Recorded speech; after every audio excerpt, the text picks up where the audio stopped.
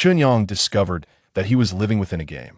This all began with what seemed to be a clicked and melodramatic scenario, yet was, in truth, an insidious ploy by the gaming company to extract money from its users. Hello, MS. Lu, your food delivery has arrived. As Chen Yang exited the elevator, he found himself in front of a newly established tech company. Just leave it at the front desk. Certainly. With both hands occupied by the delivery bags, he awkwardly nudged the glass door with his knee. To his dismay, the door was locked, and noticing no one at the front desk, he called out, "Mess. Lu, the door to your company is locked. I cannot enter." Ugh, just a moment. Ms. Lu sounded somewhat impatient before abruptly hanging up. Chen Yang had grown accustomed to such attitudes from customers. He merely rubbed his chin against his shoulder, wiping away the beads of sweat that had accumulated. His major in college had been programming, and seeing this tech firm piqued his curiosity, prompting him to peer inside. The company was lavishly decorated, and the high-end monitors glimpsed from the offices suggested an excellent working environment and commendable remuneration. If he could secure a position in such a place, he would no longer need to toil away delivering food. He felt a pang of envy. Before long, a striking woman clad in a fitted white blouse and a pencil skirt approached with swift strides. Her long hair was neatly tied into a ponytail, and as she walked, her hips swayed, her hair danced, and her beautiful visage rendered Chen Yang utterly disinterested. Damned, he muttered a curse under his breath, astonished to find himself face-to-face with his ex-girlfriend, Lu Yuyan. During their university days, they were once an affectionate couple, only to part ways on the day of their graduation. Little did they anticipate that a year later, fate would reunite them in such an unexpected manner. Chen Yang, Lu Yuyan recognized him at once. Despite being slightly sun-kissed, Chen Yang's handsome visage remained intact, even appearing more ruggedly masculine than during their college days. She swiped her phone to unlock the door, standing behind it, her gaze fixed on Chen Yang. Upon witnessing her ex-boyfriend delivering food, a faint smirk of satisfaction crossed Lu Yuyan's face, as if to convey, "I knew you would end up like this." With both hands laden with delivery bags, Chen Yang, noticing her reluctance to assist in opening the door, resorted to nudging the glass door open with his elbow, sidling in to place the food on the front desk. Lu Yuyan took a subtle step back, feigning disdain, and playfully inquired, "Are you pretending not to recognize me? Who are you?" Chen Yang dismissed her, but just as he was about to leave, an exaggerated voice interrupted, "Wait a minute, isn't that our alumnus, the dashing Chen Yang?" A man clad in a suit approached. Though he was short and portly with an unattractive face, an air of superiority radiated from him. Wang Kai, the once infatuated admirer of Lu Yuyan during their university years. Upon seeing this affluent heir, Chen Yang couldn't help but scoff at the clique scenario unfolding before him, wondering if such melodrama could truly occur in reality. Wang Kai deliberately draped his arm around Lu Yuyan and addressed Chen Yang. "Aren't you the one who studied programming? Delivering food seems quite beneath your talents. Why not clean yourself up a bit tomorrow and don some decent attire to come interview at my company? If I'm in a good mood, perhaps it'll grant you a position to try out." Indeed, Wang Kai is the general manager of our company. Lu Yuyan deliberately leaned towards Wang Kai, clearly demonstrating her loyalty through proximity. "No need for that." Chen Yang found the display distasteful and walked straight towards the exit, silently blacklisting the company from his food delivery options. Seeing Chen Yang leave without a word, Lu Yuyan felt a sense of relief. "You don't even see off your ex-boyfriend?" Wang Kai shot a glare at Lu Yuyan and persistently followed after Chen Yang, saying, "Chen Yang, your professional attitude is unacceptable. Don't be surprised if I give you a bad review. Truly the general manager, your power is quite formidable." Chen Yang disdainfully glanced at Wang Kai. Noticing that the elevator would take a while, he opted for the stairs instead. "It's not that my power is great, it's that you live a life of servitude." Wang Kai, infuriated by Chen Yang's indifference, felt a twitch at the corner of his eye and, as Chen Yang descended the stairs, kicked out in anger, exclaiming, "Acting like a fool." Chen Yang was taken aback by the unexpected aggression. As he stepped down the staircase, a sharp pain struck his backside, causing him to tumble forward in a state of weightlessness. In an instant, the staircase loomed larger in his vision. His body could not adjust in time, and he heard a resounding thud as his skull met the ground. "Ah!" Startled, Chen Yang sat up, hearing a cracking sound from the back of his head. "Damn it! They'll make you pay for this." He turned to face Wang Kai, only to be astonished to find that he was no longer in the corridor, but in a spacious, dimly lit room. The room was neatly arranged with dozens of reclining chairs, each occupied by individuals who appeared lifeless. Is this a morgue? Chen Yang suddenly felt a wave of nausea, his head spinning, instinctively using his right hand to steady himself. To his bewilderment, he encountered a hard surface on his forehead glancing at his right hand. He was taken aback to find a mechanical hand, its middle and index fingers severed, shrouded in a dark hue. What is happening? Oh, why has my voice changed as well? Rising from the recliner, Chen Yang assessed his body only to discover that his right arm was mechanical while the rest remained intact. He then reached up with his left hand to touch his hair and facial features. This was not the body he recognized. Did that Wang lickspittle kick me into another world? As Chen Yang muttered to himself, a plump black man entered the room. Vic, you are overdue. Do you wish to renew? The man was tall and robust, with exaggerated metallic arms, and his eyes sparkled with an eerie luminescence. You call me Vic? Chen Yang realized he had indeed traversed into another realm. Stop rambling if you're not going to play. Relinquish the machine. Several others are waiting outside. Noticing Chen Yang's perplexed expression, the man clicked his tongue, saying, You can't possibly think you are Chen Yang and have somehow inhabited Vic, can you? How do you know? Chen Yang felt a surge of panic, astonished that his identity had been uncovered so swiftly. Damn it, you've lost it again.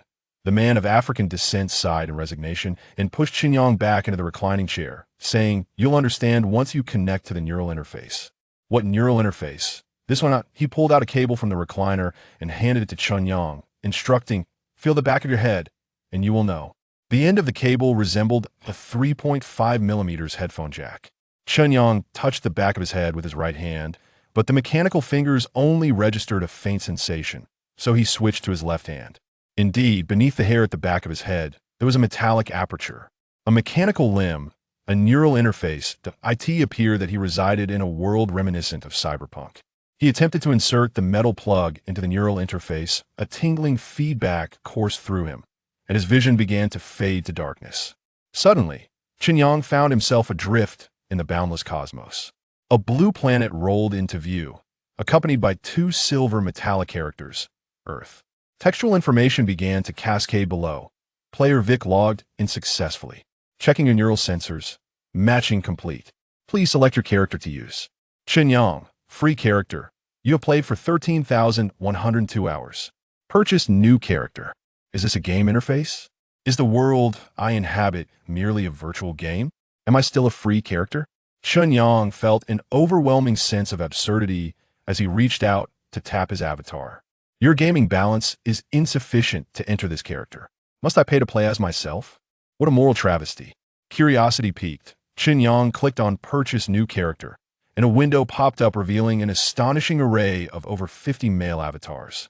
Among them, one particularly grotesque face struck him as eerily familiar. It was none other than Wang Kai, the very person he had just kicked. Wang Kai, a wealthy scion of Binjiang City, available for purchase at 200,000. Why on earth is this scoundrel a premium character while I am relegated to the status of a freebie? As Chen Yang simmered with indignation, a sudden click echoed behind him. The data cable had been yanked out. Now do you understand your predicament? The black man pulled Chen Yang to his feet, gesturing towards the door of the Internet CAF. Turn right and visit the third establishment. You need to see a doctor. Your condition is quite perilous. Chapter 02. Cyberpsychosis. As Chen Yang emerged from the Internet CAF, the towering skyscrapers loomed before him like colossal metallic beasts, their surfaces constantly shifting with dazzling LED advertisements. Holographic projections of alluring figures strolled amidst the buildings, while hovering vehicles roared past, leaving behind trails of blue luminescence against the tangerine sky, embodying the essence of cyberpunk aesthetics. Chen Yang lowered his gaze, observing that the pedestrians around him donned garments resembling plastic fabric. Each individual was equipped with an array of eccentric high-tech augmentations, such as metallic prosthetics, retinal displays, and augmented reality glasses. In stark contrast, his damaged mechanical right arm appeared rather trivial and even somewhat shabby. The air was humid, tinged with a sharp, acrid scent of chemicals. Chen Yang fastened his jacket zipper and turned right, approaching the third establishment, the Dracula Psychological Clinic, which boasted the slogan, specializing in the treatment of various cyberpsychoses. He pushed open the door and stepped inside, finding the clinic to be bright and immaculate, with furniture designed in minimalist geometric forms, exuding a strong sense of technology. A woman clad in a white nurse's uniform approached him. "Good day, Mr. Vic," she greeted him. Her features were unremarkable, yet exuded a warm familiarity. "Hello," Chen Yang replied with a polite nod, his gaze drawn to the nurse's skin. Her complexion, whether on her face or the exposed areas of her arms and calves, was flawlessly fair and proportionate, resembling that of a baby untouched by the passage of time. "Doctor, Dracula has 2 other patients. Please follow me to the waiting area," she instructed, leading Chen Yang deeper into the clinic. As he followed, he noticed a pink barcode tattooed on the nape of her neck. Was it a special form of tattoo? Chen Yang scratched his head and approached a lounge area adorned with broadleaf plants and upholstered sofas. Seated there was a female patient, appearing to be around 17 or 18 years of age, with a rather peculiar hairstyle, half-cropped and half-shoulder length. A ring of metallic wire encircled the corners of her eyes, and 3 lip rings adorned her mouth. This particular aesthetic was beyond Chen Yang's appreciation. He nodded slightly at the girl and settled onto a sofa near the lush greenery. "Please wait a moment." The nurse smiled at Chen Yang before turning to depart. At that moment, a semblance of tranquility washed over him. Yet the absurdity of the earth being merely a virtual game, and himself a free character within it, coiled around his neck like a constricting snake. In an effort to alleviate his stress, he raised his hand to fiddle with the leaves beside him, only to witness his metallic fingers glide through the foliage, leaving behind a faint glimmer on the surface of the leaves. This tree was, astonishingly, an illusion. Switching to his left hand, he attempted again, but his fingertips still elicited no tactile feedback. "Country bumpkin," the girl sitting opposite him pointed to a projector on the ceiling and remarked, "That tree is augmented reality. How could this shabby clinic possibly house a real one?" She scrutinized Chen Yang's appearance and smiled, inquiring, "What is your name?" "Chen Yang," he replied. Although this body was named Vic, Chen Yang did not identify with it. "What a coincidence," she chuckled oddly, pointing to her nose. "I am also called Chen Yang, a graduate of Binhai University, currently working at Shandong Logistics." "You are also Chen Yang?" Chen Yang was taken aback. "Indeed. I too hail from Earth as a free character, albeit in the female version." The girl let out a resigned smile and continued, "You are the 3rd Chen Yang I've encountered here. We are all cybernetic patients. There is no need for alarm. Do I have a gender swap version?" Chen Yang's eyes widened in disbelief, finding this matter even more absurd than time travel. The thought that there might be countless versions of himself in this world struck him as both bizarre and terrifying.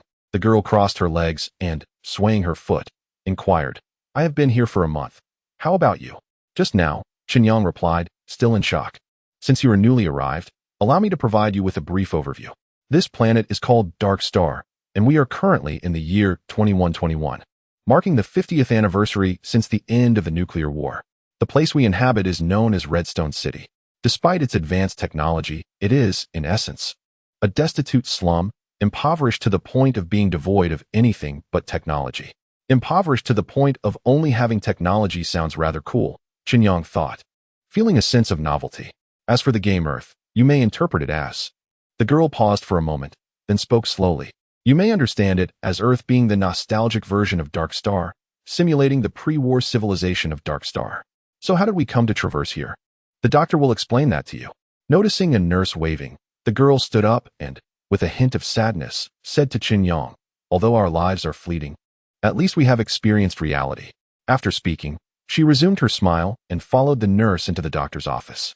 "Our lives are fleeting?" Chen Yang pondered over her words. He reclined on the sofa and, reaching into his pocket, retrieved a pair of intelligent goggles resembling protective eyewear. The glasses bore a certain weight, resting upon his head like a motorcycle helmet. Iris verification complete. A line of text was projected onto the lenses, followed by the appearance of a small gear in the upper right corner. Chen Yang shifted his gaze, and the small gear unfolded a menu, revealing options such as calls, smart assistant, augmented reality, personal account, and device settings. As a technology enthusiast with a penchant for electronic gadgets, he momentarily set aside his identity anxieties and focused on the smart glasses. Manufactured in 2109, these were relics from 12 years prior. Yet, even so, they left him profoundly astonished. What astonished him further was the realization that this individual, named Vic, was down to his last 280 yuan, as inferred from his recent week's expenditure, suggesting he spent his days in internet cafes without any employment. The system? Ding? Chen Yang eagerly anticipated a miracle.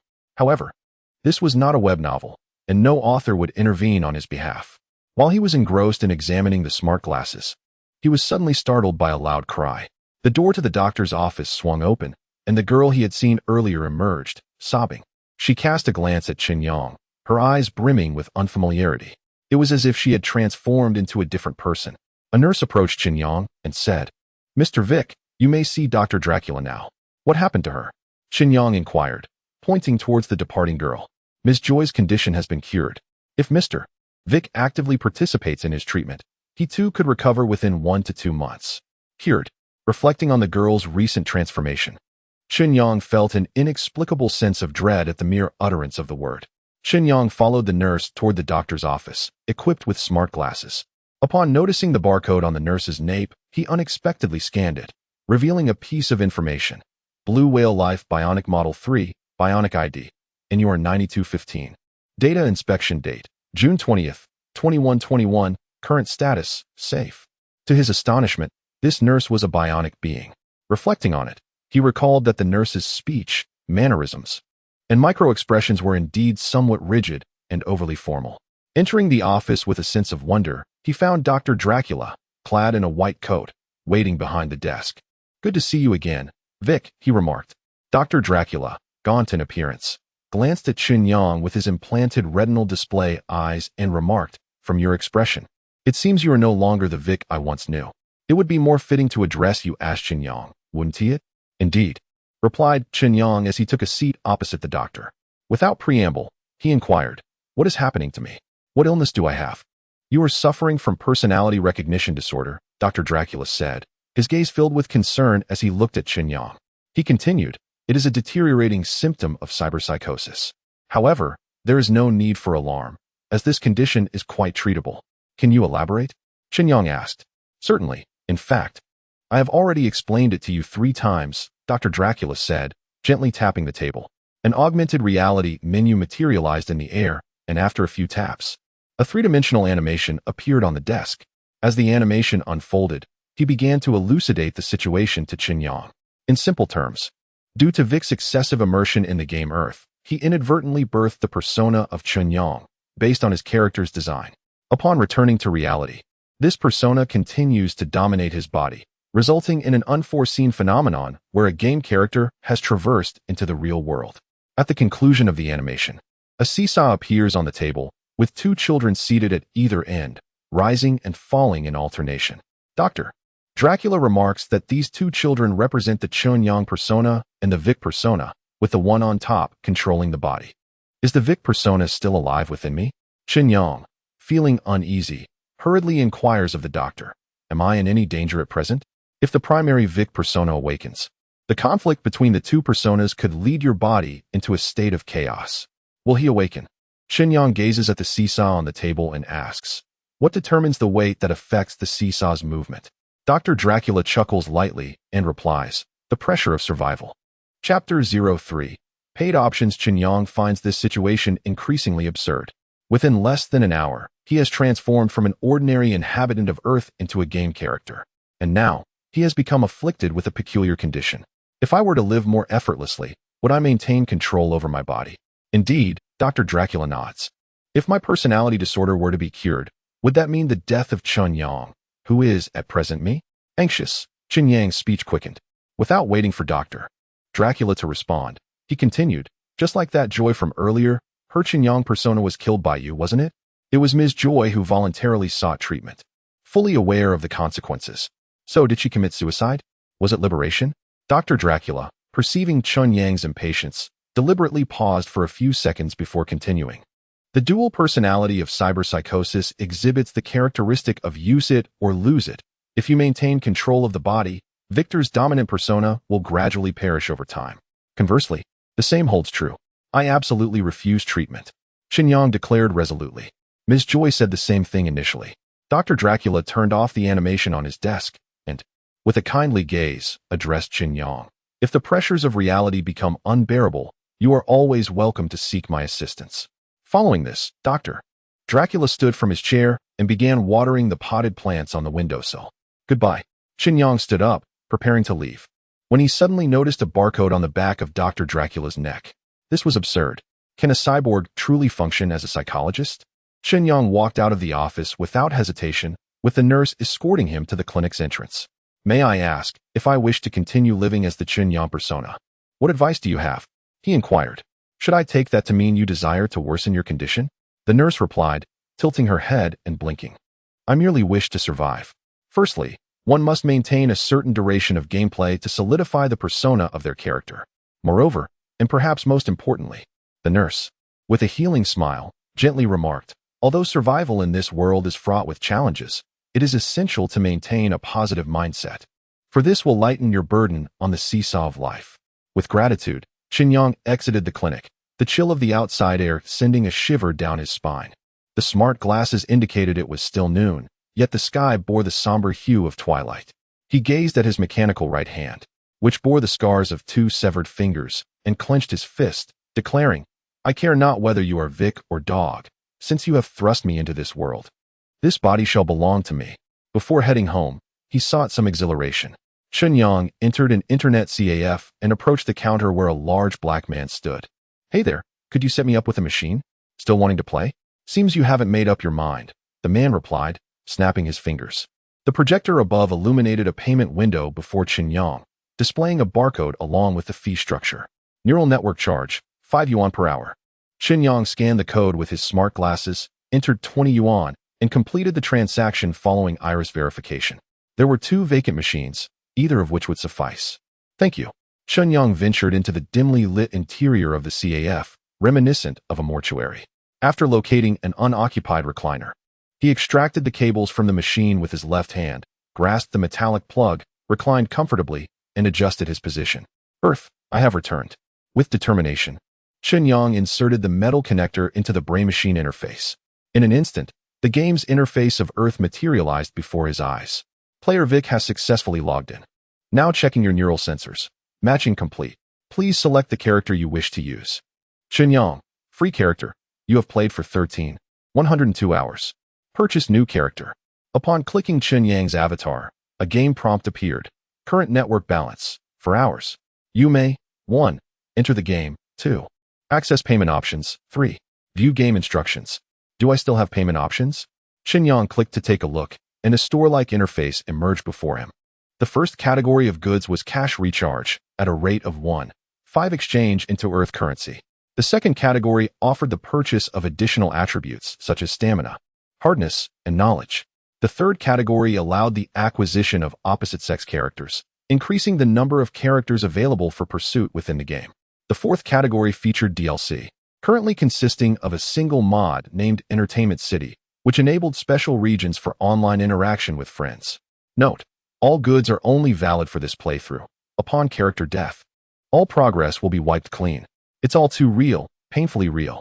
The adage that one must endure hardship to rise above others, and the belief that hard work is rewarded, are nothing but foolish drivel. Wealth can procure everything. Alas, I am bereft of funds.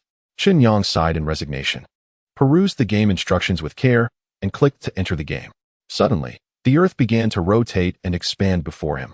Chen Yang traversed the atmosphere, plunging into the tectonic plate of his location, country, province, city. Ultimately, he descended like a wisp of soul into that office building. Chen Yang's crash echoed as he fell to the ground, a sharp pain coursing through him. The agony and anger that had been pent up within him surged forth, an unprecedented experience that strangely exhilarated him. At that moment, Wang Kai, witnessing Chen Yang's disheveled tumble, mockingly taunted, Chen Yang, do you still think this is a university? What are you pretending for? Right now, you are nothing but a delivery boy, and I have 100 ways to end you. With a cold smile, Chen Yang rose from the ground and retorted, since this is a game, why hold back? He charged up the stairs, aiming for Wang Kai. You garbage. Dare to come up? Wang Kai lifted his leg to kick, but Chen Yang seized his leg and yanked him down, sending him sliding down the stairs in a split. Chen Yang delivered 2 swift kicks that knocked him down, then mounted him, raining down merciless blows with fists as large as sandbags. So, you're a paid character, huh? I'm eager to see just how tough your 200,000 is. In mere moments, Chen Yang had bloodied Wang Kai's nose and eyes. Reminded of his experiences with the Dark Star, his pent-up frustration boiled over, and he continued to pound the privileged scion, disregarding the pain in his fists. Someone, call security. Help, cough cough, save me. Wang Kai's corpulent frame proved no match for Chen Yang. Initially, he could put up a semblance of resistance, but soon he was left only to endure the onslaught. Lu Yuyan rushed into the stairwell, witnessing her ex assaulting her current boyfriend, and shrieked in alarm. Chen Yang, are you insane? Quickly let him go. Call security, call security. Despite being battered and bruised, Wang Kai stubbornly declared upon seeing Lu Yuyan approach, Chen Yang, if you have the guts, kill me. Otherwise, I will make your life miserable. Very well, Chen Yang retorted, seizing Wang Kai and delivering a powerful kick that sent him tumbling down the stairs. Wang Kai screamed as he rolled down, and at that moment, a vivid, gruesome image flashed through Chen Yang's mind. Lifeless bodies, severed heads, and eyes devoid of life. This is bad. Chen Yang realized it was a memory of Vic, the entity awakening within him. He abruptly halted his actions, taking a deep breath to regain control of his spiraling emotions. Have you lost your mind, Chen Yang? Lu Yuyan rushed down, grabbing his arm and whispering urgently. Wang Kai's family has complicated connections. You've landed yourself in serious trouble. Get off me. Chen Yang shook her off, beads of sweat cascading down his forehead. Once his mind cleared, he cautiously descended the stairs. Wang Kai, trembling in the corner, cradled his head, terrified that Chen Yang would strike again. Remember this feeling. You too can be on the losing end, Chen Yang coldly warned Wang Kai, massaging his sore hands as he continued his descent. Reflecting on his earlier loss of control, a chill ran through him. Extreme emotional fluctuations could indeed trigger Vic's persona. He must remain vigilant in the future. Who exactly is Vic? Why are such sanguine memories embedded in his mind?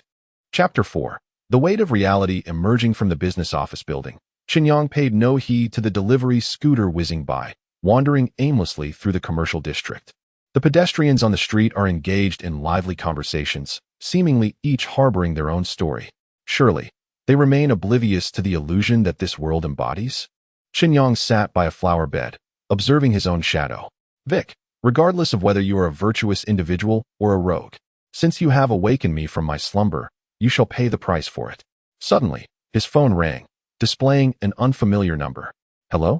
He answered. Chen Yang. This matter is far from over, do you understand? Who are you? I am Wang Kai. Wang Kai's voice resonated through the receiver, tinged with hysteria. Chen Yang cleared his throat and responded with feigned delight. Goodness, it's an old classmate. I heard you're working at the meat processing plant. Is that true? You're talking nonsense. I warn you. Ignoring your rant is akin to disregarding a monk-esque chant. Chen Yang ended the call and swiftly added Wang Kai's number to his blacklist. He had just given that wealthy heir a sound thrashing, and he knew he would not let the matter rest easily. An hour prior, Chen Yang might have felt apprehension and anxiety, but now, he dismissed it entirely. It was merely a game. He had already resolved to embark on a new journey, starting afresh from the year 2020 on Earth. Back then, he was in his senior year of university, and reliving those campus days was infinitely more appealing than this grueling career existence. However, before that, he needed to exhaust the substantial sum of 20,000 in his bank account. No need for waste. Chen Yang gazed upward at the azure sky and suddenly found solace in the notion that reality could indeed be a game. At least it allowed for a more liberated existence. If one does not provoke me, I shall not provoke them. Should Wang Kai dare to act recklessly, he must also be prepared. Chen Yang hailed a taxi and proceeded to a supermarket, where he selected a large Damascus kitchen knife from the kitchenware shelf, intending to use it for self-defense. After departing from the supermarket, he initially planned to visit the renowned foot massage city, but after contemplating the complexities of the Dark Star, he deemed it wiser to conserve his remaining internet funds. Earth is merely a single-player game. There is no need to rush. Upon returning to his rented accommodation by the seaside, he reclined on his bed and retrieved the newly acquired Damascus knife. The blade boasted a minimalist design and exquisite craftsmanship, instilling a peculiar sense of security as he held it. Farewell, Earth. Chen Yang pressed his thumb against the underside of his chin, and after 10 seconds, darkness enveloped him.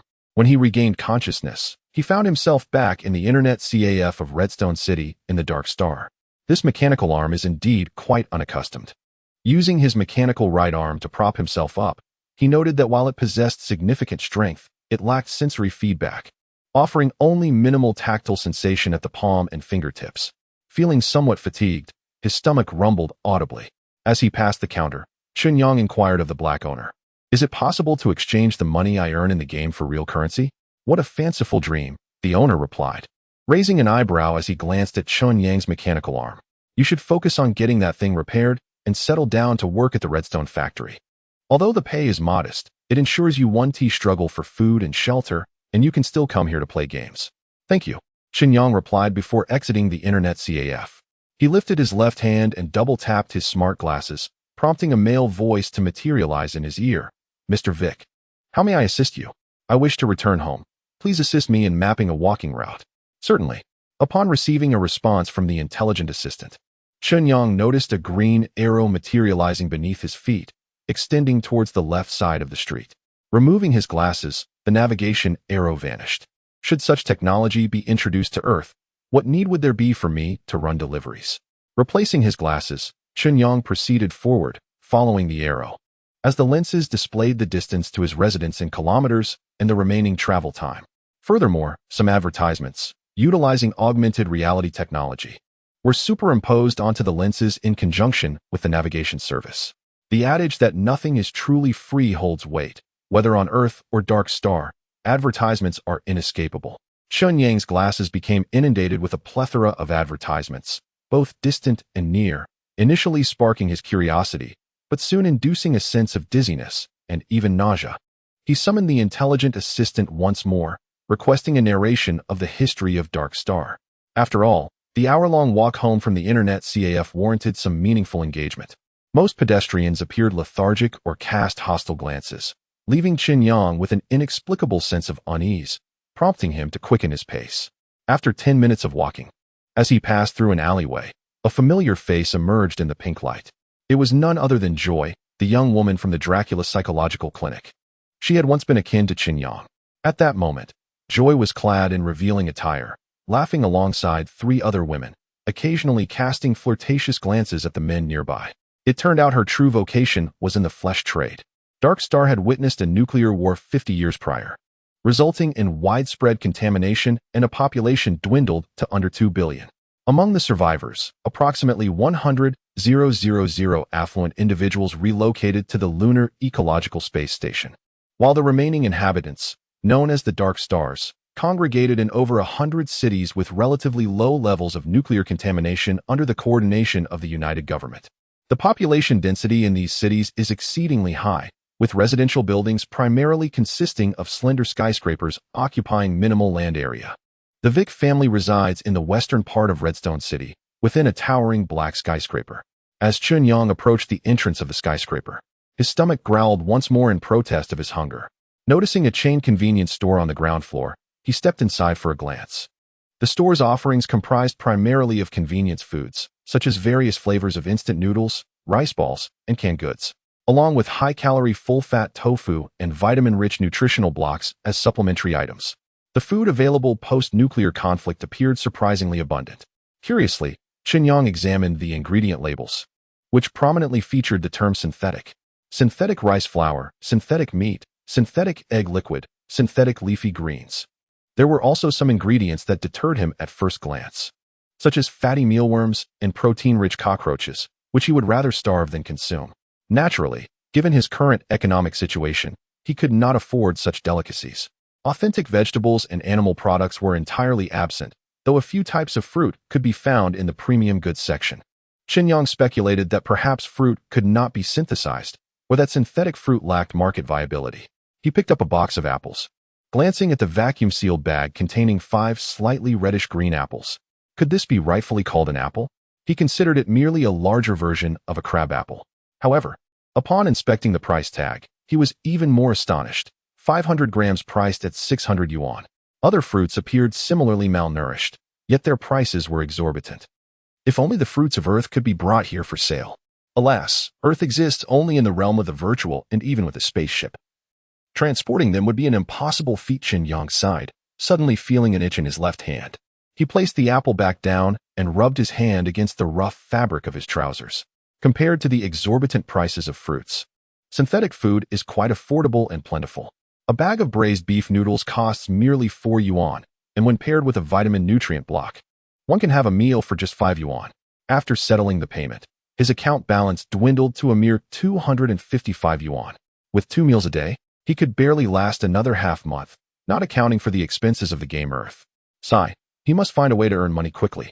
As Chen Yang stepped out of the convenience store, a call request popped up on his smart glasses, displaying the name, John, head of the carving department at Flamestone Energy. A job opportunity? Chen Yang promptly answered the call. Hello? Vic, the month has passed. When will you repay your loan? Loan? Chen Yang feigned ignorance. Are you kidding me? A month ago, on July 15th, you advanced a month's salary, claiming it was for repairs to your mechanical arm. Now, you neither show up for work nor repay the money. Are you waiting for me to come find you? The caller's tone was decidedly unfriendly. It was evident that Vic had squandered the borrowed money at an internet CAF instead of repairing his arm. That scoundrel. Chen Yang felt the urge to kick himself. He cautiously inquired, how much is my monthly salary? 2,500.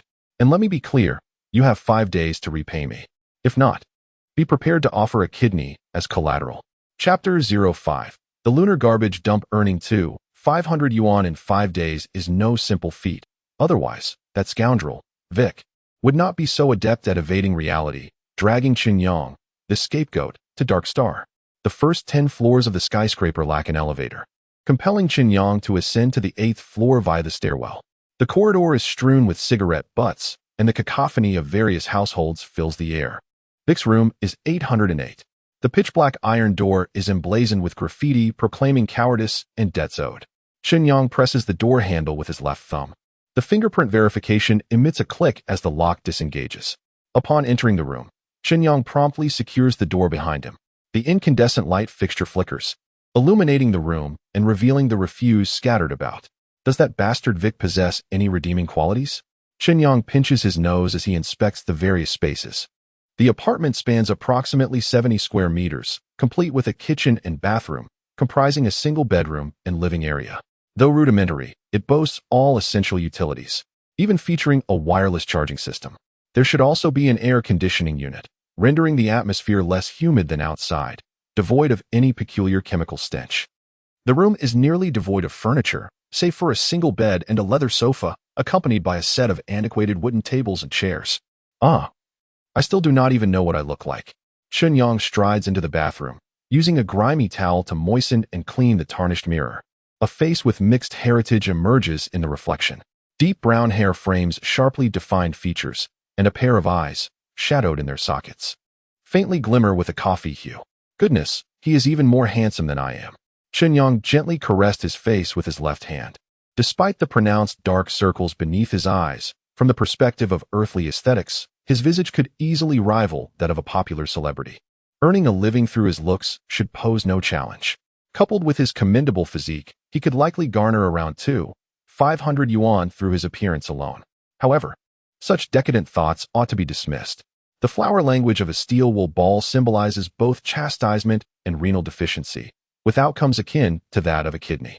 As his stomach rumbled once more, Chen Yang promptly said about boiling noodles. The instant noodles possessed a uniform texture, reminiscent of plastic, yet emitted a faint aroma of wheat.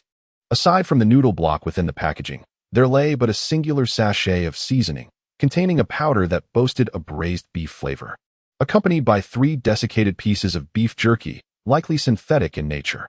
Chen Yang held no expectations regarding its flavor.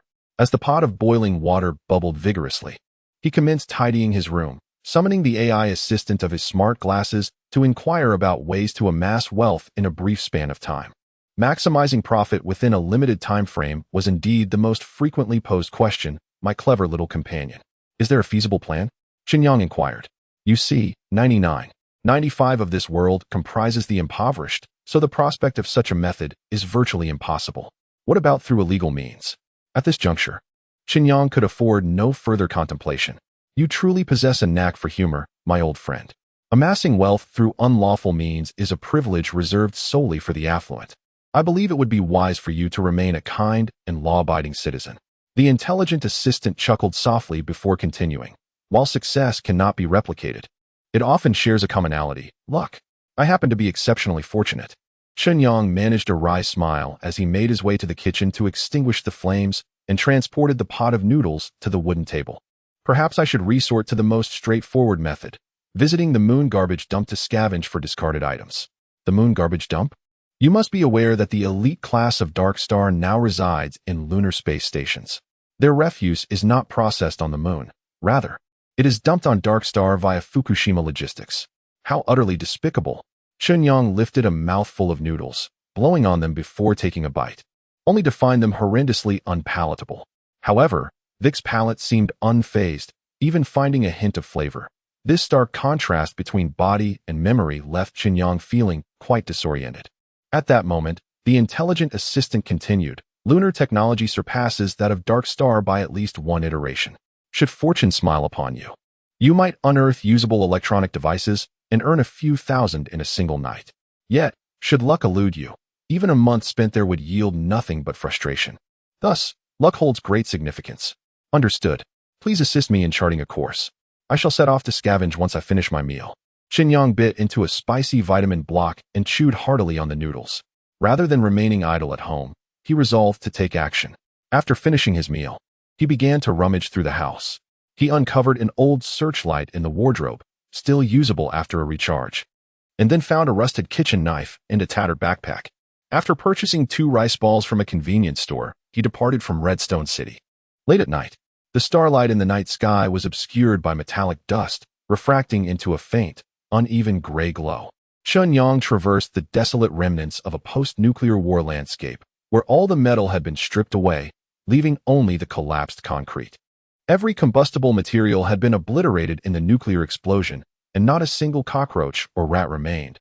The land was lifeless, devoid of any signs of revival. As he navigated through the ruins of the city, a putrid stench of decay gradually pervaded the air.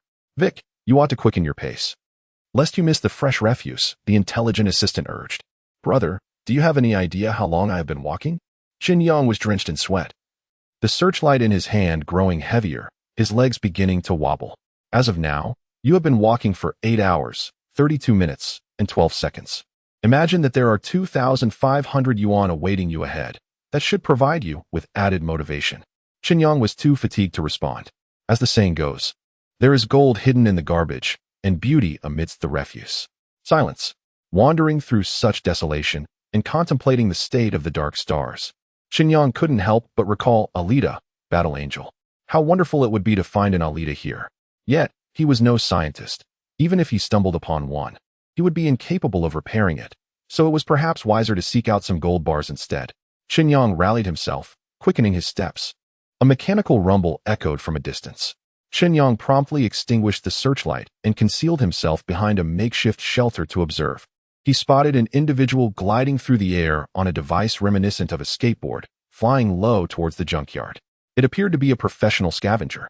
As he remained vigilant, the smart glasses scanned the individual's aircraft, inopportunely pushing an advertisement. Low-altitude hoverboard model L35, on sale for 8,999 yuan. "Come on, can we be a bit smarter? Do you truly believe I can afford that?" Chen Yang lamented. "My apologies, as soon as Konggangsha brand toilet paper goes on sale, I will promptly inform you." "Thank you." For safety reasons, Chen Yang retrieved an old kitchen knife from his backpack. As the stench in the air grew increasingly pungent, the moonlit landfill began to rise ominously in the darkness.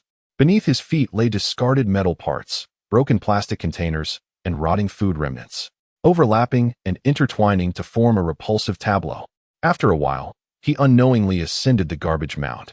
Suddenly, a dull roar echoed above, the compressive sound waves sending shivers down his spine. Chen Yang looked up, and a dark silhouette emerged against the ashen night sky. The shadow grew larger with the rumbling, as if the night sky had been rent open, revealing a vast chasm that sent chills down one's spine. It was the refuse chute of the lunar space station. Those rascals on the moon, instead of managing their waste properly, had the audacity to hurl it back to their home planet. What arrogance! Chen Yang felt an inexplicable surge of anger.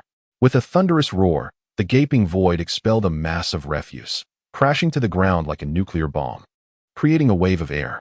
The debris scattered chaotically, blanketing the entire landfill. Almost simultaneously, dozens of lights flickered to life around him, all belonging to scavengers waiting in anticipation. Chen Yang brightened his spotlight and softly exclaimed, "For survival, let us go." Chapter 6. Late but arriving, Chen Yang scoured the garbage dump for over an hour. His feet surrounded by refuse, half-eaten apples discarded carelessly, yellowed cotton undergarments, spoiled rice balls, and blackened beef jerky. It appeared that fortune had not favored him. This batch was not industrial waste and contained no valuable items. The intelligent assistant interjected, stating that, according to the distribution of the monthly landfill, the next shipment of refuse would not arrive for at least 10 days. Frustrated, Chen Yang kicked a deflated soccer ball away and contemplated his predicament. It seemed he would have to leave Hongshiching. Although fleeing for a mere 2,500 yuan felt somewhat disgraceful, he found himself devoid of alternatives. Surely, he could not resort to sacrificing a kidney to settle his debts? Perhaps he should become the villain and take someone else's organ instead? While lost in thought, he heard faint footsteps behind him. Upon turning, he beheld a scavenger standing 10 meters away, a laser sight fixed firmly on his chest. "Put down the knife you are holding," the scavenger commanded, advancing slowly with a gun in hand. "Hey, I have nothing of value on me," Chen Yang stammered, his heart racing with fear, his voice trembling. The scavenger, adorned with unkempt dreadlocks and protruding electronic eyes, scanned Chen Yang's figure, chuckling as he remarked, "Who said that? Surely, your kidneys are still intact." It seemed that one could not engage in wrongdoing without facing swift retribution. Chen Yang forced a wry smile, taking slow, deep breaths. "Enough of the chatter. Drop the knife on the ground and turn your back to me." The scavenger drew nearer, transferring the firearm to his right hand, while his left extracted a syringe fitted with a needle from his pocket. "Don't shoot."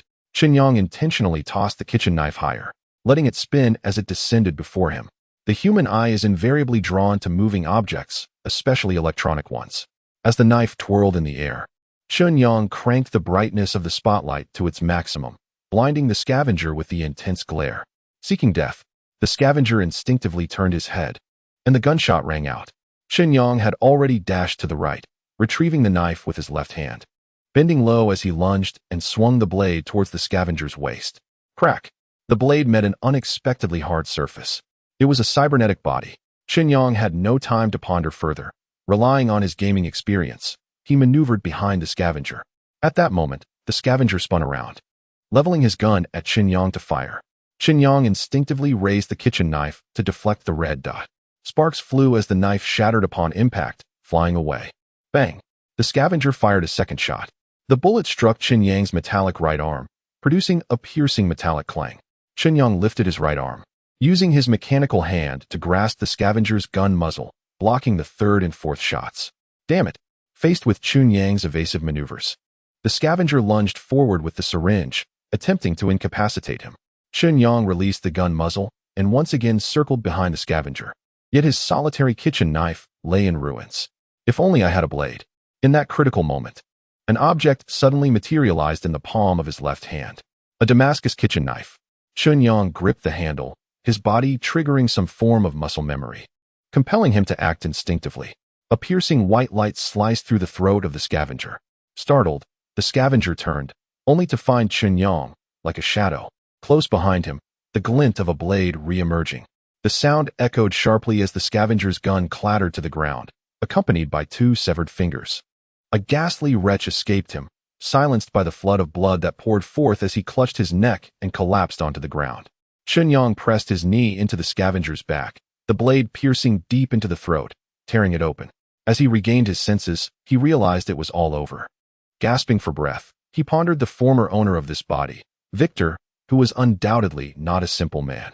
Coupled with the brutal memories that surged through him, it became clear that he was an assassin. He glanced at the Damascus knife in his hand, bewildered. How could it be here? Wasn't it an artifact from Earth? Calm down. Now is not the time for such thoughts. He withdrew the knife, extending his right hand to retrieve the firearm from the ground, but the mechanical hand was utterly damaged, devoid of sensation. Another expense for repairs. Reluctantly, he picked up the gun with his left hand and tucked it into his pocket. This weapon could fetch a reasonable price. Finally, Chen Yang exhaled in relief and began to rummage through the scavenger's pockets. Apart from 2 syringes, he discovered a black glass panel. Judging by its texture, it seemed to be a mobile phone. He removed his backpack, placing the syringes and the suspected phone panel inside before securing the zipper and slinging it back onto his shoulders. Time to return home. Chen Yang retrieved the spotlight. Dimming its beam, and navigated back along the same route with the guidance of his smart assistant. Yet, after merely an hour of walking, exhaustion overwhelmed him.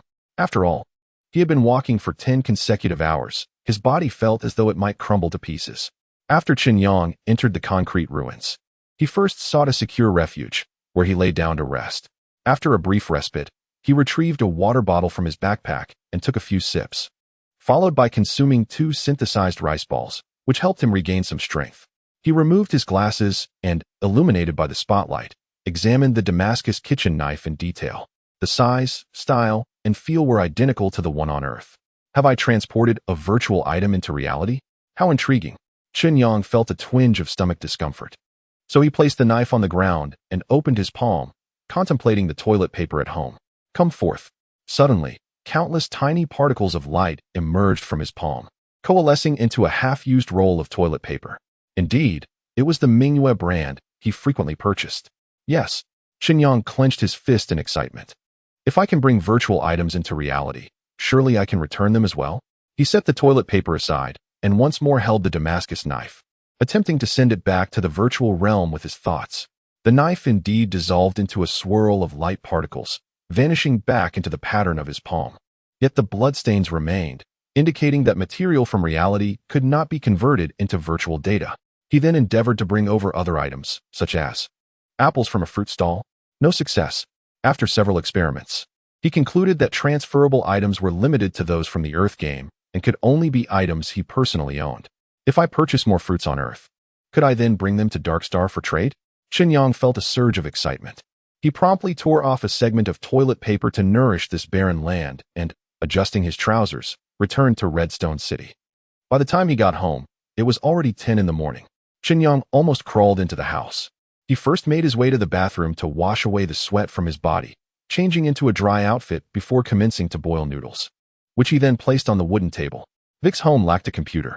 In the current realm of Darkstar technology, traditional computers have been supplanted by other electronic devices, except for professional software developers.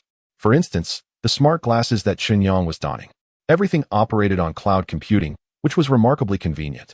As Chen Yang chewed on synthetic instant noodles, he accessed the augmented reality feature in his smart glasses, where he discovered a computer rental service. Internet surfing computers, charged at 5 yuan every 24 hours. Compared to the price of neural sensory games at internet cafes, this seemed quite reasonable. Confirmed. Configuring service for you. Before long, a monitor materialized, suspended above the wooden table. The surface of the table also displayed a keyboard, albeit not a physical one. Yet it emitted a clicking sound with every keystroke. Although the operating system of this computer remained unknown, an advertisement for Earth popped up in the lower right corner as soon as it powered on. Well, I retract my earlier assessment of reasonable. Chen Yang tapped the leg of his glasses to summon the intelligent assistant, inquiring, what online shopping platforms are currently popular? Oh, my dear friend, does Mr. Vic seek a reputable trading platform or a less than respectable one? Naturally, a reputable one, you foolish groundhog. Oh my God. That would naturally be the trading platform designated by our united government, offering quality products at affordable prices, secure and stable. You will surely come to adore it. The intelligent assistant aided Chen Yang in accessing a website named Lianzhong International. The virtual display immediately expanded to envelop him in a circular formation. Within the ring screen, a plethora of products and a diverse array of online services emerged in succession. Chen Yang was taken aback by this display format. After a few swipes, he located the button to establish a store. A conspicuous prompt materialized before him. To open an online store on Lianzhong International, an annual rental fee of 10,000 yuan is required. Please confirm. Confirm? No way. Chen Yang sighed and muttered, groundhog, let me explore something less conventional. Chapter 07. The Apple Trade. The unconventional trading platform is known as Deep, also referred to as Deep Sea Internet. Establishing a store in the deep sea requires no security deposit. However, a fee of one of each transaction is deducted as a protection fee. Indeed, they brazenly collect protection fees, as this online platform is operated by a hacker alliance, and those in the know understand the implications. In contrast to Lianzhong International, Deep Sea Internet mandates anonymous transactions and also offers confidential shipping services, with transaction volumes significantly surpassing those of Lianzhong International. It appears that people have a penchant for the unconventional. As a science and engineering enthusiast, Chen Yang was acutely aware that true internet security is a myth. Yet with no other viable options, he registered an account on Deep Sea Internet under the pseudonym Waka 886. As for what to sell, Chen Yang initially considered fruits, rare on Dark Star, readily available on Earth, easy to store, unobtrusive, and ultimately, consumables. He filtered the most sold fruits in the merchandise section, and naturally, apples ranked first. Although fruits like strawberries are easier to cultivate, their vitality is considerably more fragile. They are excessively particular about soil, temperature, and light, and their shelf life and storage capabilities are inferior. Given the current low-temperature environment of Dark Star, the sturdy, frost-resistant, and easily stored apples are evidently more suitable. The best-selling variety is the Guoguang apple, priced at 680 yuan for 500 grams, typically sold in increments of 2,500 grams, 5 pounds. There are over 600 sellers online, most of whom are out of stock. I recall that in Binhai City, Guoguang apples cost merely 3 yuan per pound, quite inexpensive. Chen Yang decided to commence his business with apples. He aimed to discreetly earn a few tens of thousands to resolve his immediate predicament before venturing into other products. After finishing his noodles, he reclined on the bed to rest for a while, during which he fiddled with the firearms he had acquired. His interest in firearms was minimal, so he stowed them away and retrieved the glass panel resembling a mobile phone. He tapped it, but there was no response. He scrutinized it meticulously, finding no physical buttons or visible seams. A brief online search revealed that Dark Star possesses almost no mobile phone-like products. Evidently, mobile phones have been rendered obsolete in this era. It appeared to be an antiquity. Chen Yang opened the drawer of the bedside table and discarded the glass panel within. Chen Yang awakened on Earth. He inhaled the familiar scent of the bedding, heard the cacophony of car horns outside, and beheld the dilapidated single room he rented. Long time no see, comrade. Chen Yang raised his right hand and clenched his fist. Although the current realm is a virtual gaming world, it evokes a stronger sense of identification for him. The Dark Star appears more akin to a game. Neural interfaces, augmented reality, prosthetics, scavenging, and killing. These bizarre experiences lead Chen Yang to feel as though the true game exists over there. He sat up, only to discover that the Damascus kitchen knife, which had been at his side moments ago, had vanished. Upon descending to the bathroom, he found that even the half roll of toilet paper had disappeared. Could it be that these gaming data have been residing within my mind? Otherwise, how could they possibly influence the server data of the gaming company? Chen Yang ceased to dwell on the matter of cheat codes and, taking his phone, headed downstairs, making his way to the nearby farmer's market. Initially, he intended to squander his money and start a new round, but now that he possessed a cheat code to earn money, he felt entirely unperturbed by Wang Kai's affairs. At worst, he could play this round like GTA. If he found himself in dire straits, starting anew would not be a problem.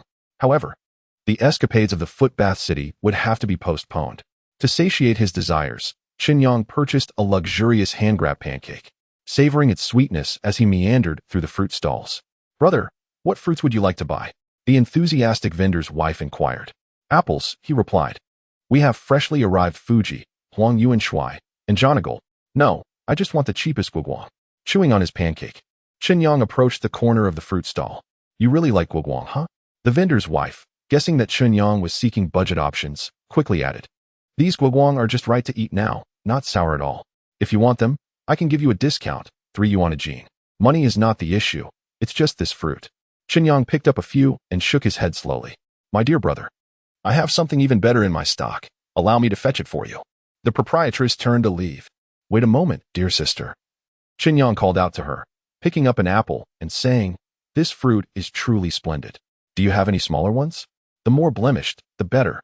"My dear brother, if you purchase more, I shall give you a discount." The proprietress misinterpreted Chen Yang's words. "To be honest, I am buying these apples for."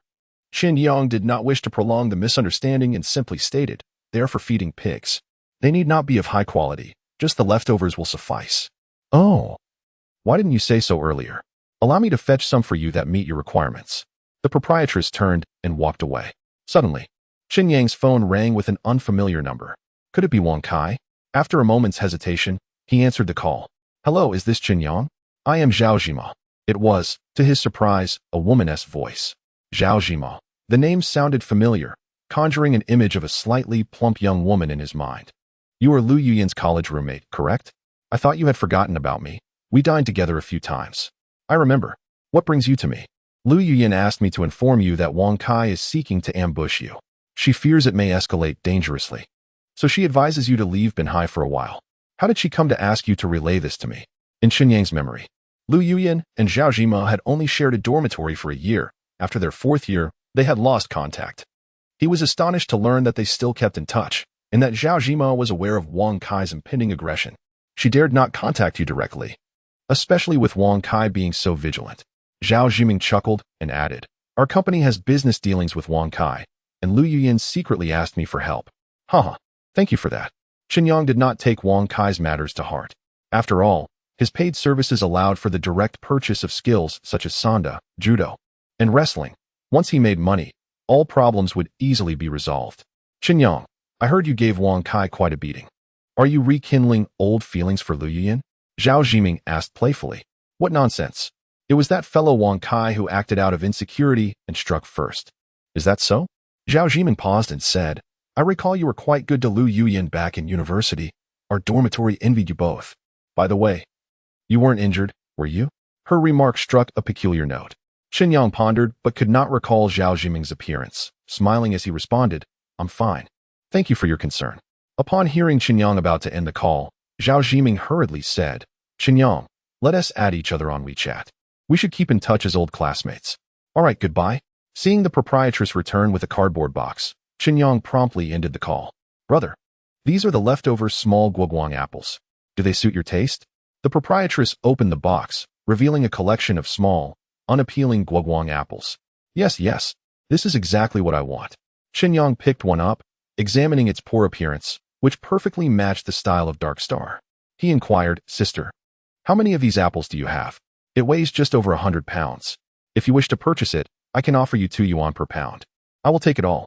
However, dear lady, I would appreciate it if you could help me with the packaging, 5 pounds per bag, as it will be more convenient for me to feed the pigs later. Is it really that particular?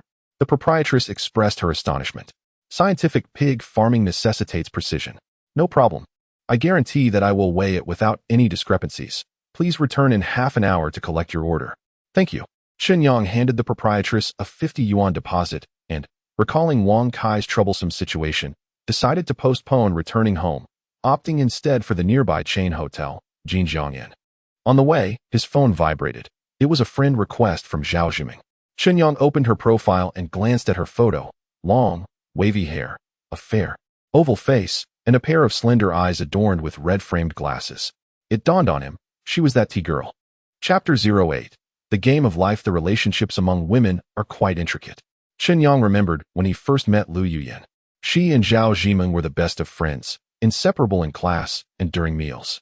Later, as Lu Yuyin and Chen Yang entered a phase of ambiguity, she began to distance herself from Zhao Zhiming, although she frequently mentioned her in conversation.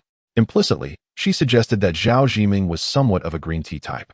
She also remarked on Zhao Zhiming's wealthy boyfriend, who was attentive and generous, and that they would marry soon after graduation.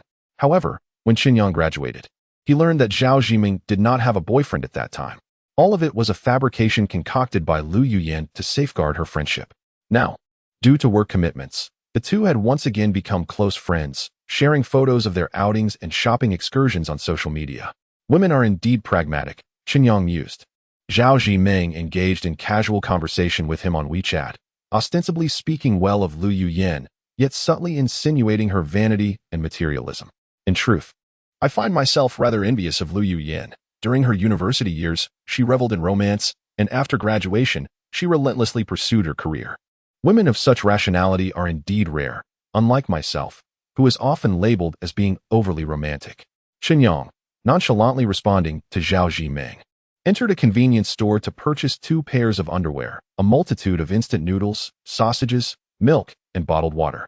Since his newfound ability to procure goods, he had forsaken processed food altogether.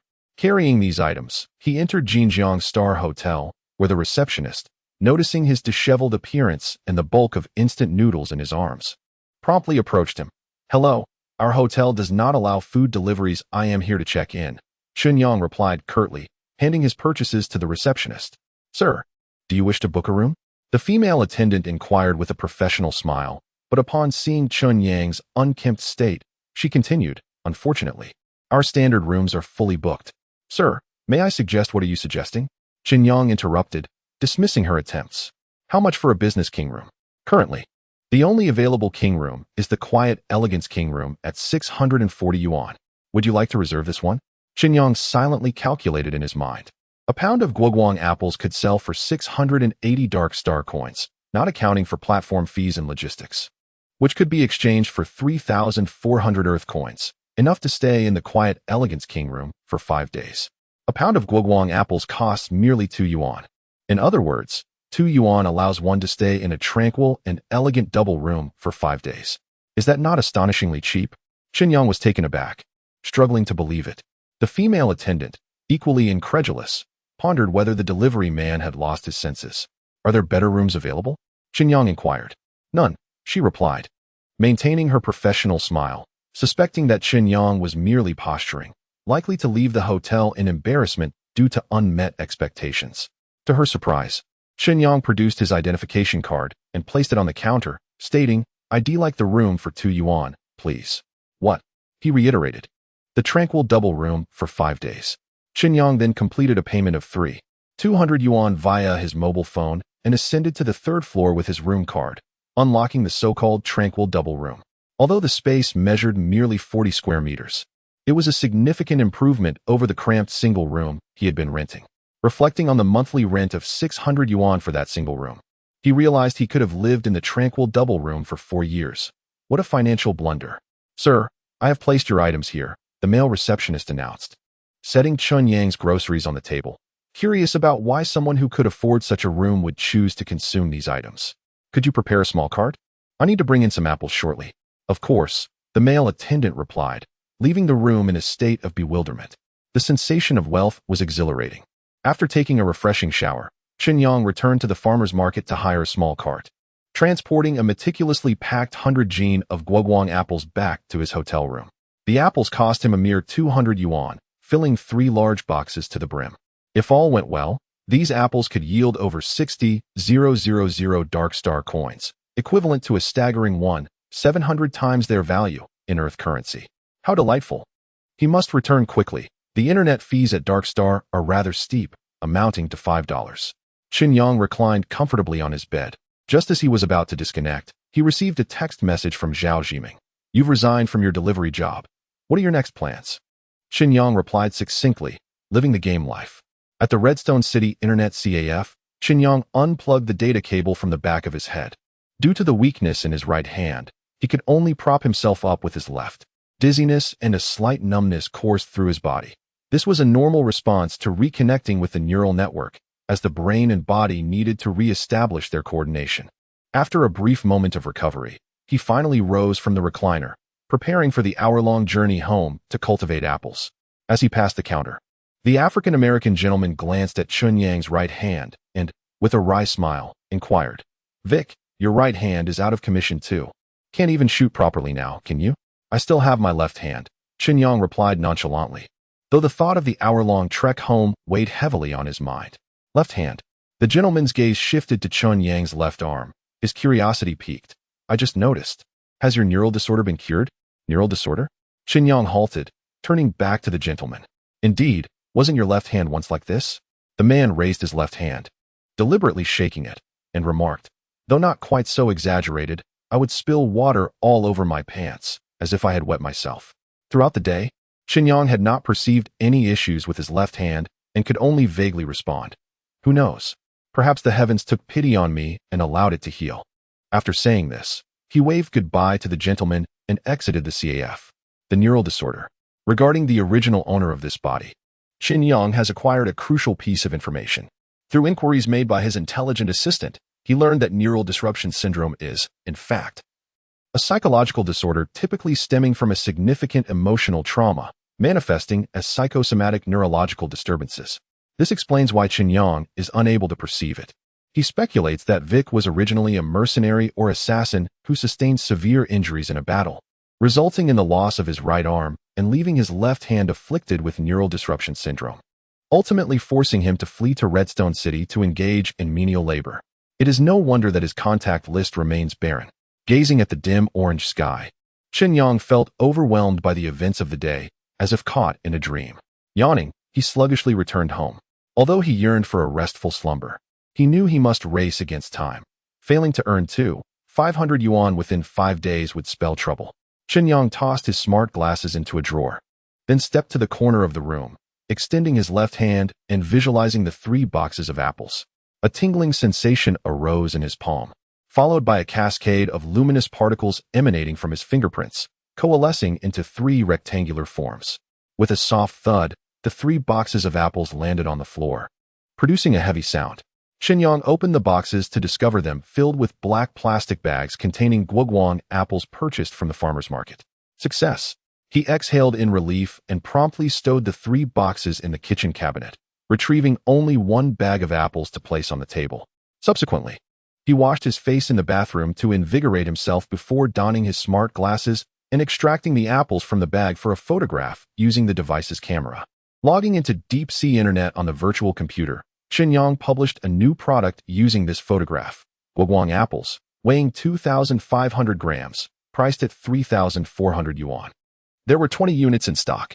After another thorough inspection, Chen Yang confirmed that the price and appearance of the apples were unremarkable before clicking the listing button. Exhausted, he had not slept a wink that day. He lay in bed, removed his glasses, and as his dry eyes closed, they could not reopen. He fell into a near-instant slumber. In his dreams, he found himself in a bustling metropolis, racing through the streets on a motorcycle. He felt someone wrap their arms around his waist. Looking into the rearview mirror, he saw no one behind him, yet the sensation of being tightly embraced was astonishingly vivid. Suddenly, the motorcycle leapt into the air, plunging into darkness. Startled, Chen Yang opened his eyes. Hearing the notification sound from his smart glasses, Deep Sea Internet Logistics Company is picking up the goods. Please confirm the delivery address and pickup time. Had the apples sold? Rubbing his eyes, he hurriedly donned his glasses and got out of bed. The backend of Deep Sea Internet showed that all 100 pounds of apples had sold out in just 1 hour. Chapter 09. Sensor Type 3 at 5 in the afternoon. The courier from Deep Sea Internet knocked promptly on Chen Yang's door, repackaging the 100 pounds of apples while collecting a shipping fee of 150 yuan. Chen Yang's account balance diminished once more, leaving him with a mere 105 yuan. The return payment for the apple orders would take at least 2 to 3 days, as the customers purchasing the apples were all from the affluent white-collar districts of the city. In the aftermath of a nuclear war, humanity on the Dark Star has been stratified into 3 distinct classes. At the pinnacle resides the elite, often referred to as the affluent class, who inhabit the Lunar Ecological Space Station. Below them lies the white-collar sector, serving the wealthy and directly governed by the United Government. They enjoy substantial salaries and are distanced from the debris-laden regions between the Earth and the Moon, relishing a life of luxury amidst the shadows of the star.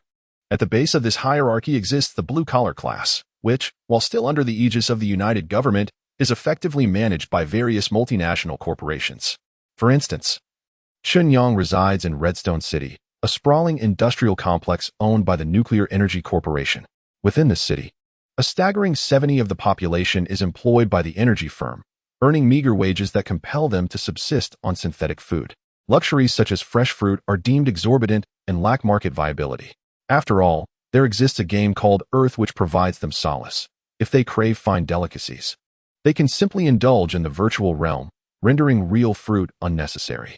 The consequent rise of cyberpsychosis is met with indifference.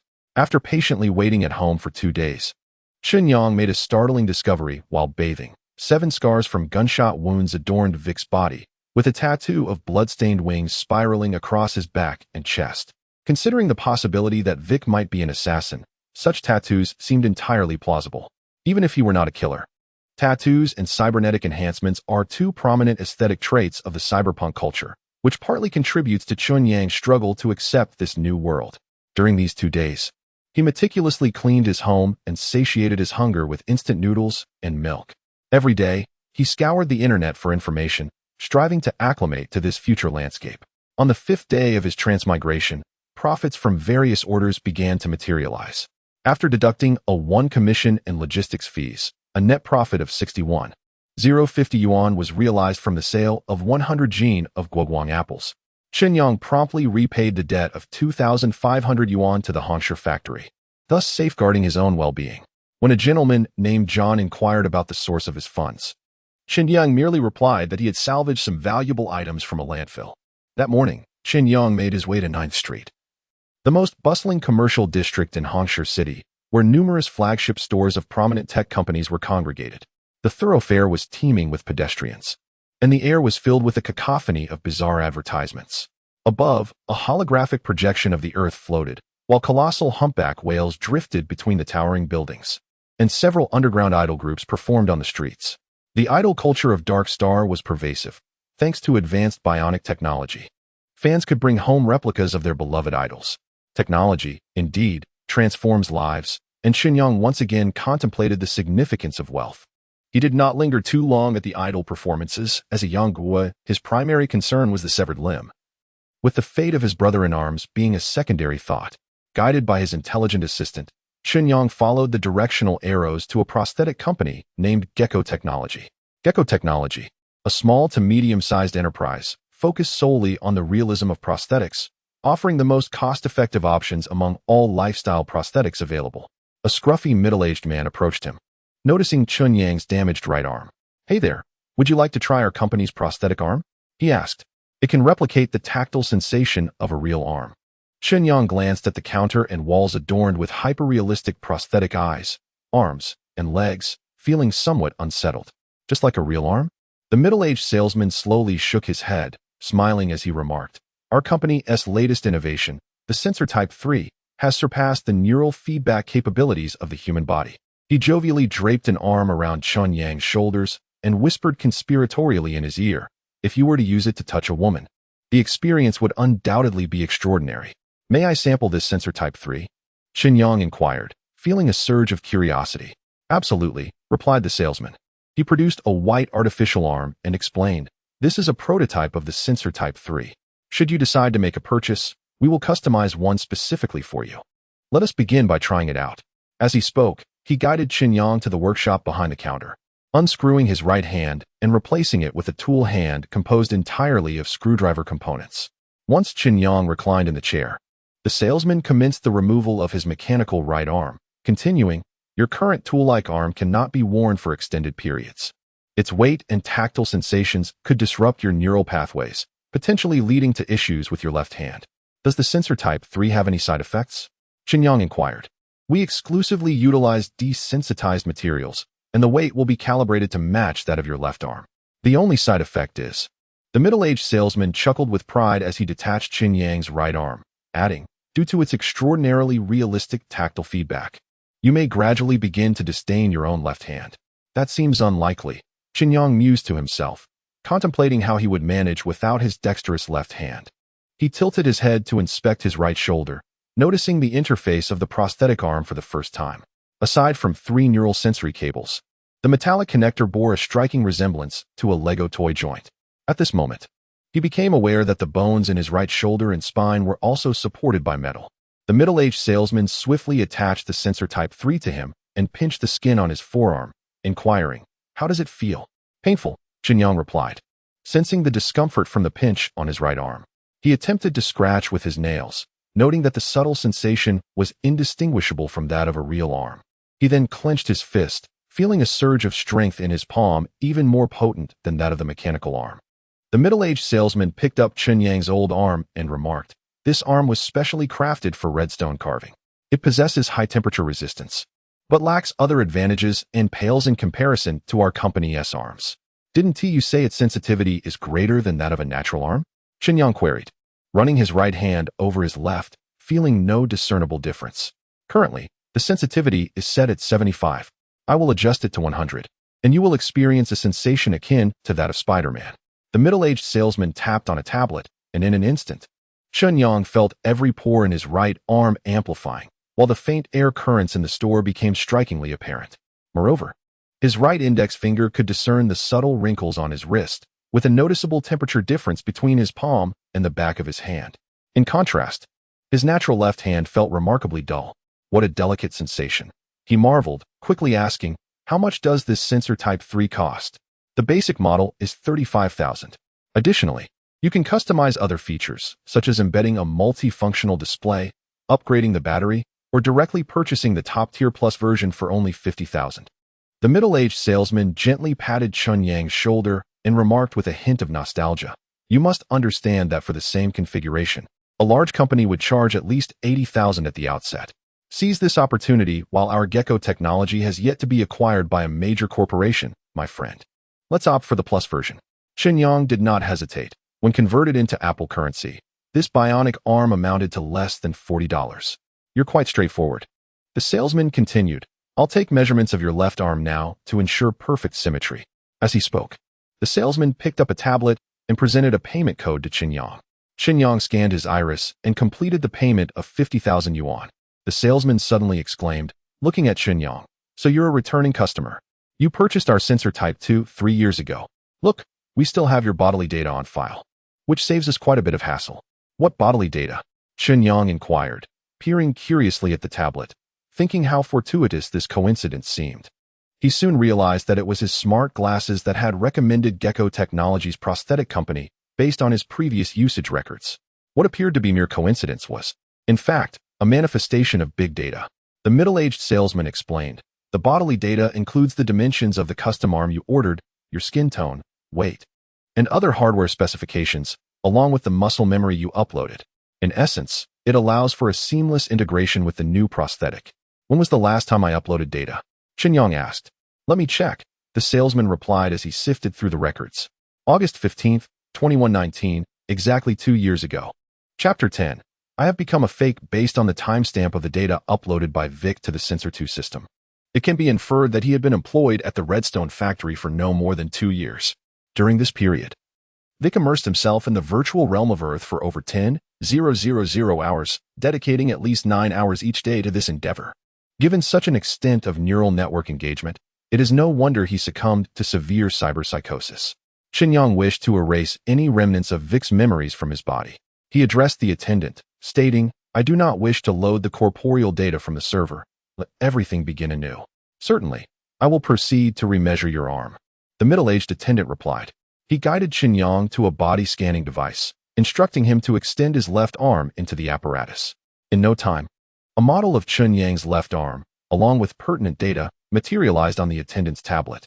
Observing the information, the attendant remarked, "It appears our friend is left-handed, and his muscle tissue has significantly weakened compared to 2 years ago. The remeasured data is indeed accurate." Vic's left-handedness was evident, as could be discerned from the incident at the junkyard involving the scavenger. "Does the newly created palm print of the right hand align with the left?" Chen Yang inquired. "The default texture is replicated. However, you may also define it directly. Please sketch a rough outline from memory." "No need.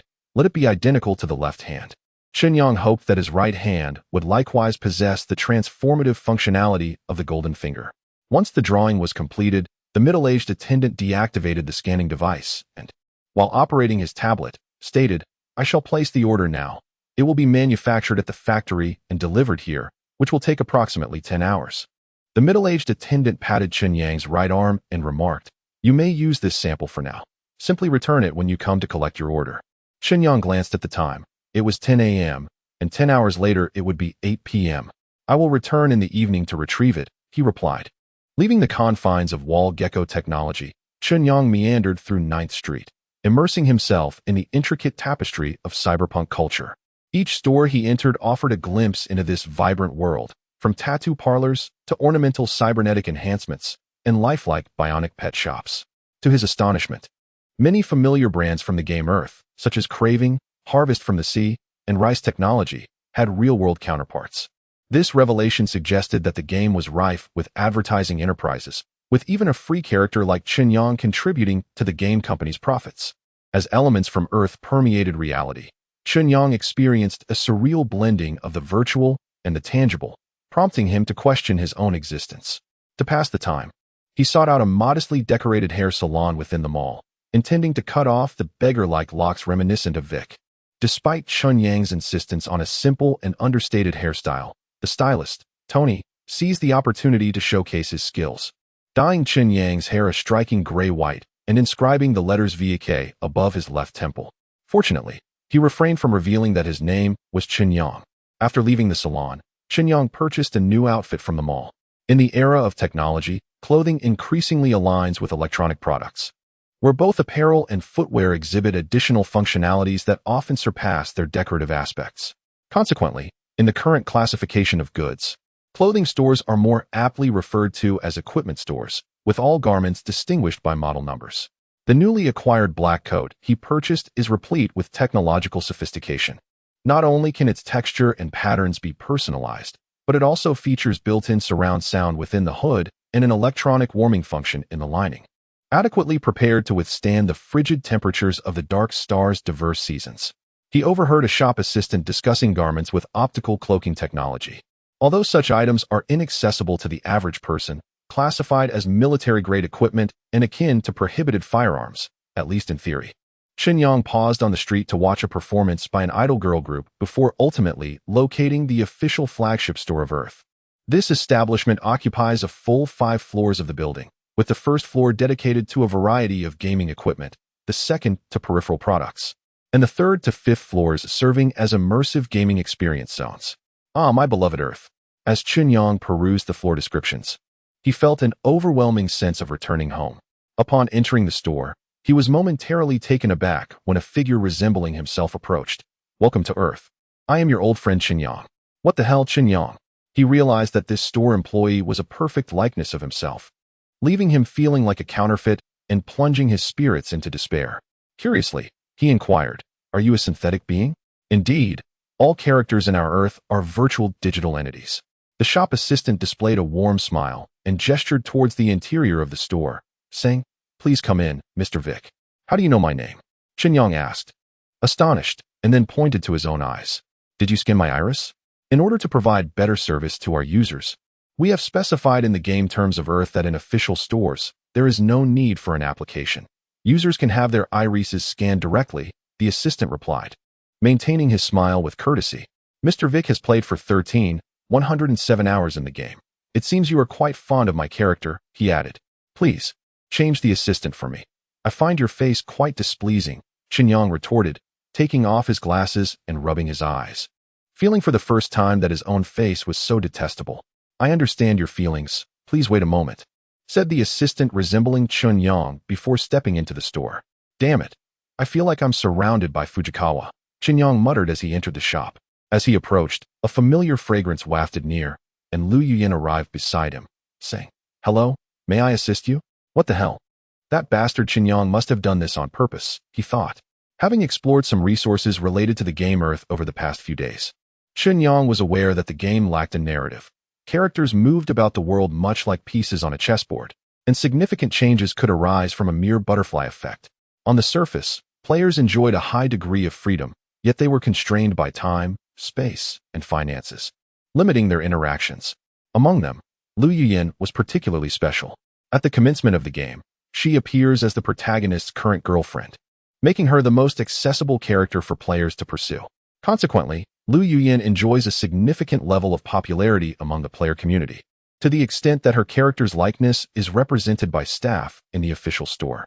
Chen Yang scrutinized his ex-girlfriend.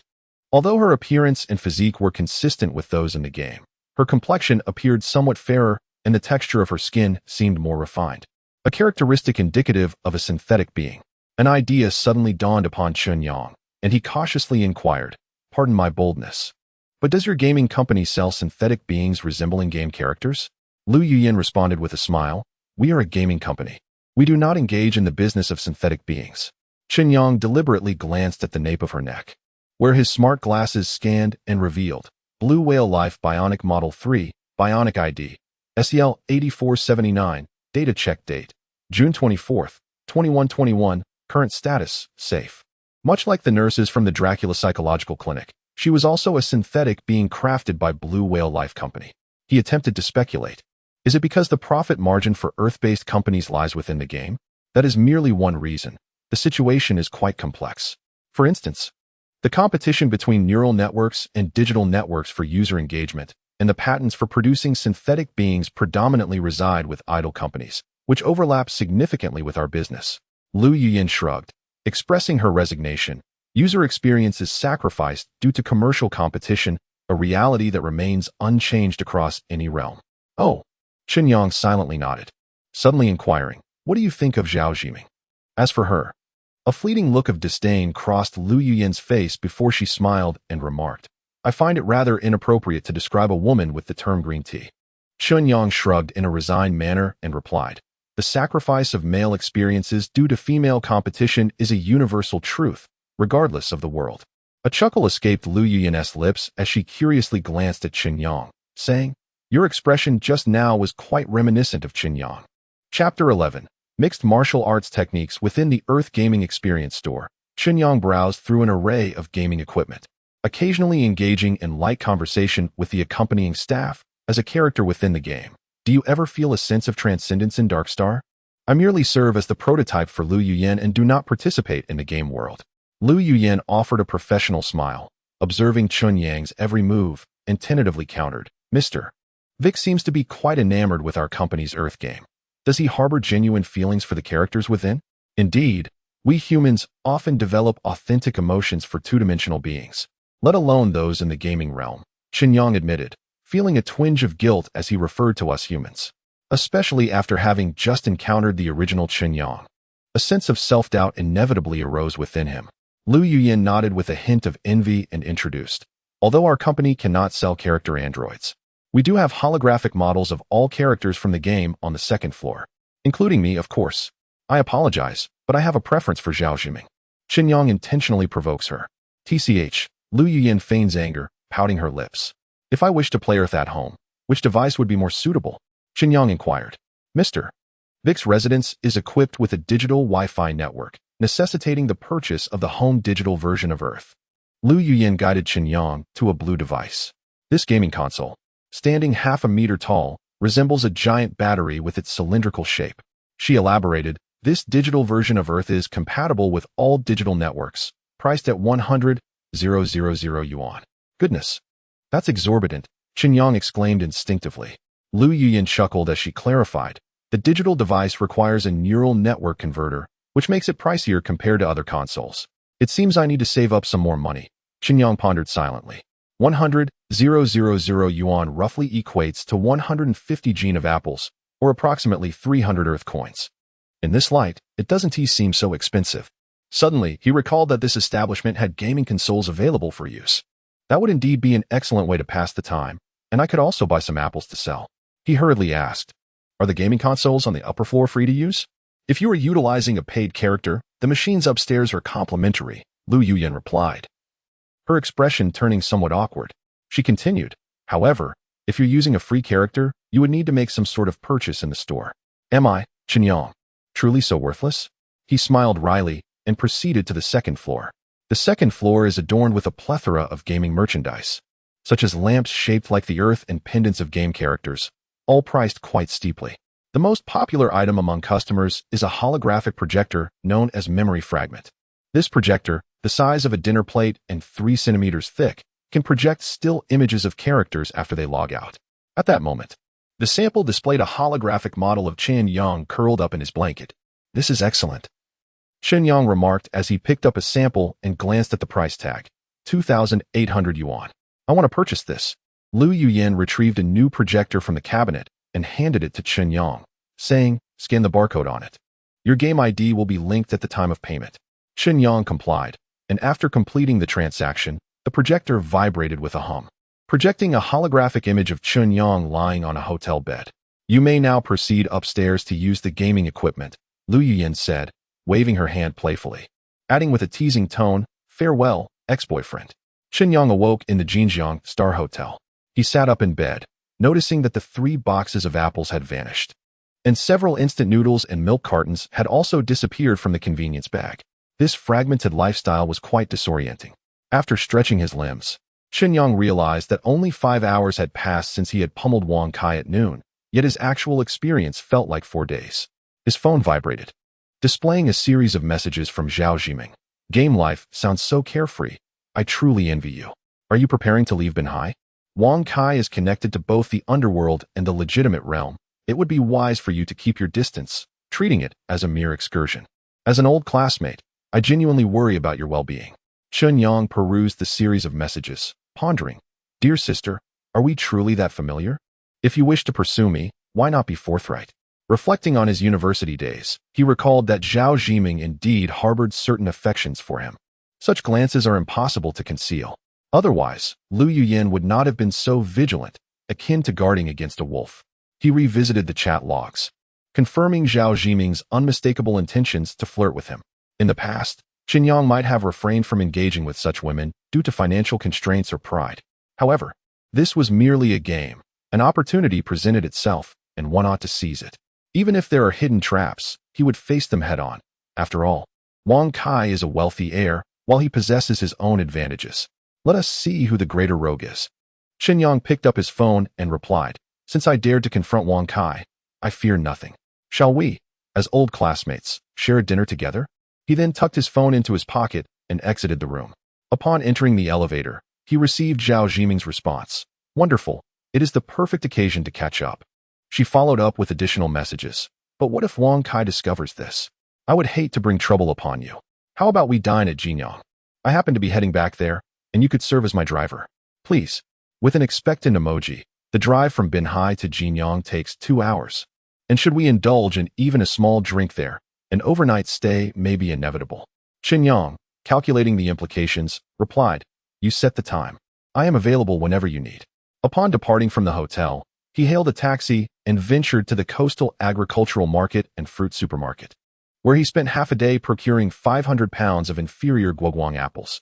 Due to the substantial quantity, he opted not to deliver them to the hotel, but instead hired a truck to transport them to his rented accommodation.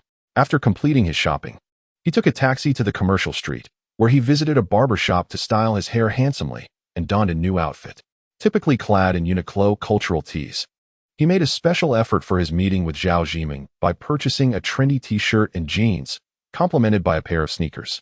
As he strolled down the commercial street, he noticed an increase in the number of girls glancing back at him, reminiscent of his university days.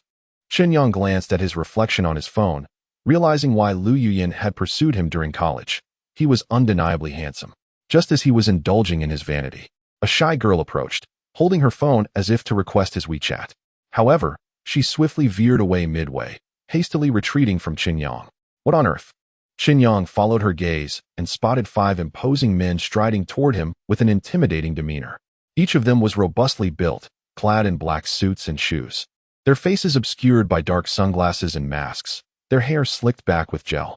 Their menacing appearance sent nearby pedestrians scurrying away in fear. "This handsome fellow is in trouble," someone remarked with a hint of schadenfreude. The girl who had earlier sought Chen Yang's WeChat furrowed her brow, discreetly raised her phone, and decided to record evidence. Chen Yang surmised that these thugs had been sent by Wang Kai, and raised his hand to support his chin, pressing his thumb inward. 10 seconds later, he exited to the game interface of Earth. Upon clicking the paid content, Chen Yang perused the product listings, finding various combat disciplines such as Taekwondo, professional wrestling, and Sanda. After meticulously reviewing the descriptions, he ultimately opted for mixed martial arts techniques, priced at 10,000 yuan. Upon returning to Earth, he discovered that 5 thugs had encircled him, their menacing demeanor quite intimidating. However, Chen Yang sensed a subtle transformation within his body and couldn't help but chuckle to himself. "Come on, I'm frighteningly strong now." Chapter 12. Enscathed 1v5 among the 5 thugs. The leader was the tallest, sporting a scar that peeked out from beneath his sunglasses. He raised his chin and declared, "You're called Chen Yang, right?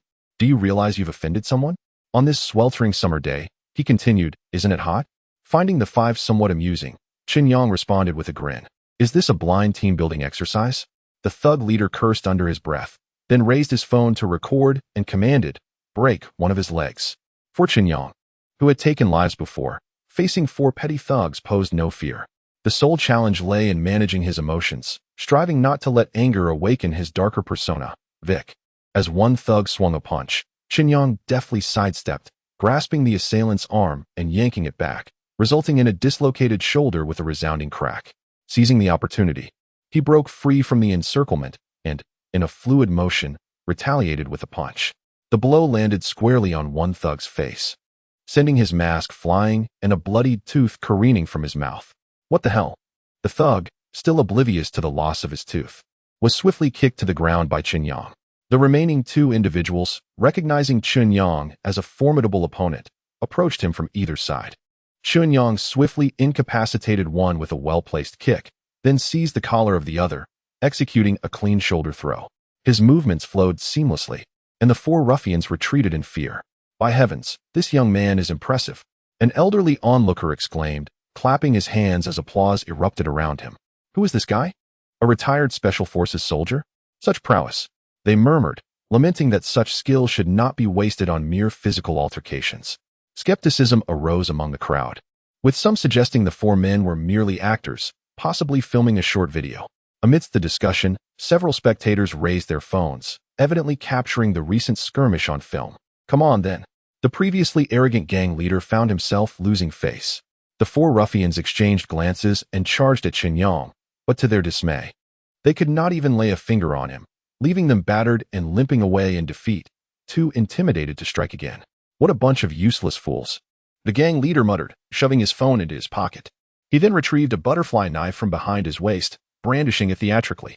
Chen Yang focused intently on the gang leader as the surrounding women screamed in terror, while more onlookers gathered, smartphones in hand, eager to capture any gruesome spectacle for viral fame. I intended to cripple you, but this is all of your own making. Remember your place in the future. Not everyone is fair game. The gang leader brandished the knife menacingly, cautiously advancing toward Chen Yang in his polished shoes. The incessant chatter truly marks the downfall of the villain. Chen Yang suddenly tilted his head, glancing behind the imposing figure of the black boss, and exclaimed with delight, "The police have arrived. Who are you trying to fool?" Though the black boss uttered these words, his gaze betrayed an involuntary shift.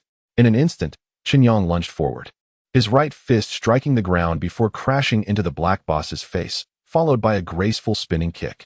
Gasps of astonishment filled the air as the black boss elegantly spun through the air, collapsing unconscious upon landing.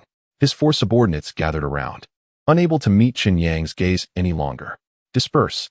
Chen Yang waved his hand at the onlookers and swiftly entered a nearby mall, ascending several floors until he finally evaded his pursuers. Meanwhile, Wang Kai awaited good news at home. His friend, Zheng Hao, lounged on the sofa, chuckling at the sight of Wang Kai's already round face now swollen like a pig's head. All for that Liu Yuyan? You really took a beating for something so trivial, he remarked. You understand nothing. I simply couldn't swallow my pride, Wang Kai retorted, wincing as he spoke, the movement aggravating the wound at the corner of his mouth. That Chen Yang, riding high on his looks, used to flaunt himself back in university. Now he's reduced to delivering takeout. Of course, I had to give him a few kicks while I could. Who would have thought he'd be so shameless? So, you are serious about Liu Yuyan? Zheng Hao inquired. It's merely a fling for 2 years, a way to make up for my regrets from university, Wang Kai replied, raising an eyebrow at Zheng Hao with a smirk. I have no desire to be like you, marrying early. I'd rather enjoy my youth and play around for a few more years. Marriage has not impeded my leisure pursuits. Zheng Hao, lifting his phone, showed Wang Kai several photographs and chuckled. These are the new female college recruits at our company. There's no need for financial support. A mere hint from me prompts them to draw near. You ought to encourage them to compete amongst themselves, to strive harder, do you understand? It would certainly save you some money. Wang Kai raised his thumb in approval, then glanced at his own phone, perplexed. What is going on with Lao Wu?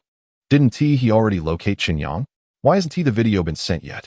Surely he hasn't been too rough, has he? Lao Wu just got out of prison. He can be rather heavy-handed. It would be troublesome if something serious occurred. I merely instructed him to incapacitate Chen Yang's leg. Wang Kai scoffed lightly and continued, moreover, even if something goes awry, I'm not concerned. Chen Yang is an orphan with no significant background.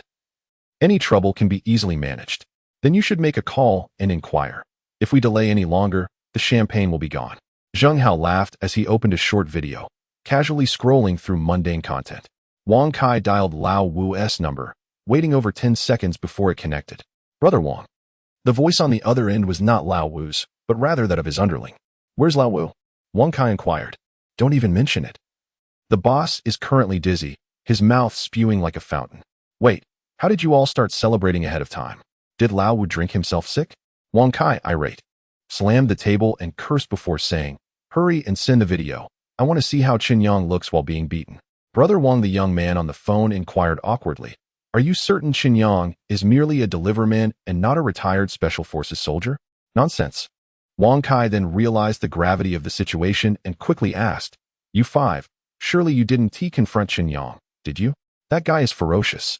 Brother Wang, for you to survive that beating, you must indeed have a charmed life. Get lost. Let Lao Wu answer the phone.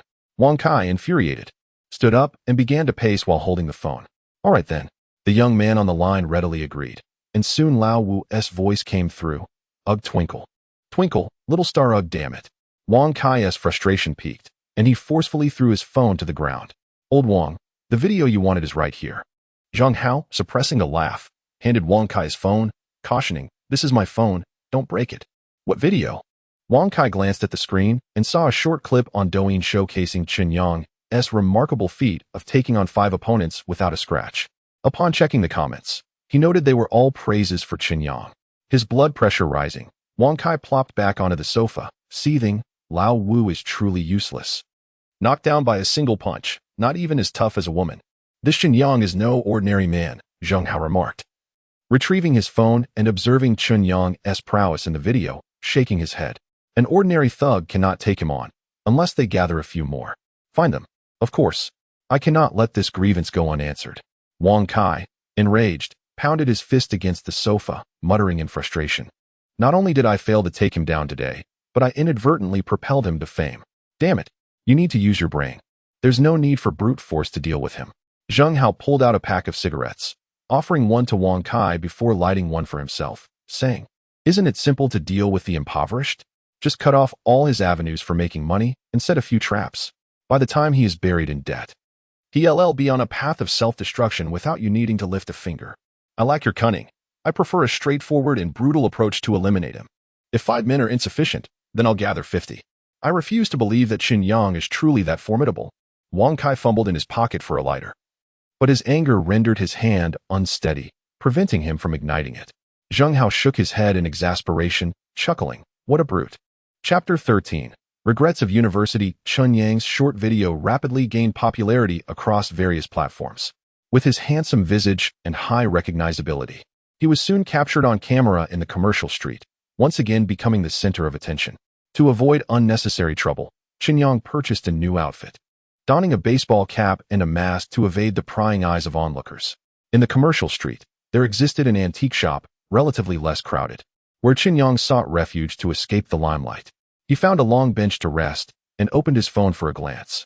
On the various short video platforms, the Coastal Youths and Scathed 1v5, accompanied by exhilarating music, had swiftly ascended to the top 10 of the trending list. Not only self-media outlets, but also some official media shared this video under the pretext of promoting the fight against organized crime. As the fervor escalated, his personal information was gradually unearthed. Chen Yang, a graduate of Binhai University, majoring in computer programming, now a delivery worker. His high school and university classmates began to surface, embellishing tales of his school days for the sake of clout.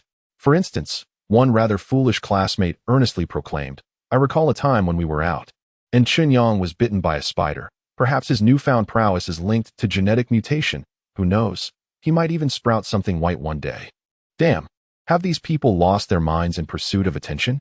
Chen Yang was at a loss for words. He remembered having posted a few videos of himself and hurriedly deleted them, also unfollowing several female streamers he used to watch. Curse you, Wang Kai, for bringing me such trouble.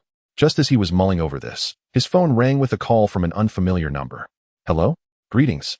I am Rabbit Ear Little Gio, a Douyin content creator with 200,000 followers. The voice on the line had a somewhat affected lilt. What?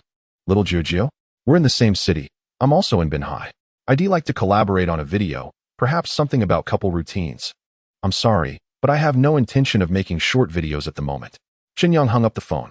As he pondered how his number had been leaked, WeChat suddenly erupted with over 50 friend requests and a flurry of messages. Absurd. He promptly adjusted his friend request settings and activated silent mode. This wave of attention had come rather abruptly, and he was still struggling to adapt.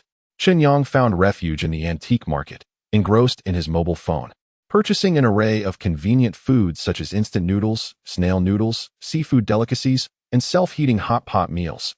These were the sustenance of the Dark Star.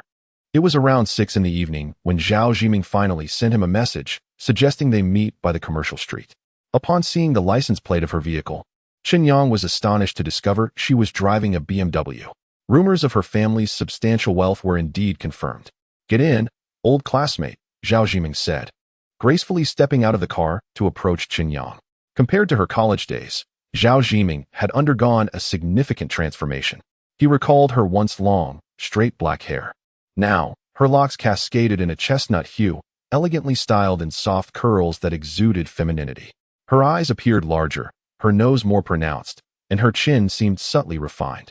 To Chen Yang's surprise, Zhao Jiming was clad in an outfit reminiscent of a JK uniform, a crisp white shirt paired with a plaid skirt, accentuating her strikingly fair and elongated legs. Particularly captivating were her slightly voluptuous thighs, which were undeniably appealing.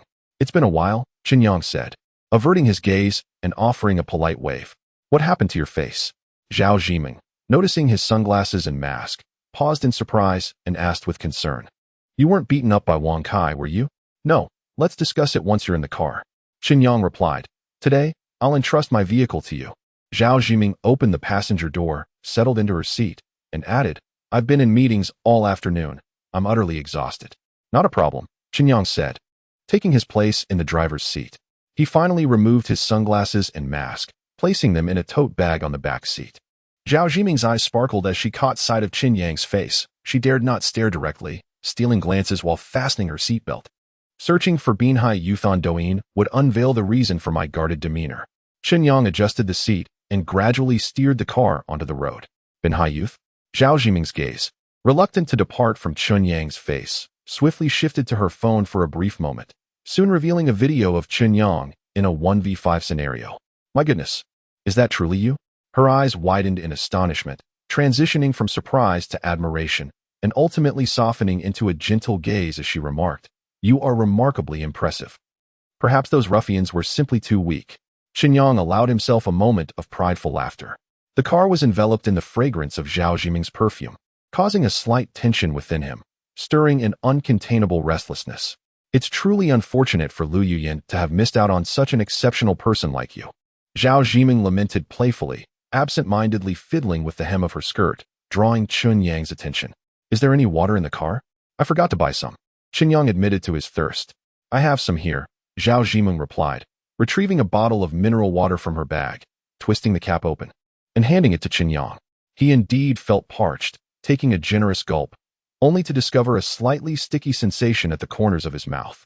Upon glancing down, he noticed a red lipstick mark on the bottle's rim. Oh dear, I forgot. This bottle was previously used by me. I apologize. Zhao Jiming reclaimed the water bottle, her expression a mixture of embarrassment and shyness as she softly inquired. You must find it off-putting, right? It's nothing, Chen Yang reassured, feeling there was little more to say. Pondering that waterproof lipstick is quite common these days, suspecting she might have intentionally prepared it. By the way, Zhao Jiming's car truly handles remarkably well. The curves of the vehicle were graceful, and the headlights were ample, leaving one to ponder how it would perform on a night drive. Noticing that Chen Yang had no aversion to the water he had consumed, Zhao Jiming revealed a triumphant expression and playfully remarked, Chen Yang, with your attributes, creating short videos would undoubtedly garner attention. There's no need to vie for business with other writers. I've tried, but there was barely a ripple. Each video garnered only a few dozen views. Surely the platform should provide more exposure? Chen Yang pondered. Could it be because I'm a free character?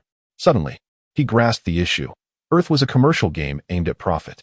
If his free character could achieve success so easily, then there would be little incentive for anyone to purchase premium characters. The surge in views he experienced today was likely linked to the 10,000 he had spent in-game. The true test would be to observe how long this newfound attention would endure. He recalled that there must be forums dedicated to game strategies. He would look for them upon returning home. Noticing Chen Yang's prolonged silence, Zhao Jiming softly inquired, What do you mean? Because I'm still not handsome. Just an ordinary person. Your statement lacks any persuasive power, Zhao Jiming replied, her tone endearing. After all, the phonetic similarity between persuasive and seductive was not lost on an experienced individual. Chen Yang turned to glance at Zhao Jiming, observing her chest rise and fall. Her handbrake slightly faltering.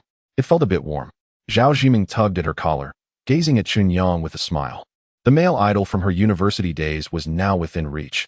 She could not let this opportunity slip away. Although she harbored a disdain for Wang Kai at this moment, she comprehended entirely why he was infatuated with Lu Yuyan and was willing to lavish her with a generous salary, an allusion to the regrets of their university days. Chapter 14. The Gossip Furnace. By the time they arrived in Jinyang, darkness had enveloped the city. The two conversed extensively about their university experiences, with memories vividly resurfacing. Chen Yang felt a peculiar blend of wonder and trepidation, for he had largely forgotten about the matter of Dark Star, fully immersed in the realities of life on Earth. Were it not for deliberate contemplation, he might have even forgotten that his true self lay in the direct store of Earth. It was no wonder that Vic had relinquished his own persona. At times, Chen Yang would lapse into silence, while Zhao Zhimeng, with her head bowed, engaged with her phone, occasionally reaching out to contacts via WeChat. The streets of Jinyang were congested, and navigating onto the main thoroughfare proved arduous. Zhao Zhimeng, hailing from Jinyang, expertly guided him until they finally parked outside an exquisitely decorated hot pot restaurant. They ascended to the second floor and secured a private room, ordering a seasonal Inyang hot pot. Chen Yang, you must be exhausted from driving, Zhao Zhimeng remarked, glancing up from the menu. Would you like to have a drink to unwind?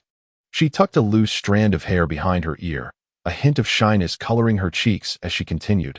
If you wish to drink, I would be happy to join you. Let us have some beer. Then, Chen Yang replied, readily acquiescing, for his intentions were not solely focused on the alcohol. It was merely a gesture. Zhao Zhimeng ordered 2 light beers, and once the server departed from the private room, she chuckled, saying, had it not been for you, my old classmate, I wouldn't dare touch a drop of alcohol today. My tolerance is quite poor. I share the same plight with alcohol, Chen Yang replied. Let us simply consider this a means to quench our thirst. Chen Yang smiled, his handsome visage captivating Zhao Zhimeng's gaze. The exchange of glances between them established an unspoken understanding. Just as Zhao Zhimeng inadvertently nudged her foot against Chen Yang's, the sudden ring of a phone interrupted the moment. Chen Yang glanced at the screen to find an unfamiliar number. Meanwhile, Zhao Zhimeng seemed lost in thought, gazing out the window, her foot gradually inching closer to Chen Yang's, fostering a subtle yet suggestive atmosphere. Despite his mischievous inclinations and audacity, Chen Yang, lacking experience, decided to answer the call to occupy himself. Hello, who is this? It's me, Lu Yuyan. The voice on the other end was crystal clear. Zhao Zhimeng's eyes brightened, her body instinctively leaning forward, a look of excitement crossing her face. What do you want? Chen Yang inquired. What do you think? It's about you foolishly beating up Wang Kai. The situation is escalating. Lu Yuyan's tone was filled with indignation as she continued. Among the 5 people you assaulted, the leader is called Old Five, who has just been released from prison. You've offended him now, and no one can help you. Are you speaking sensibly? Chen Yang retorted, irritation creeping into his voice. They approached me unprovoked. How can I be the one at fault? Should I have just let them assault me? 2 years have passed since graduation, yet you still fail to grasp reality. Do you think a poor person like you has any reason to speak before the wealthy? You take a beating to appease Wang Kai, and this would all be forgotten. Why let it spiral into an irretrievable mess? So, what exactly do you want from me? Chen Yang asked, his patience wearing thin. Lu Yuyan let out a helpless sigh, her voice softening as she said, I know you still care about me. It troubles you to see me with Wang Kai, but you cannot risk your life for my sake. Huh? Zhao Zhimeng laughed aloud, hastily covering her mouth. Oh, who are you with? Lu Yuyan inquired cautiously. Zhao Zhimeng quickly placed her finger to her lips, signaling Chen Yang to keep quiet. Who I am with is none of your concern. Goodbye. Chen Yang tossed the phone onto the table, feeling inexplicably irritable. Reflecting on their university days, he noted that Lu Yuyan had not been so materialistic. How had she changed so drastically? Lu Yuyan still cares for you. She merely has a sharp tongue, but a soft heart. Do not take it to heart. Zhao Zhimeng reassured him. She has long ceased to occupy my thoughts. Chen Yang replied with a carefree smile, subtly moving his foot beneath the table in response to her. Zhao Zhimeng leaned forward to pour him a cup of barley tea, gently suggesting, if I may, you should stay in Jinyang for a few days. Your previous work was exhausting. You deserve a break to rejuvenate. I shall not bow to malevolent forces, Chen Yang chuckled. The broth in the hot pot began to boil, and the waitstaff gradually brought forth an array of meats, vegetables, and beer. They indulged eagerly in the hot pot, and after satiating their appetites, they made their way to a nearby hotel, proceeding with an unspoken understanding. Chen Yang could not help but let his thoughts wander. His relationship with Zhao Zhimeng was devoid of genuine emotion. It was merely a mutual need, a camaraderie steeped in nostalgia. In days gone by, he would never have dared to engage in such conduct. However, Once one comprehends that all of this is merely a game, everything becomes trivial. It suffices to lighten one's burden. Survival takes precedence over all else. Acknowledging this truth renders both faith and morality considerably less burdensome. Zhao Zhiming reminisced about her university days and, in a barely audible voice, inquired, "How do you think I compare to Lu Yuyan?" Lu Yuyan? Chen Yang could surmise Zhao Zhiming's motives for approaching him. In truth, during their university years, Zhao Zhiming played a supporting role in Lu Yuyan's circle and had long desired to surpass her. In such moments, Chen Yang didn't hesitate to offer a comforting remark. "She pales in comparison to you.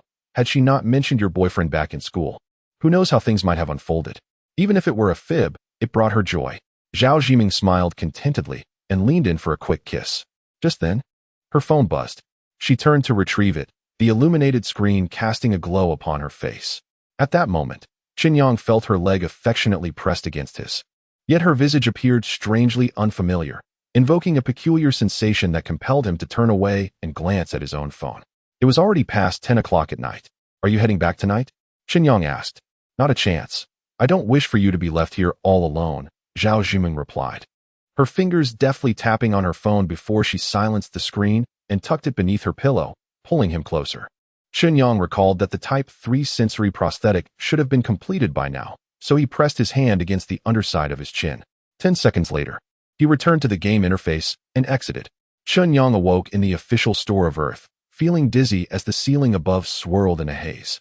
After a few seconds, his brain gradually recovered from the neural transition away from the game, and his body regained sensation.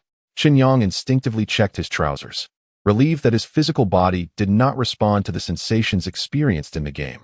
Otherwise, it would have been rather embarrassing. He descended the stairs, carrying the memory fragment projector, when Lu Yuyan, the store attendant, approached and inquired, "Are you leaving?" "Yes, I will return to purchase that gaming console next time." Chen Yang replied just as the projector emitted a soft beep, updating the latest scene after connecting to the server in a hotel room. Chen Yang and Zhao Zhiming lay on the bed, remnants of dumplings still resting on the nightstand. Wow, Lu Yuyan smiled. Chapter 15. The newborn plan. Chen Yang donned his exclusive Type 3 sensory arm. The new right arm was nearly a mirror image of the left, with identical dimensions, weight, skin tone, and texture. The most significant distinction lay in the forearm, as the Plus version of the Type 3 sensory arm housed a miniature computer. The exterior of the forearm featured a 4 by 10 cm ultra-clear OLED screen, displaying the prosthetic device's battery level and settings panel, with a plethora of related functionalities. "This feels so cool." Chen Yang marveled at the screen on his right arm, likening it to a portable smartphone. With the proliferation of interconnected devices, the screen could be mirrored onto smart glasses, transforming it into a computer without the need to pay for cloud computer rentals. Convenient and practical, it was no wonder that prosthetics were so immensely popular. Chen Yang pulled down the sleeve of his right arm, adjusting his clothing settings to render the sleeve transparent. Displaying the prosthetic was in line with the fashion of this world. Despite his desire to replace the smart glasses perched upon his brow, he found himself nearly depleted of funds, having spent over 60,000 yuan. He resolved to sell another batch of apples before considering further purchases. A rumble emanated from his stomach. Although he had just indulged in a hot pot within the game, his physical form felt frail and trembled with hunger. Exiting the shopping mall, he noted that the usually bustling 9th Street was now sparsely populated at this late hour. Along the roadside stood a row of automated vending machines, and he spent 10 yuan on a tuna-flavored rice ball. As he held the synthetic delicacy with his high-tech prosthetic, a wry smile crossed his lips. High technology, low living, truly a testament to the cyberpunk ethos. He peeled away the plastic wrapping and took a bite, perhaps due to his hunger. The flavor of the rice ball was surprisingly pleasant. Just as he was devouring it hungrily, the sound of high heels approached, growing louder. "Vic, what brings you to 9th Street?" A blonde woman with long, flowing curls stood before Chen Yang. She epitomized Western beauty, her fair complexion adorned with a smattering of freckles, a pronounced nose, and deep-set eyes. The peculiar expression in her pale blue gaze intrigued him, given the typical maturity of Western features. Chen Yang surmised she was around 20 years old, clad in a form-fitting pink ensemble that accentuated her curves. "I came to buy a few things," he replied, lifting a plastic tote emblazoned with an image of the Earth, inside which lay a memory fragment projector. At that moment, the projector was powered off, ensuring no private information was exposed. This must have cost a pretty penny, huh? The blonde girl grasped Chen Yang's right arm and, without hesitation, examined his palm, her eyes widening in surprise. It's been just a few days, and you've upgraded to such a fine prosthetic. You must have struck it rich. Sort of, Chen Yang replied, offering an awkward smile before suddenly saying, "One moment." He took the plastic wrapping of the rice ball and walked to the street corner, disposing of it in the trash bin while summoning his intelligent assistant. In a hushed voice, he instructed, "Please help me identify this woman." Upon returning, the smart glasses scanned the blonde girl's face, revealing succinct information. Judy, registered service attendant at KFG fast food chain, employee ID, RR 219803. Are you off work? Chen Yang inquired, feigning nonchalance. Indeed, I never expected to see you here. It's quite a surprise, Judy replied, scrutinizing Chen Yang closely, her gaze tinged with a hint of flirtation. I told you that tidying up would make you look rather dashing, and here you are. She reached out to touch Chen Yang's grayish-white hair, adding, "This hairstyle suits you well. What a pity." What a pity for what? Chen Yang sensed that there might be a peculiar connection between Vic and this woman. It's a shame I've already joined the Dark Star newcomer program, so I can no longer engage in bedroom activities with you, haha. Judy seemed genuinely pleased, linking her arm with Chen Yang's as they walked together. Today is my last day at work, and soon I won't have to rely on the emotion regulator to get by. You must be happy for me, right? Of course, Chen Yang replied, though he was unaware of the details surrounding that program and the emotion regulator. He maintained a facade of joy. Are you heading home? Though Judy was petite, she walked briskly.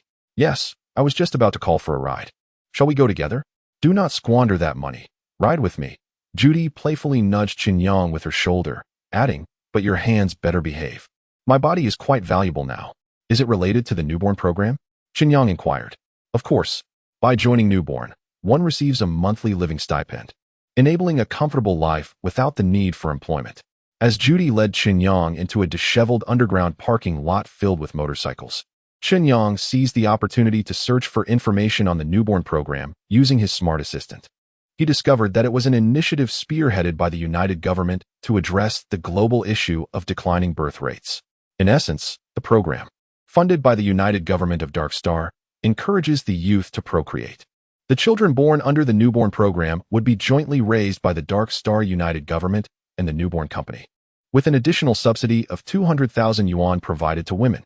For ordinary women in Hangzhou City, 200,000 yuan represents several years of salary, and the prospect of extra benefits during pregnancy is incredibly enticing.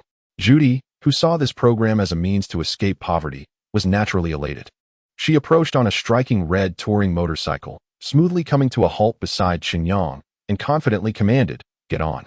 As Chen Yang settled behind Judy, resting his feet on the footpegs and wrapping his arms around her waist, he felt a twinge of awkwardness and ventured to ask, "Is the emotional regulator considered a cybernetic enhancement? You've used it too, haven't you? You called it electronic poison and advised me to limit its use," Judy replied, revving the motorcycle as they burst out of the garage and sped through the neon-lit streets of 9th Avenue. Raising her voice to be heard over the roar of the engine, she continued, "But everyone experiences moments of discontent. To provide customers with a smile, an emotional regulator is indispensable. Otherwise, complaints from clients can lead to troublesome situations. Congratulations on escaping this job." Chen Yang raised his voice amidst the commotion, wrapping his arms around her waist and leaning forward as much as possible. "Likewise, congratulations on your earnings." Judy exclaimed with excitement, weaving her motorcycle through the traffic and advertisements, akin to the thrills of a video game. Chen Yang accompanied Judy as they returned to the black building, ascending the stairs together, only to discover that Judy was his neighbor, residing in room 809 next door. "Good night, Vic," Judy said, opening her door and casting an ambiguous smile at Chen Yang. "If you find yourself in need, feel free to seek me out. I can assist you." She formed her hand into a hollow fist and moved it up and down playfully. "Heh, you too?" Chen Yang waved goodbye, entered his room, and locked the door. Who would have thought that scoundrel Vic had a fling? Being handsome certainly has its advantages, as exemplified by Zhao Zhiming and Judy. Once inside, Chen Yang removed his smart glasses, rubbing his slightly sore nose.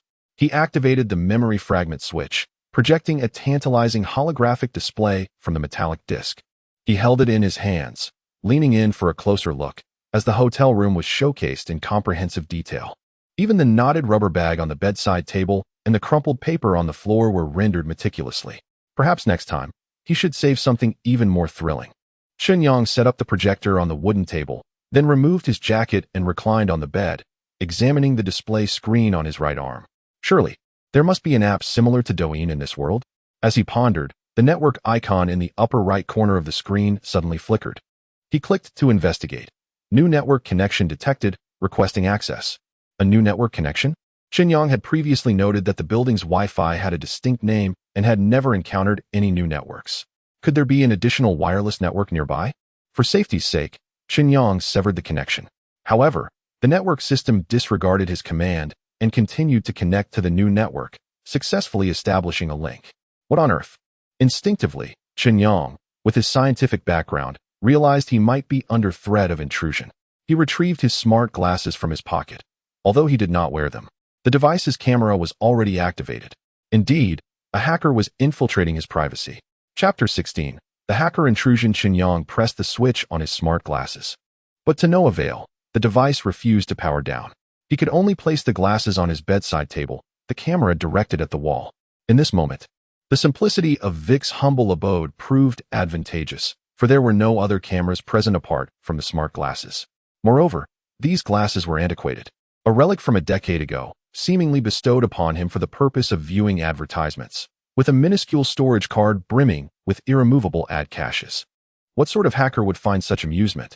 Approaching the window, Chen Yang gazed out into the pitch-black night sky, where several red dots twinkled ominously, accompanied by a mechanical rumble. They were a swarm of drones. Surely, these drones had been dispatched by the hacker. What business could they possibly have in such a destitute area as Redstone City? Data collection, perhaps? Chen Yang raised his arm to inspect it, musing whether the hacker's incursion could extend to his sense of touch as well. That is rather peculiar. However, the connection between touch and the brain is facilitated by a unique neural network, which these hackers should be unable to access. The prosthetic arm possesses a tactile memory function, capable of actively storing a segment of tactile sensation as a digital file. Such digital files can be replayed to the brain via the arm, thus rendering them susceptible to theft by hackers. Fortunately, this new arm has yet to store any tactile memories, ensuring its security. Chen Yang exhaled in relief, suddenly recalling an electronic device at home, a phone confiscated from a scavenger. However, that phone was out of battery and should be safe from intrusion. Nonetheless, he opened the drawer of his nightstand for a quick glance. The moment the drawer was pulled open, the phone illuminated with a white halo. It was charging. Startled, Chen Yang instinctively pushed the drawer closed. He rushed back to the window, staring at the drones, astonished that they were searching for this very phone. After approximately 10 minutes, the wireless network of his smart glasses and Type 3 sensory arm returned to normal. The hacker's intrusion had ceased. The swarm of drones converged and proceeded to another residential area. A thorough search. Who would have thought the hacker would employ such an antiquated method? After waiting a while longer, Chen Yang finally opened the drawer again. The phone had reverted to a lifeless black glass slab. It seemed this phone was not merely ordinary electronic waste. Though Chen Yang was curious about its stored contents, he was even more intrigued by the drawer that isolated electromagnetic waves.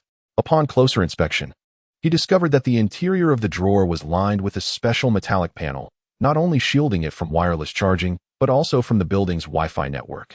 Out of curiosity, Chen Yang ventured into the living room and kitchen, where he observed that every cabinet was embedded with metallic panels. This was evidently a deliberate act by Vic. What exactly was Vic up to? Chen Yang scratched his head. Concerning the phone, an undeniably precarious possession, he felt it prudent not to act rashly. Keeping it in the drawer seemed the most judicious decision for the time being, with plans to dispose of it later. After the recent hacking incident, he found himself mentally drained.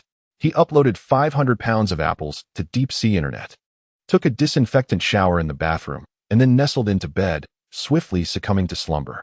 In a bustling metropolis, a skyscraper adorned with the ghost emblem soared into the heavens. This square building featured half of its floors devoid of windows, its robust metallic walls standing starkly between the buildings. It served as the headquarters for the Hacker Alliance and also as the world's largest digital server provider, a collaborative partner in digital security with the government. At the top floor, Ichiro Arakawa, only 19 years of age, possessed exceptional eyesight. Through a telescope, he gazed into the night sky, piercing through clouds of metallic dust to behold the faint outline of the moon. It would not be long before he reached that celestial body. Every former CEO of the Hacker Alliance became a citizen of the moon upon retirement. The thought of that day approaching filled Ichiro Arakawa with an uncontainable joy. He approached the bar and poured himself a glass of red wine, swirling it before taking a sip. Buzz. An augmented reality information window materialized beside him. Newborn company notification. The new body and brain chip are still in the acclimatization phase. It is advisable to avoid alcohol consumption. Ichiro Arakawa disregarded the window and continued to indulge in the intoxicating embrace of alcohol. His youthful physique thrummed with excitement, and he contemplated summoning a woman to his quarters.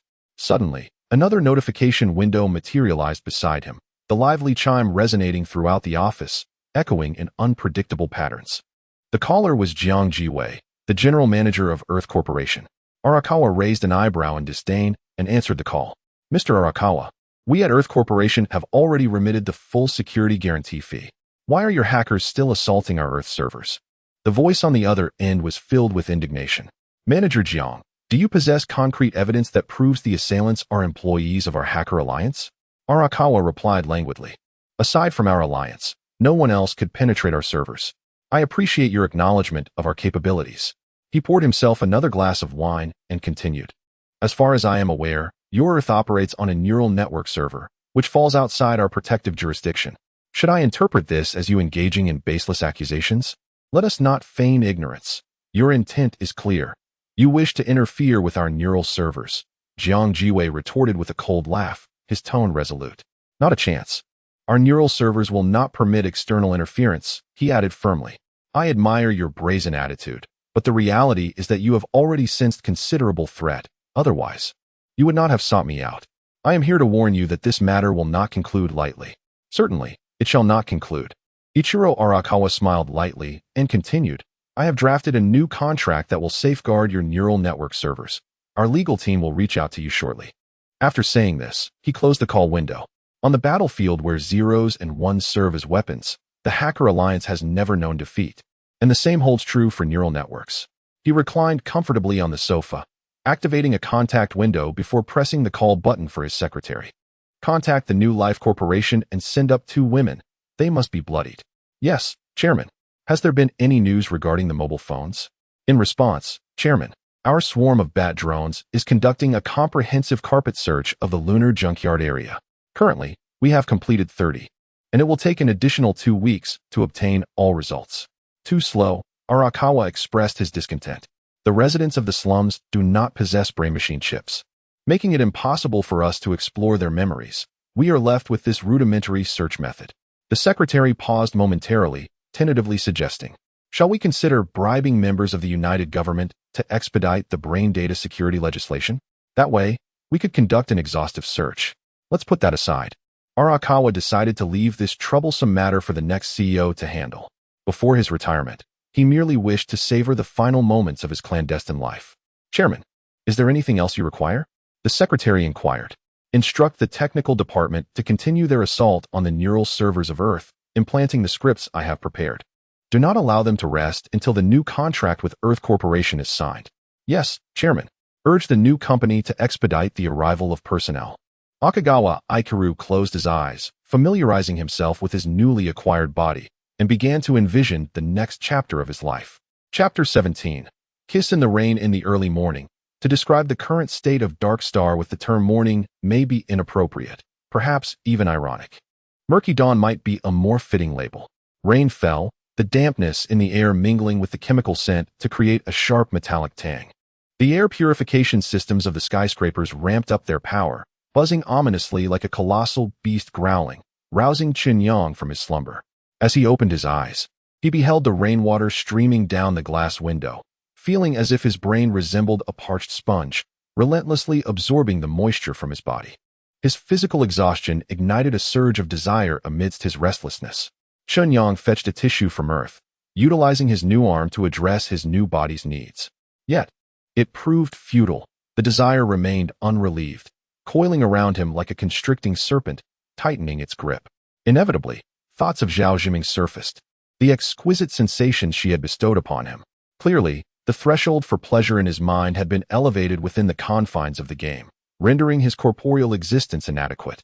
There existed a dissonance between experience and reality, giving rise to cyberpsychosis. He needed to find a woman in the real world. Emerging from the warmth of his bedding, Chen Yang resolved to combat his anxiety through high-intensity exercise, seeking to release it by burning fat. 100 push-ups, he declared, and so he began. However, after barely managing the 10th, fatigue overwhelmed him, rendering him unable to continue. This body, long malnourished and tormented by cyberpsychosis, was exceedingly frail. Fortunately, the anxiety had somewhat subsided. He must quickly restore his health. Otherwise, he would merely be a hollow shell of a person. Chen Yang boiled 2 eggs, warmed some milk, and indulged in a hearty breakfast of instant braised chicken rice. Adorning his smart glasses, he connected to the computer on his right arm and logged into the deep-sea network. He discovered that all 500 pounds of apples had been sold out, with shipments expected tomorrow and payment to be received in a week. This transaction would net him 300,000, and after deducting the 100,000 spent on a gaming console, he could revel in the pleasures of Ninth Street. As a computer science student, Chen Yang resolved to return to his roots. Once he secured this sum, he would purchase the latest programming language, B-language. B-language, fully known as brain nerves, is an advanced programming language that facilitates the interchange between digital programming and neural signals. In the realm of Darkstar, all cybernetic designs rely on B-language, which is also the foundation of development on Earth. As a true Earthling, mastering this language would be akin to grasping the very source code of the world. After finishing his breakfast, Chen Yang commenced tidying his living space. The new right arm integrated seamlessly with his body, yet mindful of the potential dangers of cybernetic enhancements. He adjusted the sensitivity of the Type 3 sensor to match that of his left arm. This way, he could labor without acknowledging the existence of the prosthetic, as if it were his original limb. Given the rampant hacking in this world, Chen Yang ensured that all digital debris from Earth was returned to the virtual realm, leaving no trace behind.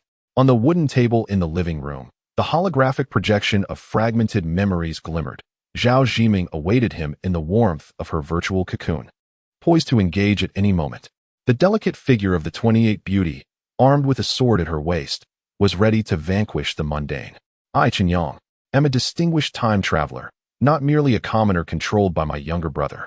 With a subtle smile, I stowed the firearm into my backpack and made my way to the internet CAF for an overnight stay.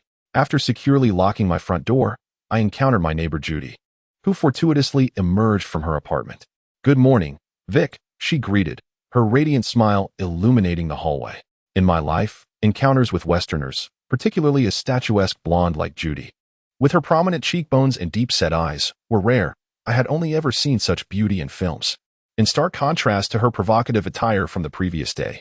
Today she donned a substantial white trench coat and high-waisted rain boots, exuding an air of simplicity. "Good morning," I replied courteously. Judy reached into her pocket and produced a rice ball, offering it to me with a warm smile. "Here is your breakfast." "Thank you," I said, noticing the plastic wrapping bore the words "Pregnant Women's Special Meal." Curiosity piqued, I inquired, "Are you expecting?" "Not yet. I'm currently in the preparatory phase. I will only find a partner once my health is optimal," Judy replied, her face aglow with happiness. Lowering her voice, as if fearing eavesdroppers, she continued, "This is a nutritional meal provided by the New Life Company. The rice and meat floss are all natural products. You haven't had this in a while, have you?" "Indeed," I admitted, having just finished my terrestrial breakfast, unable to suppress a satisfied belch. The notion of her matching a partner intrigued me, so I cautiously probed.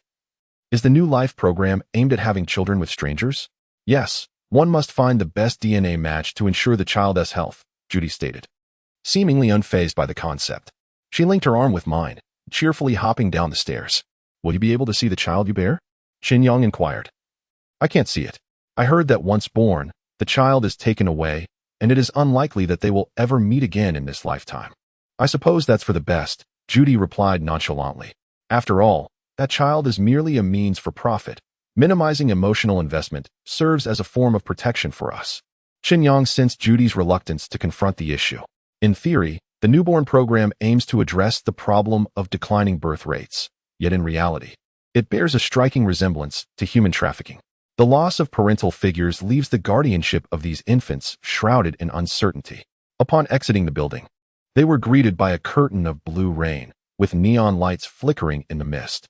Chen Yang pulled up his hood, while Judy, unwilling to disrupt her meticulously styled hair, opened a red umbrella adorned with white dots, resembling a mushroom. The sound of rain was deafening. Chen Yang raised his voice. "Where are you headed?" "To the newborn company's hospital.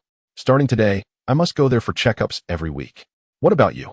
Judy asked, not pausing for Chen Yang's response. With a playful smile, she continued, "You aren't heading to an internet CAF to play that game called Earth, are you?" "You guessed correctly." The youth with a penchant for gaming chuckled awkwardly. "Let us go together, it's on the way." Judy handed her umbrella to Chen Yang and leaned in closer. As he held the umbrella, he instinctively wrapped his arms around her, and together they ventured into the rain. Their conversation meandered along the way. Chen Yang, lacking the memories of Victor, found himself in a perpetual state of agreement, hesitant to speak too freely. Nevertheless, Judy's gaze began to reflect a growing interest in him. As they approached an intersection, she halted and declared, "I suppose this is where we part ways." Chen Yang extended the umbrella, but Judy did not accept it. With her pale blue eyes fixed on him, she revealed a peculiar smile. Suddenly, she wrapped her arms around Chen Yang's neck, rose onto her toes, and initiated a kiss.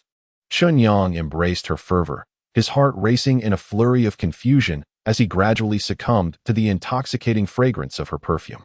After their lips parted, Judy playfully poked his chest with her finger and remarked, "Vic isn't as gentle as you." Upon hearing her words, Chen Yang felt a chill run through him. "Something feels off about you." Judy took the umbrella from him and planted a gentle kiss on his cheek, saying, "It's all right. We aren't strangers anymore. Though you probably don't remember me, do you?" "What do you mean?" Chen Yang inquired, somewhat perplexed. "Are you not Chen Yang? It seems Vic has had another episode." Judy replied with a hint of pity in her gaze, gently patting his chest. "I hope you last a little longer this time. Farewell." She smiled briefly before turning away. Chen Yang remained in the rain, enveloped by the sound of raindrops. Chapter 18. The moonlit phone. Chen Yang's consciousness returned to the hotel room. The air conditioning was refreshingly cool, and Zhao Jiming nestled comfortably beside him, her breath slightly labored, her slender eyes enchantingly alluring. "How are you so skilled at fighting? Have you trained?" she remarked, feeling the firmness of Chen Yang's physique. "I never noticed it in school. I thought you were just a typical science nerd. But you have such a rugged side. You looked incredibly handsome in the video. In truth, I was once a troubled youth, a brawler with golden hair."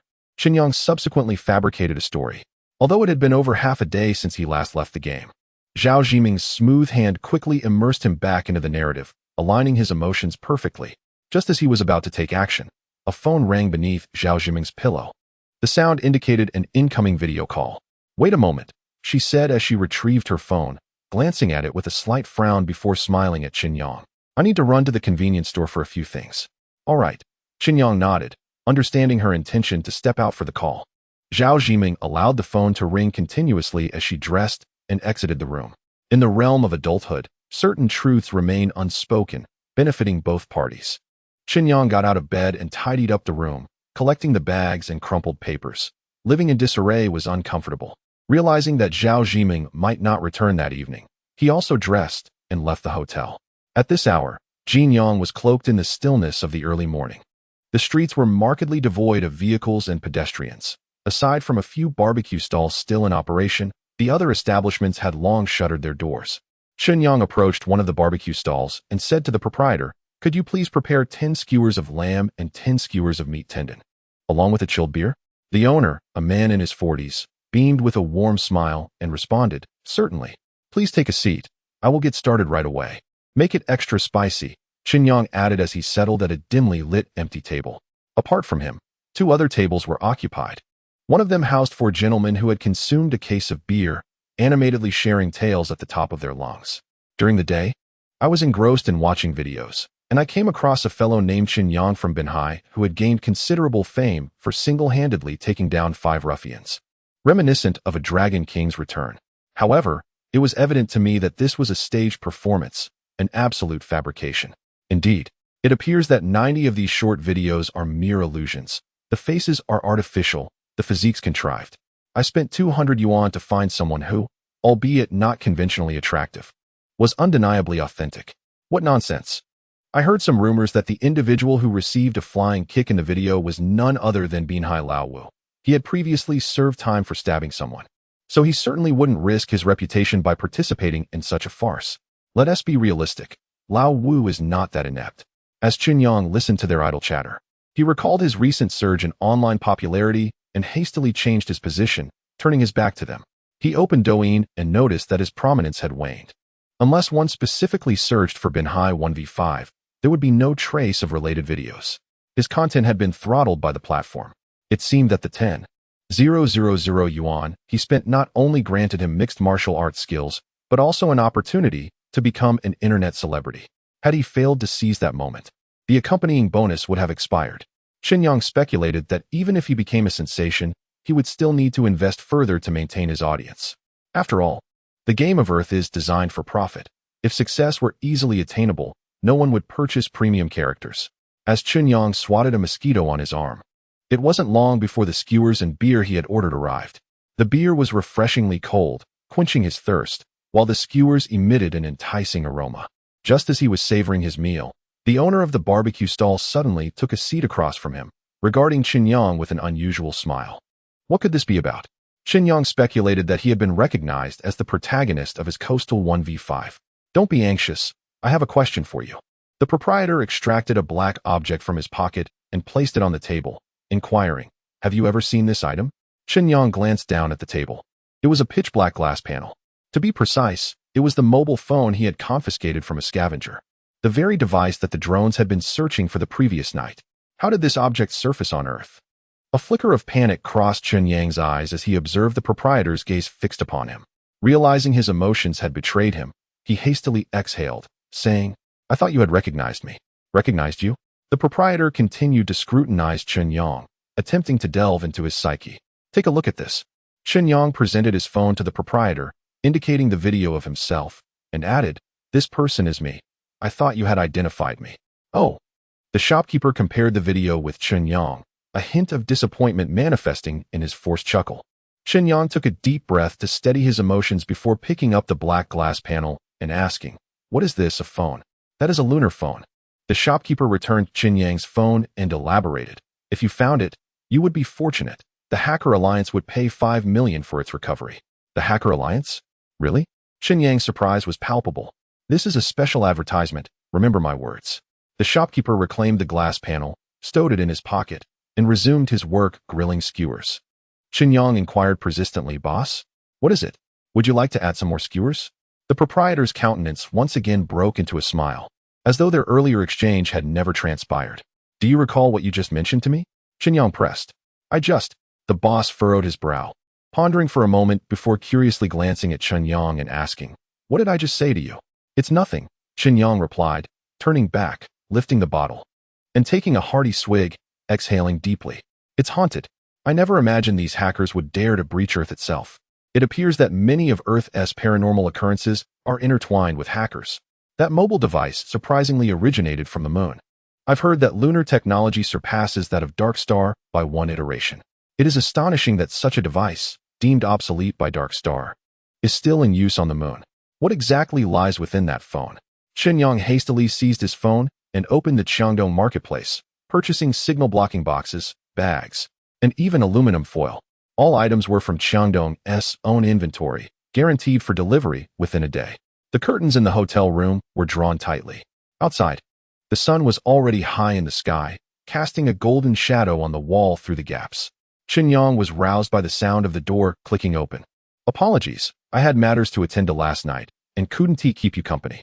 Zhao Jiming entered the room, placing a laptop bag on the table, removing her sunglasses, and offering Chen Yang an apologetic smile. It's fine, the important matters take precedence. Chen Yang rubbed his eyes and noticed that Zhao Jiming had donned a pink t-shirt and denim shorts today, her slightly plump thighs strikingly fair and alluring. It was already the finest morning, and the anticipation was becoming unbearable. Chen Yang sat upright, took a sip from the mineral water, yet his throat remained parched. Yesterday, in a rush to complete a contract, he found himself in quite the predicament. Now, he extended his apologies to you, if that would suffice. Zhao Jiming settled beside Chen Yang, offering her lips while assessing the situation. She was exceedingly pleased. Suddenly, Chen Yang recalled the barbecue stall owner possessed by a spirit last night, and an involuntary shiver ran down his spine as he pushed Zhao Jiming aside and inquired, have you heard of the lunar phone? The lunar phone? What is that? Zhao Jiming blushed and laughed, saying, the phone is in my hands. Do you wish for the moon? Chapter 19. Life and Death in Perspective in the Gaming Interface of Earth. Paid content was displayed. Persistent Stronghold Level 2 offers an additional 15 minutes of fortification beyond the original duration. Effective for this round, priced at 10,000 yuan. Insufficient balance, unable to purchase. What a pity, next time for sure. Happy Sea Dog Bean.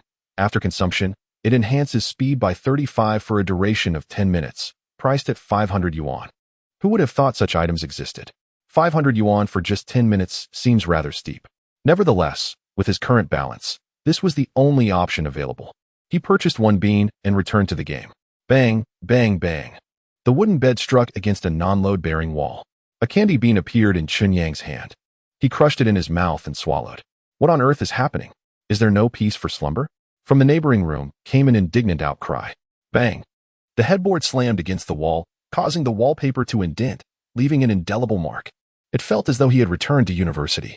Zhao Zhiming reflected from the depths of her heart. She reminisced about her physical education classes during college. Her body now felt as though it had just completed an arduous 800-meter run, a sensation akin to a narrow escape from death.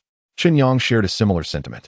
But as a male, he was required to run 1,000 meters, which was even more exhausting. They engaged in conversation about their university experiences, during which Chen Yang began to question the essence of existence, pondering the fine line between reality and illusion. As he spoke with a casual demeanor, he suddenly inquired, "Have you ever considered that the world we inhabit might be a mere simulation, just an elaborate game? I have not contemplated that, but I prefer to view this life as a game, indulging in whatever brings me joy," Zhao Zhiming replied, gently caressing Chen Yang's cheek. In a playful tone, she continued, "Do you think I am too carefree? You are right in your assessment," he responded. Chen Yang then sat up, preparing to take a shower. Zhao Zhiming also rose, her tone turning serious as she said, "Last night, Lu Yuyan called me. She mentioned that Wang Kai and Lao Wu have mobilized all their connections. If you appear in Binhai, you will surely be apprehended. You should remain in Jinyang."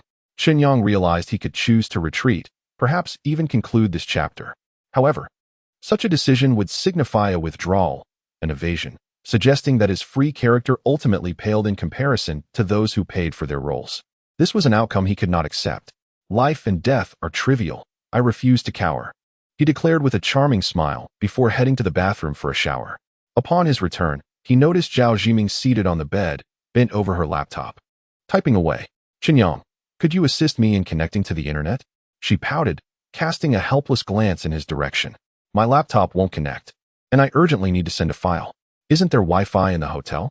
Chen Yang picked up his laptop and glanced at it, opening the Wi-Fi settings. "It's all yours," Zhao Zhima said as she entered the bathroom, the sound of water soon echoing from within. Chen Yang entered the password displayed on the wall, but to no avail. It seemed the hotel's network was malfunctioning. Realizing that Zhao Zhima only needed to transfer files, he decided that using Bluetooth would suffice. He activated the Bluetooth connection, and the first device listed was Zhao Zhima's iPhone.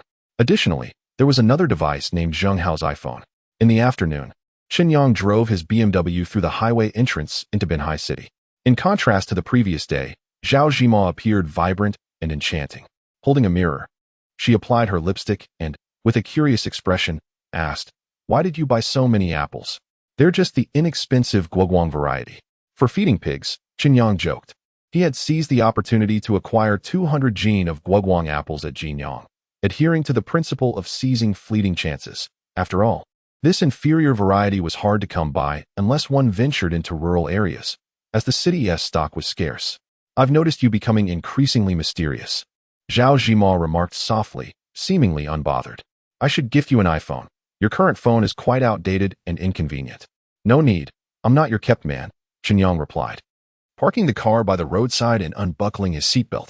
"Wang Kai is looking for someone to confront me, so it's best not to involve you. You truly do not heed advice. Remaining in Jinyang would have been far better." Zhao Zhiming sighed, murmuring softly, "I believe you still harbor feelings for Lu Yuyan. She is now someone else's girlfriend, which has no bearing on me." After Chen Yang exited the vehicle, he hailed a taxi, opened the trunk, and transferred the apples, waving goodbye to her. "Take care." Zhao Zhiming settled into the driver's seat and drove away. "Your friend is quite impressive. His girlfriend is exceedingly beautiful," the driver jested. Once Chen Yang entered the car, he donned a mask and responded with a smile. "She is not my girlfriend. she belongs to someone else. That makes it all the better for you. The driver pressed the accelerator, overtaking Zhao Jiming's BMW and speeding into Binhai City. Chen Yang returned to the rented room first, tipping the driver a bit extra as they carried the 200 pounds of apples inside. The delivery from Qiangdong Mall he had ordered the previous night had also arrived, so he made another trip to the container to bring back the signal jamming devices. After washing his face at home, Chen Yang recalled the hardships he had once endured in this very place, as if they belonged to a different lifetime. Those difficult days had also been lived by Vic. In comparison to his factory existence, life on Earth with takeout was trivial. Even a mere 10 yuan boxed meal or a hand-grabbed pancake at noon tasted far superior to the synthetic food of Dark Star. Now, he longed to return to my tranquil and elegant bedroom. Chen Yang locked the door and descended the stairs. Just as he stepped out of the community, a black Volkswagen surged up onto the sidewalk, barreling toward him. Instinctively, Chen Yang leaped aside, rolling on the ground to evade the oncoming vehicle. The Volkswagen came to an abrupt halt, and the door was violently kicked open as Lao Wu emerged with an air of menace. Today, he wore neither a mask nor sunglasses, revealing a fierce visage marked by a prominent scar. He glared at Chen Yang and thundered, "Chen Yang, today marks your end." Simultaneously, four additional cars parked by the roadside, and more than 20 individuals descended, encircling him like a pack of wolves. A gentleman's revenge is not to be delayed for a decade. You shall await your fate. Chen Yang cautiously retreated, waiting until the ruffians had exited their vehicles before he turned to flee back into the compound. "Damn it, see where you can run," Lao Wu cursed, leading his entourage of over 20 minions in pursuit of Chen Yang. Unbeknownst to them, a drone had taken to the skies, following closely behind Chen Yang. Bystanders in the park, out for a leisurely stroll or walking their dogs, were startled by the commotion and hurriedly stepped aside. A few young onlookers recognized Chen Yang and promptly raised their phones, transforming into impromptu war correspondents, heedless of the danger as they trailed after him. What an impressive spectacle! Chen Yang had never been pursued by such a multitude before. In the thrill of the moment, he succumbed to a surge of youthful bravado, pressing his left hand against his chin and shouting, "Time, stop." Chapter 20. The mopping god. In a villa by the coast, a Mercedes glided into the driveway, and from it emerged a man who could epitomize the term cultured rogue, Zheng Hao. He straightened his suit, adjusted his gold-rimmed glasses, and entered the villa with a bottle of red wine in hand. Wang Kai was stationed at the entrance, engaged in a phone call, but upon seeing Zheng Hao's arrival, he promptly ended the conversation. Despite the remnants of bruises on his face, a look of exhilaration radiated from him. "Is it just you?" Wang Kai's expression bore a hint of disappointment. "My wife returned to her family home yesterday and went directly to sign a contract upon her arrival in Binhai today. It seems she will only be free later in the evening, thus missing your live broadcast." Zheng Hao handed a bottle of red wine to Wang Kai and glanced at a Mini Cooper parked in the yard, quietly inquiring, "Have you summoned Liu Yuan?" "Of course," Wang Kai replied with a mischievous grin. "I have every confidence in today's venture, so I thought it prudent to let her enjoy the spectacle." "But isn't that making me the third wheel?" Zheng Hao retorted. "Who told you not to bring your wife? Otherwise, Liu Yuan would at least have some company." Wang Kai replied, "We're merely old classmates. My wife wouldn't pay attention even if she came and would likely give me the cold shoulder." Zheng Hao said as he followed Wang Kai into the villa, curiosity piqued. "How did you manage to locate Chen Yang?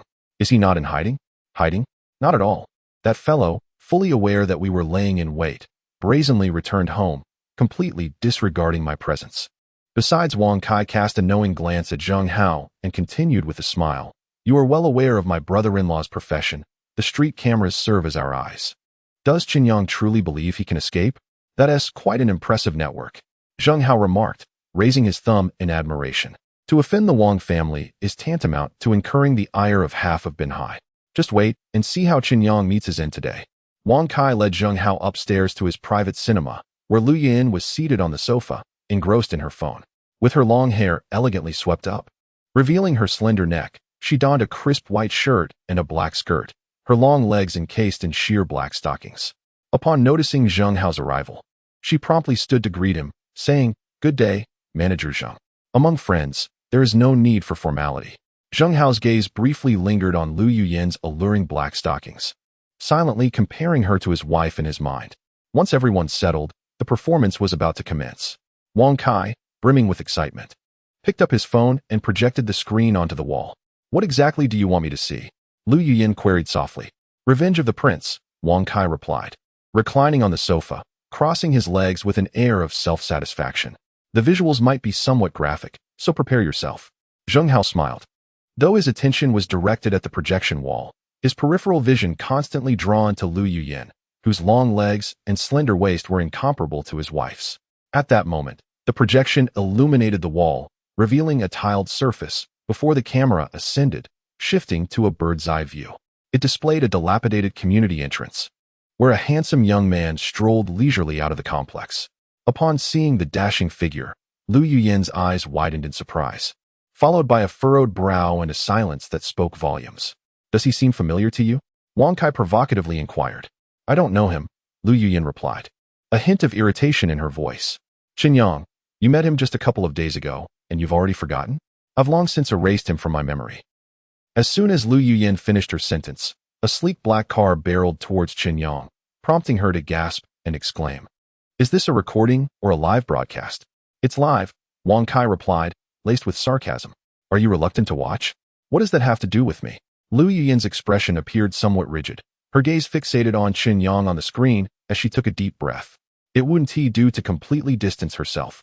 After all, they were alumni. Zheng Hao, with a teasing tone, observed the anxious Lu Yuyin with keen interest and provocatively asked Wang Kai. Old Five isn't actually going to kill Chen Yang, is he? Wang Kai let out a wild laugh and replied, that shouldn't be the case. He might just cripple a couple of his legs.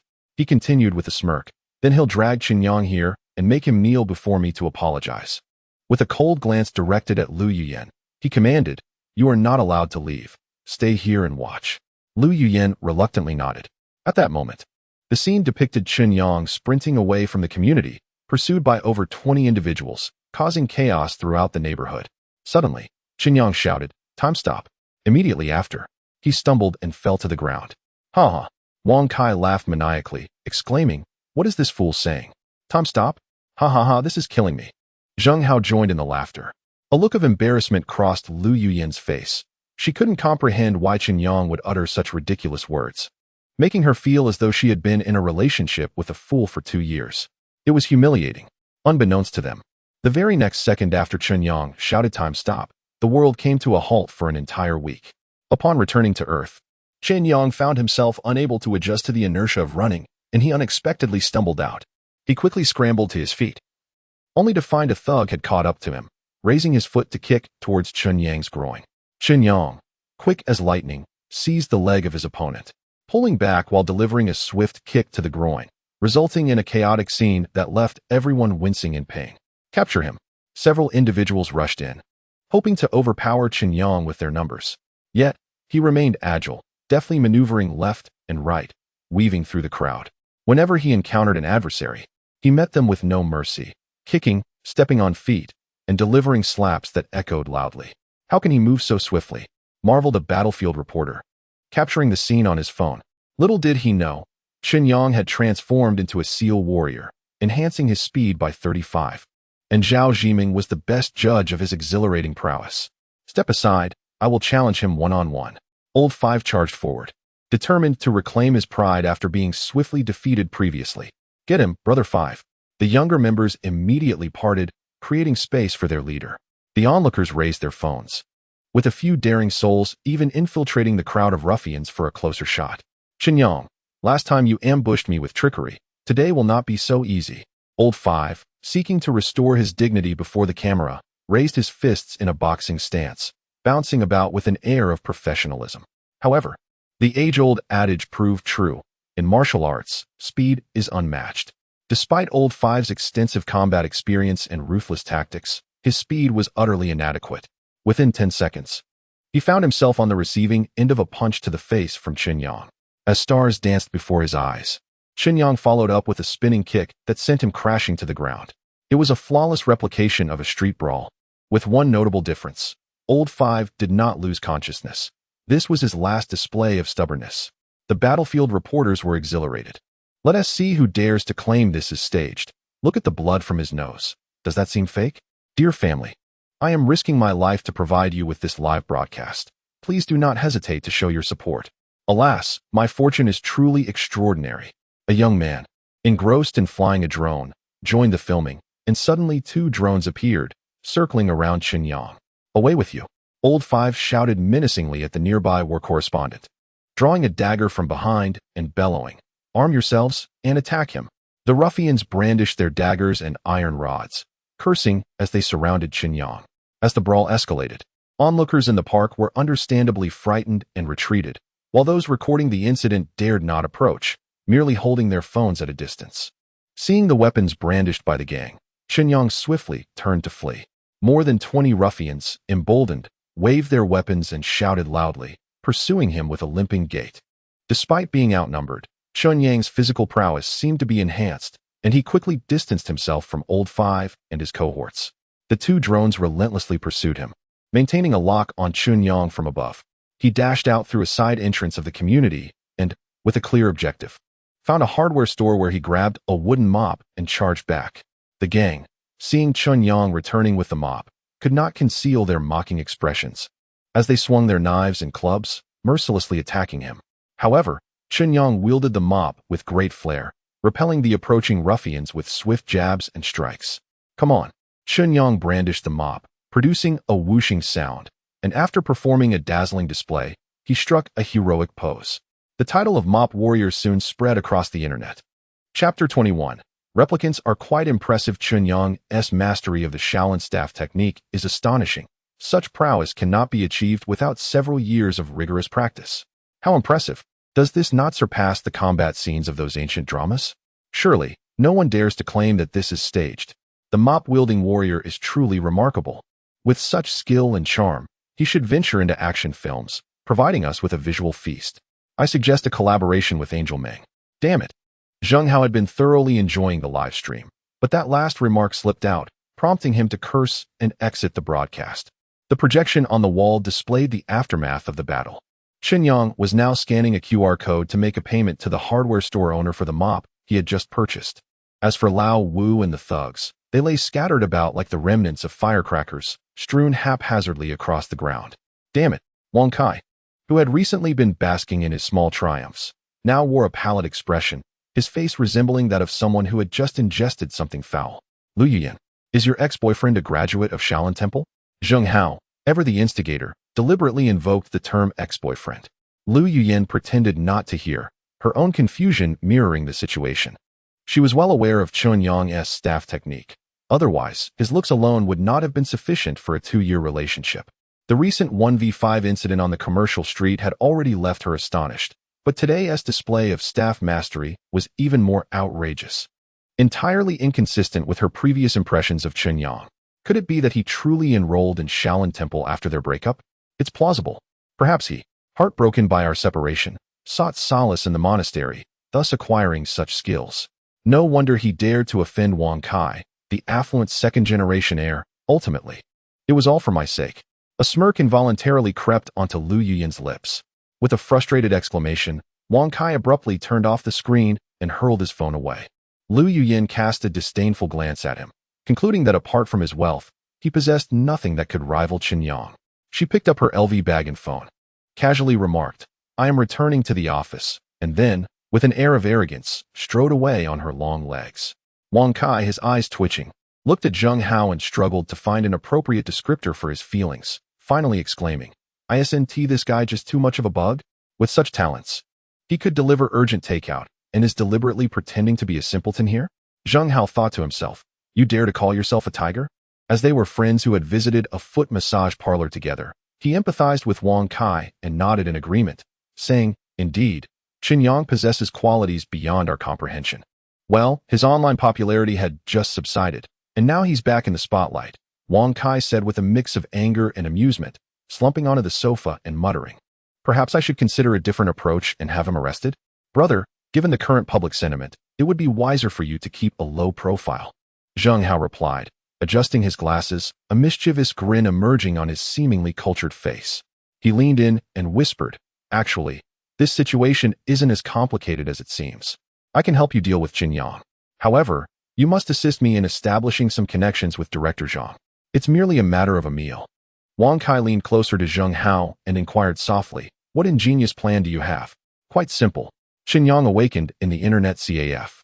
After a moment of dizziness, He waited a few seconds before detaching the cable from the back of his head and sitting up from the recliner. A notification emanated from the display on his right arm, signaling that the final payment for the Guoguang apples had been deposited. A profit of 300,000 had been made from the sale of 500 pounds of these apples. After deducting the cost of the Wuying level Shaolin staff technique recently acquired in the game, he was left with 280,000, a sum ample enough to procure the Earth gaming console and B programming software from 9th Street. The 200 pounds of apples purchased from Chen Yang had also been sold, with an additional 120,000 to be received in the near future. Chen Yang felt a swell of satisfaction. This would be his last visit to the internet CAF, and as he passed the counter, he couldn't help but glance at the African-American gentleman. "So, how's that prosthetic arm of yours performing?" The elder brother leaned on his chin, casting a sly grin at Chen Yang's sensor-type arm, and remarked, "Don't squander such a fine tool. Find a woman and see how it lights up the winding roads of the night." "I won't squander it. Farewell." Chen Yang waved his right arm in farewell, preparing to depart the CAF. "Vic." The elder brother gestured for him to come closer, indicating he had something to whisper. Intrigued, Chen Yang leaned in as the gentleman spoke softly. "I don't know how you came by your money, but as a valued customer, I feel it necessary to offer you a word of caution." He paused, then continued. "The methods of making money can be as tempting as a succulent piece of meat. Sooner or later, flies will be drawn to it, followed by wolves eager to seize it." Chen Yang grasped the essence of his words. At least in the impoverished district of Redstone City, hackers and gangs thrived, and the means of making a living for common folk were devoid of legal protection, rendering them susceptible to gang encroachment. While deep-sea internet ostensibly protected sellers' privacy, the true nature of the situation remained shrouded in uncertainty. "Is there any way to avoid it?" Chen Yang inquired. "If you cannot defeat them, you must join them. This is an eternal truth." The older gentleman, with a wry smile, continued. "Unless you can make a quick fortune and escape, you will have to relinquish your share and settle for mere scraps." He added, "I cannot speak for elsewhere, but in Redstone City, do not expect to rise through sheer will. Such attempts will lead to a most unfortunate demise." "Thank you," Chen Yang replied as he exited the internet CAF. There exists another avenue. One could escape the slums by investing in a residence within the white-collar district governed by the United Government. He had researched this online, discovering that entry into the white-collar district comes with a stringent requirement: the installation of a retinal-linked brain chip, which must be shared with the government for surveillance purposes. This implies a complete absence of privacy.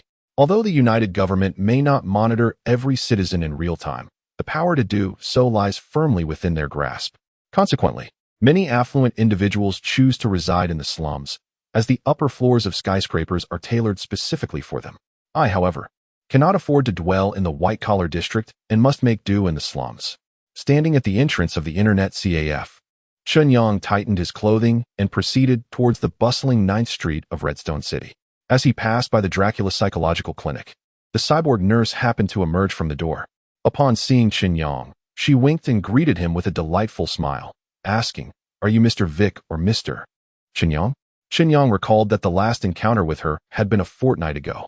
Under the scrutinizing gaze of the cyborg, he gestured towards the inscription in his hair, "VK."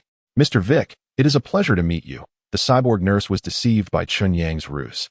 She politely nodded to Chen Yang, and, upon exiting the clinic, a halo was projected above her head. According to the laws of the United Federation, all androids must be clearly identified as such upon leaving their residences. Chen Yang had been tormented by cyberpsychosis in recent days and had contemplated paying for companionship. However, upon realizing that paying per encounter was illegal while long-term arrangements were permissible, he began to entertain the idea of seeking a lasting partner. Yet, being unfamiliar with the underbelly of Dark Star, he found himself at a loss for connections. Online searches were fraught with dangers, as his multitude of secrets could attract predators, leading to disastrous consequences. The android nurse had sparked an idea within him. Chen Yang mused that he could be audacious and expand the definition of companionship to align with contemporary trends. An android woman was not out of the question. He was not seeking romance, merely a partner to alleviate his cyberpsychosis. An obedient android companion would be simply ideal. Chapter 22. Knowledge as commodity. Acquiring an android partner was indeed an intriguing notion. As Chen Yang made his way to 9th Street, he searched for information and discovered that the company responsible for the android nurse was called Blue Whale Life. Their most affordable models started at a staggering $1.5 million. This exorbitant price instantly dampened Chen Yang's enthusiasm. Naturally, Blue Whale Life was the leading company in the Android market, and while prices from lesser manufacturers were considerably lower, they still reached into the hundreds of thousands. In contrast, the deep-sea internet revealed that the going rate for street women in Redstone City was merely $200 per night. Alas, it is unexpected that androids have become a luxury commodity. Chen Yang resolved to allocate his funds judiciously, prioritizing the purchase of a gaming console and educational software. Street 9 was inundated with a plethora of advertisements. The flickering neon lights and cacophonous jingles aggressively vied for the attention of passers-by. Instead of hastily acquiring the gaming console, Chen Yang sought out a bookstore. Despite its designation, the establishment boasted neither bookshelves nor physical tomes. Instead, it displayed square plastic packages affixed to the walls, resembling CD covers. Language, mathematics, geometry, biology, physics, classical literature, every subject imaginable was represented. Chen Yang scrutinized the prices, apart from the language program, which was complimentary. All other subjects were priced in the tens of thousands. Mathematics cost $150,000, geometry $80,000, biology $120,000, and physics $150,000. Even the most affordable classical literature was a staggering $30,000. This was utterly exorbitant. Unfortunately, in Dark Star, where knowledge could be imparted through neural chips, traditional educational institutions no longer existed. All knowledge required a monetary investment. It is said that knowledge alters one's destiny. Yet, for the children of impoverished families unable to afford it, a turnaround in life seemed unattainable. With a heavy heart, Chen Yang ventured into the computer programming section. Dark Star offered an array of programming languages, and he was taken aback to discover that the language encompassed numerous branches, contrary to his initial belief that it was merely a singular programming language. "Welcome," greeted the shopkeeper, a petite girl with short hair. Her eyes adorned with a metallic ring that gave the appearance of glasses, merging technology with an air of scholarly elegance. With her eyes shimmering with curiosity, she gazed at Chen Yang and inquired, "You do not possess a neural chip yet. Would you like to install one? Currently, the United Government is offering a subsidy, which allows for a 20% discount." "I have no need for a neural chip," Chen Yang replied, gesturing towards the software on the wall. "I wish to learn the B language. May I ask what language Earth is written in?" "Earth, you say?" The attendant raised her head slightly, surprised by Chen Yang's question, and responded, "Earth is primarily composed in B server, which constructs a perceptual world. However, this advanced language is classified as a restricted item. Our store is prohibited from selling it." "Knowledge monopoly?"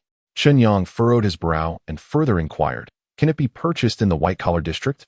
The attendant sighed in resignation, explaining, "B server is a proprietary language controlled by the Lunar Space Station, unless one obtains authorization from the Moon, such as from major organizations like Earth Corporation or Hacker Alliance. Even the affluent in the white-collar district cannot acquire it." As a resident of Earth, Chen Yang instinctively asked, "Are there any pirated versions available?" "You are courting disaster," the young lady replied with a serious expression. "All B languages require a connection to the brain during testing. If pirated software is detected, you may find your neural pathways facing severe consequences." "Very well," Chen Yang conceded, relinquishing the idea of becoming Earth's game master. Instead, he pointed to a language on the wall labeled B model and asked, "That software is intended for game modeling, correct?" "Indeed. The B model possesses the capability to create neural sensory models, such as the flora and fauna found within games. With a stroke of fortune, one might even secure a position within a large manufacturing enterprise, showcasing an extensive range of applications." The female shop assistant smiled with a hint of pride, declaring, "I am a junior model designer." "A model designer?" Chen Yang inquired, his curiosity piqued. "Indeed, upon mastering the B model, one may partake in an examination, and upon passing, be bestowed with the title of model designer." A glimmer of cunning sparkled in Chen Yang's eyes as he posed a question to the shop assistant. "Is it possible to incorporate the models I create into the game Earth? If I could indeed transfer my creations into reality through some sort of magical means, would I not become a living 3D printer?" His excitement grew with each passing thought. Thus, he gazed expectantly at the female assistant, yearning for a favorable response. Her expression appeared somewhat nuanced, as if she hesitated to speak, but ultimately she said, "In theory, it is feasible. For instance, if one were to work for the Earth Company, They could create models according to specifications and, upon approval, have them entered into the model database. Noticing the subtlety in her expression, Chen Yang leaned in and asked softly, "Surely there must be alternative methods?" He understood that circumventing the Earth Company would constitute a violation of regulations, yet he had heard whispers. The shop assistant glanced around, ensuring no other customers were present before she continued. "I have heard rumors of individuals who manipulate the gaming console to insert their homemade models into the game. Though these are merely tales from the internet, and I have yet to witness such occurrences." It was evident that the individuals she referred to were likely hackers. Understanding dawned upon him. Chen Yang glanced at the price of the B model, which stood at 120,000, surpassing even that of the Earth gaming console. "How much for the interactive simulator?" he inquired. "Please hold on." The attendant retrieved a metallic device resembling a soda can from the counter, connected by a black cable to a brain machine interface. She introduced it with pride. "This is the latest model of the interactive simulator, fully compatible with all cache formats of the brain machine interface, priced at 50,000. Does the brain machine interface also have cache?" Chen Yang instinctively touched the metallic circular port at the back of his neck. "I would like a complete set of BM language and the interactive simulator," he declared, pulling up the sleeve of his right arm to reveal the display screen of Type 3 sensor. "Can I install BM software on my computer?" "Certainly. There's no issue at all. BM is merely a model editor. All rendering computations are handled by the interactive simulator." The young attendant, with a glint of cunning in her eyes, seized the opportunity to upsell, saying, "However, without a brain machine chip, navigating the vast material library of BM will be quite cumbersome. Wouldn't you consider installing one? It's at a 20% discount." "No, I will pass on that," Chen Yang replied, determined not to expose his memories to anyone. As a bona fide earthling, he preferred the most traditional methods of learning. After completing the payment, with the assistance of the attendant, he installed the BM editor database and learning assistant onto his right arm's computer. Before departing the bookstore, Chen Yang, leveraging his charm and good looks, asked the attendant for her contact information. Having assistance from this senior would certainly ease his way through future academic challenges. Networking is indeed vital. The female clerk, named Molly, was noted as a junior modeler in Chen Yang's contact list. On his way to the Earth Gaming Experience store, Chen Yang could hardly contain his inner joy, his lips curling into a smile that threatened to cramp.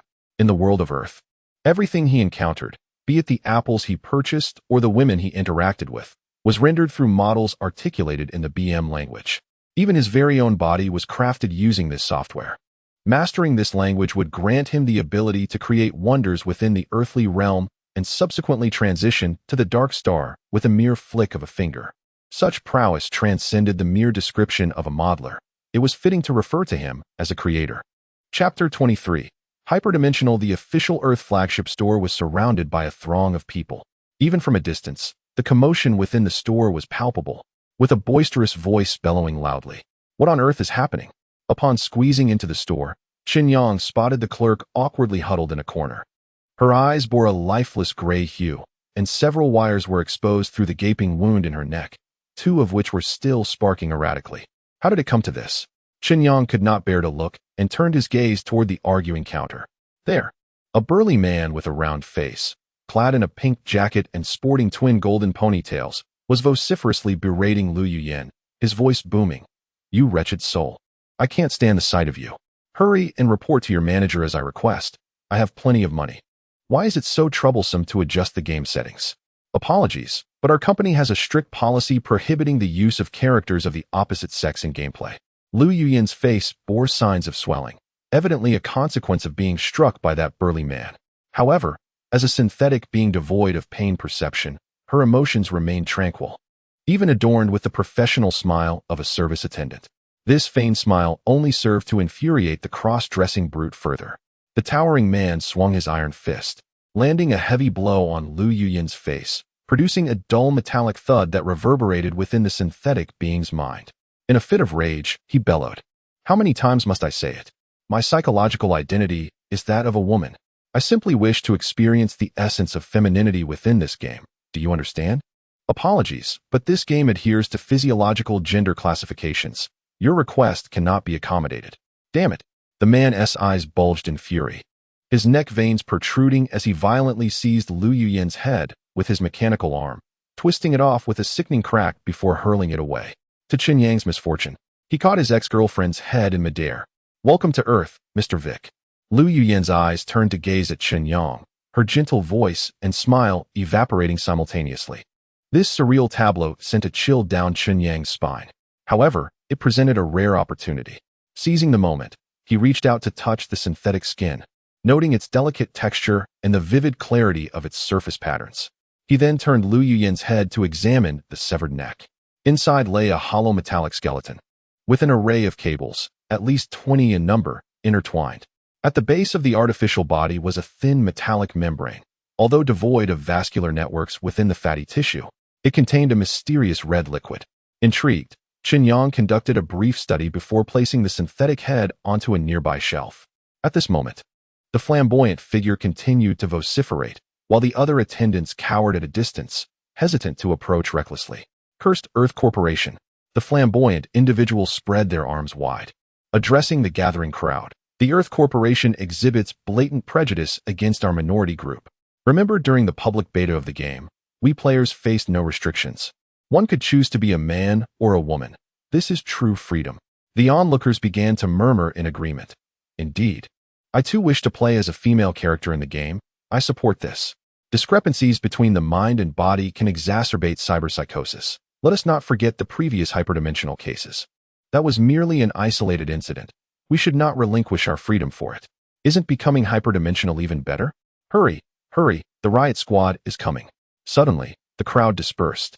And just as the flamboyant figure escaped the store, their body grew sluggish, ultimately collapsing to the ground. "Cursed riot squad, you have invaded my body. This is unlawful."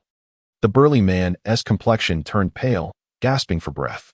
All of his cybernetic enhancements had been rendered inoperative, including the pulmonary box within his chest, which had been seized by the riot squad. Witnessing this scene, Chen Yang's conviction regarding the additional cybernetics solidified. Realizing that the riot squad here were not benevolent, Chen Yang hurriedly ascended the stairs to the second floor, encountering a store attendant, his former girlfriend, Lu Yuyan.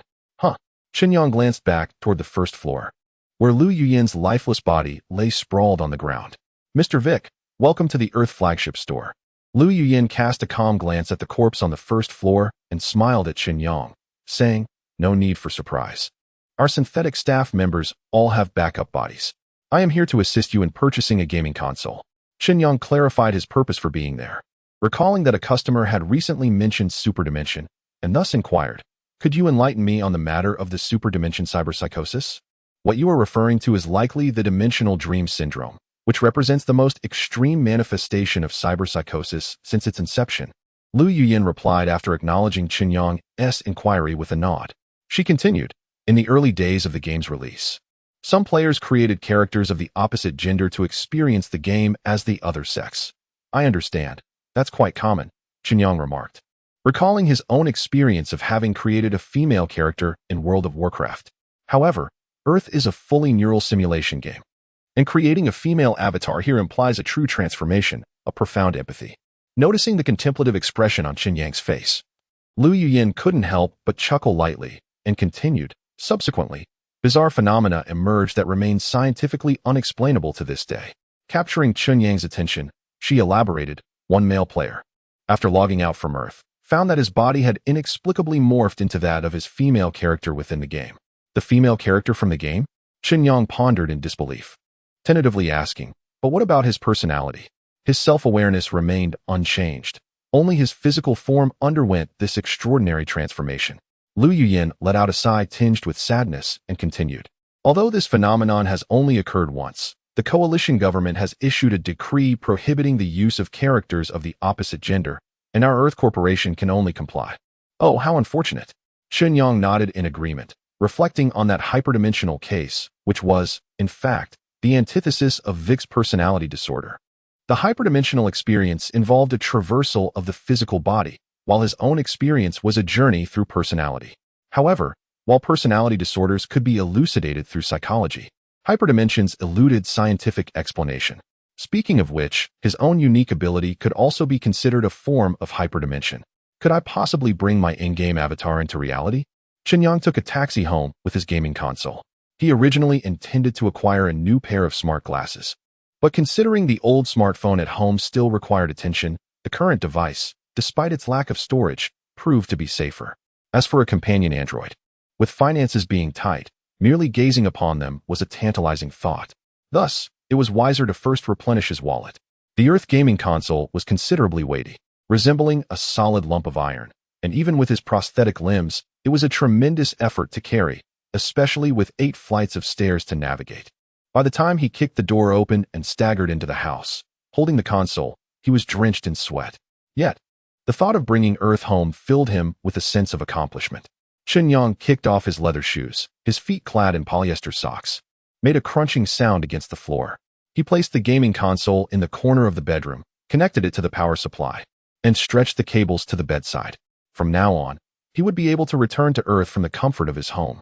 Chen Yang sat on the ground, eagerly connecting the cable to the back of his head for a trial. The gaming interface of Earth was in the process of updating. A week ago, the Earth server had been breached by hackers, resulting in the infamous moon phone incident. This event had garnered significant attention online, with accusations directed towards the most notorious digital company of Dark Star, the Hacker Alliance. Although the vulnerabilities were patched by Earth that very night, Chen Yang's newly acquired gaming console had yet to receive the update. Thinking of the moon phone, Chen Yang couldn't help but glance at the bedside cabinet.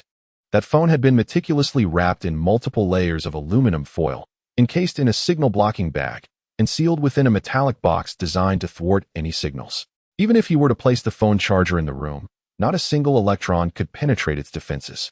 Utterly secure, with nothing else to occupy his mind. Chen Yang curiously raised his left hand, attempting to transcend dimensions and swap his physical self with the in-game version of Chen Yang. Should he succeed, it would entirely alleviate the insatiable desires of his cybernetic affliction. He envisioned radiant orbs of light emanating from his palm. Chapter 24. Virtual and Reality. Chen Yang succeeded partway. He did manage to transport the body from the game into reality, yet he failed to exchange it with his own corporeal form, instead casting it onto the floor. The Chen Yang on the ground resembled a lifeless corpse, devoid of breath and warmth. Fortunately, there was no foul odor of decay, merely a simple, unembellished body. To be precise, the figure before him was a character model from the game, a puppet awaiting the infusion of a soul. The scene felt somewhat eerie. Without hesitation, Chen Yang transformed it into particles of light, retracting it back into the virtual realm. In truth, one's own unique ability belongs to the realm of higher dimensions, albeit its effects differ from those of the aforementioned higher dimensional being. On his way home, he perused information regarding the higher dimensional entities and has since ascertained that this individual is currently under the protection of the United Government, most likely safeguarded within a laboratory. Should his own abilities be uncovered, he could anticipate a similar fate. Chen Yang casually partook of his dinner before donning his smart glasses, immersing himself in the study of BM language. BM, or B-model, is a digital language designed for the creation of brain neural models. It diverges significantly from traditional three-dimensional software, which constructs models for visual perception, subsequently transmitting signals to the brain. In contrast, BM bypasses the eyes entirely, conveying directly to the brain what it perceives through a brain-machine interface. As a form of holographic model, BM can also relay tactile, olfactory, gustatory sensations, and even the disassembled forms of objects, among a plethora of other information. Ultimately, humanity's comprehension of the world is ostensibly achieved through sensory organs such as the eyes. However, it fundamentally relies on the judgments of brain cells. The brain-machine interface transcends the physical body, directly conveying a new world to the mind. For instance, Earth, as Chen Yang delved deeper into his studies, garnered a novel understanding of the distinction between the virtual and the real. Earth exists as a virtual world because it can be manipulated by humanity, whereas the Dark Star remains unalterable, thus classified as the realm of reality. Nevertheless, the emergence of the higher dimensional or hyperdimensional dream syndrome cast a shadow of doubt upon the classification of the Dark Star as the authentic reality. The pursuit of knowledge is endless, and the depths of understanding are profound. Although Chen Yang resides in a technologically advanced future world, his experiences are steeped in an air of mysticism. Lacking a neural interface chip, he is compelled to rely on the most traditional methods of learning, diligently immersing himself in his studies. For the ensuing week, he secludes himself at home. Apart from playing experimental video games on Earth for a few hours, He dedicates the remainder of his time to self-studying the BM language. Though his progress is slow, he ultimately manages to grasp the basics. One morning, Chen Yang once again finds himself haunted by that peculiar dream. He envisions Vic riding a motorcycle through the city, with someone riding behind him. Yet he cannot discern her features no matter how hard he tries. In this world, alongside humans and androids, do phantoms truly exist? He decides to dismiss such thoughts. Seizing the moment before his desires reach their zenith, Chen Yang leaps out of bed and begins doing push-ups. After several days of training, he is now capable of completing 15 in succession. He then proceeds to do squats, sit-ups, and runs in place, exhausting himself in various ways. An hour later, he finally collapses, his energy transformed from fervent desire to a robust appetite as his fat is consumed. Satisfying his hunger is a simple task. Chen Yang's nutritional meals are bountiful. Eggs, milk, tomatoes, and alternating between pizza and hamburgers. He even chews on a handful of goji berries, ensuring a well-rounded diet. As he empties his plate, he reclines on his bed and connects the data cable to his gaming console, re-entering Earth to replenish his supplies. Upon entering the game interface, he glances at the purchase options for female characters, which are filled with an array of enchanting women, from the alluring landlady to the innocent girl with an ID, and even some taboo choices. In essence, any character can be played for a price. The costs are substantial, measured in thousands, and while they may seem reasonable, the expenditure required to woo them is far from trivial. Chen Yang feels a flicker of temptation. Currently, I find no desire to invest additional time in this game, nor the necessity to expend further funds. Yet, who would not yearn to relive their youthful days, to return to university life? Next time, perhaps. Chen Yang exited the payment options and re-entered the game. At noon, in the bustling city of Binhai, within the confines of a Bulma supermarket, Chen Yang pushed a shopping cart, navigating through the myriad of shelves adorned with an array of food items, continuously placing products into the cart. With a credit limit of 20,000, he was determined to utilize it to the fullest. Due to the explosive popularity of Mop God Online, he donned a baseball cap and a mask, feeling somewhat like a celebrity. Earlier that day, he had received a call from an unfamiliar number. The caller claiming to be a director from a certain entertainment company, inviting him to star in a grand historical romance film. Furthermore, numerous requests for short video collaborations poured in, many from attractive women. Chen Yang declined them all, as he deemed it unnecessary to squander his energy on endeavors that would not last long in this game. He intended to seize the opportunity to feast once more with Wang Kai before returning to his studies. Lost in thought, Chen Yang's attention was captured by the silhouette of a striking woman ahead. She possessed a statuesque figure, her long hair casually styled atop her head, revealing her graceful neck. Adorned in a soft pink fitted t-shirt, the outline of her undergarments was subtly discernible, complemented by her slender waist and long legs encased in faded denim that accentuated her pert silhouette. Quite the sight to behold. Adjacent to her, a shelf stocked with packaged fruits drew her attention as she turned to reach for a dragon fruit, inadvertently casting a glance at Chen Yang. Overwhelmed, he hastily diverted his gaze. "Chen Yang?" Lu Yuyan exclaimed, her eyes widening in astonishment at the sight of him. Chen Yang tugged at his mask with a wry smile and replied, "You could recognize me even if I were in ashes." Lu Yuyan regarded Chen Yang with a complex expression, markedly differing from her demeanor 2 days prior when they encountered each other at the office. Women often possess an inherent admiration for strength. At that time, Chen Yang was merely a delivery worker, yet now he had transformed into a sensational internet celebrity. Thus, her tone was laced with subtle flirtation as she smiled and remarked, "I never expected to run into you here. It seems we are fated." Acknowledging the congeniality of her words, Chen Yang casually inquired, "Aren't you working today? It appears you have escaped the 9-to-5 grind, considering it is Sunday." Chen Yang's life felt disjointed. He had lost all sense of the calendar, whether on Earth or in the shadows of distant stars. With a hint of self-deprecation, he remarked, "My existence is divided solely between today and tomorrow. You remain the same, lacking any semblance of life planning." Lu Yuyan seemed to reminisce about the past. "Because I am a player," Chen Yang replied earnestly.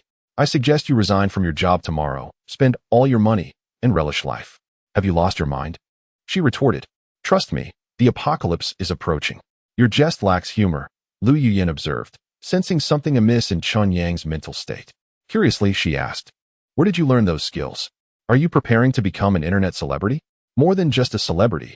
This morning, a director approached me about acting. Chen Yang raised an eyebrow, smiling as he added, all credit goes to Wang Kai. I believe I should pay him a visit to express my gratitude in person. You must know where he resides, don't you? Chen Yang, do you think that by dealing with that old rival, Wang Kai would fear you?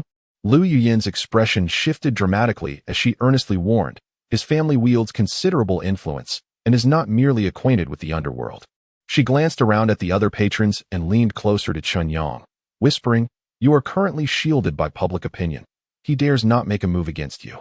However, should you dare to stir trouble at his home, prepare for misfortune. Chen Yang scoffed dismissively. Chapter 25. A new venture. Chen Yang emerged from the marketplace, shopping bag in hand, and turned to Lu Yuyin, who was trailing beside him. You are now Wang Kai's girlfriend, and even if we disregard your past relationship, given my connection with Wang Kai, it would be wise for you to maintain your distance. Come on, we're merely walking a few steps together. What are you so afraid of? Lu Yuyin retorted playfully. I just want to bask in the glow of your stardom. Is that too much to ask? I possess no such stardom, he replied. Then why not remove your mask and hat and see for yourself? I have no fear. But if we were to be photographed together, your dreams of marrying into a wealthy family would be dashed.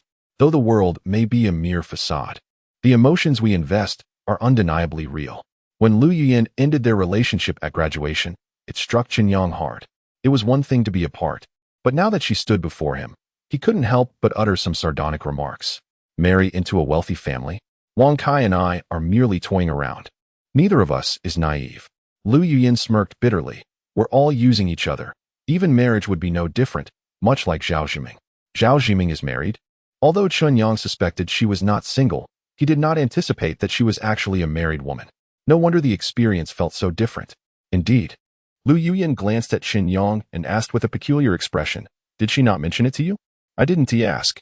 To be precise, I feigned ignorance and chose not to inquire. Haha, even if you had asked, she might not have disclosed it, considering her kind of marriage based on power and wealth. Lu Yuyin suddenly shifted the topic. What about you? Do you have a girlfriend now? Yes, I am currently saving money. I need at least one. 5 million. Chen Yang, in front of his ex-girlfriend, certainly could not voice any despondent thoughts about being single. Oh, Lu Yuyin's face was expressionless. After that, the two fell into silence, awkward and subdued, until they finally reached the ground floor, when she asked, my car is in the parking lot. Do you need a ride? No, I will take a taxi back. Chen Yang placed the shopping bag in one hand and waved slightly. Take care. Just as Lu Yuyin had taken a couple of steps towards the parking lot, she hurriedly turned back to call out to Chen Yang. Wang Kai and Zheng Hao are investigating you. Be cautious these days. Zheng Hao. It seemed he had seen this name on Zhao Zhiming's phone before. Chen Yang quickly inquired, who is Zheng Hao? He is Zhao Zhiming's husband, a businessman. Quite a cunning fellow. After Lu Yuyin finished speaking, she turned and left. Chen Yang returned to the hotel with the groceries he had purchased at the supermarket. After a simple lunch, he took a taxi to the largest flower, bird, fish, and insect market in Binhai City. During his more than 20 days in Dark Star, he amassed nearly 500,000 by solely selling guoguang apples. Such a lucrative business is likely to attract the attention of hackers. Moreover, given Dark Star's natural environment, the source of his hundreds of pounds of apples is difficult to justify. For now, it would be prudent to pause the apple business and observe the situation for a few days. With newfound wealth, he could establish an online store in the official international mall, selling items with even greater profit margins, such as pets. Chen Yang had visited a pet shop on No. 9th Street and conducted a survey in Deep Sea Internet. Currently, 90 of the pets in Dark Star are electronic, resembling bionic animals. He had held a physical bionic cat in the pet shop. In terms of appearance, sound, tactile sensation, and even interaction, it was indistinguishable from a real cat. Other pets, such as dogs, mice, and lizards, exhibited the same perfection. However, one type of pet cannot be replaced by machinery: small aquatic pets. These creatures, small in size, agile in movement, and capable of swimming, represent a technological enigma. Not even lunar technology can replicate them. Unfortunately, these freshwater beings, exposed to natural environments, had the highest mortality rates during the nuclear war, leading to the extinction of many species. Rarity confers value. The prices of these freshwater pets are exorbitant, with some rare specimens classified as luxury items. Selling pets would undoubtedly expedite the acquisition of synthetic companions. The weekend flower, bird, fish, and insect market was bustling with activity. Filled with plants and aquariums, it remained pleasantly cool even without air conditioning, drawing many adults accompanied by children to admire the fish. Chen Yang adjusted his mask and lowered his hat as he casually entered one of the larger establishments. The proprietor of the shop, in his 50s with a receding hairline, was seated comfortably, engrossed in a game of PUBG. Upon noticing Chen Yang's entrance, he casually remarked, "You're here. Take a look and see which fish you fancy." Chen Yang gazed into the aquarium at the ordinary guppies and inquired, "How much for the guppies?" "The regular ones are a mere 1 yuan each, while the ornamental guppies are 2 yuan apiece." "Isn't that rather steep?" Chen Yang responded incredulously. "Apples are only 2 yuan per gene. One fish costs as much as a pound of apples. If you buy in quantity, I could throw in a few extras," the shopkeeper replied, his attention only drifting towards Chen Yang once his game round concluded. "By the way, what apples are 2 yuan per gene?" "Guoguang. That wretched thing." The shopkeeper clearly held no regard for Guoguang apples, unaware that they were a hot commodity at Dark Star, affordable only to the affluent professionals in the area. As for the seemingly unremarkable guppies in his shop, the price for a 2-centimeter specimen could easily sustain a street vendor for a week. Chen Yang calculated that the profit was merely double that of the apples. However, the packaging and delivery of the small fish posed significant challenges, especially given the polluted environment of Dark Star, where they were likely to perish en route, leading to troublesome disputes. Since risks were inevitable, why not leap directly into the luxury market? He moved to the cabinet housing the turtle tank and pointed at a rather dazed-looking aquatic turtle that thrived in deeper waters, asking, "How much for this marsh turtle?" "The one you're looking at is priced at 120 yuan each." "That seems reasonable." Chen Yang recalled that the price of this species of aquatic turtle was approximately 100,000 yuan. The advantage of selling such pets lies in the fact that, on the surface, only a single turtle is sold. However, the subsequent sales of turtle food, medicine, and even the aquatic environment for their care can yield long-term profits. "Thank you." Chen Yang left the shop and wandered to other stores. His visit today was merely to inquire about prices and gauge the market. The challenges of truly opening a pet shop are numerous. For instance, turtle tanks absolutely cannot be sourced from Earth, since he is venturing into the luxury goods business. It is only natural to commission a batch of high-end products from Dark Star. If the transactions proceed smoothly, 15 turtles could be exchanged for a bionic companion. "Oh, my turtle." Chen Yang was idly browsing in a shop that exclusively sold koi when he received a call from Zhao Jiming. "Hello, what are you up to, my internet sensation?" Zhao Jiming's voice carried a note of excitement. It had been over a week since Chen Yang had heard her voice, yet in the timeline of Earth, they had only parted ways the previous afternoon. He chuckled and replied, "I'm hiding out here, trying not to become an internet celebrity." "Hiding out?" Zhao Jiming did not comprehend Chen Yang's words, then added, "I was just chatting with Lu Yuyan. She mentioned she saw you at the supermarket. You two really have a connection." Chen Yang chuckled softly, thinking to himself, "What business is that of yours, married woman?" Not hearing a response from him, Zhao Jiming quickly softened her tone and said, "You're not upset, are you?" "I was just joking."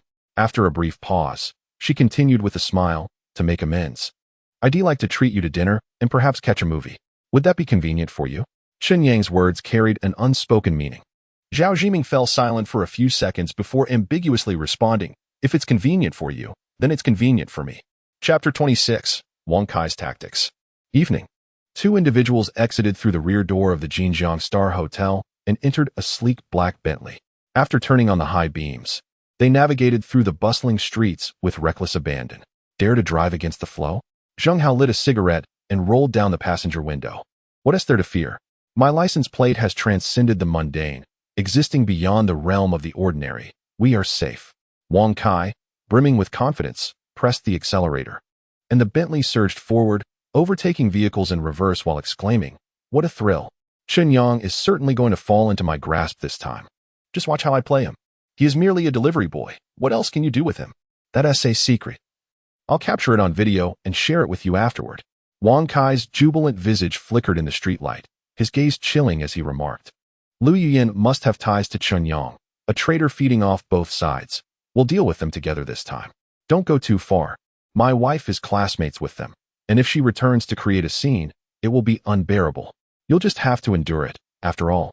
This ill-conceived plan was your brainchild, haha." Wang Kai, riding high on his triumph, Continued, "Why didn't you bring out that good stuff earlier? That's quite inconsiderate of you. That kind of thing is plentiful in bars. You've just never used it." Zheng Hao exhaled a plume of smoke and adjusted his gold-rimmed glasses, saying, "You've managed to locate Chen Yang's residence so swiftly and even contact the hotel manager. Quite impressive. The coastal area is quite small. It's not a significant feat." Wang Kai glanced at his watch and inquired of Zheng Hao, "Do you have any plans shortly? Shall we wait at a nearby club? At this hour, I need to make a phone call first." Zheng Hao let out a resigned sigh and picked up the phone to call his wife. The receiver echoed with the monotonous sound of ringing.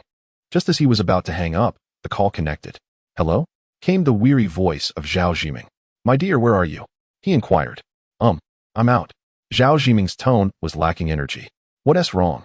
Zheng Hao, unable to hear clearly, hastily rolled up the car window and asked again, "Are you coming down with a cold?" "No. I'm just running at the gym." "That's a relief. I was thinking if you were ill, I'd take you for an injection. What do you need?" Zhao Zhiming sounded a bit impatient, her breaths heavy, suggesting she was running at a brisk pace. "I have a client meeting for dinner, so I want to be home for dinner." Silence filled the line. "Hello? Take good care of your client. I'm going out with my girlfriends for a bite. I'm hanging up now. Bye." Zheng Hao ended the call, a smirk of triumph crossing his face. What a foolish woman, so easily deceived. "You're quite fortunate to have such a wonderful wife," Wang Kai remarked with a hint of envy. Although Zhao Zhiming's appearance and figure were somewhat inferior to Lu Yuyan's, the allure of another man's wife inevitably sparked a twinge of jealousy. He picked up his phone and dialed Lao Wu. "Lao Wu, I've made the arrangements. Let Lu go over a bit later, so Chen Yang doesn't catch on." Chen Yang returned to the hotel at 9 p.m. As he entered the lobby, the male receptionist cast him a peculiar glance.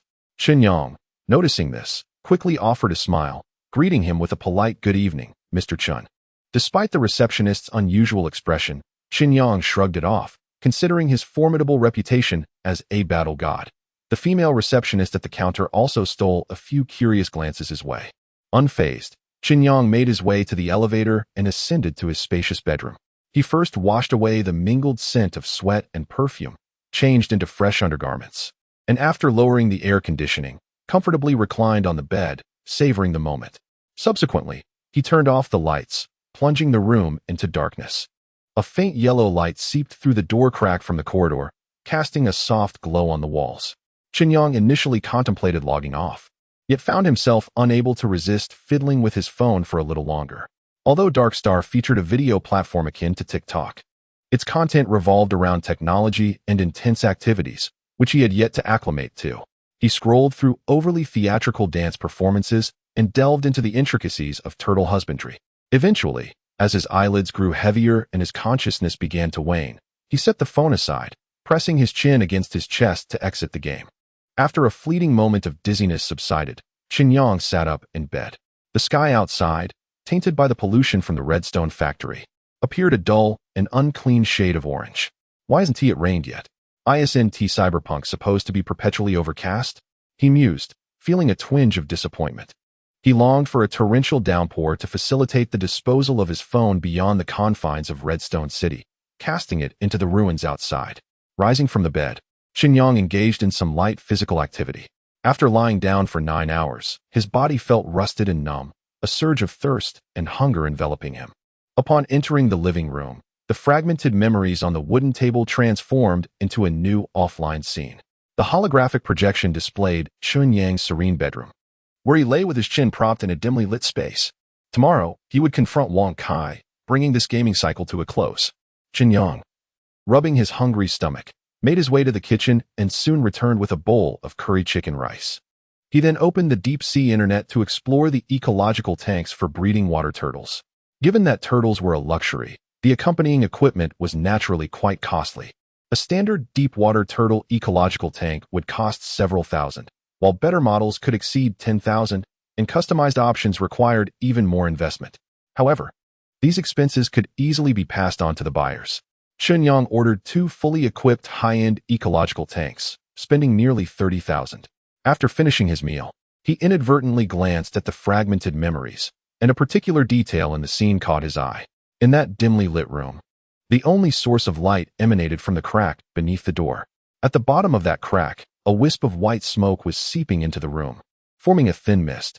Chen Yang raised the projector to his eyes for a closer inspection, and, indeed, someone was poisoning the room. Reflecting on his state before logging off from the game, he muttered to himself, "No wonder I felt so drowsy. It must be Wang Kai's doing." After spending an hour moving about the room, he returned to his bed and connected the data cable to return to Earth.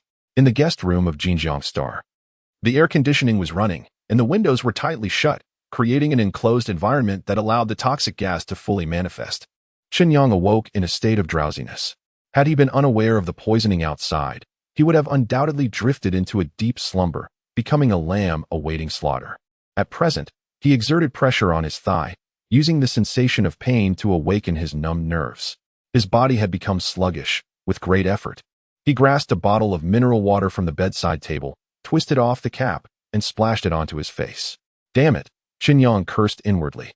Finally feeling much more alert, he held his breath and quietly descended from the bed, his bare feet padding softly to the door. At that moment, he could distinctly see the toxic gas seeping in through the crack beneath the door. Click! Chen Yang unlocked the door, and, in the instant it swung his right fist. The man crouched outside, just about to rise, was struck down by Chen Yang's punch. Before he could regain his footing, Chen Yang seized his collar and dragged him into the room. Bang! The door slammed shut. The room echoed with two cries of anguish, then fell silent, returning to stillness. The door opened once more as Chen Yang peered into the corridor, picking up a spray can resembling insecticide from the floor before returning to the room. The window was already ajar, and the thug who had attempted to poison him lay unconscious in the bathroom. Chen Yang shed his clothes and dressed the thug in them, then bound his hands and feet with the pants, stuffing a towel from the bathroom into his mouth. Task accomplished. Chen Yang scrutinized the thug closely. He appeared to be the very one from whom he had knocked out a tooth. Buzz, buzz, buzz. The sound of a vibrating phone emanated from the thug's pocket. Chen Yang picked up the phone and answered the call, hearing Lao Wu's voice on the line. Liu Zai, did you succeed? Chen Yang replied, feigning unconsciousness. Pinching his nose, he emitted a peculiar sound, adding, the stench in this room is overwhelming. It won't kill him, will it? Kill. Nonsense, it's merely a common sedative. What should we do next? Bind Chen Yang tightly. I will notify Brother Wang, and he will arrive shortly.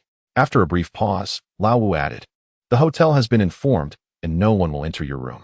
Just keep an eye on him. Rest assured. Chapter 27.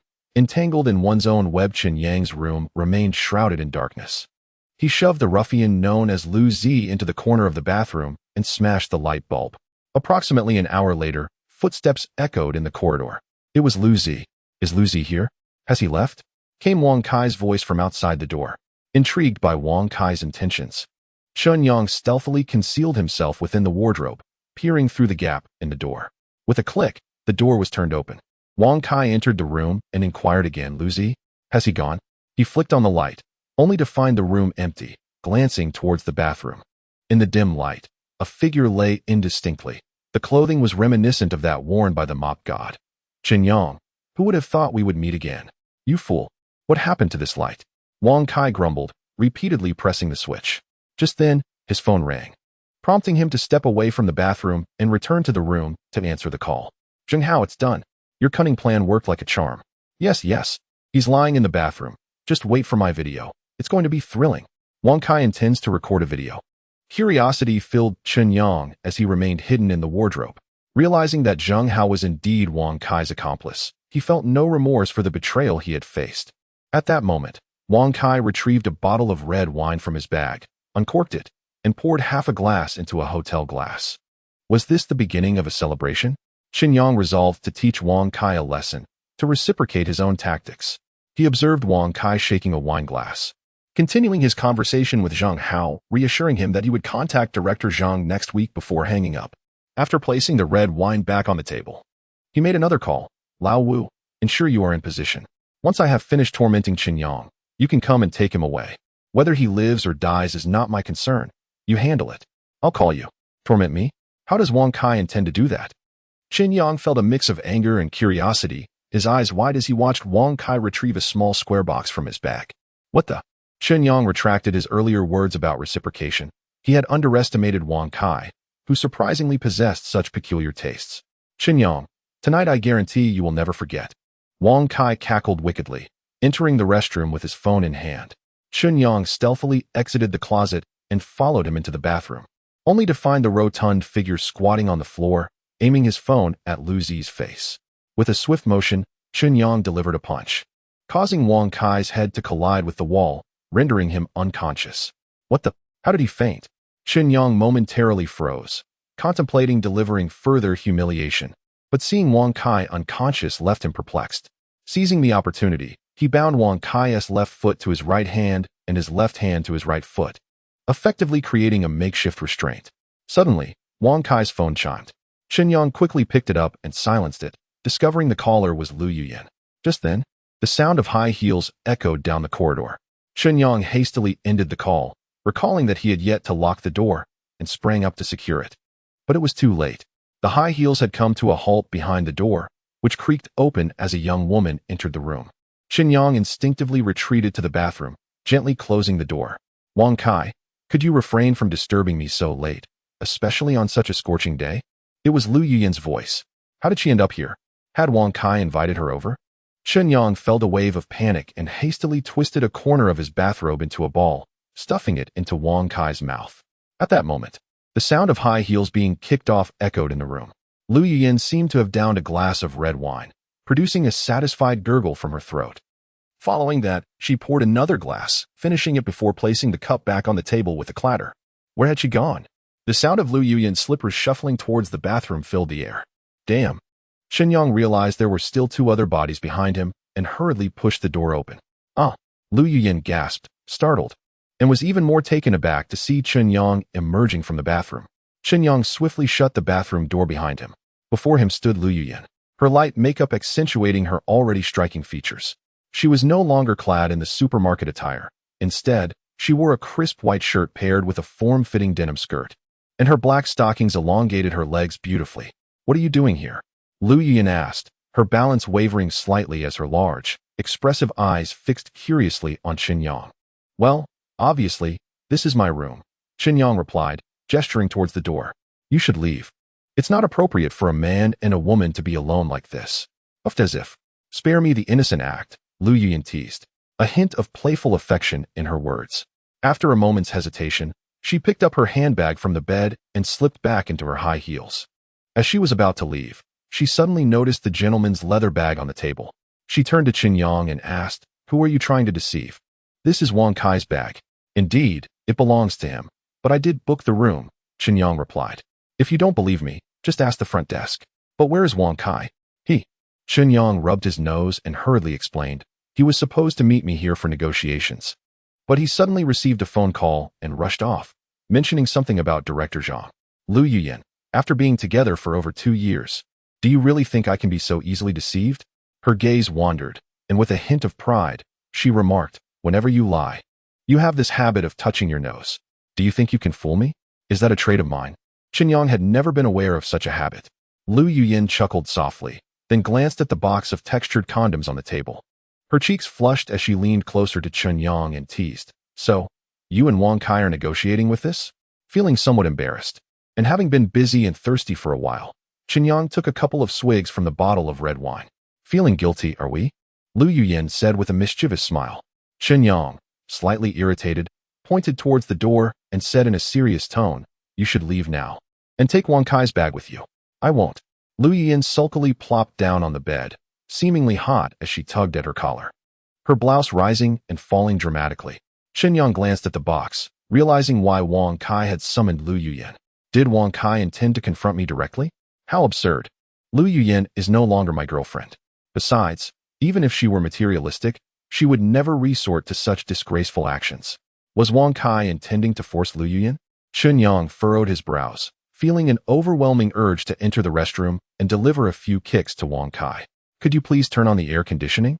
Lu Yuyan gently nudged Chen Yang with her toes, then picked up her phone to call Wang Kai. The call did not connect. What was going on? She ended the call and glanced at Wang Kai's bag, sensing that something was amiss. He had clearly invited her here, yet he had vanished, leaving Chen Yang in his place. Could there be some sort of arrangement between them? No, that was impossible. Lu Yuyan's mind was a whirlwind of confusion. Perhaps it was the influence of alcohol, but the familiar scent emanating from Chen Yang reminded her of their university days, and those sweet memories surged uncontrollably in her mind. The room fell silent for a moment. Suddenly, a faint sound of movement came from the restroom. Ahem. Chen Yang hurriedly cleared his throat, noticing that Lu Yuyin was lingering on the bed. So he smiled and said, "You should quickly take Wang Kai's belongings and leave. If he finds out we were together, he might misunderstand your intentions. Let him misunderstand, then." Lu Yuyin lifted her gaze to meet Chen Yang's, her beautiful face appearing even more enchanting in her tipsy state. She fixed her gaze on his eyes and declared, "You are not afraid of him, and neither am I. So what?" Chen Yang sensed a peculiar sensation in his body and found himself instinctively leaning closer to Lu Yuyin, softly asking, "Are you here to reminisce with me?" He had anticipated that his words would prompt Lu Yuyin to depart. To his astonishment, the woman leaned toward him, their proximity so close that he could feel her warm breath and the alluring fragrance enveloping her. "I was just about to reminisce with you." Lu Yuyin wrapped her arms around Chen Yang's neck. Suddenly, Chen Yang realized that there was something amiss with the bottle of red wine. Wang Kai must have feared that Lu Yuyin would not cooperate, thus he had spiked the wine. At this point, there was no turning back. Chapter 28. Revisiting the past to understand the present as the gaming console in Chen Yang's home vibrated violently. At the pinnacle of the ghost tower, Ichiro Arakawa reclined on the sofa, listening to his secretary's report. A projector above cast a dynamic image before him, a Caucasian male in his 40s, with an external electronic eye fitted into his right socket, dressed in a uniform emblazoned with the logo of Fukushima Logistics. The secretary's voice echoed in his ear. "His name is Richard, an employee of the lunar handover team at Fukushima Logistics, and one of the first to encounter lunar debris as a Dark Star operative. Richard would sift through the refuse for valuable items before selling them on the Dark Star black market. Approximately a month ago, coinciding with the day the phone went missing, Richard discovered a lunar phone, corroborated by his electronic eye. The monitoring system at Fukushima Logistics also supports this claim." And then, Ichiro Arakawa inquired with a hint of impatience. "To whom did he sell the phone?" "A hapless individual. We have been unable to locate his photograph. However, we did find his 2 kidneys in a black market clinic, sold by an individual named Lance, a scavenger wanted by the United Government." As the secretary spoke, another photograph materialized before Ichiro Arakawa, a white male with a head full of dreadlocks, both of his eyes artificial, his gaunt face displaying a menacing expression. Lance possesses formidable counter-tracking capabilities. His electronic devices and prosthetics have been modified to operate offline, rendering us incapable of tracing him through the network. Upon hearing the secretary's words, Ichiro Arakawa furrowed his brow. Has the trail gone cold? The last sighting of Lance occurred 21 days prior at the Lunar Refuse site on the 19th. At that time, 2 scavengers were murdered, and one of the deceased had his electronic eye capture Lance's visage. We contacted the clandestine clinic that collaborated with Lance, and they reported that they had not seen him in a month. Thus, we deduced that Lance may be deceased. Impressive. Arakawa clapped his hands in resigned admiration. Rising from the sofa, he moved towards the window, passing by the 2 photographs, and muttered to himself, "If Lance were killed, such a valuable lunar phone could not simply be left behind, unless the perpetrator lacked discernment." He pondered for a moment and inquired of his secretary, "Where is the Lunar Refuse site on the 19th? "To the east of Redstone City, in what was once Banky City. It was razed to the ground during the nuclear war and has since been buried due to extreme contamination, serving as a dump site where lunar transport ships deliver waste every 10 days. Send a team to search. The phone may still be at the Lunar Refuse site on the 19th, and do not overlook the surrounding ruins." Arakawa paused momentarily before adding, "Deploy additional charging drones to ensure the phone can recharge without hindrance." "Certainly, Chairman." Additionally, investigate who has visited the Refuse site in the past month. Conduct a thorough search. "I will attend to it immediately." The secretary's voice faded from the office. Ishikawa Ikaru stood before the glass window, admiring the new attire of a 19-year-old, when a raindrop fell before him. At the Jinjiang Star Hotel, Chen Yang and Lu Yuyin resembled 2 long-separated puzzle pieces, reminiscing and engaging in conversation. Although they had parted ways a year ago, the memories in their minds overshadowed reality, granting them a profound understanding of the adage to review the old is to know the new. In truth, there was little to discuss. Yet, to remain silent would lead to confinement in a metaphorical small black room, so a bit of awkward chatter seemed preferable. "You still look just like you did in college. You haven't changed at all," Chen Yang sincerely remarked. This seemingly simple exchange felt like a dagger, piercing Wang Kai's heart from the restroom. Wang Kai felt a pang of sorrow. The wars of men are not solely fought with violence. They also encompass the control and excavation of territory. At that moment, Lu Yuyan appeared unfamiliar to him. After a prolonged period of torment, the conversation between the two outside finally came to a halt. There inevitably comes a time when all topics are exhausted. Wang Kai resolved that as long as he could extricate himself from this predicament, he would spare no effort to crush Chen Yang, this impoverished soul, beneath his feet. That's enough. Let us leave it at this, Chen Yang stated. No. Let us talk a little longer. Another simple, yet piercing exchange ensued. Just as Wang Kai felt a surge of anger, the similarly bound Liuzi approached. Liuzi had long been awake and was unaware of the identity of the plump individual beside him. His back itched terribly, and being fellow captives, he mused. Why must we have known each other before? Get away from me. Wang Kai cried, tears of frustration escaping him. After an hour of conversation, Lu Yuyan glanced at the bottle of red wine on the table, realizing that this reunion had taken an unexpected turn. However, given the circumstances, there was no recourse for her to pursue. After all, their conversations flowed effortlessly, as Chen Yang provided her with ample emotional support, a sense of spiritual fulfillment that Wang Kai could never offer. I must be going. I have work tomorrow, Lu Yuyan remarked as she pulled back the covers and dressed. Chen Yang also rose to dress, intent on preventing Lu Yuyan from heading to the bathroom. They remained silent until Lu Yuyan attempted to make her way to the restroom, at which point Chen Yang intervened, saying, "The bathroom is clogged with two massive messes. You should use the one on the first floor instead." How disgusting, Lu Yuyan muttered under her breath. She quickly tidied her clothes, casting a glance at Wang Kai's leather bag on the table, but chose to disregard it. We'll connect later. We can talk again. Chen Yang watched Lu Yuyan step into the elevator before returning to the apartment and locking the door behind him. Upon opening the bathroom door, he was immediately met with a nauseating stench. Wang Kai and Lu Zi were utterly exhausted, unable to muster the strength to resist, merely gasping for air in the dim light. Chen Yang pinched his nose and entered, yanking Wang Kai by his collar and dragging him into the room. Woo-woo. Wang Kai squirmed like a struggling pupa. Chen Yang delivered a few kicks to the scoundrel, only stopping when tears streamed down Wang Kai's face. Had he not discovered Lu Zi's use of poison through the projector, the outcome would have been drastically different. Leaving aside the humiliation, handing matters over to Lao Wu would not guarantee survival. It would surely ruin his life. As for whether this wealthy heir would face appropriate consequences, Chen Yang could only smile bitterly. Do you remember what I said the last time I beat you? He squatted before Wang Kai, poking his forehead and adding, remember this feeling. There will come a time when you too will suffer. Whoa. Wang Kai nodded repeatedly, hoping that Chen Yang would grant him another reprieve. The greatest advantage of the wealthy lies in their ample margin for error, even when engaging in illicit activities. Chen Yang rose to his feet, casting a disdainful gaze upon Wang Kai, and stated, however, in my presence, do not expect a second chance. Do not presume that I lack the resolve to end your life. I intend for you to thoroughly experience the agony and despair that awaits you in the time that remains. Do you understand? Initially, Wang Kai nodded, only to vigorously shake his head moments later. Regret and resentment battled for control over his emotions, ultimately culminating in a wail of despair. A vibration echoed from the bathroom, signaling a phone call. Chen Yang picked it up from the floor and glanced at the screen. The caller was Lao Wu. He answered the call, and Lao Wu's voice resonated through the receiver.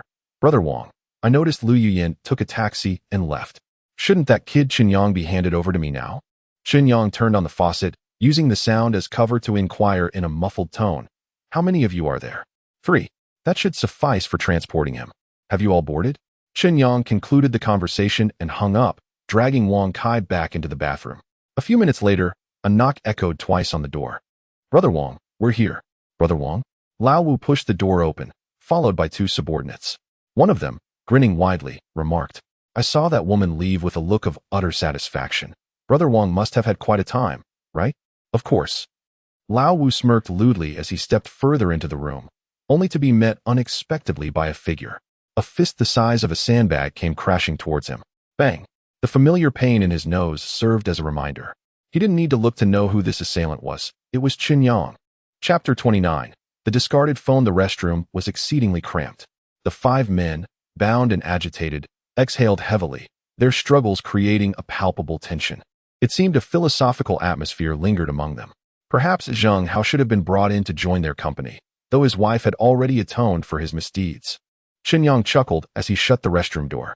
After securing the guest room, he pocketed the room key and descended in the elevator. The receptionists in the lobby regarded him with a mixture of curiosity and surprise.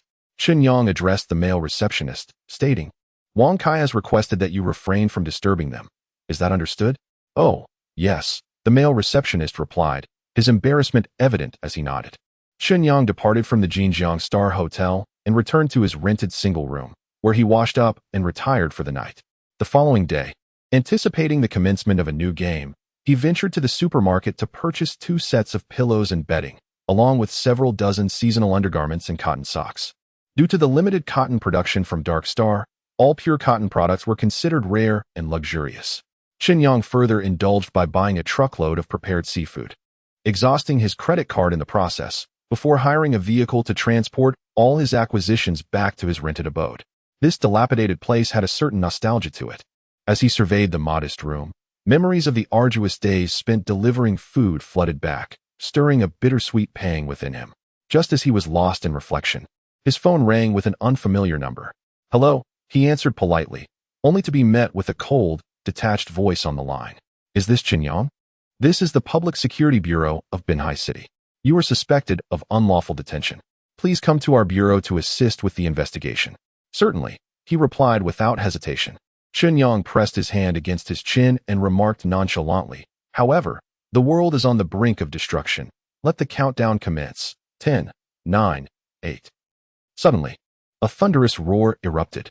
The moment Chen Yang detached himself from the game, he heard the sound of thunder. Raindrops relentlessly pelted the glass window. While the air purification system of the skyscraper surged in power, its humming sound infiltrating the room once more. "I'm back." Chen Yang unplugged the data cable and glanced at the screen on his right arm. It was midnight. Perfectly timed. He had just finished dealing with earthly matters and intended to dispose of this ticking bomb of a phone without delay. The inclement weather was quite fitting for the task at hand. The optimal method for disposing of the lunar phone was simply to cast it outside and allow the Hacker Alliance to discover it. As for the contents of the phone and its potential societal repercussions, that was not a concern for ordinary citizens like him. Without any hesitation, Chen Yang sprang from his bed and dressed quickly. He stowed the phone within a signal-blocking pouch into his backpack, armed himself with a gun and a spotlight, and exited the building. Outside, torrential rain poured down, reducing visibility to less than 10 meters. He donned his smart glasses and summoned his AI assistant, saying, "Please navigate to the nearest lunar waste disposal site." "Oh, today is not a lunar waste day, my old friend," replied the assistant. "Less chatter, you foolish groundhog." "Very well. The roads are slick in this rain. Mrs. Susan up ahead sells raincoats and umbrellas, and mentioning my name will grant you a 20% discount." The intelligent assistant mapped out a route for Chen Yang, while a plethora of enticing advertisements flickered in the air as the navigation activated, promoting establishments like the Rose Pistol Club, Night Demon Companions, and Midnight Assistants, among others. Why are there so many advertisements of this nature? Chen Yang felt as though his private life was under scrutiny. Perhaps it is due to the calculations of big data, he mused. The tone of the intelligent assistant seemed to feign ignorance, continuing with, "For instance, your sensor type 3 hasn't engaged with a woman for over 2 weeks, which is not particularly beneficial for your health, wouldn't you agree?" Damn, Chen Yang never anticipated that his right hand would betray him. It seemed necessary to enlist a hacker to modify sensor type 3, disabling its multifunctional features such as location tracking. Given the late hour and the torrential rain, the streets were nearly devoid of pedestrians, with an occasional vehicle splashing water onto the pavement. Once he left the city limits, darkness enveloped him. Chen Yang activated his spotlight.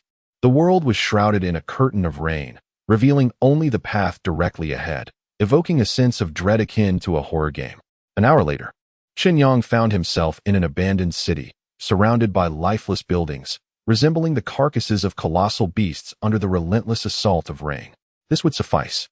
He had no intention of venturing into the lunar waste site. Simply discarding his phone far from Redstone City would suffice. He discovered a structure with an awning, removed his backpack, and retrieved a metallic box containing his phone.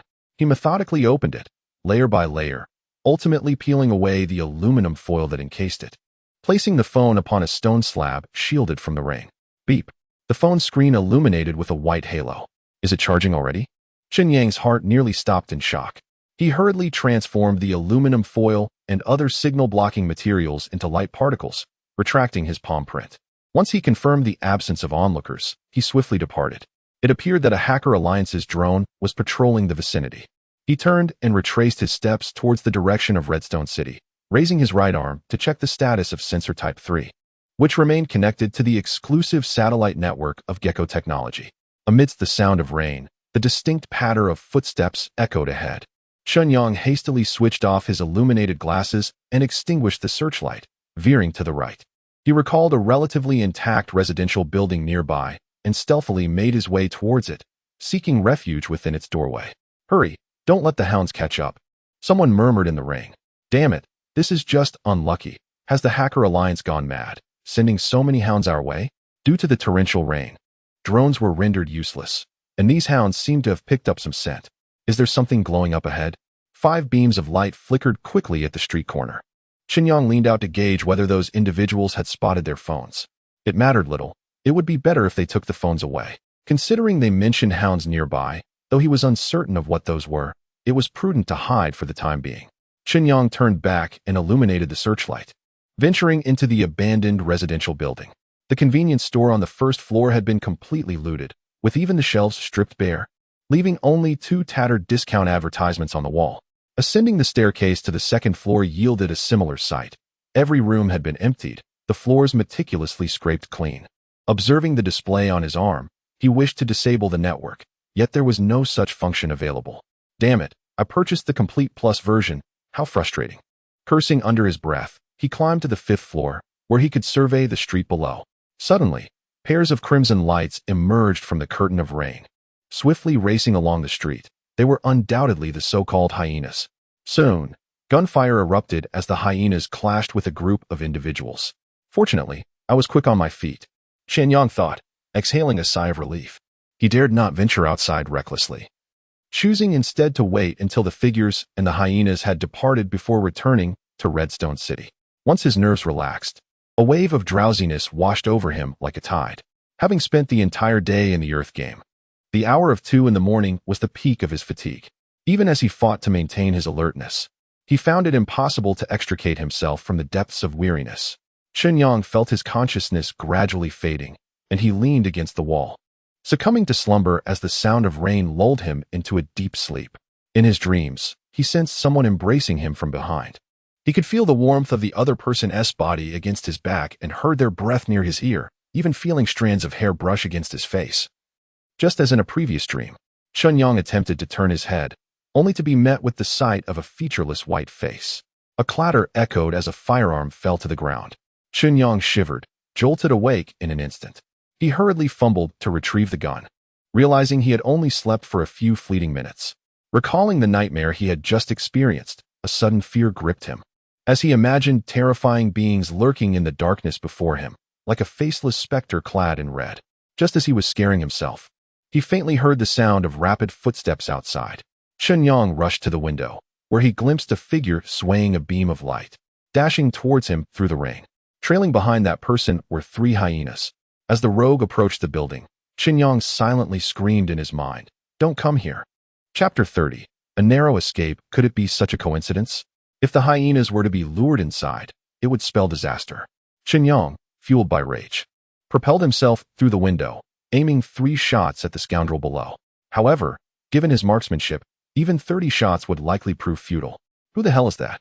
A voice cursed amidst the rain. Chen Yang anticipated that the individual would flee upon sensing an ambush, yet the rogue brazenly entered the building, followed closely by 3 mechanical hounds.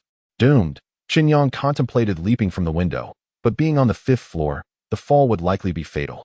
He considered fleeing downstairs, only to remember that there was but one staircase, which would inevitably lead him to encounter the very foe he sought to evade. The sound of footsteps echoed within the building, accompanied by the sharp retorts of gunfire. The hounds, clearly mechanical constructs, were few in number, yet their footsteps resonated like a multitude, reminiscent of creeping spiders. Panic seized Chen Yang. He never imagined that a brief moment of respite would lead him to such a dire predicament.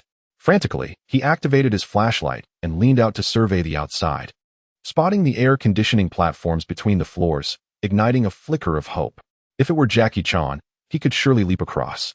If it were Victor, well, he would have to take the risk.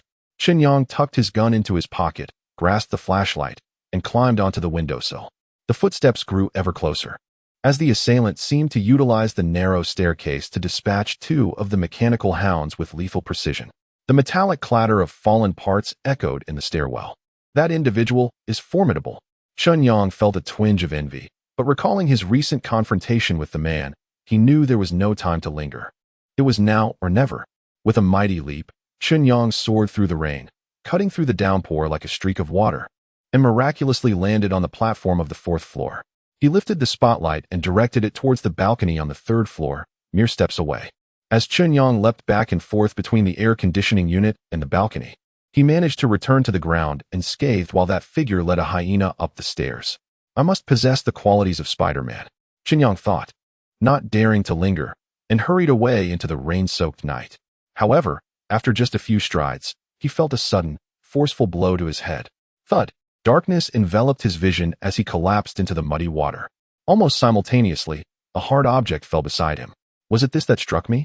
Shaking his somewhat dazed head, he picked up the object for a closer look. Although it was too dark to discern its appearance, the texture beneath his fingertips revealed the truth. It was the moon phone. To his astonishment, the phone had returned to his possession. Just then, the screen flickered to life. The lock screen displayed a dynamic photo of a young girl. She appeared to be around 18 or 19, gazing at the phone as she took a selfie, casually tossing her flowing hair. Although this was hardly the moment for admiring beauty, the girl was strikingly beautiful, resembling an impeccable AI-rendered image. What caught Chen Yang's attention was a beauty mark at the corner of her right eye. Moreover, the background featured a blue sky and lush trees, sunlight casting a gentle glow upon her face. Is there a blue sky on the moon? Chen Yang, holding the phone, was about to throw it away when he suddenly lost feeling in his right arm, causing the phone to slip from his grasp and fall to the ground with a thud. The screen displayed an hourglass image, indicating that the Type 3 sensor was shutting down. The screen went black. Instantly, Chen Yang glanced at the building, where a pair of crimson eyes illuminated the high-rise window before leaping down from it. As the hyena leaped into the air, a gunshot rang out from the window. Bang! The hyena fell to the ground, lifeless. Clearly, the individual upstairs had lured the creature down with a mobile phone, only to subsequently shoot it. However, the phone fortuitously struck Chen Yang on the head. Such is the nature of fate. Without a moment to spare, Chen Yang turned and fled, unable to evade the device. Seconds later, a brilliant flash illuminated the surroundings. Boom! A tremendous explosion reverberated, shaking the very ground beneath him. Chen Yang was propelled by a searing wave of heat, and as he lay on the ground and glanced back, he beheld the building succumbing to flames, reduced to rubble. Ghost Tower. Ichiro Arakawa sat leisurely before his computer, fixated on the extinguished red dot on the screen, a serene smile gracing his lips. The lunar phone was located 18 meters from the bombing site, safely outside the core destruction zone.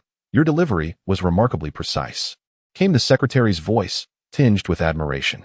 It matters not if it was destroyed. The lunar phone is remarkably durable, far beyond our imaginings. Leaning back in his chair, Arakawa continued. Had the hyena not been eliminated, there would have been no need to waste a missile. There was indeed someone in the building just moments ago, but he has since fled, severing his connection. Shall we dispatch nearby hyenas to track him down? The secretary inquired. Merely a cockroach, Arakawa scoffed lightly. Since he wisely chose to depart, there is no need to squander additional resources. Retrieve the phone as swiftly as possible. Due to the torrential rain, the search team's vehicle would require another 10 minutes to reach Redstone City. However, 5 hyenas were en route to the phone's location and would arrive within a minute. Upon receiving the mobile device, it was promptly delivered to me. Ikir Arakawa intends to personally present it to the leader of the moon. He remains indifferent to the contents of the device. Perhaps a modicum of curiosity could better illustrate his loyalty to the leader. Chairman, are there any further instructions? Notify the technical department to enhance the operational tactics of the hyenas, particularly addressing the issues of encounters in confined spaces. After a brief pause, Ikir Arakawa inquired, who was the individual that utilized the stairs to eliminate the hyena? He wore a mask, yet the tattoos on his body indicated he belonged to the gunpowder gang of Redstone City. It appears to be the machinations of the Black Glove from Burning Stone Technology. Ikir Arakawa pondered for a moment and instructed his AI secretary. Contact Burning Stone Technology and inform them that I launched the missile. Understood, Chairman. Very well. Ikir Arakawa is consumed by his obsession with the moon. To withdraw from lunar society as an invincible hacker is his ultimate sanctuary. Bang. Chen Yang closed the door and locked it. He shed his rain-soaked shoes and removed his outerwear, pressing the drying button before hanging it on the window handle in the living room. The torrential downpour outside persisted. Reflecting on the explosion of that building, he trembled with lingering trepidation. In the bathroom, Chen Yang first rinsed off the rainwater with disinfectant, then allowed himself to rest with closed eyes under the cascade of hot water. Only after the chill within him was expelled by sweat did he break free from his anxiety. Damn it! Had there been even a hint of hesitation within the building, he would have met his demise tonight. To deploy a missile over a mere mobile phone? Chen Yang recalled the girl on his phone. Whether she was the owner of the device or merely a digital creation, she seemed entirely unrelated to the word missile. He wiped away the moisture from the screen on his right arm. Everything appeared normal. Shortly after the Sensor 3 type powered down, it restarted. This was likely connected to the demise of that hyena. In any case, the lunar phone had been addressed. Whether further complications would arise was beyond the evaluation of someone like me, a primitive being. The gap in technology cannot be bridged in a short span. For now, I could only take it one step at a time. After taking a shower, Chen Yang found himself utterly exhausted, collapsing onto his bed, though his stomach rumbled with hunger. Fatigue urged him into a deep slumber. Thunder rumbled. Chen Yang pulled the blanket over his ears, and as his snoring grew louder, the screen on his right arm quietly illuminated. Chapter 31, Bionic Products Street 9, Gecko Technology Direct Store.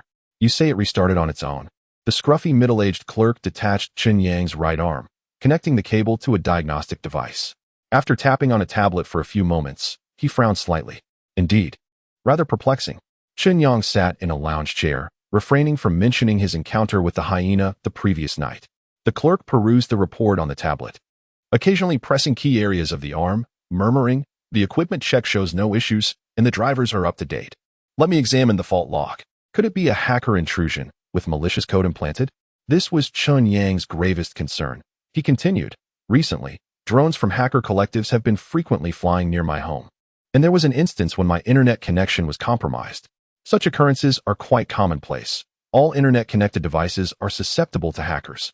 Suddenly, the middle-aged clerk's eyes brightened as he exclaimed, "I found it. At precisely 2:35:29 this morning, the Sensor Model 3 experienced a data blockage, which was rectified through an automatic reboot." What does data blockage signify? It refers to a bug caused by a memory leak, which, while not exceedingly common, constitutes a typical device malfunction. Allow me to assist you in replacing the relevant components. It will be completed shortly. The middle-aged clerk set aside his tablet and prepared for the repair. Wait, I would prefer to replace it with a new one. Chen Yang hesitated to continue using this arm, uncertain of what the hyena might have done to it. If indeed the Hacker Alliance had compromised his arm, it is unlikely that Gecko Technology could detect it. Thus, opting for a new one seemed far more reassuring. A new one? The clerk's expression conveyed skepticism about the necessity. After a moment's contemplation, he remarked, "You've only used this arm for less than a month. Replacing it will incur 25 of the original price. Are you certain?" "No problem. I want a new one." Chen Yang was not concerned about the expense. Tentatively, he inquired, "Could you make it a disconnected model? That way, I wouldn't be vulnerable to hacker threats, right?" "My friend, it's not just Gecko Technology. All prosthetic companies prohibit disconnection from the network. Even if you were to have someone modify the Sensor Model 3 into a disconnected version, you could not guarantee that the electronic components it employs are free from hidden network connections. If you were to replace all those components." The middle-aged clerk patted Chen Yang's shoulder, chuckling as he said, "Then your arm would no longer be a Sensor Model 3. Could it not be made a bit more secure?" Chen Yang expressed his frustration. Members of the International Union had all been targets of hacker attacks. Within Dark Star, absolute cybersecurity was a mere illusion. The middle-aged clerk handed a tablet to Chen Yang, stating, "Please proceed with the payment. Replacing the device requires a fee of 12,500 yuan. Reluctantly, Chen Yang scanned his iris to complete the transaction. As customary, the clerk began to install the sample Model 3 of the sensory arm while adding, "The new arm will still utilize the existing regenerative muscle. It will take no longer than 5 hours for the replacement." "Thank you," Chen Yang replied, departing from Gecko Technology. He casually trimmed his hair feeling rather bored, found himself watching an idol performance on Ninth Street. Although the young girls danced with exuberance, their decorative prosthetics and tattoos did not align with Chen Yang's aesthetic preferences. It wasn't that he opposed the culture of prosthetics. He simply found it a tad peculiar. From the electronic flyers distributed by the idols, Chen Yang discovered the Starlight Mall located on 9th Street, a hub for the sale of androids. Esteemed companies like Blue Whale Technology had flagship stores here. The first floor of Starlight Mall was dedicated to businesses renting out androids or providing android-related services, such as the advertisements he had seen the previous night, the Rose Pistol Club, Demon Partner, and Gushing CF, none of which piqued his interest. He ascended to the second floor. Here, smaller brands predominantly sold androids, with prices ranging from 400,000 to 800,000 yuan. Although relatively affordable, the quality was commendable, appearing almost indistinguishable from the nurses at clinics, capable of deceiving the eye. The bionic products here are predominantly displayed in their dormant doll states within the shop windows, and many stores are aptly named after these figurines. Chen Yang found himself somewhat perplexed. Even more surprising was the predominance of male bionic products, suggesting that in the realm of intimacy, the demand and purchasing power of women are considerably higher. The female clientele in the mall appeared more numerous and lively, challenging the stereotype of men being solely driven by lust. Given the prevalence of smaller brands in this area, they resorted to various ingenious tactics and borderline strategies to compete with the larger brands for customers. For instance, there was a series featuring orc-like figures. Moreover, some familiar Earth celebrities also made an appearance here. Due to the restrictions preventing Earth companies from selling official bionic products, this demand was adeptly seized by smaller vendors, who crafted numerous likenesses of Earth celebrities for sale. To Chen Yang's astonishment, he spotted a bionic doll resembling him closely, albeit adorned with cybernetic enhancements and tattoos. It was utterly mortifying. He hastily ascended the stairs. From the 5th floor onward, the stores were predominantly occupied by major brands. With ample space, their bionic products were no longer confined to display windows, but roamed freely within the stores. Here, alongside Blue Whale Life, various idol agencies had taken over, and the term doll shop had vanished entirely. What was happening? As Chen Yang wandered through the section dedicated to idol replicas, he was enveloped by the mesmerizing sounds of electronic music, and before him stood not only bionic maidens, but also an array of holographic projections and augmented reality displays. After circling the 5th floor, he felt an unsettling sensation of being followed, prompting him to halt and glance back. A bionic figure with white short hair mirrored his actions. Also coming to a stop. "Are you tracking me?" Chen Yang inquired directly. "Our electronic perfume has just established its presence in Hangzhou City. May I visit the store to show my support?" The silver-haired cyborg immediately broke into a smile. This particular cyborg bore no regenerative skin covering, revealing a metallic body composed of black, white, and gray hues, its smooth surface reminiscent of a wetsuit fashioned from metal. Its neck was devoid of any metallic casing, exposing intricate bones and cables. Beneath its silver short hair lay a remarkably delicate and exquisite visage, strikingly beautiful. Electronic perfume? Chen Yang noted the absence of sexual characteristics in this cyborg, as a pink barcode gleamed on its flat chest.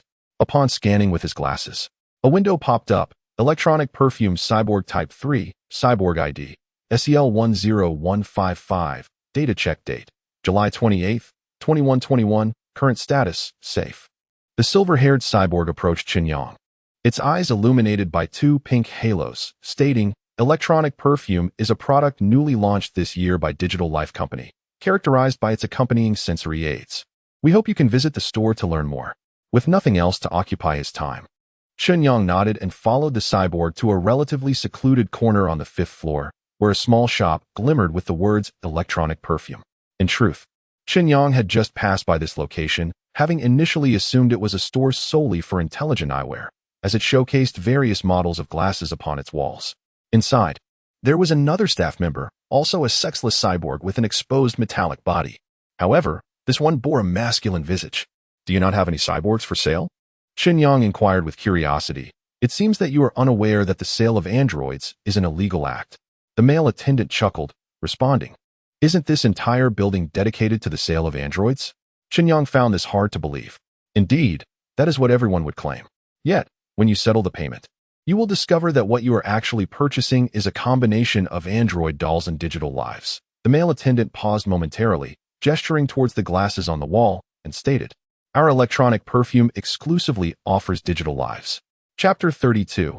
Dreams of the Mind. At the inception of androids, the United Government engaged in fierce debates regarding their classification as human, particularly with major android manufacturing companies.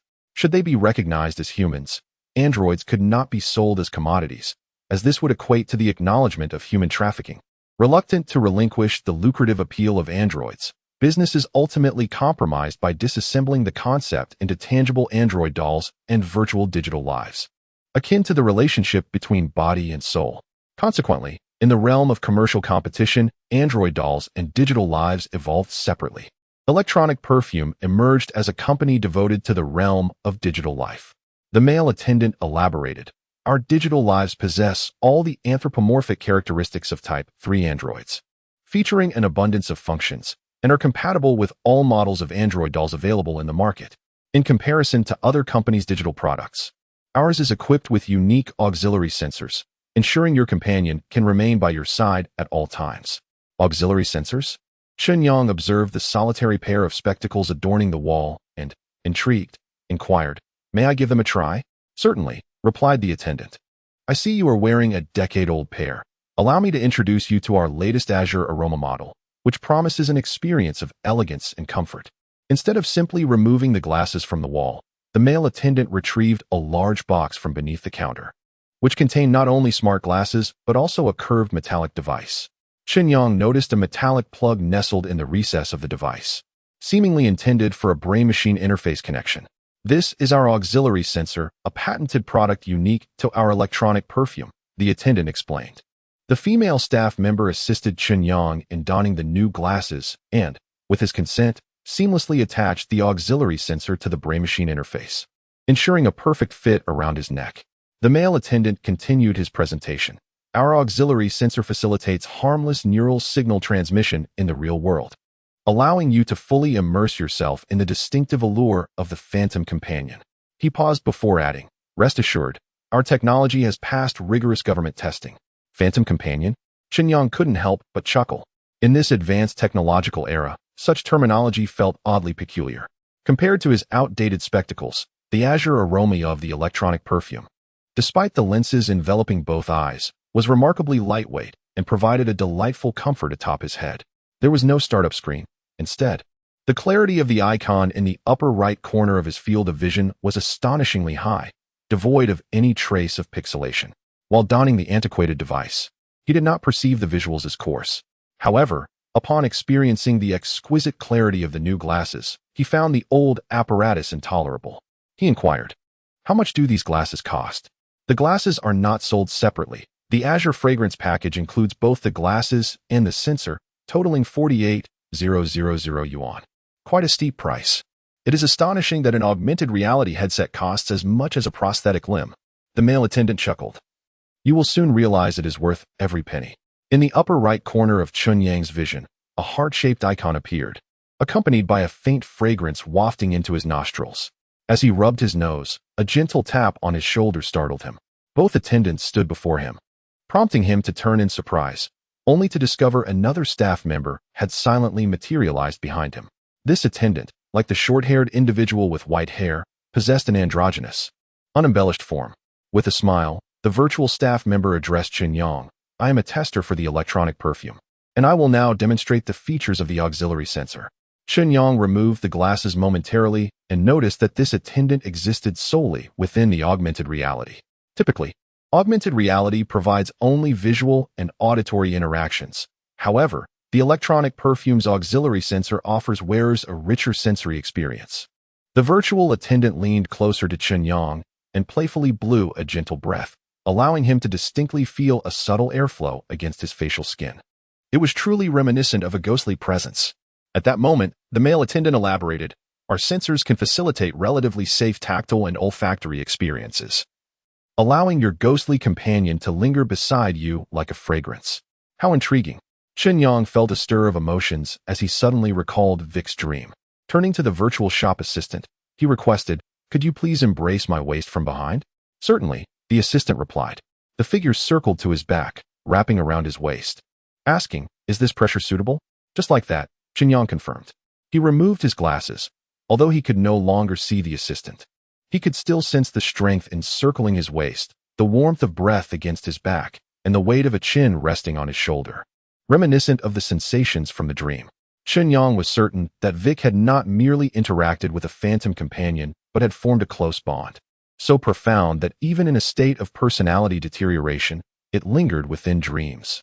That will suffice, thank you. He took off the neural sensor from the back of his head and returned it along with the glasses to the assistant, inquiring, "Did your company just go public this year?" The male assistant seemed to perceive Chen Yang's apprehension and quickly assured him, "Rest assured, sir, our transmission technology is highly developed. It will not harm your nerves." "So, there were no such products available 2 years ago?" Chen Yang pressed on. 2 years ago, we were still in the research and development phase. There were numerous competitors in the industry at that time. However, the patent for assisted nerve transmission ultimately belonged to our company. The assistant gazed into Chen Yang's eyes, contemplating, "Sir, do you still harbor concerns regarding our products?" "Not particularly. It has nothing to do with your offerings," Chen Yang replied.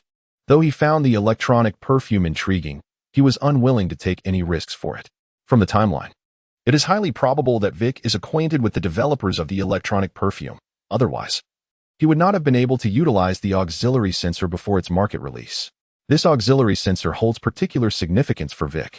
It is imperative that it remains unpurchased and unused, lest it inadvertently activates his persona, leading to complications. After a moment of contemplation, he bid farewell. Chen Yang offered a polite smile and promptly exited the electronic perfume establishment. "Welcome again." The female attendant, possessing an alluring appearance, watched as Chen Yang departed, her eyes blinking in a state of perplexity. Although Chen Yang did not acquire the smart glasses associated with the electronic perfume, he sought out a specialized optical store after leaving the Starlight shopping mall, where he purchased the latest augmented reality glasses, Model Explorer 9, priced at 24,000 yuan. While this model lacked the capabilities of the Bionics Model 3 Digital Life, its built-in AI assistant proved sufficient for his daily needs. To eliminate unsolicited advertisements, he also subscribed to a VIP service, ensuring that the AI assistant would not inappropriately promote products. After replacing his arm at Gecko Technology, Chen Yang took a taxi home. Initially, he contemplated purchasing a motorcycle for convenience, but ultimately dismissed the idea, considering his infrequent outings. In the future, should his finances allow, he might opt for a hover vehicle. However, such flying cars, akin to aircraft, necessitate dedicated landing pads, typically available only in high-rise buildings. He would first need to change residences. For the time being, his priority was to address his younger brother's basic needs, save for a synthetic being, and defer transportation considerations. Although the Earth game could initiate a new cycle, he resolved to allow his brain-computer interface a brief respite, taking into account the lingering effects of cyberpsychosis. Thus, Chen Yang spent another week at home, immersing himself in the study of the BM language. After half a month of diligent learning, he had acquired the ability to create the simplest geometric plaster forms and verify his code using an interactive simulator. This simulator was essentially a rudimentary gaming device, enabling Chen Yang to enter a peculiar white chamber through a neural interface, allowing him to assess the authenticity of the BM models. He intended to return to Earth for a new game cycle only after the arrival of the 3 ecological turtle habitats he had ordered. This time, he would revisit his university days. Chapter 33. The second cycle on Earth before commencing a new cycle on Earth. It was imperative to extract all items from the old save file, such as the bedding, pillows, underwear, and cotton socks that Chen Yang had purchased. If these items were not retrieved in a timely manner, they would be deleted during the game's reset. Chen Yang drew the curtains tightly in his home, stowing his smart glasses away in the drawer of the bedside table to ensure that these luxury items would not be exposed to the internet. Once everything was meticulously checked, he raised his left hand, from which a cascade of white light particles surged forth. These particles settled onto the bed, transforming into sheets, blankets, pillows, underwear, and socks. He pondered whether these items could be included in the new save file. Chen Yang felt it was somewhat precarious to leave these possessions at home, considering that in the Dark Star, such pure cotton products were a luxury reserved for the affluent. He carefully concealed these items within his wardrobe before reclining on the bed and connecting the data cable of the gaming console to immerse himself into the Earth game. Within the payment options on the game interface, there was a service for resetting the game. As long as the gameplay exceeded 3 months, one could spend 10,000 yuan to reset the game progress. Certainly, in the event of a character's demise, one need not endure a 3-month wait. Rather, the cost is simply doubled. Nonetheless, even when utilizing a complementary character, there are numerous expenses to be incurred. Chen Yang opted for the reset service. Earth notification.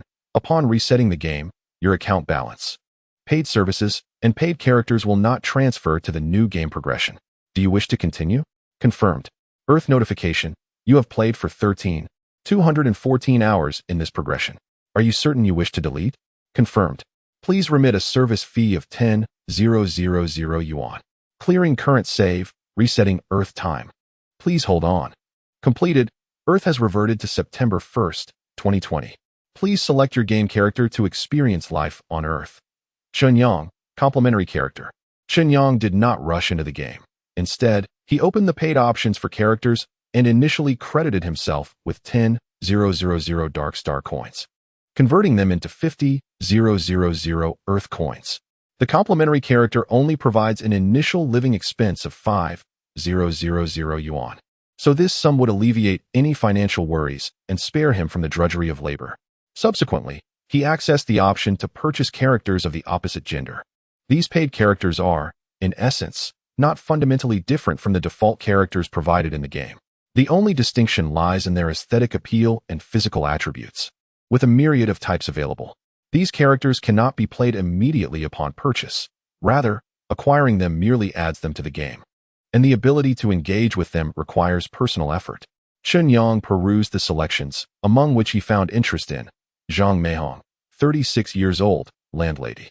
Purchase price, 30,000, valid for this playthrough. Strategic advice. This character possesses a mature appearance and physique, along with considerable life experience. However, such a woman may exacerbate the symptoms of cyberpsychosis. Chen Yang resolved to select a character distinctly different from Zhao Zhiming and Lu Yuyan this time around, one that embodies purity, preferably evoking the essence of first love. As he browsed through the character list, an avatar of a bespectacled girl captivated his attention. Was this not the quintessential first love archetype? Upon opening the character card, he was greeted by the image of a short girl with a round face and a pleasantly plump figure. Wang Jiejia, 20 years old, an aspiring internet celebrity. Purchase price, 40,000, valid for this round. Strategic advice. Enhancing affinity can significantly lower others' defenses and increase attraction. She is of university age but has the appearance of a high school student. Although the character is not particularly tall, seemingly just over 1.5 meters, her proportions are appealing, and her slightly plump legs do not appear short. After all, this is a premium character, and the design is exceptionally detailed, not the typical slender and delicate form. Purchase character. Wang Jiejia has been added to the game, awaiting your encounter. Chen Yang, following Wang Jiejia's strategic advice, also acquired a passive attribute that boosts affinity by 75, costing 20,000. By the time the game commenced, he had already expended 70,000.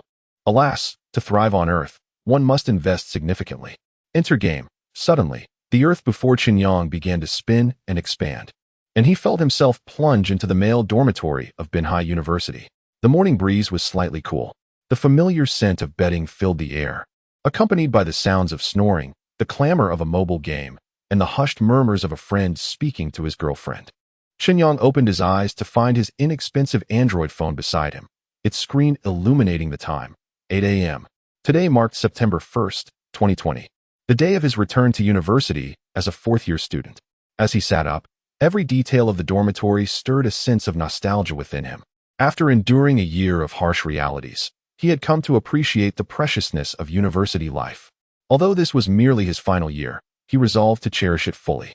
He glanced at his mobile banking app, noting a balance of 55,000 yuan, a 5-figure sum that brought him a sense of security. Contemplating his impending life as a middleman, he realized he could no longer reside in the dormitory. While his relationships with his roommates were not unfavorable, 2 of them were wealthy second-generation heirs, and the third was the son of a government official. They had not maintained contact after graduation, and their separation was of little consequence. He quickly got out of bed, dressed, and headed to the bathroom. One of his wealthy roommates, engrossed in his game, inquired, "Up so early? Are you meeting Lu Yuyan?" "Lu Yuyan?" Chen Yang paused, momentarily forgetting that he was still in a relationship with her. However, they were currently embroiled in a cold war following a breakup. He had lost track of the specific reasons for their quarrel, which seemed trivial in retrospect. Essentially, she sought emotional reassurance while he preferred rational problem-solving, leading her to feel neglected. The thought of her potentially ending their relationship upon graduation crossed his mind, and he simply replied, "I broke up with her," before proceeding to wash up in the bathroom. As Chen Yang departed from the dormitory, he felt an extraordinary lightness in his newly acquired physique, a stark contrast to the fatigued body that had endured a year of toil. Although merely 2 years younger, his state was incomparably different. With a buoyant spirit, he strolled through the campus of Binhai University, perusing his chat history on WeChat, striving to familiarize himself with the current narrative unfolding around him. Just as he stepped outside the school gates, a sleek black BMW 6 Series came to a halt by the roadside, and a familiar classmate emerged from within. It was Zhao Zhiming, her long black hair cascading down her back, adorned in a delicate green dress. She appeared to have just returned from Jinyang City, struggling to retrieve a large suitcase from the vehicle. Upon spotting Chen Yang, she hurriedly exchanged a few words with the driver, who then slowly drove away. Straining under the weight of the suitcase, she looked at Chen Yang with a mixture of surprise and delight. "Chen Yang? It's been a while." "Not too long," he replied, noting her intent in sending the driver off. He approached her and offered, "That suitcase seems rather cumbersome. Allow me to assist you." "No need," she replied, her expression strained. "If Lu Yuyan sees you helping me, it might cause unnecessary trouble." Zhao Zhiming forced a smile, attempting to convey her strength. "Don't underestimate me. I'm the tough girl of the dormitory." "Enough chatter," Chen Yang interjected, seizing the suitcase from her grasp without further hesitation. "Thank you so much," she said, as she tucked her long hair behind her ear, a glimmer of mischief flashing in her slender eyes. She scrutinized him closely, her astonished expression deepening. "We haven't seen each other in just 6 months, yet you seem changed, remarkably different." "Is that so?" Chen Yang pretended to be oblivious, fully aware that the enhancement of his amiability by 75 was at play. The elevation of one's aura is often subtle yet profound, particularly for someone like Chen Yang, whose appearance was already commendable. The augmentation of his charm would accentuate his physical advantages far more effectively than any surgical enhancement. The benefits of investing in oneself were immediate and palpable. Chapter 34. The advantage of amiability. It is said that love is the finest cosmetic, and indeed, that seems to hold true. Zhao Zhiming deliberately drew closer to Chen Yang, allowing the scent of her perfume to waft toward him. She gazed at his handsome visage, jealousy evident in her expression. After all, her best friend's boyfriend was quite the catch. Moreover, Lu Yuyan was the epitome of vanity and selectiveness, her partner undeniably more alluring. "Oh, let me handle this suitcase myself," Zhao Zhiming said, reaching for the bag and intentionally brushing against Chen Yang's hand, whispering, "Lu Yuyan cares about you a lot. I wouldn't want her to misunderstand." "It's all right. We have nothing to hide. Let her think whatever she likes," Chen Yang replied. Feeling her hand was cool and silky. In a moment of excitement, he couldn't help but scrutinize Zhao Zhiming. Compared to her married version, her current face, untouched by surgery, possessed a simplicity that was refreshingly natural. Zhao Zhiming discerned the tone in Chen Yang's voice, clearly indicating a quarrel with Lu Yuyan, and a smile tugged at her lips. "Where are you planning to go after school?" she inquired. "I'm looking to rent a place. I don't intend to stay on campus for my senior year." "I envy you. I wish I could live outside too, but my family won't allow it." "Sigh, I'm not a child anymore." Zhao Zhiming sighed and cautiously asked, "Are you going to view the apartment by yourself?" "I live alone." Chen Yang glanced at Zhao Zhiming, and in their exchanged gazes, he sensed that this woman could be easily won over. However, he dismissed that thought, as his current focus was on conquering the paid character, Wang Jiejia. Yet, he was uncertain of where to encounter her. Chen Yang assisted Zhao Zhiming by carrying her bag to the entrance of the girls' dormitory. Along the way, Zhao Zhiming dropped various hints and provided ample opportunities through her words and actions, but Chen Yang, having encountered her upgraded version and engaged in deeper conversations, felt utterly uninterested at that moment. "Thank you for helping me with this heavy load. I'll treat you to a meal another day." Zhao Zhiming waved at Chen Yang, leaving behind a charming smile as she entered the girls' dormitory. Just as Chen Yang stepped away from the dormitory door, his phone began to buzz insistently in his pocket. Taking it out to check, he saw the caller ID, "Wife." Oh no. Seeing that name, Chen Yang felt an overwhelming sense of embarrassment. I was such a fool back then. Hello? Chen Yang, did you go to pick up Zhao Jiming early this morning? Lu Yuyan's voice crackled with jealousy on the other end. As Chen Yang walked outside, he glanced back and, sure enough, spotted Lu Yuyan in her natural state at the familiar window on the third floor. Recalling how she had inexplicably suggested breaking up at graduation, he couldn't help but respond coldly. Sister, didn't we break up? Have you lost your memory? So you've seamlessly transitioned, huh? It seems you two have been secretly involved behind my back. No wonder this breakup was so unceremonious. I detest those who constantly bring up breakup. Besides, wasn't it you who initiated it? I completely agreed. Chen Yang abruptly ended the call and swiftly deleted the distasteful contact name. In the game Earth, although Lu Yuyan is regarded as Chen Yang's default girlfriend, their relationship commenced in a state of Cold War, requiring players to invest both effort and resources to appease her. Conversely, Zhao Jiming may appear easily attainable, yet she is a concealed siren, an expert at fishing for admiration. As the two primary characters initially encountered in the game, they embody a trap cleverly devised by the developers. One is vain, the other indifferent, and Chen Yang decisively chose to forego both. Lu Yuyan continued to pester him on WeChat, prompting Chen Yang to block her entirely, severing all ties. He departed from the school and sought out a local real estate agency, predominantly frequented by students from Coastal University. Upon entering the modest office of the agency, he encountered two students engaged in a heated dispute over a property. A refined, bespectacled young man asserted, "I must insist. My fellow student, that reason prevails. This house was viewed by me yesterday. Why do you see fit to intervene?" The other, short and stout, with an unremarkable face yet a domineering tone, retorted, "The landlord has listed with two agencies. I too viewed it yesterday, so spare me your words." In an instant, Chen Yang recognized him as Wang Kai, the affluent scion. "What a farce. I have no desire to squander my fortune on you," Chen Yang muttered, stepping further into the agency. At that moment, Wang Kai addressed the agency's female staff, stating, "I wish to secure this apartment. Inform the landlord that I am willing to increase the offer." The other student interjected, "My friend, renting a house is not an auction. We must adhere to the established rules." Alas, I had not anticipated that the homeowner would entrust the keys for viewing to two different agencies. The real estate agent, glancing at Chen Yang, who had just entered the room, felt her previously anxious demeanor soften. She promptly smiled and inquired, "Are you looking to rent a place, dear student?" "I am seeking a suite with an elevator, preferably well decorated, and as close to Benhai University as possible," replied Chen Yang. "Currently, all the desirable properties have been leased out. This is the only suite left, and you can see that they are both vying for it," the agent remarked, gesturing towards Wang Kai and the bespectacled gentleman. With a smile, she continued, "Perhaps you might consider some locations that are slightly more remote. There are still a few elevator-less options that are quite decent." The bespectacled man cast a glance at Chen Yang, lowering his head in embarrassment.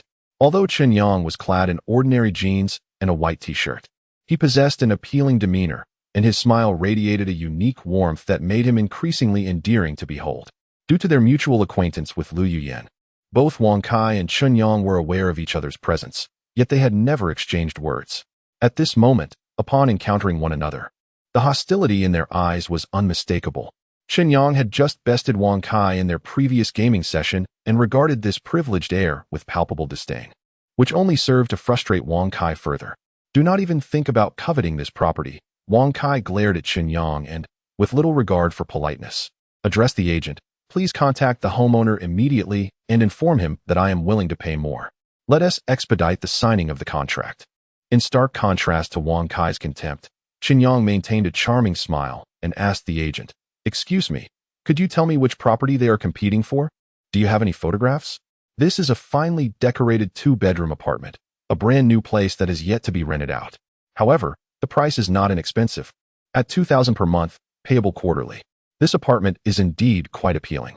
Chen Yang gazed at the photos of the home, which embodied the so-called light luxury style, often referred to as a refined yet frugal aesthetic. "It is clean and tidy, perfectly suited for young individuals. Are you planning to rent this as well?" Wang Kai exclaimed, his eyes widening in disbelief as he looked at Chen Yang. "You, a mere pauper, ought to be content with dormitory accommodations instead of causing a ruckus here. Who are you to speak to me so brazenly?" "We are not acquainted," Chen Yang retorted sharply. "What unfortunate luck." The bespectacled man, sensing the palpable tension between the two, sighed and decided to exit the agency, abandoning his pursuit. The agency's female representative, noticing the man's withdrawal from the competition, was reluctant to let this opportunity slip away. She promptly picked up her phone to contact the landlord. Half an hour later, the landlord arrived at the agency, driving her vehicle.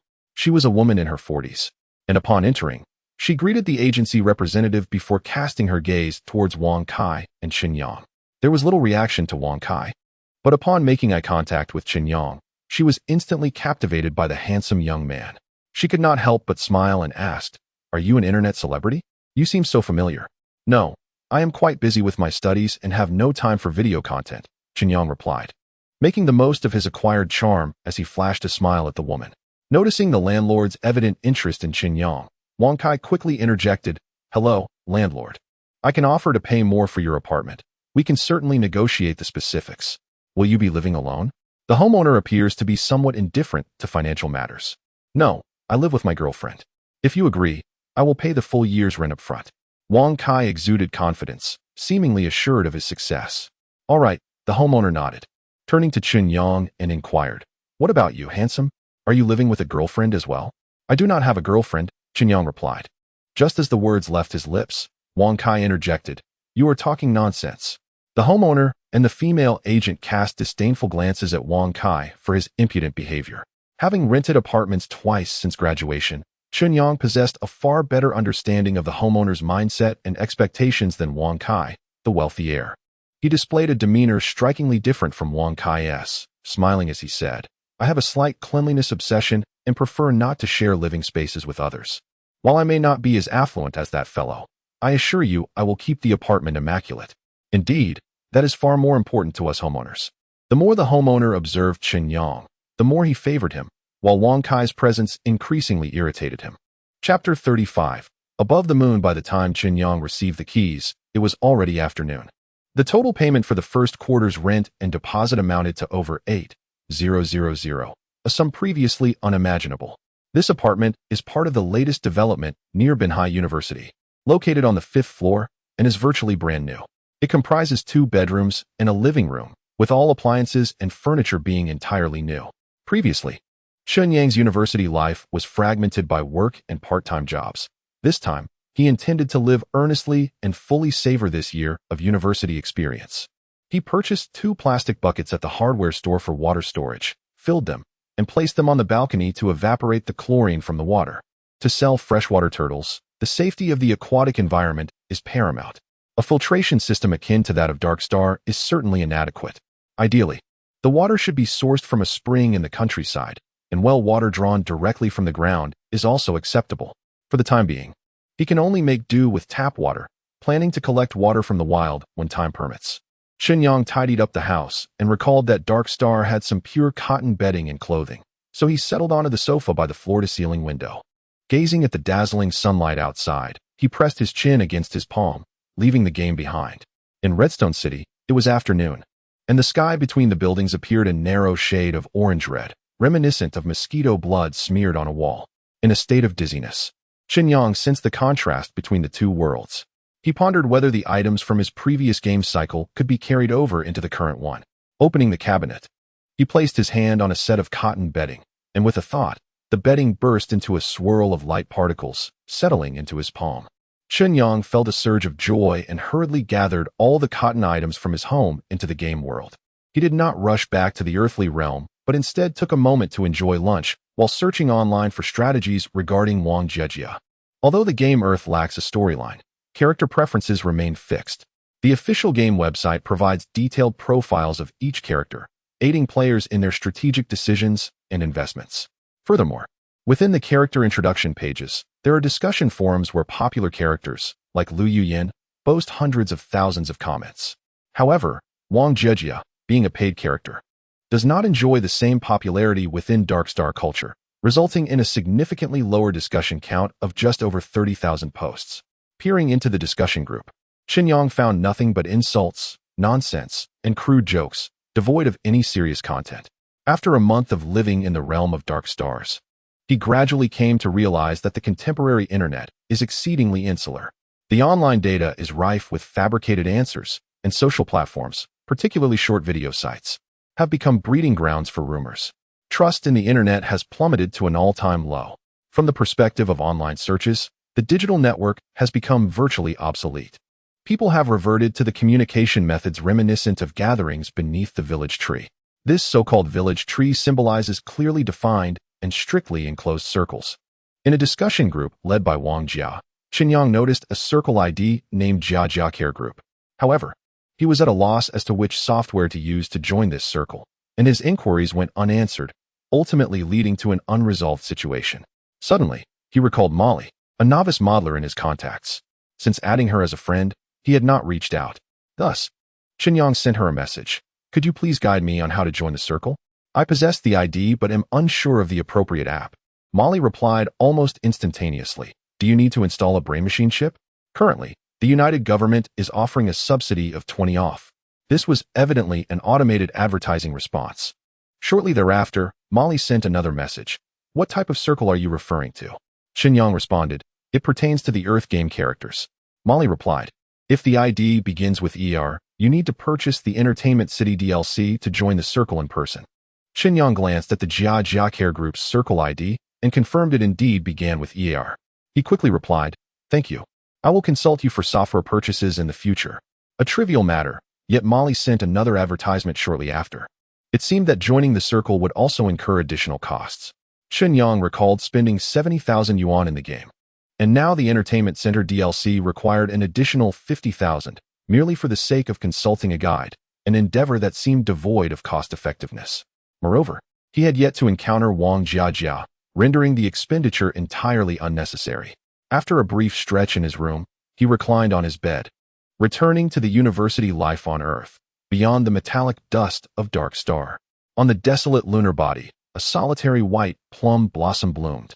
This blossom was formed by the connection of 5 lunar ecological space stations, encompassing a total area of 1,200 square kilometers, housing approximately 100,000 inhabitants. Within the ecological space station, an artificial atmosphere was created, allowing the modulation of daylight and darkness by adjusting the transparency of the solar canopies, thereby simulating a 24-hour cycle of day and night. Presently, it was 4:30 in the afternoon. The sky exhibited a clear blue-violet hue, with sunlight streaming into the classroom. A relief for Minami Meiyu. School was finally about to conclude. Bored, she stifled a yawn and leaned on her desk, on the verge of dozing off, when she was abruptly awakened by a group of boys in her class. The denizens of the moon, having undergone genetic modification, were all strikingly handsome, and these boys were among the most attractive in the class. However, they seemed to be engaged in some sordid and nefarious discussion. Their hushed voices, though quiet, were as bothersome as mosquitoes in the night. The girls in the class cast disdainful glances, with Minami Meiyu glaring in their direction. What are you looking at? You filthy mutt. A blond boy disdainfully regarded Minami Meiyu, repeating her insult with deliberate emphasis. Filthy mutt. The other boys joined in the taunts, not only demeaning Minami Meiyu, but also disparaging her family as a pack of beasts. In the course of her 2 years at university, Mio Binbin has endured incessant verbal abuse, primarily due to her family's pet shop business. Additionally, her prior rejection of a certain blonde male has led to retaliatory humiliation at the hands of her male peers. Scoundrel!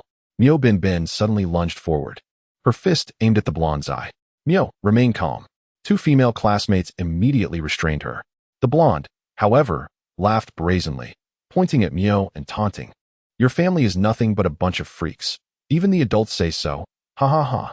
Indeed, if a few insults could provoke such a reaction, one must be mentally unstable. Perhaps she has contracted that so-called cyber psychosis from those wretched creatures. Normal? A female dog is just a beast. The blonde's companions joined in the mockery, while the rest of the class reveled in her misfortune. Let go.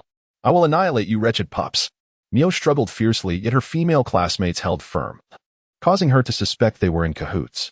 The thought of enduring such an environment for another year brought tears to her eyes, yet she bit her lip to suppress them.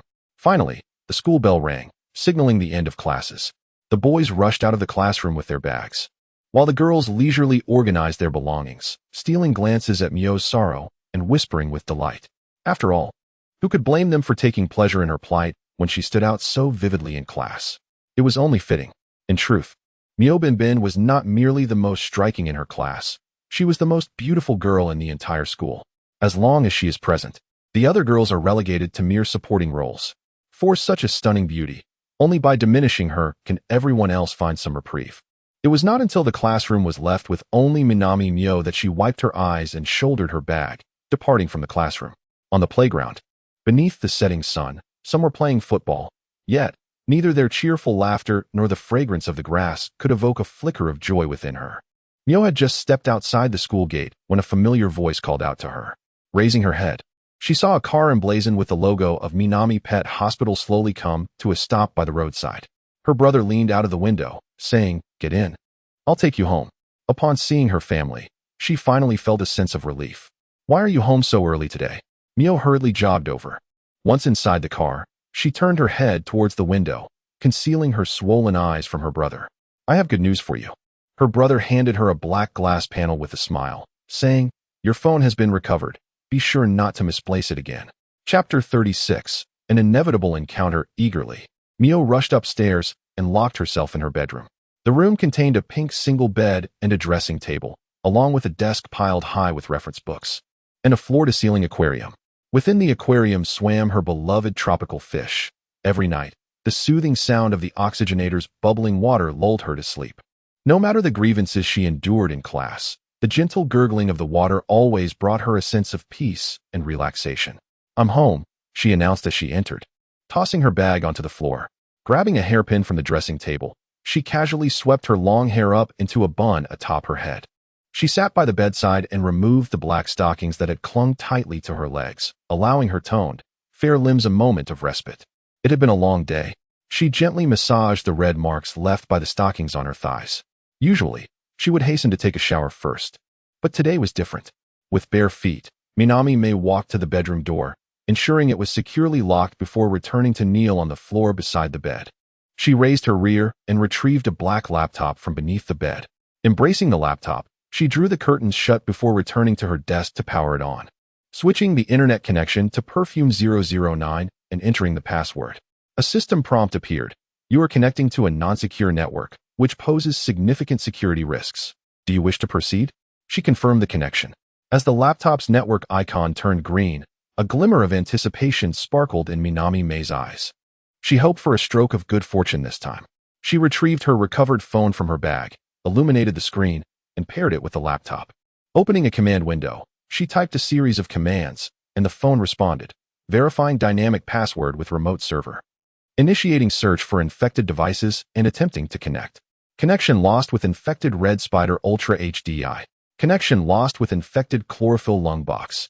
Connection lost with infected Mantis Metal Arm. Connection lost with infected IPX Heart Pacemaker. As she observed the string of disconnection messages, the light in Minami May's eyes began to fade. Connection lost with infected Sensor 3 Arm. Connection lost with infected Earth Digital Game Console. Connecting. Wait. Suddenly, Minami Mayu leaped up, clasping her hands in prayer, beseeching fervently, "Please, please, connect. Amitba, may the Lord bless me." In that moment, 4 words illuminated the command window. Connection established. "Yes."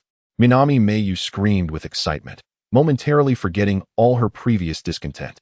However, recalling that her family was downstairs, she hurriedly covered her mouth, her eyes darting toward the screen. The feedback information was being received. Digital Game Console, Verified Chip Identifier E9801C45A, Dark Star United Government Network IP 086 990 2121 69 7040, User Registration ID VDK 209000602. Minami Mayu promptly took out a pen and paper, meticulously transcribing this information, triple-checking before erasing all records and closing the command window. She then opened the chat application on her laptop, clicked on the name of her teacher, and excitedly typed, "Hello, I wish to purchase the Super Dream device." In the coastal flower, bird, fish, and insect market, as evening descended, Chen Yang entered the nearly closing shopping center. He directly sought out the stall he had visited 2 years prior. The Mediterranean-haired owner was still engrossed in playing PUBG, still rather inept, consistently meeting his demise. Chen Yang pointed to the box of turtles containing 5 to 6 centimeters long marsh turtles and inquired, "Boss, how much for these marsh turtles?" 100 each. The owner, seeing Chen Yang's discerning eye, added, If you buy two, it's just 180. Chen Yang murmured in surprise. I can't believe they're so much cheaper after 2 years. He recalled that 2 years later, the price would be 120 yuan each, which was quite a bargain. This particular turtle had recently gained popularity through short videos, and it had never been this expensive before. The shopkeeper remained oblivious to Chen Yang's comparison with the future price. Continuing to promote the turtles. These turtles are easy to care for, they thrive in water, and they resemble a certain actor, don't they? They are exceptionally popular online. Alright, give me a quality eco-tank and select 5 robust marsh turtles. Chen Yang resolved to embark on the business of selling pet turtles that very night, aiming to earn a substantial profit and purchase a humanoid robot for his home. Rest assured, all my turtles are healthy. You can trust in their care. The shopkeeper assured him. Let's exchange WeChat details. Feel free to reach out if you need anything. I guarantee your turtles will be safe. What? I promise your purchased turtles will be safe. The shopkeeper promptly began preparing the eco-tank for Chen Yang, filling it with water for testing and assisting him in catching 5 lively marsh turtles. Meanwhile, Chen Yang ordered a taxi online, given that it was the evening rush hour. He needed to secure a ride promptly. The total expenditure for the 5 marsh turtles, the eco-tank, 5 boxes of premium turtle food, and medications amounted to over 200 yuan. If all went smoothly, he could sell the 5 turtles for 500,000 yuan, yielding an extraordinary profit. Chen Yang felt that everything had gone exceedingly well today. However, just as he stepped out of the market with the eco-tank in his arms, the previously clear sky suddenly unleashed a torrential downpour. The rain fell fiercely, with large drops crashing to the ground like bullets. Just as Chen Yang found himself with no shelter, the taxi he had called arrived. He hurriedly ran over, clutching the tank, and settled into the back seat. Driver, to Binhai University, please. Chen Yang gazed out at the curtain of rain, and suddenly spotted a petite girl struggling along the roadside, burdened with 2 shopping bags, appearing somewhat flustered. She donned a pink and white checkered t-shirt and a beige skirt.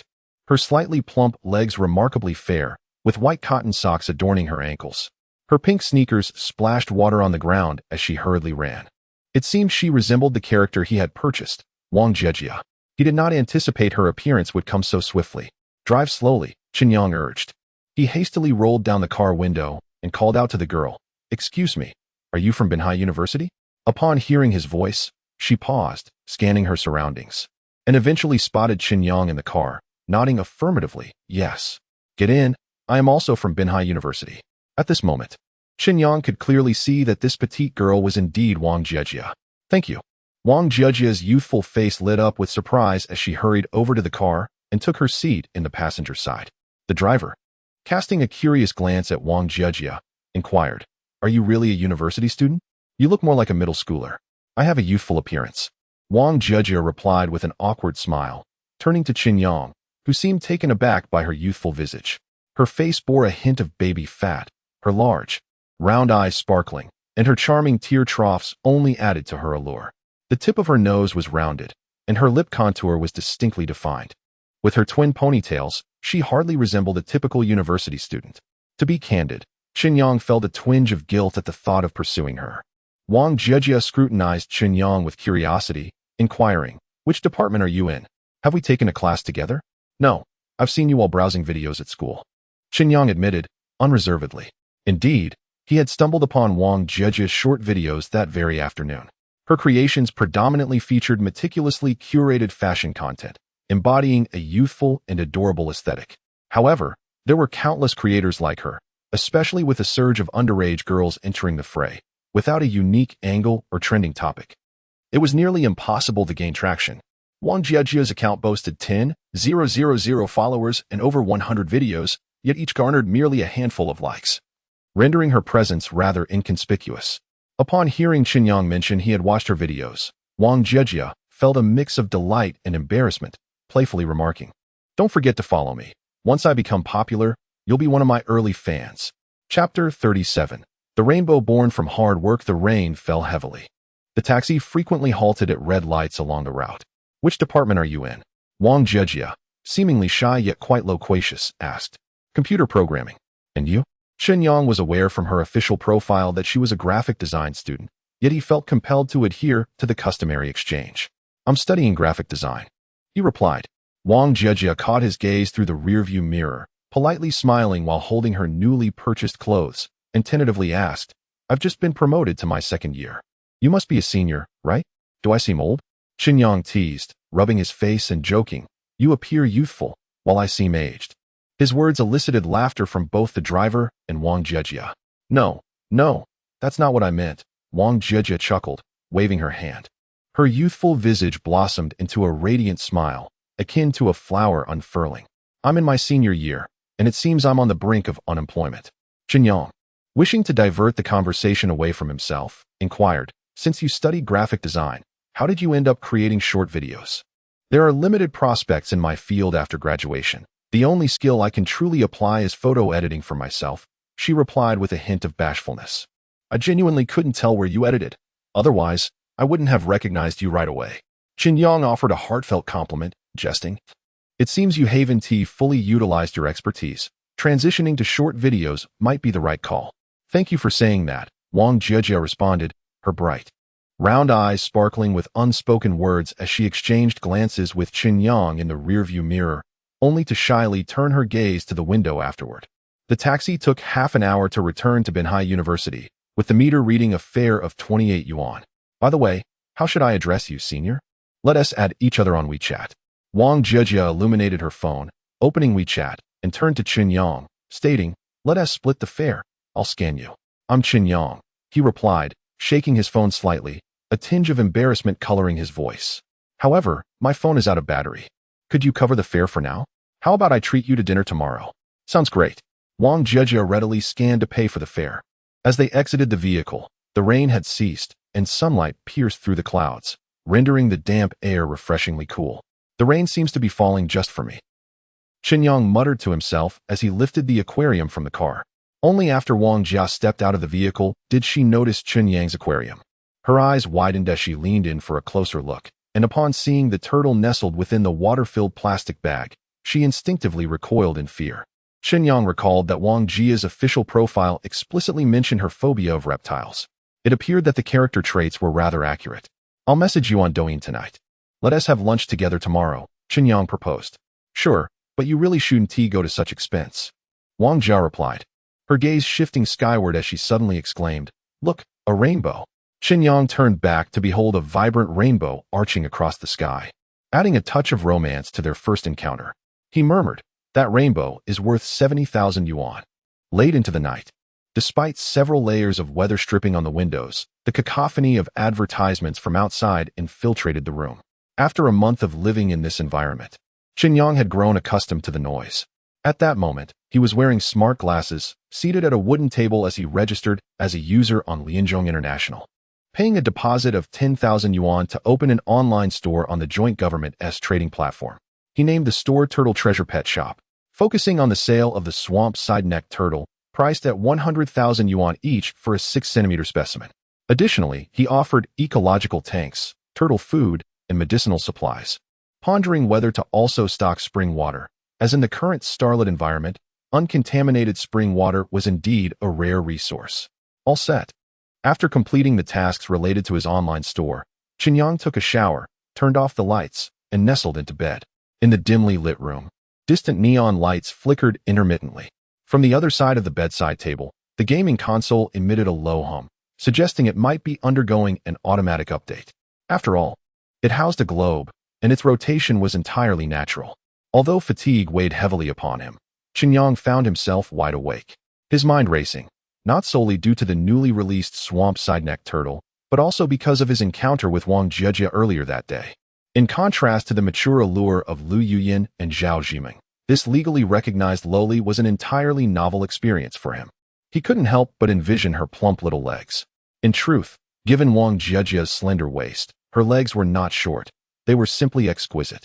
Indeed, this youthful college student evoked the image of a Japanese high school girl from a Kyoto animation series. The allure of a Kyoto animation character was undeniably exceptional. As his thoughts spiraled out of control, Chen Yang's cyberpsychosis began to resurface, with the disconnection between his mind and body tormenting him once more, coupled with an insatiable restlessness. "Damn it, I've been so detached from desire lately. Why is this happening?" He began to suspect that his cyberpsychosis was unrelated to indulgences within the game, but rather a mere side effect of the brain-machine interface. As the symptoms intensified, the high-intensity fat-burning therapies proved increasingly ineffective, prompting him to seek assistance from a streetwalker. Suddenly, the doorbell rang, startling Chen Yang. He quickly retrieved his handgun from the bedside table, leaping from the bed and heading towards the living room. His agitation clouded his judgment, igniting a primal urge to engage in a real confrontation. He stealthily approached the door, peering through the peephole, only to discover that it was Judy, the blonde-haired, blue-eyed neighbor. Chen Yang opened the door. His eyes reddened as he gazed at her and inquired, "Judy, what brings you here at such a late hour? It's fortunate that you haven't gone to bed." Judy, clad in a thick nightgown and holding a plastic bag, entered the house and complained, "The air purification duct in my home is clogged, and there's a sour smell permeating the place. It seems I'll have to spend the night here." She smiled at Chen Yang, adopting a conciliatory tone. "You wouldn't mind, would you? I can't very well send you back." Chen Yang closed the door and locked it behind her. "I brought you some delicious food, all natural," he mentioned. Judy placed the plastic bag on the wooden table and curiously fiddled with the memory fragment projector. However, when she turned to look at Chen Yang, a strange and ambiguous expression crossed her face. She then glanced downward at him, chuckling as she asked, "Are you unwell?" Chen Yang's condition was visibly alarming. His face was flushed, his breathing labored, and his eyes seemed frighteningly bloodshot. "Have I often been unwell?" he replied. During the 2 years since Vic moved in, he had become absorbed in gaming, akin to an electronic narcotic similar to an emotion regulator.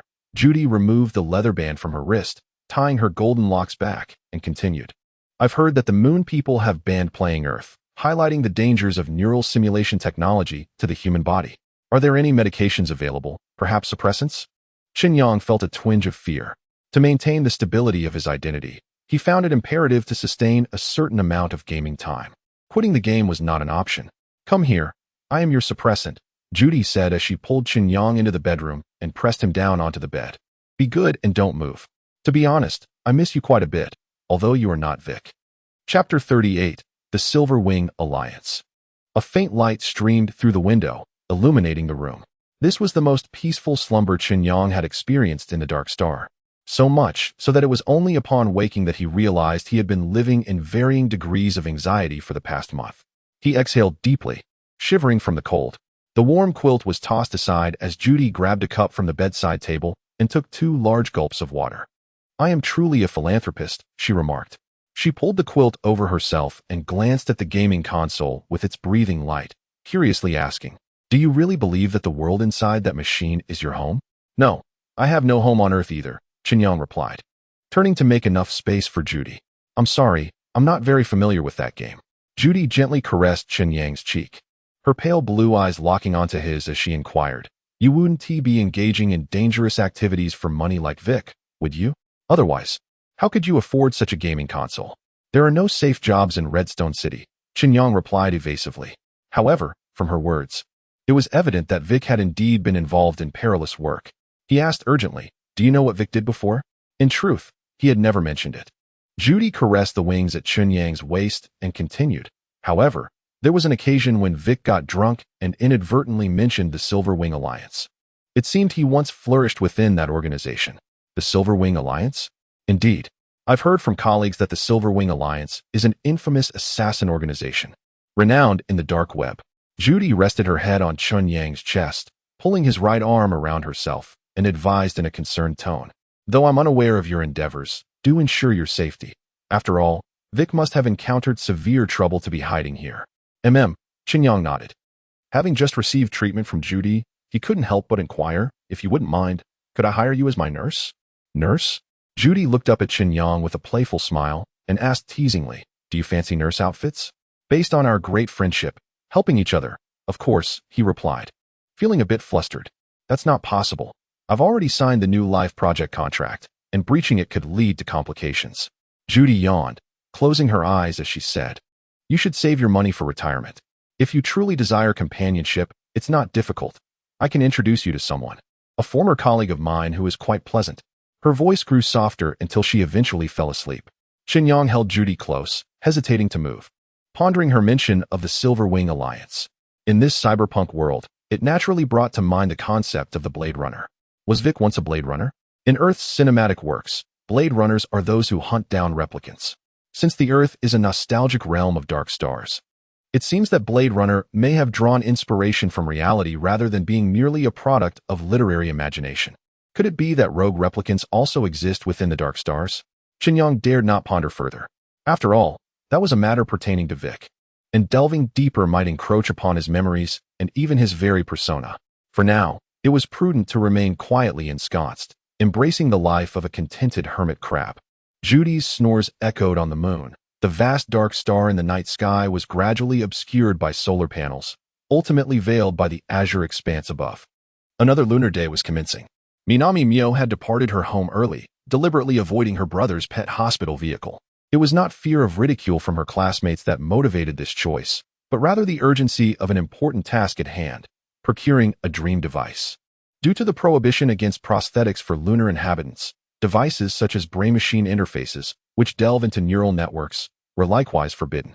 Therefore, to attain an experience akin to neural simulation, one could only resort to the dream device. The neurosensory experience offered by the dream device directly impacts the physical body, posing far greater risks than a brain-machine interface, rendering it an absolute contraband on the moon. To acquire such an item, one must venture to a specific area within the lunar space station, the cyborg district. This is the only street on the moon where cyborgs are permitted to reside. The inhabitants here are predominantly illustrious dark star individuals who have made significant contributions to lunar society, including many influential figures who command respect within the dark stars. Moreover, the cyborg district is a favored locale among the youth of the moon. Minami Mio hailed a cab and made her way to the cyborg district. The architectural style here starkly contrasts with the retro minimalism of the moon. It is characterized by towering skyscrapers imbued with a heavy metallic essence and vibrant, ever-changing neon lights. The streets are predominantly populated by individuals from the dark star, many of whom are equipped with prosthetics. Some young people from the moon deliberately adorn themselves in the guise of dark star inhabitants, even attaching metallic wires to their bodies and faces, self-identifying as the disillusioned metal, a term criticized by the older generation as emblematic of a lost generation. Binhama Mayu stifled her inner excitement as she sought out a CAF named Earth Backstreet. The hour was early, and the establishment was nearly empty. However, the person she was to meet had already arrived. This individual was a woman clad in a suit, appearing to be in her 30s. Her short hair was dyed a striking silver, and her eyes shimmered with faint glimmers of light. Her features were prominent and refined, showcasing distinct mixed heritage. What surprised Binhama Mayu was the woman's skin, smooth and delicate, a condition that could not be achieved through mere cosmetics. "Hello." Binhama Mayu approached the silver-haired beauty and softly inquired, "Are you the perfumer? You've arrived quite early. Please have a seat." The perfumer gestured to the leather chair opposite her. Once Binhama Mayu was seated, the perfumer continued, "Your name is Binhama Mayu, correct? I have looked into your records.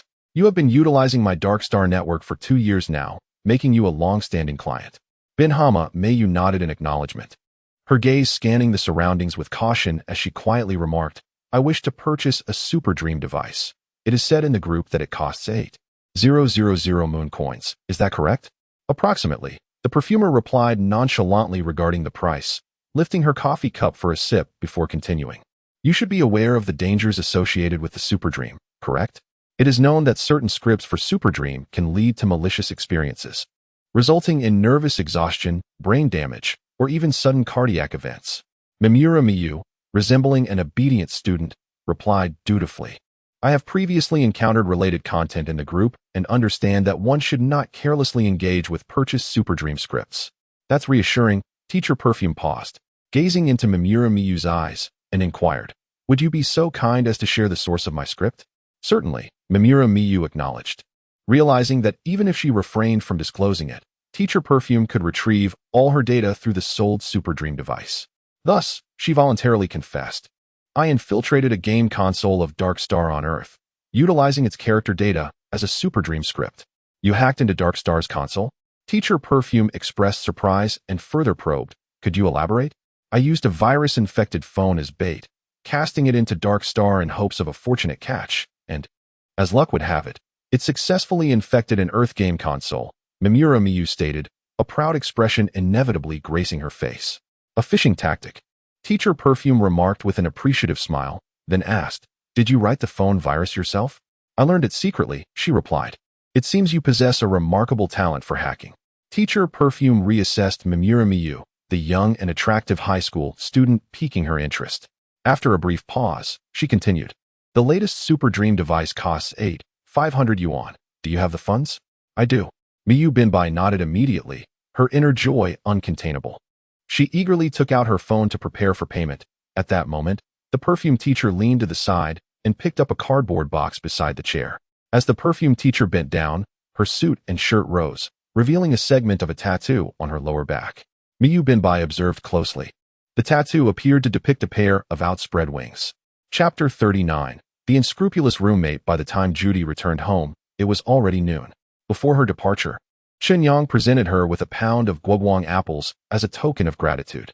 Judy graciously accepted and promised, in the name of the greatest friendship, to be at his service whenever needed. Chen Yang did not rush back to Earth, taking advantage of his clear mind and good spirits. He continued to delve into the study of BM language. As his learning progressed, the models he created grew increasingly complex, and the challenges he encountered multiplied. For instance, the apple he depicted in BM language consistently yielded pest infestations during tests with the interactive simulator, where the pests emerged from outside the model. This issue involved numerous factors, such as sugar content and environmental temperature. Any misalignment in values could result in a myriad of chaotic problems. Faced with an array of diverse data and lacking a brain-computer chip for assistance, Chen Yang could only search through the information manually, one entry at a time. Eventually, he decided to abandon the fixed value combinations prescribed in the tutorials and began to explore the underlying principles himself, astonishingly resolving issues through simple equations. Chen Yang realized that for those equipped with brain-computer chips, rote memorization, while more efficient, came at the cost of sacrificing critical thought. As for the problems he could not solve, he unabashedly sought advice from Molly, reasoning that he could always gift her another pound of apples next time. At 5 o'clock in the afternoon, Chen Yang logged onto the trading platform of the United Government. Despite his swamp turtle having nearly 10,000 views, there were no inquiries, let alone any purchases. After all, it was a luxury item valued at 100,000, and a new store like his, with no transaction history, was bound to face such difficulties. It seemed he would need to procure some inexpensive goods to generate some orders. Chen Yang had a modest meal of rice balls brought by Judy, then connected his data cable to return to Earth. The C language finds extensive application in game engines and underlying logic. Let us summarize the examples from this lesson. As the teacher lectured, the classroom was occasionally filled with the sound of keyboard clattering. Chen Yang sat in the tiered classroom of Coastal University, his old laptop and battered Android phone resting on the desk, a true reflection of his impoverished life. He had initially contemplated purchasing a new computer and replacing his phone as well. However, considering that digital products on Earth, including the computer languages the teacher was discussing, were essentially obsolete relics discarded by Dark Star technology, he felt that such an expenditure would be somewhat imprudent. How he wished he could study BM language on Earth. While lost in thought, his wealthy roommate nudged him and quietly inquired, "Is your move to off-campus related to Lu Yuyan?" "Huh. What does that have to do with anything?" Chen Yang recalled that his roommate's girlfriend was in the same department as Lu Yuyan and couldn't help but ask, "Did your girlfriend mention it?" "Yes. She heard from Lu Yuyan that you were heartbroken and in despair after being dumped. When you said you were moving off-campus yesterday, I thought you were leaving this sorrowful place for good and wouldn't return this semester." With a sense of exasperation, Chen Yang mused that even after a breakup, there was no necessity for him to avoid her. He suspected that Lu Yuyan had spread such rumors purely for the sake of her vanity. For a woman consumed by her pride, status was paramount. Meanwhile, his wealthy roommate leaned in and whispered, "No matter how sweet a romance may be, there are times when it becomes tiresome.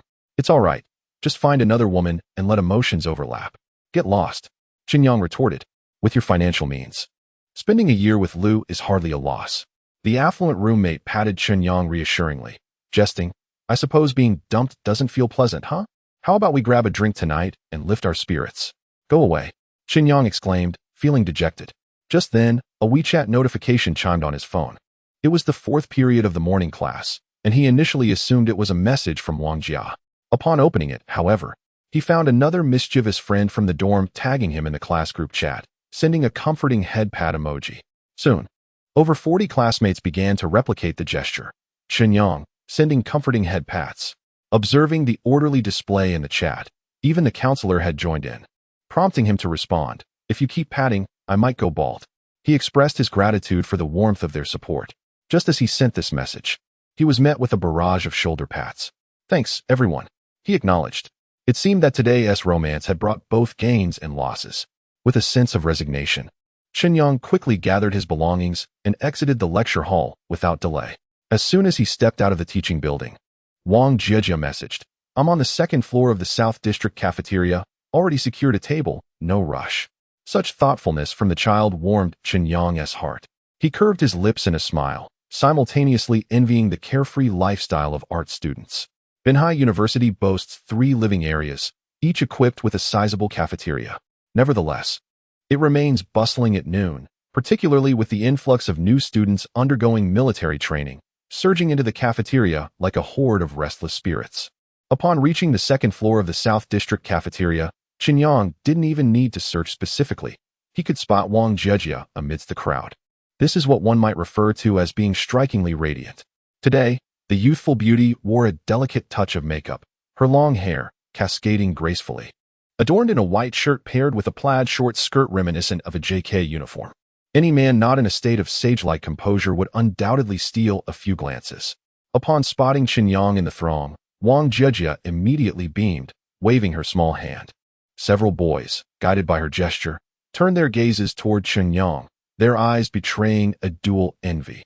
One for sharing lunch with such a beautiful girl, and the other for Chen Yang's own commendable appearance. Ignoring the piercing stares from the group of boys, Chen Yang briskly approached Wang Jiejia and said, "You wait here while I fetch your meal. Let us see if it's to your liking." "Sounds great. I enjoy the thrill of surprise." Wang Jiejia replied with a nod, her eyes sparkling with delight. In contrast to those who merely inquire about her preferences, Chen Yang's words brought her joy. Little did she know that Chen Yang had already perused her official profile and was well acquainted with her culinary inclinations. When a spicy hot pot was presented at the table, the expression of surprise on Wang Jiejia's face was genuine, as she murmured, "Wow, I have been longing for this spicy hot pot for quite some time, but I never dared to order it. If you crave it, just indulge. What is there to hesitate about?" Chen Yang replied, handing her a small bowl of rice and a cup of refreshing cold plum juice. "I have a tendency to gain weight easily, and I also suffer from acne." Wang Jiejia eagerly picked up her chopsticks, noticing that Chen Yang had only ordered an omelet rice. She quickly offered, "I can't possibly finish this large bowl. Why don't you join in?" "No, this is only our second meeting. I would feel too shy to take food from your bowl," Chen Yang replied, subtly hinting at the possibility of a third and fourth encounter. Wang Jiejia seemed momentarily oblivious, as she used her new chopsticks to transfer 2 pieces of meat onto Chen Yang's plate, smiling as she said, "I don't mind. Just think of it as eating hot pot." At that moment, Chen Yang heard laughter from the adjacent table. He turned to see 3 female classmates teasingly watching him and Wang Jiejia, one of whom, with a ponytail, was holding her phone, seemingly capturing the moment. "What are you doing?" Wang Jiejia protested with a mock fierceness towards the trio, her cheeks flushing with embarrassment. So handsome, they whispered softly, glancing at Chen Yang. Chen Yang guessed these 3 girls were Wang Jiejia's classmates and politely nodded at them, quietly inquiring, "Who are they?" "They are my roommates. Please don't mind them. They just love to have fun," Wang Jiejia replied, stealing a glance at her 3 friends while trying to suppress her laughter. Chen Yang couldn't help but think of his 3 morally questionable roommates, a smile gracing his face as he secretly mused, "University life is truly wonderful." Chapter 40. Refusal to cooperate in the cafeteria of Binhai University. It was evident that Wang Jia was genuinely fond of spicy hot pot. Although she appeared to be exercising restraint, her chopsticks involuntarily scooped up morsels, causing her small mouth to become greased like that of a squirrel. "Do graduates typically become programmers?" she inquired with her round, curious eyes. "The job market for programmers is quite challenging at the moment. I haven't decided what I will do post-graduation," Chen Yang replied. "Is it due to AI?" "Not exactly. AI currently serves merely as a tool and cannot replace programmers. Perhaps my skills are insufficient, and I have not mastered the necessary knowledge," Chen Yang admitted with an awkward smile. "Oh." Wang Jia was taken aback by Chen Yang's candor. She slowly continued, "However, AI poses a significant threat to our art industry. As a second-year student, I realize that in 3 years, when technology has advanced further, I may struggle to compete with designs created by AI. So, you decided to transition early into becoming a video content creator? Indeed, Wang Jia sighed. I never anticipated that the competition in video production would be even fiercer. Not only do I have to compete with other individuals, but also with AI. It seems that no matter the field, the challenges remain formidable. Leaning closer to Chen Yang, she whispered, especially now that younger individuals have entered the arena. My youthful appearance advantage has all but vanished. I cannot possibly compete with them. Indeed, Chen Yang conceded. Those who wish to see youthful charm are likely drawn to those younger individuals. And for those seeking legally compliant youthful figures, there truly isn't much appeal left. Chen Yang realized that the topic had turned somewhat serious.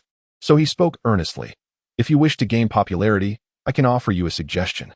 Once he had captured Wang Jiaji's attention, he mysteriously added, you might try singing, dancing, rapping, and playing basketball. Haha, you revealed your true colors, Xiao Haizi. Wang Jiajia chuckled, and soon they shifted to a more relaxed conversation about trending internet memes.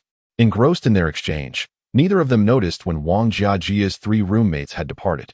And it was only when the cafeteria began to empty that they finished their meal. Grateful for the spicy hot pot provided by their senior, Wang Jiajia exclaimed. Today was truly satisfying. She exaggeratedly patted her stomach, wearing a look of contentment. Referring to him as senior felt strange. She preferred when others called her by her name. Chen Yang shouldered his backpack and stood up, saying, shall we go? All right, Chen Yang. Wang Jiajia walked alongside him, needing to slightly lift her head to meet his gaze due to their height difference of 30 centimeters. Although Chen Yang did not possess the striking good looks of a celebrity, he had a charm that was quite appealing. While she was not particularly focused on appearances, his face was indeed quite remarkable. After a moment of hesitation, Wang Jiajia cautiously inquired, do you have a girlfriend? Chen Yang, who had been contemplating how to create an excuse to invite her out again, was taken aback by her boldness. He replied, if I had a girlfriend, I certainly wouldn't be dining alone with you. What about you? I don't either, Wang Jiajia nodded. With that, an unspoken understanding settled between them. As the two emerged from the dining hall enveloped in a flirtatious atmosphere, Chen Yang suddenly inquired, do you have classes this afternoon? I have a session on Western art appreciation, but it concludes by 2, Wang Jia replied, her gaze directed upward at Chen Yang, brimming with anticipation. Chen Yang pondered that if he wished to pursue Wang Jia, he could not appear too shabby in his attire, particularly since she was a content creator on a short video platform. Thus, he picked up his phone and declared, I intend to venture to the commercial street to purchase a mobile phone and perhaps visit the pet market. Would you care to join me? Absolutely. Wang Jia responded without a moment's hesitation. A flicker of embarrassment crossed her face as she realized her eagerness, and she lowered her head, adding, I was just thinking of browsing for cosmetics and similar items. Then send me a message once your class is over, Chen Yang suggested. Definitely. As their respective classrooms were situated in different directions, Wang Jia smiled and waved goodbye, making her way toward the art department's building. Observing her figure, reminiscent of a figurine, Chen Yang found it difficult to suppress his smile. He never anticipated that his relationship with Wang Jia would progress so smoothly. It was almost apt to describe it as love at first sight. However, he recalled the substantial investment of 60,000 yuan he had made in her, equivalent to 300,000 yuan in Earth terms, which rendered everything more palatable. Otherwise, the gaming experience would be rather dismal. At 2:30, Chen Yang and Wang Jia took the subway to the commercial street of Beihai City. Throughout the journey, they shared laughter and engaged in conversation, gradually uncovering insights into one another's family backgrounds, establishing a tacit understanding. Chen Yang's narrative was crafted as that of an orphan, bereft of parents, siblings, or property, a quintessential protagonist of a novel. Wang Jiajia resides in a distant city far from the coastal area, where she has a younger brother. Perhaps due to this reason, although she appears quite youthful, her thoughts are remarkably mature. She is already contemplating employment opportunities as she embarks on her university journey. Upon arriving at a bustling commercial street, Chen Yang and Wang Jiajia enter an official Huawei experience store. The shop is filled with numerous patrons, and several male customers are drawn to Wang Jiajia's presence, with some even attempting to stealthily capture her image with their phones. Unfazed by their gazes, she remains beside Chen Yang, curiously observing the digital products on display. Good day, sir.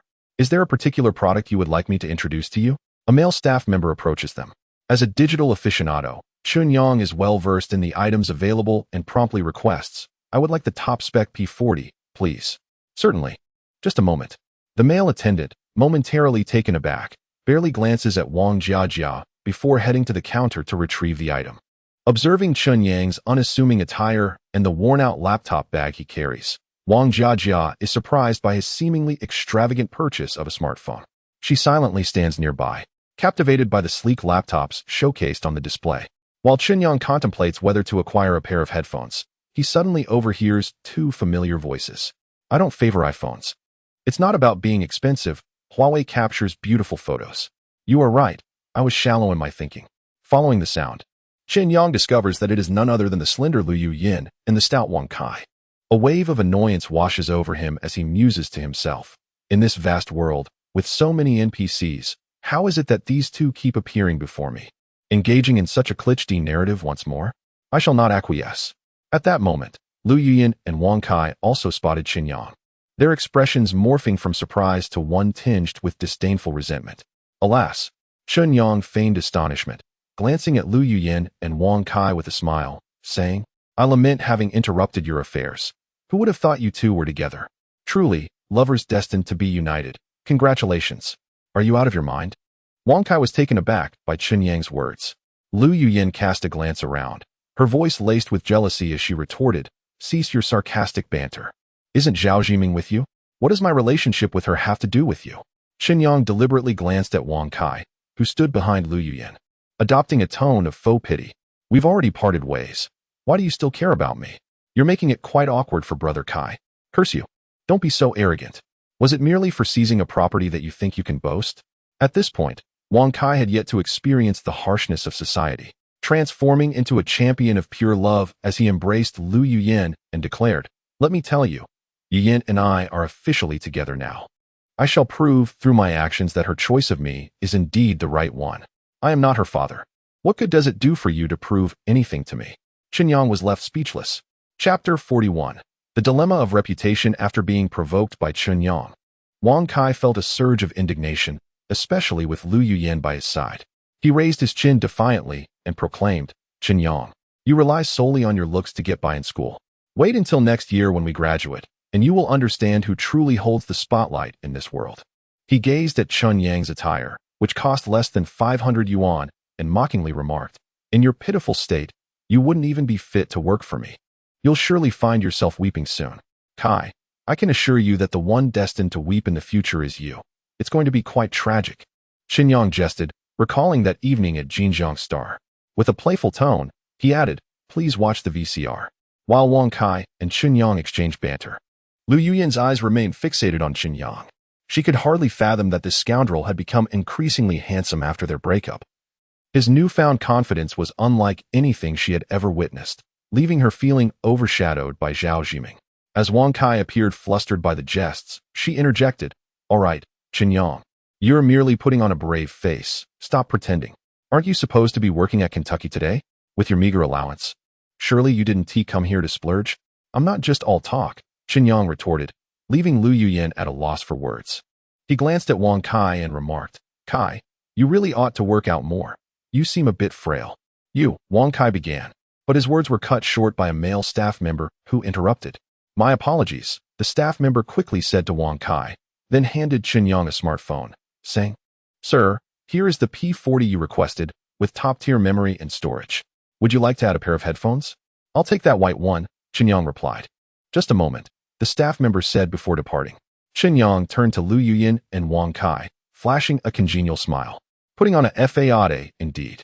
Lu Yuyin's eyes twitched slightly as she said with a tinge of bitterness, That green tea seems quite willing to spend on you. Where is she?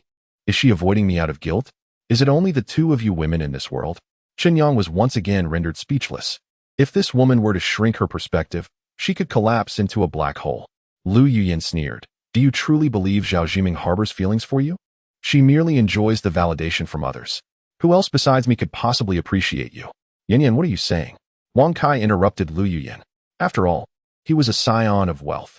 Even a sycophant must maintain some dignity, and hearing such words from his girlfriend was undeniably embarrassing. Lu Yuyin, sensing her fault, fell silent and took Wang Kai's arm. Upon noticing Lu Yuyin's concession, Wang Kai puffed up with pride. He sought to seize this opportunity to flaunt his wealth. For money was his domain. He could purchase 10p40s without a second thought. Just as he arrogantly cast a glance at Chen Yang, he inadvertently shifted his gaze and discovered a pure-looking Japanese high school girl standing behind Chen Yang. When the girl turned her head, he couldn't help but gasp. "Chen Yang, have you finished your conversation?" Wang Jia walked up beside Chen Yang, her gaze sweeping past Lu Yuyin and Wang Kai, fixated on Chen Yang's face. As a companion with a somewhat ambiguous status, she had politely awaited the conclusion of this drama. In truth, she was not the only spectator. Several nearby customers pretended to be engrossed in their phones, yet their attention was riveted on the trio of Chen Yang, Lu Yuyin, and Wang Kai. Even the nearby staff stifled their laughter, enjoying the spectacle. "Who is she?" Lu Yuyin glanced at the exquisitely dressed Wang Jia, instinctively sensing the challenge posed by her beauty. Among women, rivals often emerge from shared paths, and she was well aware of this truth. Upon noticing the peculiar relationship between Chen Yang and the young beauty, she couldn't help but deliver a cold, sarcastic remark. "Chen Yang, impressive. Even middle school girls are not off limits for you. Do you realize this is illegal?" "Senior, you misunderstand. I am from the School of Fine Arts at Binhai University. We are classmates," Wang Jia replied, slightly embarrassed. "Is that so?" Lu Yuyin responded coolly, scrutinizing Wang Jia from head to toe. "So you burst onto the scene, claiming to be Chen Yang's girlfriend, as if this were some kitsch hero saving the damsel tale? Who would believe such a trite story?" Wang Jia displayed an innocently wounded expression. She chose not to respond to Lu Yuyin, instead redirecting her gaze toward Wang Kai, her eyes widening as she said, "Hello, senior. I didn't expect to see you here. Do you know each other?" Chen Yang inquired, his curiosity piqued, though he had already formulated a rough idea. Observing Lu Yuyin's wary demeanor, Wang Kai, who had been standing tall, suddenly seemed to wilt, stammering, She's a little internet celebrity from our school, Wang Jia. Who doesn't know her?" "I'm not a celebrity at all," Wang Jia said, modestly waving her hand. Then looking up at Chen Yang to explain, "The senior invited me to dinner before, and I told him I already have a boyfriend." Her words were cleverly crafted, omitting any mention of who her boyfriend was. Yet, to the ears of those present, it was evident that this boyfriend was none other than Chen Yang. Lu Yuyin's expression was as grim as if she had just consumed a bug. She gazed at her current partner Wang Kai and her ex Chen Yang, momentarily at a loss as to whom to direct her ire. Chen Yang had shed his connection with Wang Jia and had successfully pursued a relationship with someone else. Wang Kai, having failed to win over Wang Jia, found himself entangled with Lu Yuyin instead. In any case, today's defeat was absolute. Lu Yuyin forced herself to deny this reality, fixing a cold smile upon Wang Jia and remarking, "Are you just here to film skits? You influencers will go to any lengths for traffic. How awkward this charade is." She shot a glare at Wang Kai before storming off in a huff. Chen Yang quickly patted Wang Kai on the back, giving him a nudge. "Kai, go appease her. With that donkey brand back, you'll be just fine." Wang Kai stumbled slightly from Chen Yang's push, but there was no time to quibble, seeing Lu Yuyin storm away as if propelled by a whirlwind. He hurriedly jogged after her. The drama was palpable.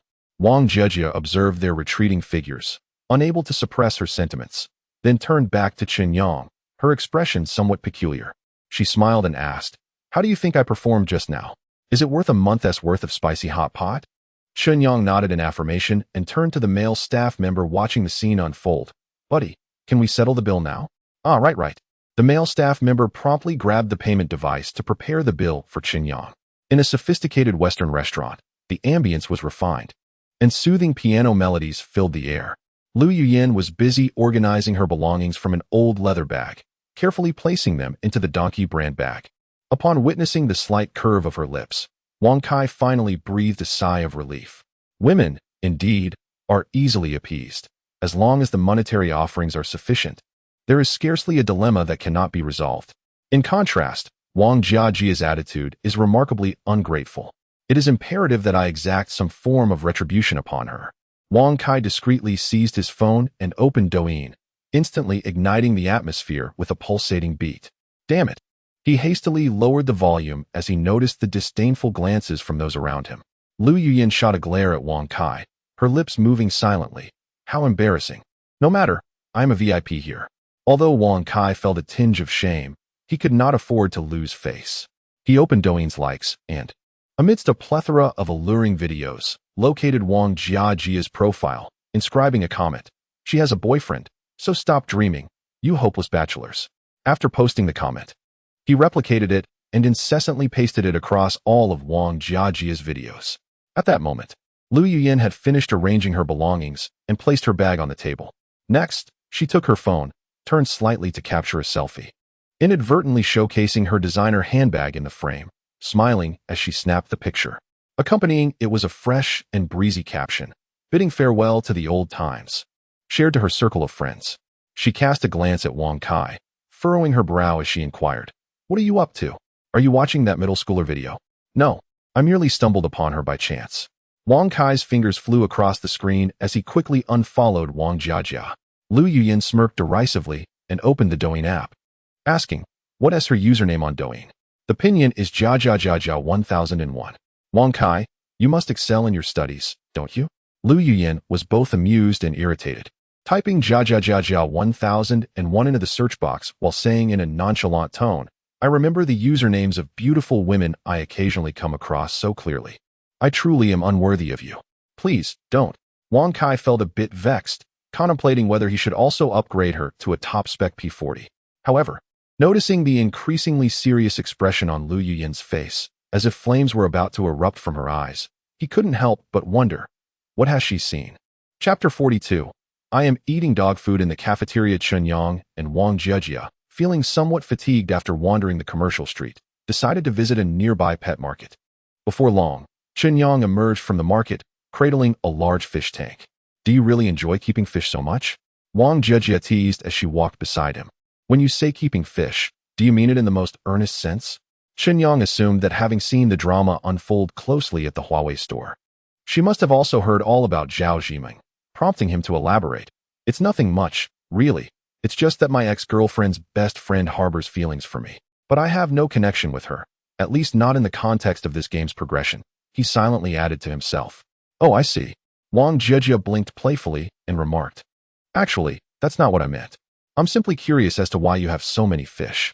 She pointed at the fish tank in Chen Yang's arms, which contained at least 100 guppies in plastic bags. "That's not what you meant." Chen Yang feigned a sigh of disappointment and jestingly remarked, "It is precisely because I am inept at raising fish that I must endeavor to learn it." Just as he spoke, his phone in his pocket vibrated several times. Cradling the fish tank in his arms, he found himself unable to answer the call. However, considering he had scarcely any relatives in this world, save for notifications from his class, he allowed the phone to continue its incessant buzzing. Wang Jiajia's phone also chimed. In truth, since departing from the Huawei Experience Store, her messages had been relentless. "I apologize if Lu Yuanyin and Wang Kai have been bothering you and inadvertently drawn you into this," Chen Yang said with a sense of regret. "It's not them, but," Wang Jiajia said mysteriously, "it does pertain to you. Is that so? Let us discuss it on the way." Wang Jiajia hailed a taxi for Chen Yang, and they both took their seats in the back, with the fish tank nestled between them. After informing the driver of their destination, Binhai University, Chen Yang glanced at his phone and noticed 3 individuals in their dormitory group chat tagging him. "Who would have thought, Chen Yang, that you were the one to break up with Lu Yuanyin? What a scoundrel. No wonder you moved off campus. You are even cohabitating with a little internet celebrity. How scandalous. Hurry back and bow in apology." Furthermore, the class group chat was buzzing with activity, though no one directly tagged him. The conversation was rife with insinuations about scoundrels and cunning deceivers. What on earth? Chen Yang scrolled up through the chat history and stumbled upon a video that someone had shared in the group. Opening the video, he was taken aback to find footage of himself and Wang Jiajia dining together in the cafeteria. Among the snippets, there are moments where Wang Jiajia adds meat to his dish, accompanied by her bashful, endearing smile. The striking beauty of both individuals enhances the charm of this brief video, which, although lasting no more than a few seconds, beautifully encapsulates the essence of youthful romance against a melodic backdrop. From the perspective of the video's capture, it is evident. Apologies, it was filmed by my roommate. Wang Jiajia, with her hands clasped in a gesture of apology towards Chen Yang, cautiously inquires, "Did I cause you any trouble?" "What trouble could I have? Just don't let it affect your account," he replies. Chen Yang opens Douyin and discovers the original video, which has garnered immense popularity, amassing over 100,000 likes and thousands of comments within a single afternoon. There is a particularly intriguing hashtag in the description, "I am eating dog food in the cafeteria." He recalls spending 70,000 yuan in the game Earth and predicts that this surge in viewership will last for several days, turning to Wang Jejia and saying, "Does this video benefit your account? Don't let this wave of traffic go to waste.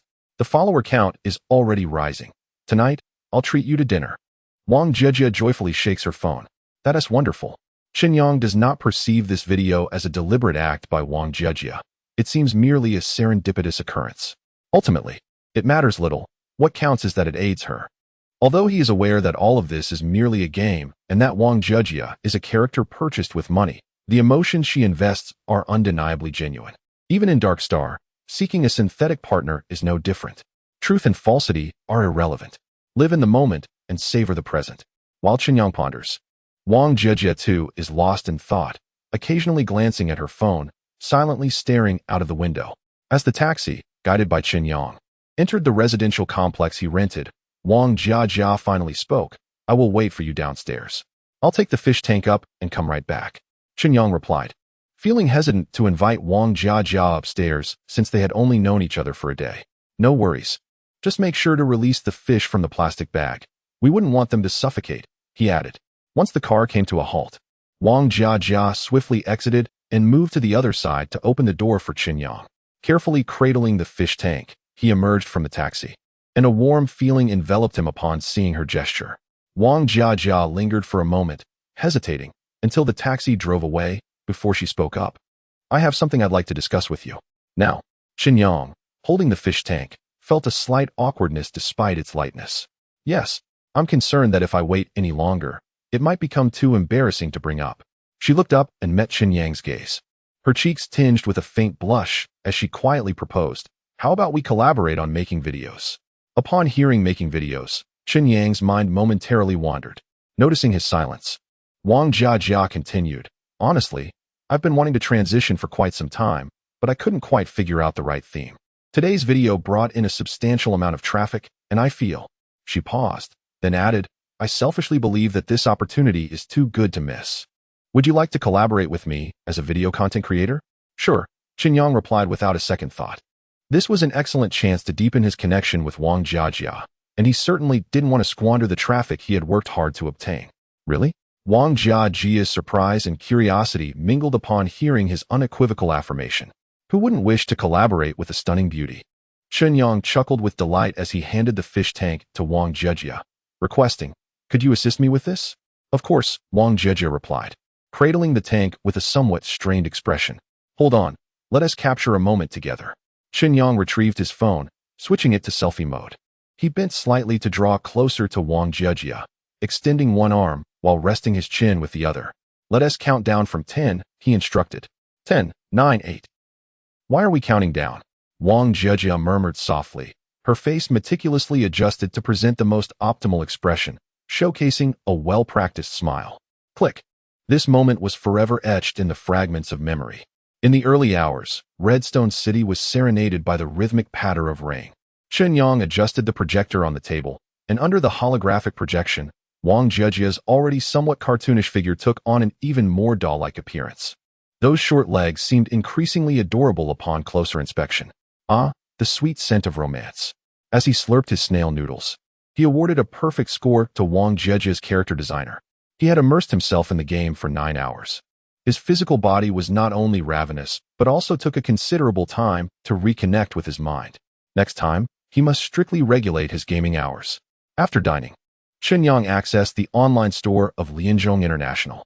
The swamp turtle remained unremarkable in its appeal, prompting him to display the bluegill fish at a price lower than the market rate, each at 1,000 yuan.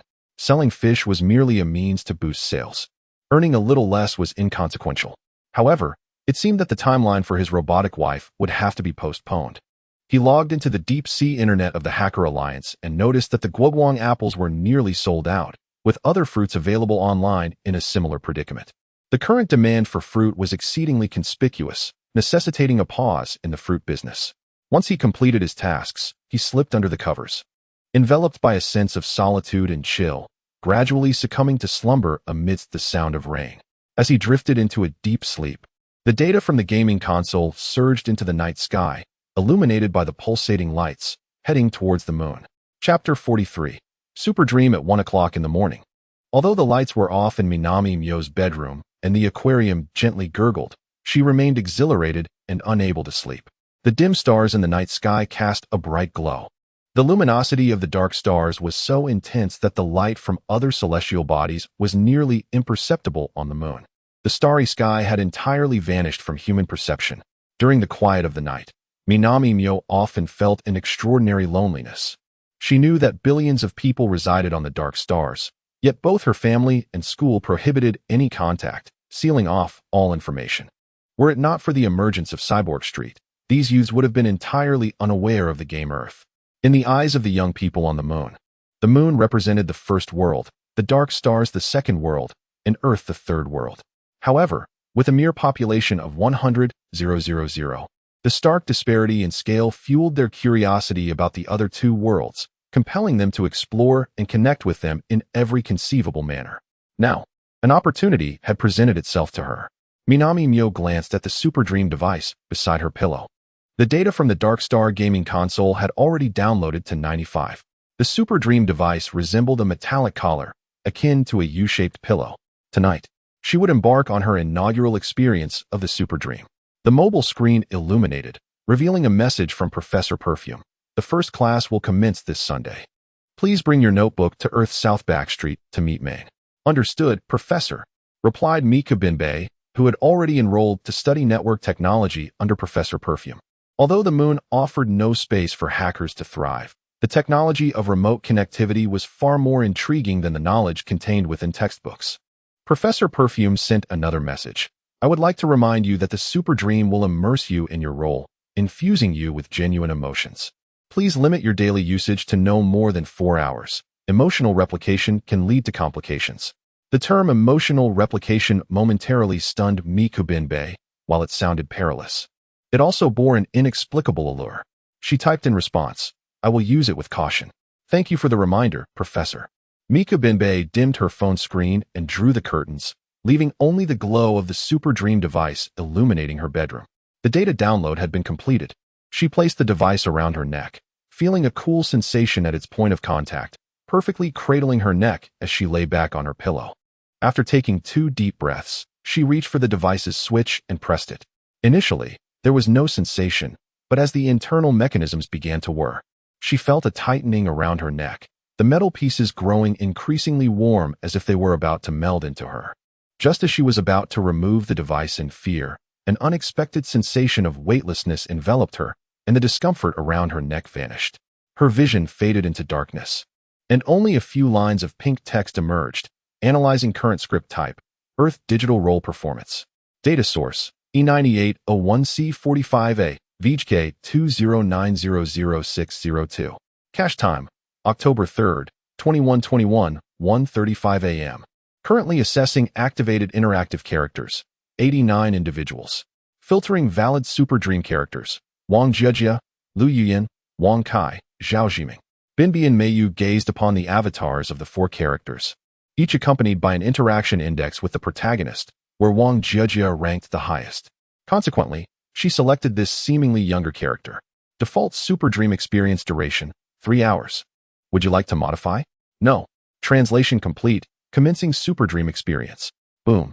Binbei and Meiyu found herself standing beside a bustling commercial street. The sky was overcast. Though rain had yet to fall, the air was already imbued with a damp scent. Cars sped by with honks echoing through the atmosphere, and pedestrians hurried past, prompting her to instinctively quicken her pace. I am Wang Jiejia, a student from the Department of Fine Arts at Binhai University.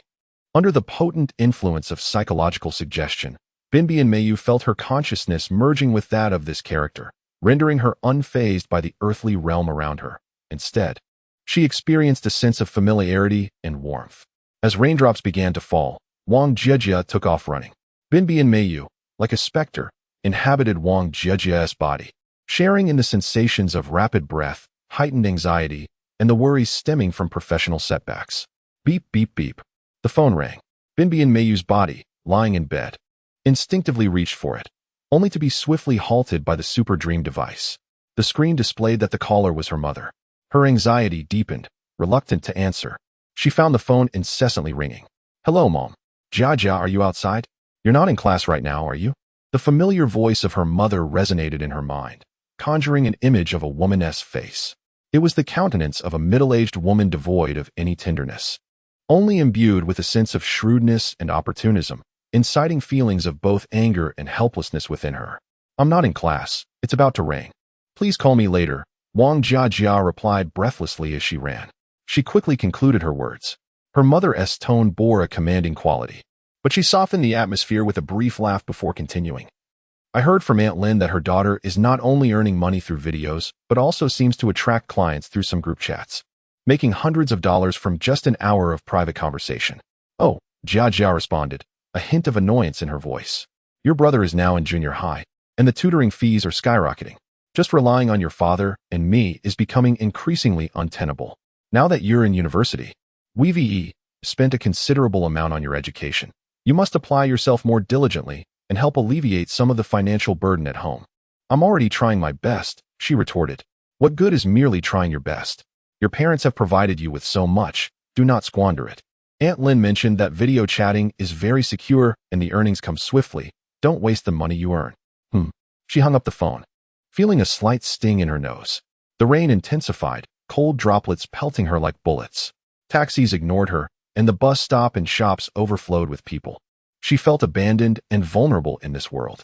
Miyu Hainabe was enveloped in a wave of emotions, her mind flashing back to memories of being bullied in the classroom. However, her consciousness was swiftly drawn back to the present by the presence of Chao Meng. Wang Jiajia, having given up, simply shielded her head with her tote bag and hurried through the rain. "Are you a student from Binhai University?" A male voice emerged in her world. She glanced around and finally spotted a cab parked by the roadside, with a young man's face visible through the lowered window. Due to her nearsightedness, she could not clearly discern his features, so she called out, "Yes. Get in. I'm also from Binhai University." "Thank you." Wang Jiajia hurriedly ran over, opened the passenger door, and took a seat. Compared to the torrential downpour outside, the interior of the car, though tinged with a hint of tobacco, provided her with a comforting sense of happiness. The driver glanced at her and inquired, "Are you really a college student? You look more like a middle schooler." "I have a youthful appearance," Wang Jiajia replied with an awkward smile. She turned to look at the fellow student behind her, noticing that he was curled up in his seat, appearing quite tall. His attire was rather unremarkable, just a simple t-shirt and jeans, but his well-defined arms hinted at a sturdy physique. It was only then that she focused on the young man's face. He had neatly cropped hair and a clean appearance. While not strikingly handsome, he exuded a warmth that fostered an illusion of trustworthiness. For reasons unknown, her heart raced. Chapter 44. The invisible starry sky. Chen Yang was not infatuated with the opposite sex. He rose early in the morning to immerse himself in the study of the BM language, diligently following the tutorial to complete his first biodegradable model, an apple. The interactive simulator, no larger than a volleyball, was capable of converting digital signals into neural impulses to assess the model's integrity. Chen Yang imported the Apple model into the simulator and connected its cables to the brain-computer interface, soon finding himself in a stark white room. The walls bore a solitary black display screen, which offered a selection of various testing tools, devoid of any other embellishments. The apple he crafted floated in midair, exuding an almost surreal quality. Chen Yang grasped the apple, weighing it in his hand, then brought it to his nose to inhale its fragrance before taking a decisive bite, savoring the flavor as he chewed slowly. The aroma burst forth between his lips and teeth, and the juice flowed down his throat, invigorating his body. "I have actually consumed the model I created. How wondrous!" he marveled. "If I continue to study diligently, perhaps one day I could even craft a woman of my own." The joy of being a model maker lay precisely in such possibilities. With a satisfied smile, Chen Yang tapped the display screen twice, exiting the interactive simulator. As he disconnected the data cable from the back of his head, his smart glasses promptly presented an electronic bill, revealing that the company, Fuelcore Technology, was urging him to settle the property fee for October. Redstone City was essentially an industrial park owned by Fuelcore Technology, with all its resources under their dominion. The rent for his apartment, along with utilities and services such as air purification, amounted to 600 yuan per month. Employees of Fuelcore Technology enjoyed a 50% discount. However, since Vic had been dismissed from the factory, he faced a total charge of 1,200 yuan, accounting for the arrears from September. Failure to pay would result in the risk of water and electricity disconnection, a daunting prospect. Life was indeed a struggle. Reflecting on his lack of income for the past fortnight, Chen Yang couldn't help but feel a touch of melancholy. He checked his account balance, 100,000 yuan. That was somewhat reassuring. Just yesterday, he had listed 10 bluefin tuna online, which had been purchased by a member of the corporate elite. Unfortunately, the efficiency of the official courier service was woefully inadequate, and he would have to wait 3 days for them to collect the goods. A stark contrast to the promptness of the Hacker Alliance's services. He pondered when his bionic wife would finally cross the threshold of their home. As he was lost in thought, the doorbell rang. It was Judy from next door. Upon opening the door, Chen Yang observed Judy bundled in warm clothing, as if preparing to venture out. Upon seeing him, she frowned and said, "Darling, could you lend me some money? My living allowance won't arrive until the 15th, and I've just paid the property management fee, so funds are a bit tight." "Not a problem. Come in and let's talk," Chen Yang replied, ushering her inside and locking the door behind them. "How much do you need?" 2,000 will suffice." "All right." Chen Yang promptly transferred 2,000 yuan to her and inquired, "Are you scheduled for any hospital checks?" "Yes, I go every week."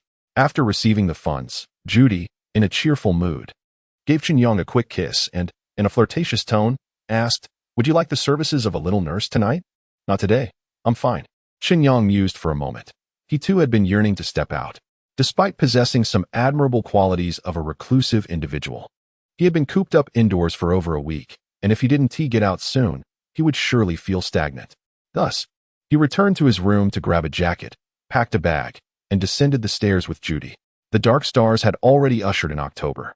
Though the world has emerged from the nuclear winter, the pervasive metal dust continues to shroud the atmosphere, resulting in an uncomfortably low temperature. As Chen Yang stepped out of the building, the biting cold air sent a shiver down his spine, prompting him to hastily pull his hood over his head, raising the warmth of his coat by 2 degrees Celsius. "It's utterly freezing," he muttered under his breath, wrapping his arms around the shivering Judy. "Given our current technology, it should be relatively easy to clear the metallic dust from the atmosphere, right?" "Indeed," Judy replied. The United Government had proposed a plan, but it was ultimately abandoned. Why? Well, considering the technological advancements on the moon, they certainly wouldn't feel compelled to dispose of their waste on the dark star, would they? Judy glanced up at the sky, managing a wry smile. "Because if we clear away the dust clouds, we would be able to see the stars. I've heard that the moon is devoid of starry skies, and hence, we are prohibited from viewing them. These fools are utterly insane," Chen Yang exclaimed in frustration. However, upon reflection, he realized this could not be the primary reason. With the current technology of the dark star, if the dust clouds were removed, the moon would inevitably be exposed to the gaze of the dark star's powerful telescopes, revealing their technology and way of life. It seemed likely that the affluent individuals on the moon were simply unable to contain their secrets. Chen Yang hailed a taxi to take Judy to the New Life Hospital before making his way to number 9 Street in the heart of Redstone City. As he alighted from the taxi, he noticed the far-off billboards of skyscrapers flashing advertisements for electronic perfumes, featuring 2 androgynous humanoids introducing their flagship product, the bionic type 3 Phantom Companion. It appears that the business of electronic perfumes is flourishing rapidly in Redstone City. Chen Yang recalled the sensations experienced in the Dream of Vic, a truly alluring encounter. With the drop in temperature, the street performances were replaced by lifelike androids. These humanoid figures, crafted from real molds, exhibited no mechanical semblance. Clad in revealing attire and executing synchronized dances, they dazzled even more under the embellishments of cybernetic technology. Suddenly, Chen Yang realized that despite his daily seclusion at home, he had subconsciously embraced the aesthetics of cyberculture. It dawned on him that adapting to local customs could also be a passive endeavor. He wandered aimlessly down the street until he stumbled upon the bookstore selling BM software and decided to step inside. Behind the counter sat Molly, who was enjoying her lunch from a plastic container. Upon noticing Chen Yang's entrance, she mumbled a welcome, her words slightly muffled by the food in her mouth. After a brief pause of 4 or 5 seconds, she looked up at him with wide eyes and exclaimed, "Oh, it's you, Mr. Vic from 100,000 Ys, huh? I must apologize for the trouble I've caused you recently." Chen Yang glanced at her meal, which consisted of fried rice with meat pieces, a slice of greens, and a segment of sausage. However, the texture of the sausage revealed it to be synthetic. "Are you here to purchase some software today?" Molly inquired, closing her lunch container and standing tall to meet Chen Yang's gaze. Today, she had her short hair tied back, and the metallic strands around her eyes emitted a subtle crimson glow, resembling a pair of red-framed glasses. To ensure I can continue to bother you in the future, I have a little gift for you. As Chen Yang seized the moment when the shop was devoid of customers, he removed his backpack and presented her with a black plastic bag, saying, "A small token of my appreciation. I hope you will graciously accept it." Molly appeared momentarily bewildered as she opened the bag to reveal 5 guoguang apples. Such a grand gesture. She widened her eyes and gazed at Chen Yang, calmly stating, 3 questions a day, and I shall answer them all. After a brief pause, she added, "You have 1 month." Really? Chen Yang leaned closer to Molly and whispered, "How can one incorporate a model created by oneself into the Earth game?" He further clarified, "Without going through official channels." The very first inquiry was indeed daunting. Molly's eyes glimmered as she raised her right hand, touching Chen Yang's smart glasses with her index finger. Instantly, a progress bar appeared on his lens, followed by a prompt. "Molly wishes to share the secret forest with you. Would you like to install this application?" "What is this?" he inquired. "It is our model makers exclusive chat group, which includes some exceptionally skilled hackers. They can accomplish what you mentioned, though their fees are quite exorbitant." Molly replied with a sly expression, continuing, "You have already asked 2 questions. Does that count?" Chen Yang regretted his words as soon as they escaped his lips. "That's 3 then." "Okay." He confirmed the installation, and a green icon materialized within the system on his arm. Upon opening the secret forest, he discovered that it was not merely a simple chat group. It was subdivided into several discussion groups, such as Gathering Place for Earth Players and the Apricot True Love Discussion Group. Chapter 45. The Enigmatic Forest. The enigmatic forest lacks a member list, rendering the number of users invisible. Its chat history is preserved for merely 1 minute, creating an experience reminiscent of real-life conversation, without immediate engagement. One risks missing the opportunity for interaction, as no records are available for later reference. Many groups remain devoid of content, including the doll group, which contains no information at all. This absence leaves Chen Yang, eager to learn, feeling a sense of regret. Departing from the bookstore, he sought refuge in a nearby CAF, where the coffee was, of course, synthetic. Yet, the essence of beverages lies primarily in their emotional value. As long as the flavor and texture are pleasing, the origin becomes inconsequential. Even in the terrestrial realm, many drinks are already synthetic. Chen Yang had never cultivated a habit of drinking coffee. His choice to visit this CAF was motivated by its excellent soundproofing, providing a respite from the cacophony outside. He casually ordered a latte, elegantly blowing across the surface of the cup before taking a sip, which, aside from its heat, elicited little sensation. Opening the Enigmatic Forest app, he entered the BM Voice Technology discussion group. Upon entry, his ears were inundated with a cacophony of sounds, while bubbles of text, generated by AI, continuously emerged in his view. The text bubbles bore no names, distinguishing speakers solely by varying colors. It appeared that they were engaged in a discussion about a certain metal. "Stop talking nonsense. Helium gold is not a terrestrial metal. It cannot exist in Earth's material library." "Damn, I saw it a week ago. The number was X9023. And I'm not joking. My dear brother, the upper limit for the X group is 9011. Yet you seem to possess an additional 12 materials. Could it be that there is a bug in the software's material library? Surely not, as I have just completed an update." The individuals in the group continue to engage in discussions regarding the material library. In the realm of BM language, the material library serves as the core of the model. For instance, the apple crafted by Chen Yang derives its flesh from the material library's F3096, with specific values for moisture and sugar content adjustable by hand. After listening for a while, the depth of their conversation became incomprehensible to him. Thus, he directly inquired, "Brothers, is there anyone who can import custom models into the game Earth?" This is an important question worth repeating thrice. Indeed, someone replied in his chat bubble, "You need to modify the Earth gaming console. It is only available for the digital version." The individual further added, "Only Great God can accomplish this in the forest, but he is currently offline. You should prepare around 300,000. The name Great God sounds impressive. Thank you very much." Chen Yang felt an urge to throw an apple his way. He continued to listen in the group and realized that these individuals were affluent white-collar professionals, so he casually asked, "Is there anyone who enjoys raising turtles? Particularly the healthy swamp side-neck turtle?" System notification, advertising prohibited, muted for 24 hours.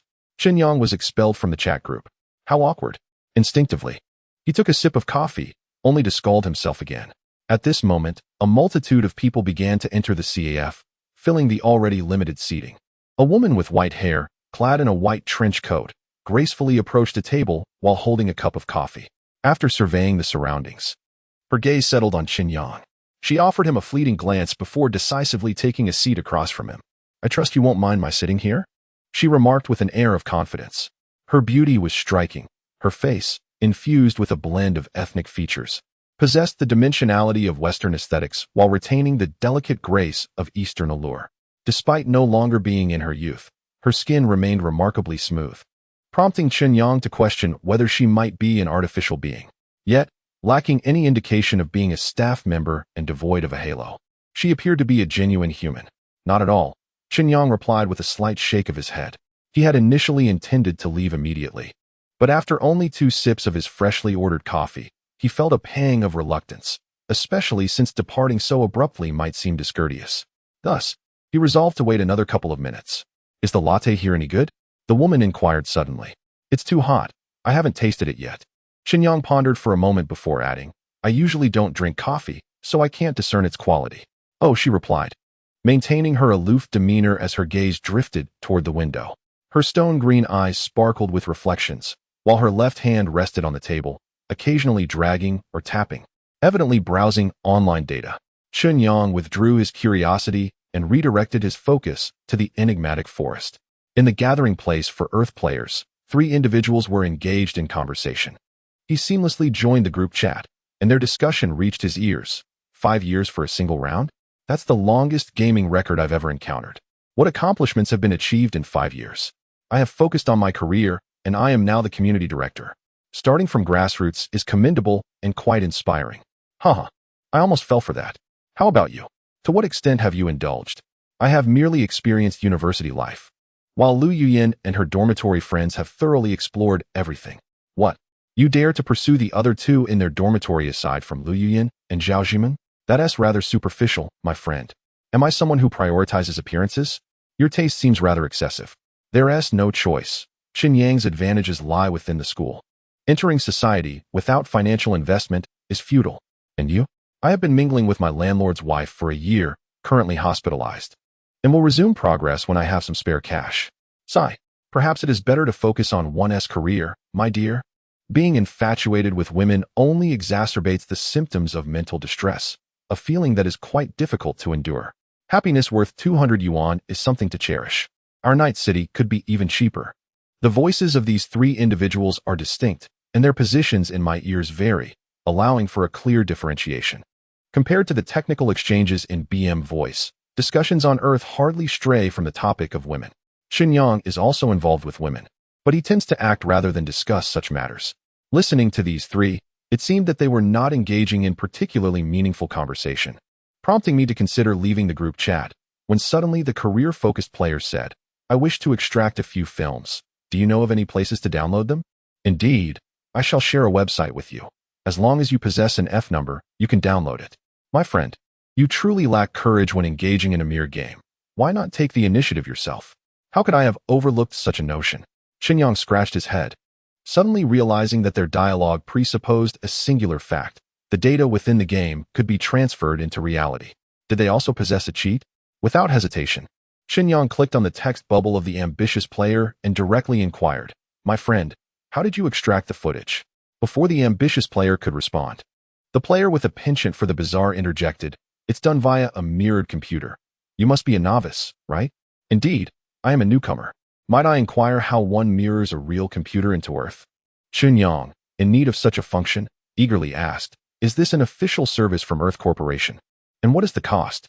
"Certainly not an official service. You can easily find a hacker on deep sea internet who can accomplish this for you. And the price should not exceed 10,000. Thank you." Chen Yang lifted his cup and took a sip. It was no longer scalding, and the flavor was quite agreeable. At that moment, a woman across the table glanced over and tapped gently on his table. "I can assist you." Chapter 46. Live broadcast within the coffee house. The silver-haired woman leaned toward Chen Yang, pointing to her right eye. Chen Yang turned his gaze to her eyes, where he noticed a ring of barcodes illuminating her jade-green irises. His smart glasses immediately magnified the scan, revealing an electronic business card suspended within the lenses. Lucy, Digital Security Programmer, Level 5, Deep Sea Interconnection ID, DPUR 1120. Add to contacts, she said in a measured tone. Mirror the computer to the Earth host for 8,000 yuan. Chen Yang's primary concern revolved around security. Is this modification safe? Will the Earth company suspend my account? If I can't play the game, my golden opportunity is wasted. Suspend your account? That would be detrimental to the gaming company's profits. Lucy replied with incredulity, a smile gracing her lips. She sipped her coffee, crunching on ice as she continued. Mirroring a real computer into the game is a technique pioneered by developers at the Earth company. Moreover, data can only be written, not copied to the Earth system, ensuring no impact on the game. At worst, they might disable this port, but they would never suspend your account. What preparations are necessary? Chen Yang inquired. First, you need a gaming console. Using a public internet CAF's machine is not permitted. Lucy glanced at the screen exposed on Chen Yang's right arm and continued. If you utilize the computer that comes with sensor type 3, you will need to install a driver to maintain a direct connection with the gaming console. After a brief pause, she added, then, you will need to spend some money. Purchase the Entertainment City DLC and bring your computer into the game to meet me. I will connect your computer to sensor type 3. Altogether, that amounts to nearly 60,000 yuan. This game truly consumes funds. This expense far exceeded Chen Yang's budget. Consider it carefully before reaching out to me again. Lucy bestowed a gentle smile upon Chen Yang before gracefully exiting the CAF. Chen Yang savored his coffee slowly, logging into the deep sea internet to search for Lucy's ID. This hacker, known as Lucy, had undertaken over 2,000 tasks, the majority of which remained classified. However, the installation of a mirrored computer for Earth was a trivial matter, with dozens of transactions available, all receiving stellar reviews. The expenses were numerous. Yet fortune favored him as he had recently sold 30 more of his bluegill fish, anticipating a revenue of 40,000. Spending 60,000 was not a cause for concern. He mused that purchasing an entertainment venue would also generate a surge of traffic, and there was no rush to acquire it just yet. Perhaps he would wait until the fervor surrounding the video of him eating dog food in the cafeteria subsided, allowing him to ride another wave of popularity. After leaving the CAF, Chen Yang strolled through the streets for the entire afternoon, striving to acclimate himself to the technological culture of this world while also shopping for clothing and footwear. Recalling Judy's shivering demeanor at noon, he decided to buy her a heated jacket, recognizing the necessity of her assistance in the near future. For Chen Yang, while Judy may have appeared somewhat mundane, she was certainly a safer choice than those priced at 200. At least he did not need to pretend to be Vic in her presence, and that sufficed. By 5 in the afternoon, Chen Yang hailed a taxi home. He knocked on Judy's door, only to find she was not home. Thus, he brought the purchased clothing back with him, had a simple meal, and returned to Earth. Chen Yang's rented apartment was located in the Hengtian Xianyuan community, which, due to its proximity to Benhai University, was surrounded by numerous hotels and restaurants. Wang Jia chose a home-style cuisine restaurant, where she and Chen Yang occupied a table in the corner, ordering 3 dishes and a soup to discuss significant matters. What type of videos shall we collaborate on? I possess absolutely no experience, Chen Yang confessed. During the last gaming session while delivering packages, he had shared some videos, but they merely depicted mundane aspects of daily life, captivating no one but himself. I lack successful experiences as well. Otherwise, our data would not be so dismal. Wang Jiaja pouted her rosy lips, resting her chin on her hand, contemplating before inquiring. Should we first establish a user profile and then selectively curate video content tailored to their preferences? The term user profile sounds quite professional, Chen Yang shamelessly complimented. His collaboration with Wang Jiaja was not driven by monetary gain, but rather a desire for companionship. As for the content, he would leave that entirely to Wang Jiaja's discretion. Chen Yang, what type of videos do you usually enjoy watching? Wang Jiaja asked. Beautiful women, he replied candidly. Could you be more specific? Women in minimal clothing dancing, Chen Yang chuckled, embracing his forthrightness. Wang Jiaja displayed a resigned expression, picking up her chopsticks and stating, let us eat first, we can ponder later. Both were indeed famished, and as they began to eat, conversation ceased, their focus shifting entirely to the meal. After a while, Wang Jiaja took out her phone, opened a video titled Eating Dog Food in the Cafeteria, and while eating, she scrolled through the comments, seeking inspiration. So, We are to collaborate as a newlywed couple then? Chen Yang inquired. Cough, cough. Wang Jiajia exclaimed, caught off guard by her excitement. Chen Yang hurriedly handed her a tissue, explaining, given the circumstances, we have only recently acquainted ourselves. If we publicly declare ourselves as long-term lovers, it would undoubtedly raise suspicion. We should rather refer to ourselves as a couple struck by love at first sight. Wang Jiajia blushed slightly and replied, yes, yes. The video we are about to shoot is predicated upon this relationship. We should search online for similar successful cases. That should suffice. Chen Yang, chewing his food, recalled the videos he had previously watched and continued, nowadays, aren't they all just borrowing jokes from one another? However, if our account begins with imitation, it will be challenging to cultivate an audience. Wang Jiajia pondered seriously and showcased her account to Chen Yang, saying, look, my follower count has doubled this afternoon. We must create some high-quality content while we have this surge of traffic. Then let us do something thrilling, Chen Yang suddenly proposed, moving his bowl aside to make room. Come, sit closer. Let us start a live stream right away. What? Right now? Wang Jiajia was momentarily taken aback, but quickly complied and moved closer. A bit more, please. Chen Yang tugged her chair toward him until they were sitting side by side, saying, as a couple, why sit so far apart? Are you already in the mood? Wang Jiajia's round face flushed deeply. Although she verbalized her hesitation, her body showed no resistance. She even allowed their arms to brush against one another with ease. Since they were pursuing excitement, they might as well embrace it wholeheartedly. Moreover, considering Chen Yang's visage and demeanor, it remains uncertain who truly benefits from the situation. As Chen Yang tidied the dining table, he remarked, since we currently possess some popularity, let us broadcast live and inquire what the audience desires to see. This approach is certainly more effective than us racking our brains in futile speculation. Indeed, you are quite astute, Wang Jiajia replied. She first retrieved a mirror to touch up her makeup before clumsily setting her phone on the table and activating the live streaming feature. The title of the live stream was whimsically named Dining in the Cafeteria While Consuming Dog Food. Have you ever hosted a live stream before? Chen Yang inquired. I've never done it formally, considering the lack of followers, Wang Jiajia admitted, her anxiety palpable as she anxiously played with her hair while glancing at the screen. The number of viewers began to rise, swiftly escalating from single digits to triple figures. Is it time to greet them? Chen Yang whispered, revealing his own nervousness. Yes, Wang Jiajia replied, taking a sip of tea and clearing her throat. As a seasoned figure in the realm of short videos and the proprietor of the live stream account, the opening remarks were her responsibility.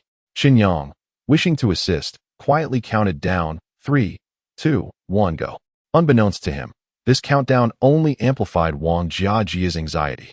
Clearly unprepared, she forced a stiff smile, saying, good evening, everyone. We, are newlyweds. Uft. Ha ha ha. Chapter 47. A shift in tone. Wang Jiajia and I experienced an instant connection within merely 2 days of acquaintance. Our rendezvous in the cafeteria was fortuitously captured by her roommate, leading to an unexpected surge in popularity. In an effort not to squander the immense viewership, the thought crossed my mind to create some content, and I hope to receive your valuable suggestions. The number of viewers in the live stream has surged to 1,000, with a continuous stream of comments refreshing.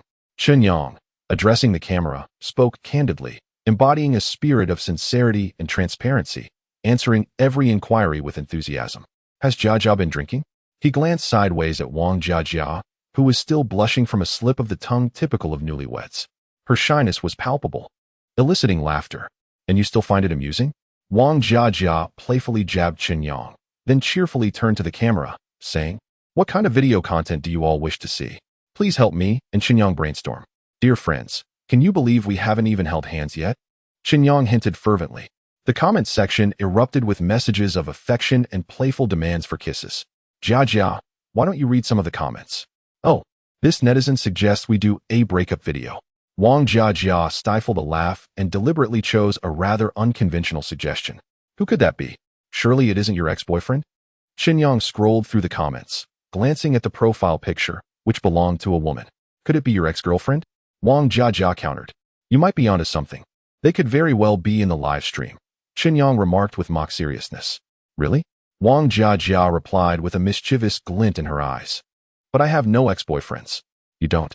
Their playful banter about past relationships perfectly encapsulated their dynamic. friends who teetered on the edge of something more.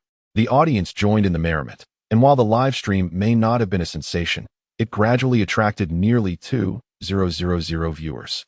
Due to Wang Jiajia's somewhat awkward handling, she forgot to activate the beauty filter during this live stream, presenting a refreshingly authentic visage that contrasts starkly with the typical influencer aesthetic. Chen Yang, already possessing considerable attractiveness, further amplified his charm, which resonated particularly well with the predominantly female audience in the chat. However, as the viewership grew, so did the cacophony of opinions, resulting in a lively yet chaotic exchange. "I want to see daily life of cohabiting couples," Wang Jiajia shyly remarked. "I still live on campus, and besides, we're just starting to date. It's quite embarrassing. Should I perform the cat's meow dance? What kind of dance is that?" Chen Yang appeared somewhat bewildered. The barrage of comments included requests for talent showcases, travel diaries, and dance performances. As Wang Jiajia perused the myriad of suggestions, her uncertainty deepened. Turning to Chen Yang, her puzzled expression seemed to silently inquire, "What should we do?" Chen Yang, recognizing the lack of constructive feedback from the viewers, proposed, "How about this? In addition to our regular vlogs, we could periodically embark on a challenge and randomly select a video to shoot." "A challenge?" Wang Jiajia asked, her voice tinged with both concern and anticipation. "How do we select it?" "It would be best if the selection process were highly random. That would make it more intriguing." Chen Yang, aiming to pique the viewer's interest, contemplated for a moment before suggesting, "Let's allow our generous gift givers to decide. What do you think?" As he spoke, he clicked on the gift leaderboard displayed on the screen. "Wow, there are so many people sending gifts. My apologies, we're not very practiced during our first live stream. Let me see who the top gifter is. Oh, it's someone named Sun666. Wait, could that be you, brother Sun? Who is that?" Wang Jiajia inquired with curiosity. "My roommate," Chen Yang replied. Upon contemplating the stunningly beautiful women that his roommate encountered daily, along with the chaotic and awkward dance routines, Chen Yang felt a wave of darkness wash over him.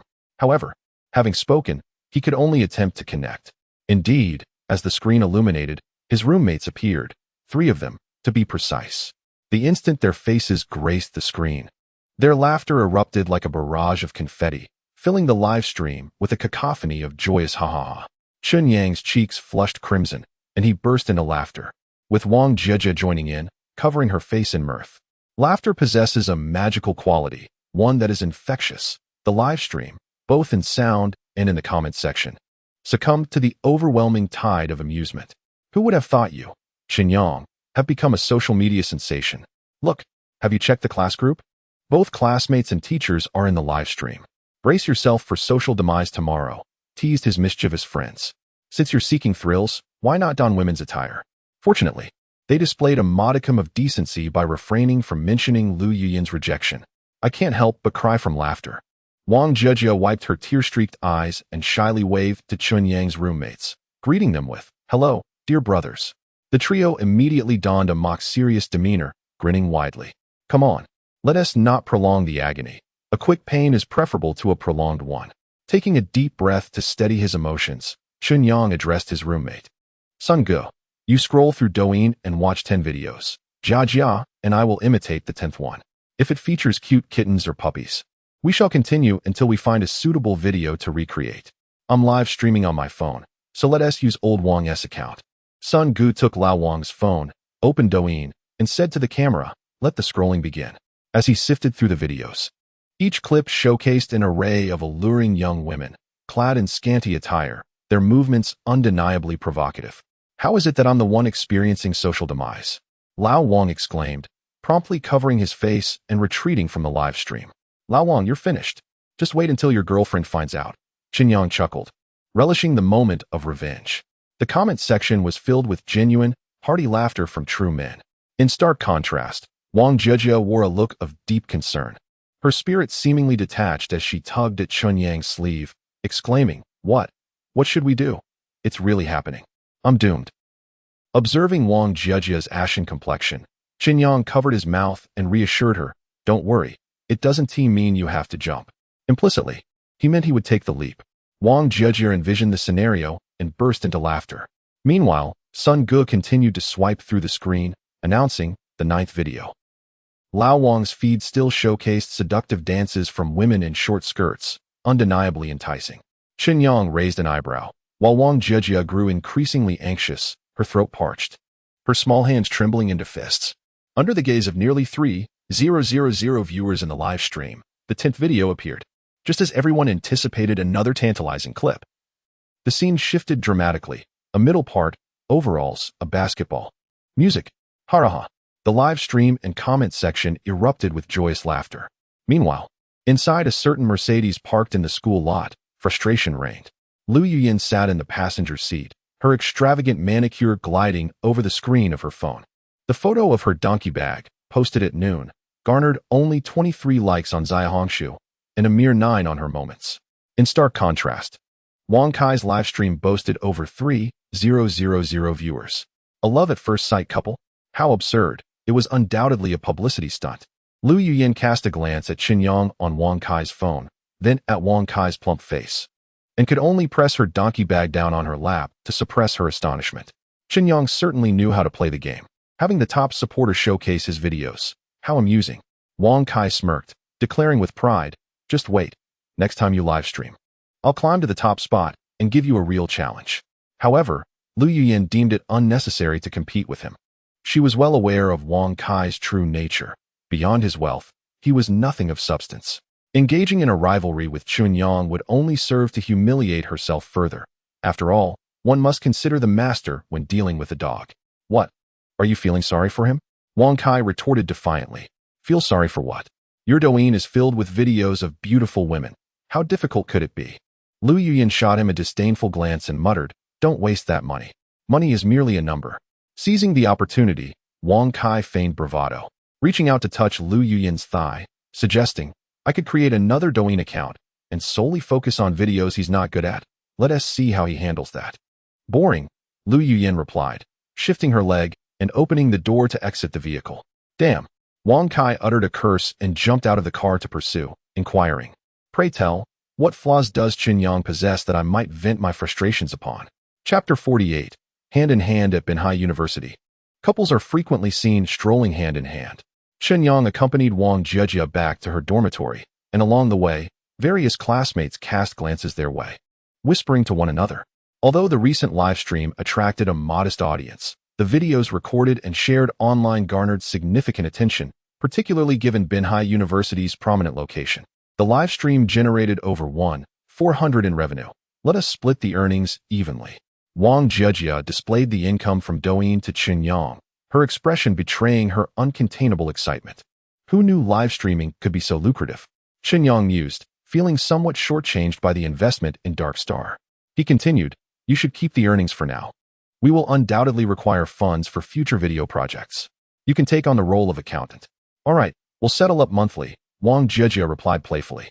"Then I shall entrust you with chicken, you too beautiful. Are you not going to dance with me?" I cannot dance. I must rely on you this time." Wang Jejia offered a wry smile, her expression pleading for mercy. "What if we inadvertently create a controversial video? You truly would incite the ire of netizens. If we happen upon such a video." Wang Jejia furrowed her brow, puffed her cheeks, and contemplated before declaring, "Then I shall dance. Since I have resolved to reinvent myself, I shall go all in. Tomorrow I will enroll in a dance class to prepare." Precisely. If one wishes to earn money, one must shed their inhibitions. Chen Yang reminisced about his initial hesitation when he began delivering food after graduation. He picked up his phone and activated the camera, directing the lens towards the golden-hued sunset, gently gliding across the picturesque campus scenery until it finally settled on Wang Jejia. "What are you filming?" she instinctively asked. Adjusting her hair, Chen Yang adjusted the angle, allowing the sunset to cast a soft glow upon Wang Jejia's face, and inquired, "May I interview you? How do you feel after the recent live broadcast?" "I can finally breathe. After all, the task of dancing was entrusted to you. It must have been challenging," she replied, her expression naturally brightening into a smile as she took a leisurely step forward. "However, I do have a slight regret regarding this live stream," Chen Yang mentioned. "What regret?" she asked. "You see." Chen Yang held the phone in his left hand, raising his right hand between the lens and Wang Jejia, sighing softly. "It feels rather empty." Wang Jejia did not comprehend Chen Yang's meaning immediately, but after 3 seconds, a shy smile emerged on her face. She pressed her lips together in a smile, continuing to walk forward while gently placing her small hand into Chen Yang's palm. We successfully held hands, my friends. Chen Yang grasped Wang Jiejia's cool hand, switching the camera to the front-facing mode to capture a selfie of the two of them. Wang Jiejia gazed into the lens, her face radiating joy. 3 seconds later, Chen Yang turned off the recording. All right, our first vlog has been successfully filmed. He shared the original video file with Wang Jiejia, his grip on her hand unwavering. I noticed you are quite adept at this. Experience makes all the difference, he remarked. This is my first time filming such a video. I have no experience at all, Wang Jiejia responded with a smile. Chen Yang feigned ignorance, adjusting his fingers to firmly intertwine with hers. Nightfall enveloped them. Chen Yang lay in bed, utterly unable to find solace in sleep. That damned feeling of first love plagued him. He tossed and turned, restless throughout the night, occasionally illuminating his phone to gaze at Wang Jiejia's video. The clip of their intertwined hands had garnered over 10,000 likes, a stark contrast to her previous videos, which had received only a few hundred, rendering this particular vlog remarkably prominent. Chen Yang scrolled through Wang Jiejia's past videos, reminiscing about the twin ponytails that symbolized youth, her fair, slightly plump short legs, and her playful, charming face. Suddenly, he felt an urge to see those ponytails bounce. Frustration welled up within him. Who would have thought he would suffer such torment even in a game? He resolved to rise and take a cold shower, subsequently arranging the 2 aquariums he had purchased from the pet market. Concerned that these supplies might be insufficient, he ordered another aquarium online along with 100 guppies. Remembering the challenge for the video, he drew the curtains tightly and quietly practiced the dance moves of Kuan. Truth be told, it was quite challenging to learn. Chen Yang believed that this task should not be approached with indifference. Since it was the first challenge video, it needed to be exceptional, striking a memorable chord. It seemed he would have to invest further to master the dance. He flung his weary body onto the bed, his eyelids growing heavier. In Vic's apartment, at 11 o'clock at night, the sound of water cascading in the bathroom echoed. The Earth game console continued to hum quietly, its blue breathing light pulsing rhythmically. After finishing his shower, Chen Yang hurriedly trotted into the bedroom, nearly letting the chicken soup noodles in the pot dry out. He quickly added some water and 2 eggs, then returned to dry himself off. A sudden bang from the neighboring apartment indicated that Judy had just returned. As he placed the bowl of noodles onto the wooden table, the doorbell rang. Chen Yang clicked his tongue in displeasure, hurriedly stowing away the pot in the cabinet and closing the door tightly. What could she possibly want at this late hour? Peering through the peephole, he confirmed it was Judy. He opened the door and inquired, "Have you just returned from the hospital?" "Yes, I spent the entire afternoon on N4 drip." Judy replied with a forced smile, revealing the puncture mark on her left wrist. "My health check passed, and starting today, I will be supplementing with nutrient solutions. In half a month, I will enter a period of confinement." Confinement means giving birth, right? Chen Yang mused, observing Judy as if she were a product of a new life initiative. Indeed, the doctor advised against riding motorcycles in the future. "I thought you might need this," she said, handing him a key with a barcode. "I noticed your lights were on downstairs and assumed you might still be awake, so I came up. I hope I didn't disturb you." "I do have some matters to attend to," Chen Yang replied, gently pushing Judy back into the room. "You should wait at home. I'll finish up and come by, bringing you a gift. You must come, all right?" Judy's face turned pale, as if she were harboring some fear. "Of course." Chen Yang reassured her with a pat on the head. "Lock the door from the inside. I'll be there in about 10 minutes. "Okay," she said, casting a furtive glance down the corridor before slowly closing the door. "Be careful." Chen Yang surmised that she might be entangled in something perilous. Once back inside, he devoured the noodles ravenously, brushed his teeth, and rinsed his mouth, determined to mask any scent of instant noodles. Holding the coat intended for Judy, I knocked on her door. "Come in quickly," she urged. Judy had already changed into her pajamas, pulling Chen Yang inside and promptly locking the door behind them. "You finally arrived. I was almost terrified to death." "What happened?" It was Chen Yang's first visit to Judy's home, and he observed that, although her apartment shared the same layout as Vic's, the furnishings were more than doubled, adorned with holographic floral projections and illuminated in a soft, feminine warm yellow. He handed the coat to Judy, saying, "By the way, this is for you." "Thank you," Judy replied, somewhat distracted, clearly indicating that the gift did little to alleviate her fear. She placed the coat on the sofa and grasped Chen Yang's hand tightly, saying, "On my way back from the hospital, I encountered a psycho committing murder." "A psycho?" Chen Yang echoed. "Yes, although violent incidents are not uncommon in Redstone City. Such deranged individuals are rare. Judy seemed to recall the grotesque scene, suppressing a retch before continuing. I saw someone arranging a still-bleeding corpse into the shape of the letter A. Chapter 49. A world apart. Chen Yang imagined the gruesome task of positioning a body into the letter A, and no matter the approach, it was undeniably macabre. "Where did you encounter this?" he asked. "At the intersection where we last kissed, just 10 minutes after leaving New Life Hospital." Judy collapsed against Chen Yang, her strength depleted. She murmured, "I ran all the way back. My legs feel like jelly." "Why didn't you take a taxi?" "It is not merely to save a few coins." Judy feels somewhat aggrieved. "However, it is of no concern. She has returned safely."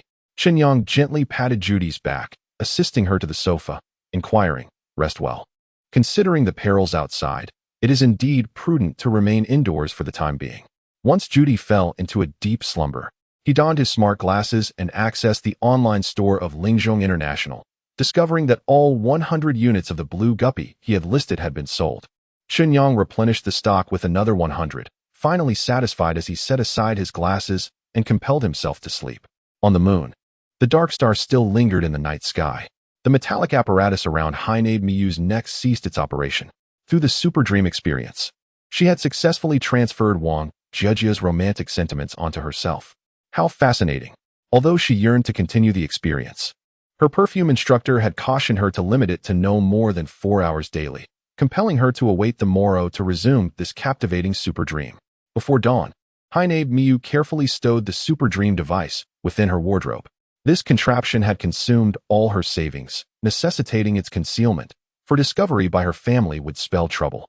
On the moon, she had been subjected to stringent restrictions prior to her university graduation, with meticulous management governing both her internet usage and societal understanding.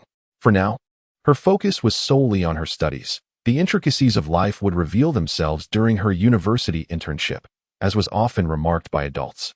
Occasionally, Hainade Miyu would inquire about the dark star from her elder brother. He acknowledged its significance to the moon, yet he also warned her, "Remember, you are the 7 fairies from the mythological tales. You may comprehend matters of the mortal realm, but do not allow yourself to develop affections for it, lest you contravene celestial edicts." She could not comprehend why the fairies in mythology were forbidden to wed and bear offspring with mortals. Even in the year 2121, such archaic beliefs seemed utterly outdated. Binbin Miyu discreetly packed her laptop into her backpack and stealthily descended the stairs to freshen up, planning to leave home with her bag at dawn. Today marked the first class with teacher Xiang Shui, an occasion she eagerly anticipated.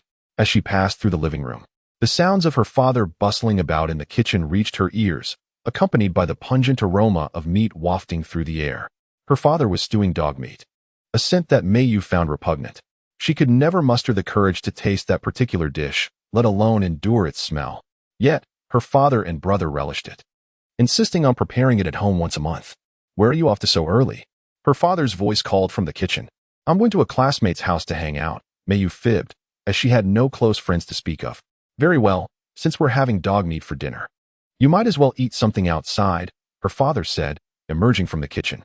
This man, nearing 50, appeared to be merely 30, his mature demeanor at odds with his youthful visage. He surveyed his daughter, noting her denim jeans and thick coat, devoid of makeup, and nodded reassuringly. "Just don't stay out too late." "Rest assured, I have no interest in dating," Mayu replied, forcing a smile as she gazed at her father's ever-unchanging face. Upon stepping outside, with ample time at her disposal, she rode her bicycle towards the cyborg district. The shops lining the streets had begun to open, with convenience stores, restaurants, and cafes whizzing past her. As she approached a breakfast shop, Mayu parked her bicycle by the roadside, entered the establishment, ordered 2 vegetarian buns and a bowl of congee, and settled into a window-side table. Outside the window stands her bicycle, while across the street looms a 5-story building painted in a serene sky blue. Illuminated atop it are 4 unassuming characters: Blue Whale Technology. This company specializes in the creation of androids, providing household staff for numerous families on the moon. Furthermore, the robots responsible for constructing ecological parks on Mars are also developed by Blue Whale Technology. Many of her classmates aspire to intern there after university. However, Mio Binbin harbors a rather unfavorable impression of the company. The reason is simple. The boy who bullies her in class is the child of the company's head. Just as her steamed buns and rice porridge are served at the table, The doors of Blue Whale Technology swing open, and a blonde youth rushes out, darting into the breakfast shop. Could it be him? Instantly, Mio's appetite dissipates. She instinctively turns away, relieved to see the bully settle at a table by the door, brazenly ordering, "Otani, give me 4 beef buns and a bowl of lean meat porridge." His voice, as obnoxiously self-satisfied as ever, grates on her nerves. Mio wishes to disregard the insufferable boy, yet the more she attempts to ignore him, the more she finds herself attuned to his presence. Even when he dials a phone number, lowering his voice, she can still hear him distinctly. She catches his words. "Hello, did you see the pictures I sent you? Haha. The new gaming console is absolutely fantastic. You should come over later, and we can play a game of word chain." Chapter 50. The A Video Upon Awakening. Judy stretches luxuriously. As an infant who has been devoid of parental figures since a tender age, she remains largely indifferent to concepts such as family and love. Yet, life necessitates companionship to navigate through challenging times. Her neighbor, Vic, serves as her partner in this journey. With wide, curious eyes, she observed Chen Yang as he manipulated a series of characters scrolling across his smart glasses. "Are you studying computer programming?" she inquired. "It's BM language, used for brain modeling," Chen Yang replied, his right hand resting on his thigh, fingers issuing various commands. If only his left hand were also equipped with a prosthetic. He could issue 10 commands simultaneously, effectively doubling his efficiency. Yet, for Chen Yang, a resident of Earth, the speed he achieved was already quite satisfactory. "That software must be quite expensive," Judy remarked, noticing the stark changes in Chen Yang's life. Observing the dark circles under his eyes, she asked, "What's the matter? Did you not sleep last night?" Chen Yang yawned, removed his glasses, and rubbed his eyes, his bloodshot gaze meeting Judy's as he replied, "Your snoring was too loud." "Was it really?" she stammered. "Trust me, that snoring could ward off evil spirits." "I am truly sorry," Judy said, feeling a wave of embarrassment as she enveloped Chen Yang in her arms, gently stroking his head. Seemingly recalling something, she added, "Once you earn enough money, you should move to the white-collar district, right? I've heard that with $1 million, one can obtain a residence permit there, and the benefits are excellent. Not to mention the safety of the society." It was evident that she held a deep yearning for the white-collar district. This aspiration resonated with all the impoverished souls, who would willingly choose to be a mere insect. "I feel that this place offers more freedom," Chen Yang replied, feeling somewhat suffocated by her embrace and turning to lie back against the pillow. "You seem to be concerned about potential enemies." Judy gently kissed Chen Yang's cheek and cheerfully said, "You should rest. I won't disturb you any longer." Speaking with great care, she donned her pajamas and descended to the kitchen to prepare something to eat. The melodic hum emanating from the kitchen indicated that Judy had liberated herself from the fright of the previous night. Just as Chen Yang was about to succumb to slumber, his smart glasses emitted a beeping alert. He raised his right arm to glance at the notification on the display. "Lianzhong International. The courier will arrive at your pickup location in 30 minutes. Please confirm." To his dismay, the pickup was scheduled earlier than anticipated. While an early collection would mean receiving payment sooner, he was thoroughly fatigued and lacked the motivation to move. Ultimately, he pressed the confirmation button. "I'm heading home to take care of some matters. If you feel scared tonight, do reach out to me." Chen Yang called out to the kitchen before slipping into his pajamas and leaving Judy's residence. Upon returning home, he locked the door behind him and, in a state of extreme weariness, stumbled into his house, his feet making a creaking sound as they tread upon the floorboards. After drawing the curtains tightly, he transported the prepared plastic bags, bucket, and the aquarium containing the guppies to the living room floor. He filled each plastic bag halfway with water and placed 10 lively guppies inside. Considering the risk of mortality during transport, Chen Yang added an extra fish to each bag as a promotional gesture for his online store's grand opening. A half hour later, the courier from Lianzhong International arrived punctually to collect the goods. The delivery person was a slender black man, sporting an exaggerated pair of smart glasses that resembled a green fly. All 4 limbs were replaced with metallic prosthetics, adorned with exposed sensory lights and tubular cables that exuded a striking aesthetic. Concerned that the delivery man might gaze about indiscriminately upon entering his abode, Chen Yang halted him at the threshold, saying, "My friend, please wait outside. My floors are rather fragile and cannot withstand the weight of your prosthetics." "Rest assured, brother, I am a legitimate employee of the United Government and not engaged in any unscrupulous dealings," the courier replied, leaning against the doorframe. He handed Chen Yang a stack of plastic containers, remarking, "You must be shipping pet fish. They are to be packed in these protective boxes. The expedited delivery fee is 480 yuan, and with my tip included, a total of 504 yuan will suffice." A tip, you say? Chen Yang, having never traveled abroad, found himself bewildered by such customs. You may consider it a hush fee. Otherwise, I might just relay your address and cargo details to the underworld. And I fear you wouldn't survive the week, the delivery man chuckled, continuing with an air of pride, when you do the math. Isn't this 5 tip truly worth its weight in gold? Indeed, Chen Yang replied with a perfunctory smile, scanning to make the payment. He thought to himself that this was clearly extortion, which explained why the United Government struggled to compete with deep-sea interconnections in transaction volumes. As Chen Yang meticulously packaged the guppy fish, he noticed the courier's eyes flicker with a glint, and the speakers on his glasses emitted the sound of gunfire. It appeared he was engrossed in a video of a shootout. Good grief. The courier, taken aback, muttered expletives under his breath, lamenting, "What a stroke of bad luck. This deranged crime scene is just around the corner, and here I am, rushing over like a fool."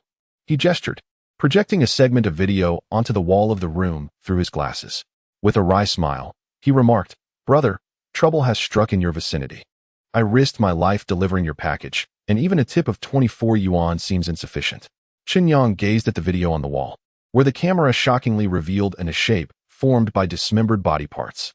The gruesome imagery made him feel nauseous. Fortunately, the camera angle shifted upward, focusing on a man who was evidently the deranged killer encountered by Judy. Although the recording took place in the dead of night, the killers strategically placed lights, along with a spotlight from above, illuminated everything vividly. The assailant sported short, golden hair, his demeanor austere, and he was clad in a glistening black trench coat. What left a lasting impression on Chen Yang was his cybernetic eye, which glimmered like an ethereal being from a fantastical realm, evoking an unsettling chill. In the background, the urgent warnings from speakers intermingled. The nuclear riot squad has arrived at C35 Street, and the deployment at the alley entrance is complete.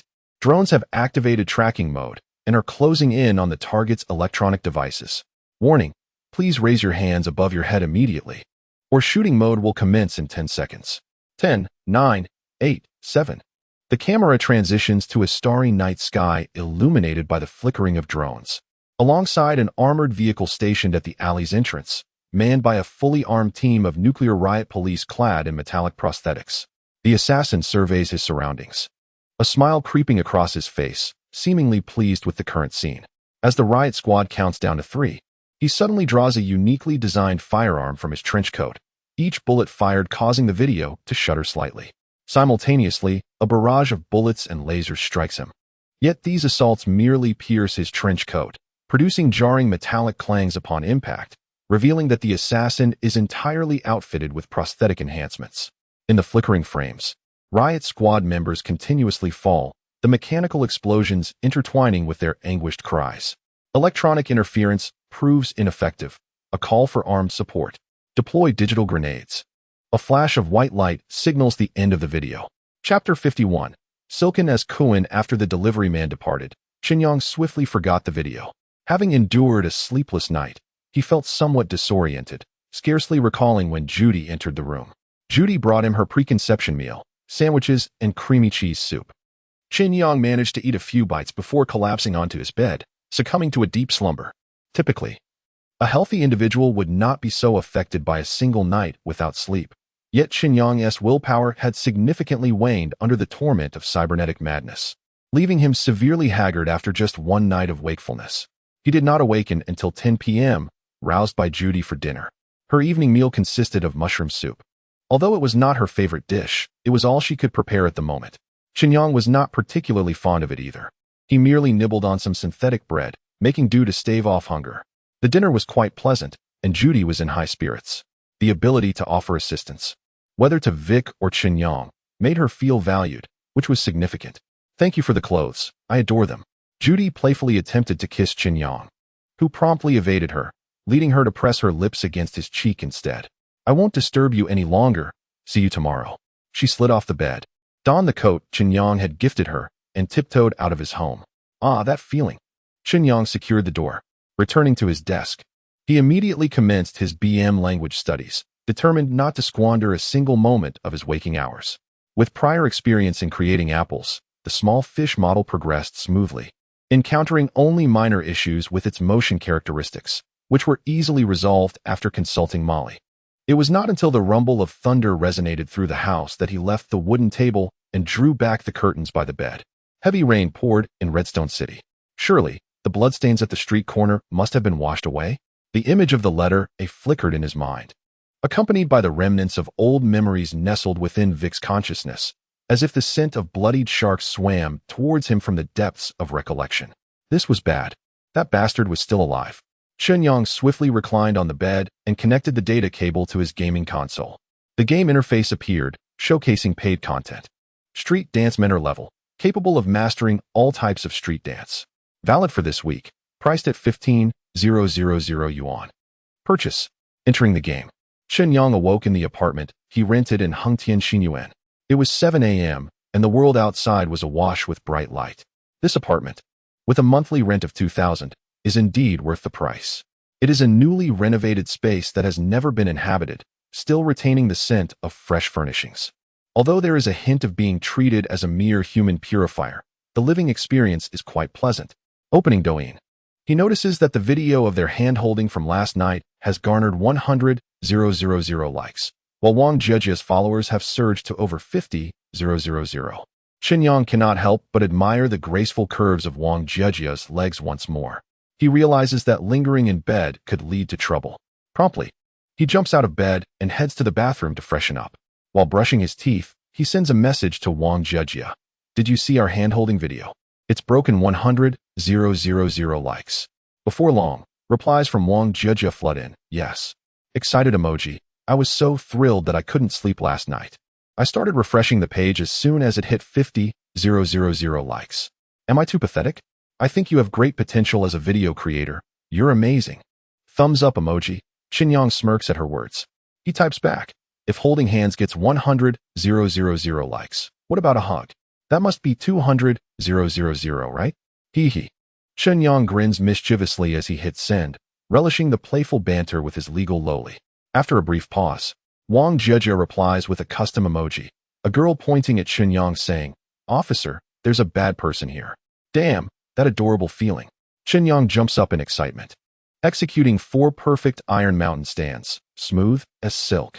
Overwhelmed by his own awkwardness, he hastily spits out the toothpaste foam and responds to Wang Jiejia. How about we celebrate with lunch together? That wouldn't be too much to ask, right? Okay. See you at noon. Chen Yang contemplated that this video challenge not only needed to astonish the online audience, but also to captivate Wang Jia's attention. It was imperative that he executed the dance flawlessly. Having invested in enhancements, he practiced the dance chicken you too beautiful in the living room, effortlessly. His augmented physique exhibited remarkable agility, allowing him to replicate each movement with precision to the rhythm of the song, even surpassing its original finesse. However, the internet was saturated with countless creators performing this dance, making it nearly impossible to stand out solely through this routine. Given that it was a challenge video, it naturally required an elevated level of difficulty. Chen Yang recalled a captivating reggae dance by Bruno Mars that he had previously encountered. Merging that choreography with Kuin's dance would likely yield an explosive result. Thus, he sought out the reggae routine and began to practice. Unfortunately, without a large mirror at home, he was uncertain of his progress. After a busy practice session until 10 o'clock, he took a shower and headed off to class. Upon reuniting with his classmates, he inevitably faced some teasing, but Chen Yang's resilience had been honed over the years. Thanks to his experiences delivering takeout, he deflected the jests with light-hearted laughter. Seizing the moment before class began, Chen Yang inquired of Sun, I recall your last girlfriend was from the music department. Do you still have her contact information? Sun, with an air of integrity, responded, as a devoted man, I've erased all traces of my ex. Chen Yang, with a dismissive smile, retorted, let us make a wager. Unlock the hidden items in your photo gallery. I bet there's a photo, perhaps even a video, of her in there. Sun's face flushed with embarrassment, clearly having been caught out by Chen Yang. Could I borrow your ex-girlfriend for a moment? I need a favor. Chen Yang picked up his phone and opened WeChat, saying, hurry up, or I will inform your current girlfriend. All right, Sun Gu replied helplessly, locating a contact in his WeChat address book labeled as Zhao Jia Shun, which he recommended to Chen Yang. Wow, brother, that label is quite discreet. Chen Yang remarked, impressed. Sigh, my wife constantly checks my phone. It's quite bothersome. Sun Gu, once again exasperated, inquired, you aren't thinking of learning chicken you too beautiful from her, are you? She has indeed practiced it, always aspiring to be a female broadcaster. I merely wish for her assistance in editing audio. Ershin is from the music department, far more competent than my clumsy attempts. Chen Yang explained as he sent a friend request to Zhao Jia Ershin, awaiting validation. Old Wang and I will also be moving off campus soon. Let's gather at our dormitory one of these days for a hearty drink, Sun Gu nostalgically suggested. Absolutely, Chen Yang echoed, cherishing the fleeting camaraderie. Shortly after, Zhao Jia Ershin accepted Chen Yang's request, revealing her WeChat nickname as Rabbit Ear Little Jiojio. That sounds somewhat familiar, he thought. Rabbit Ear Little Jiojio messaged. Is it you newlyweds? Chen Yang replied. Hello, I am Chen Yang. We have met before. I remember you, Lu Yuyin's boyfriend, right? What can I assist you with? Are you interested in learning to dance? I would like to ask you for a favor, to seamlessly connect two segments of music together.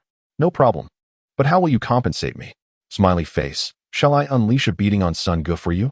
Chen Yang made a jest, promptly replying. I shall annotate the challenge video, crediting the music to your editing, to help you gain exposure. Let us get on board, classmate.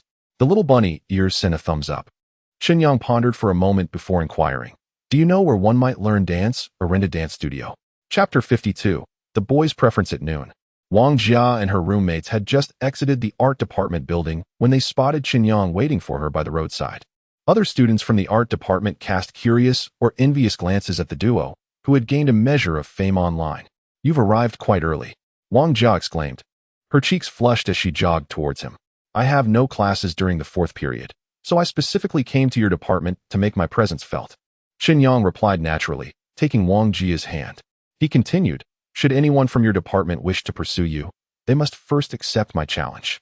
Challenge? What kind? To dance to Chicken You Too Beautiful, of course. Haha. Wang Jia burst into laughter, playfully squeezing the hand that Chen Yang held. You're shockingly adept at this.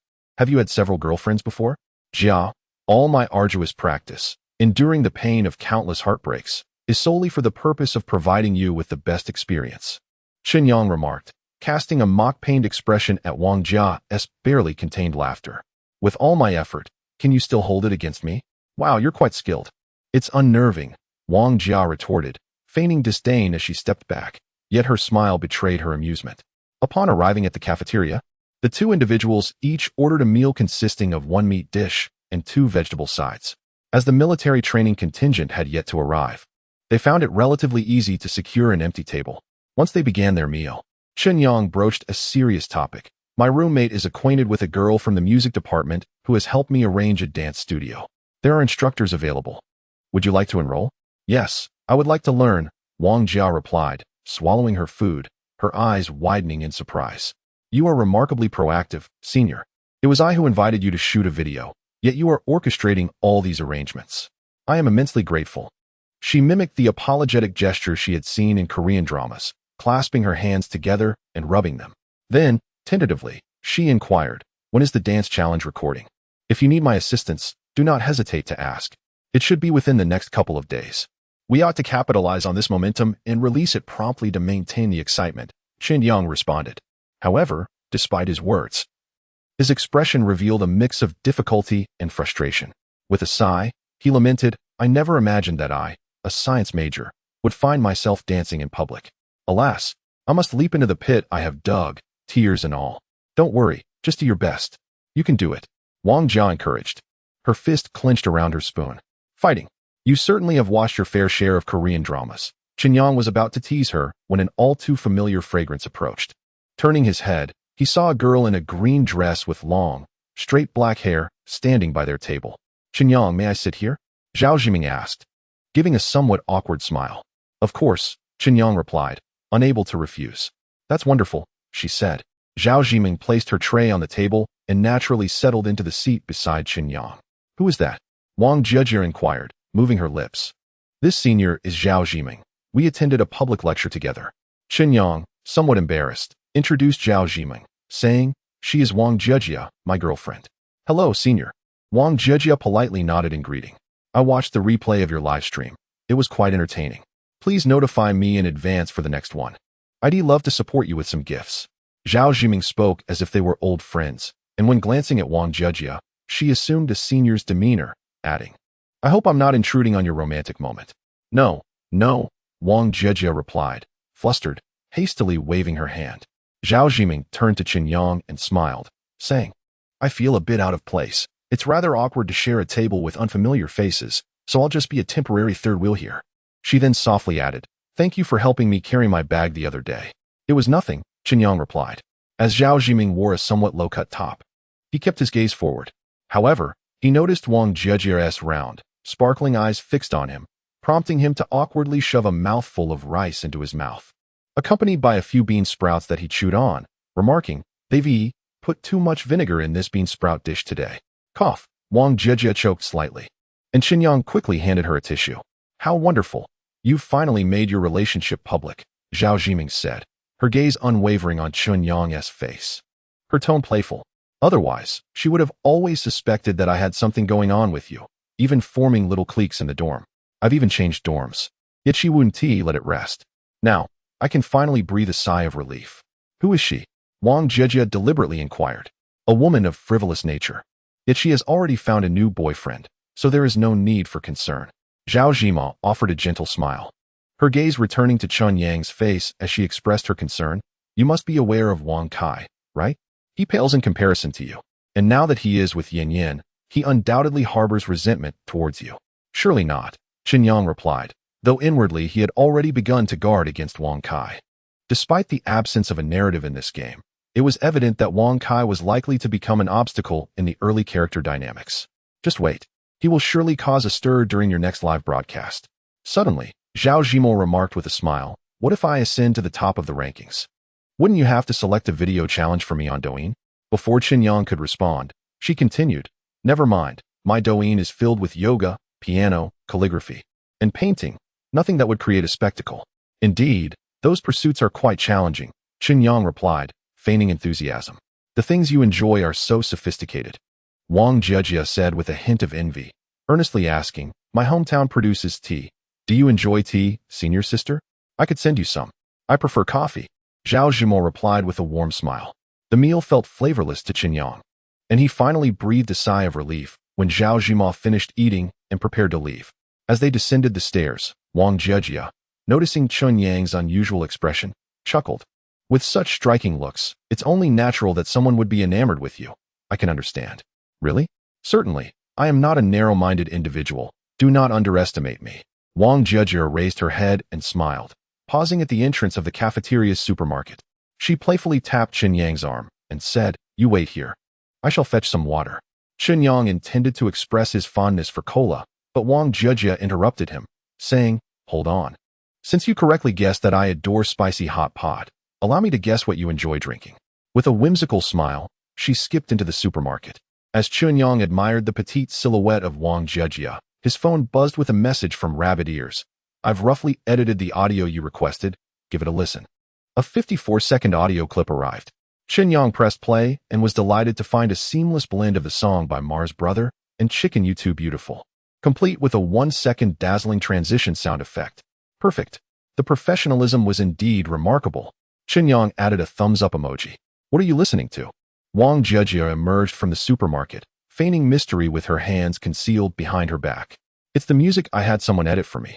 Chen Yang tilted his head and inquired about the beverage she had purchased. Something that all boys typically enjoy, Tata? Wang Jejia displayed an innocent smile as she handed a bottle of green tea to Chen Yang. Chapter 53. The letter B. In the afternoon, Wang Jejia had class, and Chen Yang ventured alone to the dance studio. Once a grand shopping mall, it has now succumbed to the allure of online shopping, with various floors overtaken by training centers, remedial classes, and artistic specialty programs. The dance studio is located on the second floor, with small rental studios available at a rate of 100 yuan per hour. Chen Yang transferred the music edited by Rabbit Ears to the speaker, practicing tirelessly while following the mobile video repeatedly. Although he had acquired some dance skills, achieving a smooth execution of the ghost step dance proved to be a challenging endeavor. Experience, after all, cannot be obtained directly. After 2 hours of dedicated practice, he finally memorized nearly a minute of choreography, performing it proficiently in front of the mirror. To Chen Yang's surprise, he initially thought it somewhat embarrassing for a man to dance. Yet, once immersed in the rhythm, he found himself reveling in the sensation of movement and perspiration. Life is about experiences, and indeed, one must try everything at least once. Throughout the afternoon, Chen Yang busied himself outside of school, dancing, getting a haircut, and purchasing an ensemble worthy of an audience, along with over 100 guppy fish before returning home to rest. With a click, Chen Yang unplugged the data cable from the back of his head, awakening from the dark star. He had spent 8 hours in the game, and it was now 7 a.m. on the second day in Redstone City. With the rain still falling outside, he attended to basic physiological needs before anything else. Over the past few days, with Judy's verbal assistance, the symptoms of his cyberpsychosis had significantly alleviated. Indeed, the working-class individuals at the bottom of society must support one another. Before sleeping, Chen Yang donned his smart glasses and entered the mysterious forest to check if the formidable hacker, Wei Shun, was present.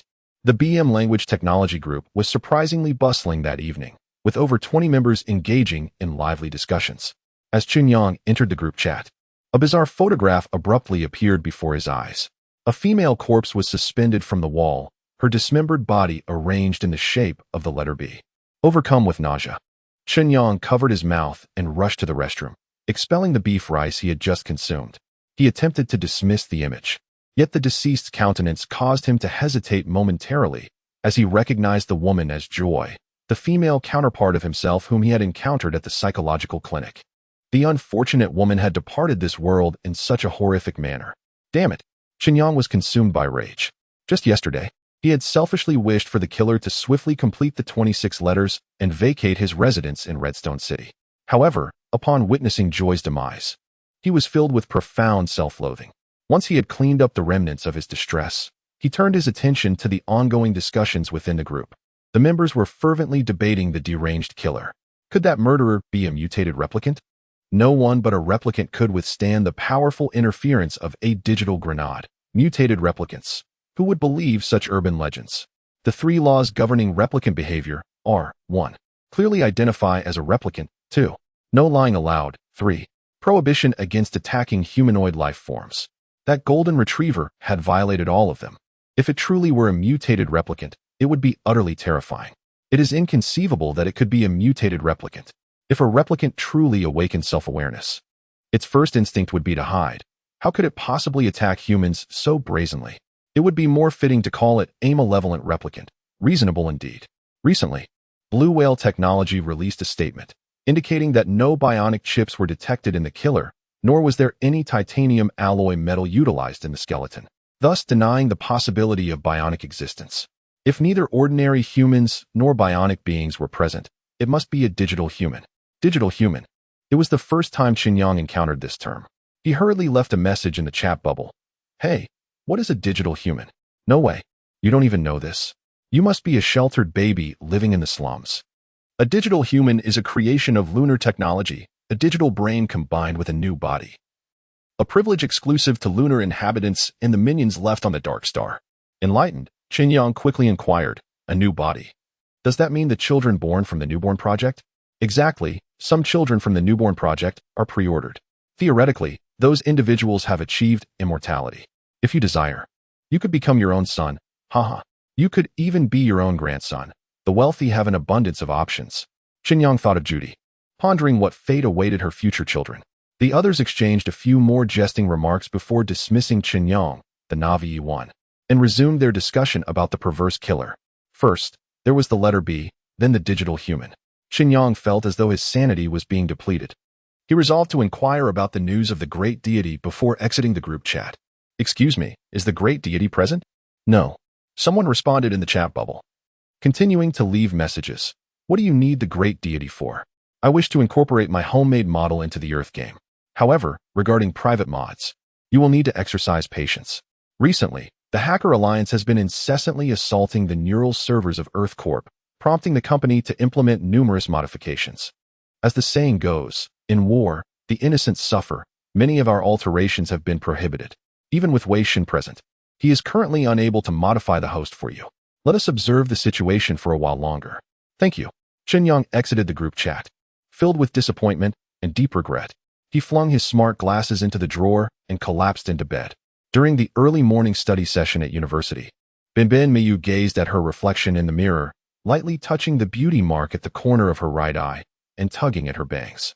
Her dark circles were particularly prominent today. Having failed to download the latest Super Dream script last night, she revisited the scene where Wang Jiaojia and Chen Yang held hands, reliving the exhilarating sensation of love. Alas, why is there no one like Chen Yang in her class? She stowed the mirror into her backpack, her attention drawn to a group of boys near the window. Centered around a boy with blonde hair, they seemed to be engrossed in something, occasionally exclaiming in astonishment. They whispered among themselves, "My goodness, did you do this? I've never seen such art. Its most exquisite aspect lies in." The speaker, one of the blonde boy's close friends, lowered his voice significantly at the crucial moment, leaving Binbin Miyu unable to discern the specifics. However, from their lewd expressions, it was evident that the subject matter pertained to the lower half of the body. The golden-haired youth chuckled with satisfaction and responded, "I was not mistaken, was I? 100% immersive experience. Even without a neural interface, one can achieve effects akin to those of terrestrial gaming consoles. Boss, I too wish to partake. I want to play. I shall embody C, as my name conveniently begins with that letter as well. Boss, I am willing to pay for this experience. Or if you desire something in exchange, we can negotiate. I recently made the acquaintance of a new girlfriend." A group of young men, resembling famished hounds, clamored around the golden-haired youth, eagerly seeking his favor. He reveled in this lofty sensation of superiority, although Minami Meiyu was unaware of the specific game they were discussing. Upon hearing the mention of an experience akin to that of terrestrial gaming consoles, she surmised it must pertain to Super Dream. The thought of using the same device as those ruffians left her feeling quite irked. Where did they procure their narrative scripts? Minami Meiyu opened her phone, searching for her instructor, the Perfume Master. Ah, she had renamed the Perfume Master to her true name, Lucy, just yesterday. Chapter 54. Lucy. Golden sunlight streamed into the backstreet CAF on Earth. Lucy inhaled the fragrant steam wafting above her coffee cup. The aroma of lunar hand-ground coffee, far surpassing any flavoring from Dark Star. She contentedly toyed with the green pot hose on the table, lifting her coffee cup to savor a sip. A notification flashed before her eyes. Night City, 02. Manager. A patron wishes to have his deceased wife customized as a ghost companion. Lucy. Certainly, the price will increase by 50%. Night City, 02. However, this guest is unable to provide his wife's voice file, only a few photographs. I have located her citizen ID. Lucy. I authorize you to purchase data from the Hacker Alliance. Their extensive historical database must contain all the information regarding that wife. Night City, 02. I suspect that the photographs provided by the guest do not depict his wife. Lucy. It matters not. The price will increase by 100. If he is willing to pay double, then proceed with the acquisition. Night City, 02. Understood. I shall take care of it at once. She swallowed her coffee and licked her lips. After all, emotions can be bought and sold, much like this coffee. Lucy shook her head slightly, savoring the rich flavor.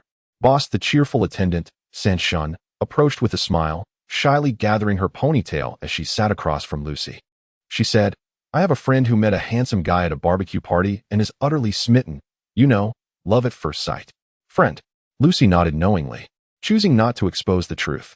Indeed, it is my friend, not me. Sanshun blushed, lowering her head as she whispered, my friend wishes to edit a Super Dream script. Using the intensely passionate script number 5, simply replacing the male lead's face with that handsome guy's. Why not just ask him out directly? He turned her down. Sanshun stuck out her tongue and scratched her head. The intensely passionate script, it seems you have a taste for such themes. I truly underestimated you. Lucy teased with a smile. Boss, please grant me the in-store price. Given the modest earnings I receive and my diligent efforts, consider it an employee benefit. Sanshun pouted playfully, cautiously inquiring, surely. Merely changing a face cannot be too costly? Perhaps equivalent to your half-month's salary, Lucy replied with a resigned shake of her head, delicately sipping her coffee. With a serious tone, she warned, I must caution you. Immersing yourself in the experiences of others can lead to emotional imbalance. Do not become too enmeshed. Oh, it's nothing. I'll just indulge a few times and delete it when I grow weary. Weary? Lucy fixed her gaze on Sanshun, questioning. Women often find themselves increasingly addicted. You ought to save your money for something delicious instead. Alas, with her employer refusing to assist her in editing the experience. San Shun's spirit sank, and she lowered her head, lamenting, "It seems I won't be in the mood to work today. It's all your fault." Humph. Lucy dismissed her, yet curiosity got the better of her. What does he look like? Incredibly handsome, the kind you fall in love with at first sight. San Shun's gloom dissipated in an instant as she eagerly pulled out her phone, presenting a photo to Lucy. "What do you think? This face could easily rank in the top 10 on the moon, right?" "Oh." Lucy handed a folder to San Shun, smiling as she said, "Several recent commissions have come from him, including script number 5, Intense Passion. Enjoy." "Thank you, boss. I will work hard," San Shun exclaimed, embracing Lucy and planting a kiss on her cheek before skipping away. Lucy disdainfully wiped her face and murmured, "Is it so difficult to let me enjoy a quiet cup of coffee?" Just as she spoke, another message popped up before her eyes. The sender, Miyumi Hamibe, that remarkably talented young hacker.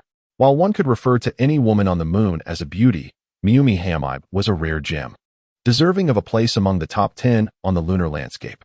Yet, the mere thought of her being a child of the Hamibe family rendered it somewhat regrettable. Lucy took a sip of her coffee and opened the message box. Miyumi Hamibe, "Teacher, there is a classmate named Jill Warren in our class. Has he acquired the dream device yet?" Miyumi Hamibe, "If it's inconvenient to answer, that's fine. I'm merely curious."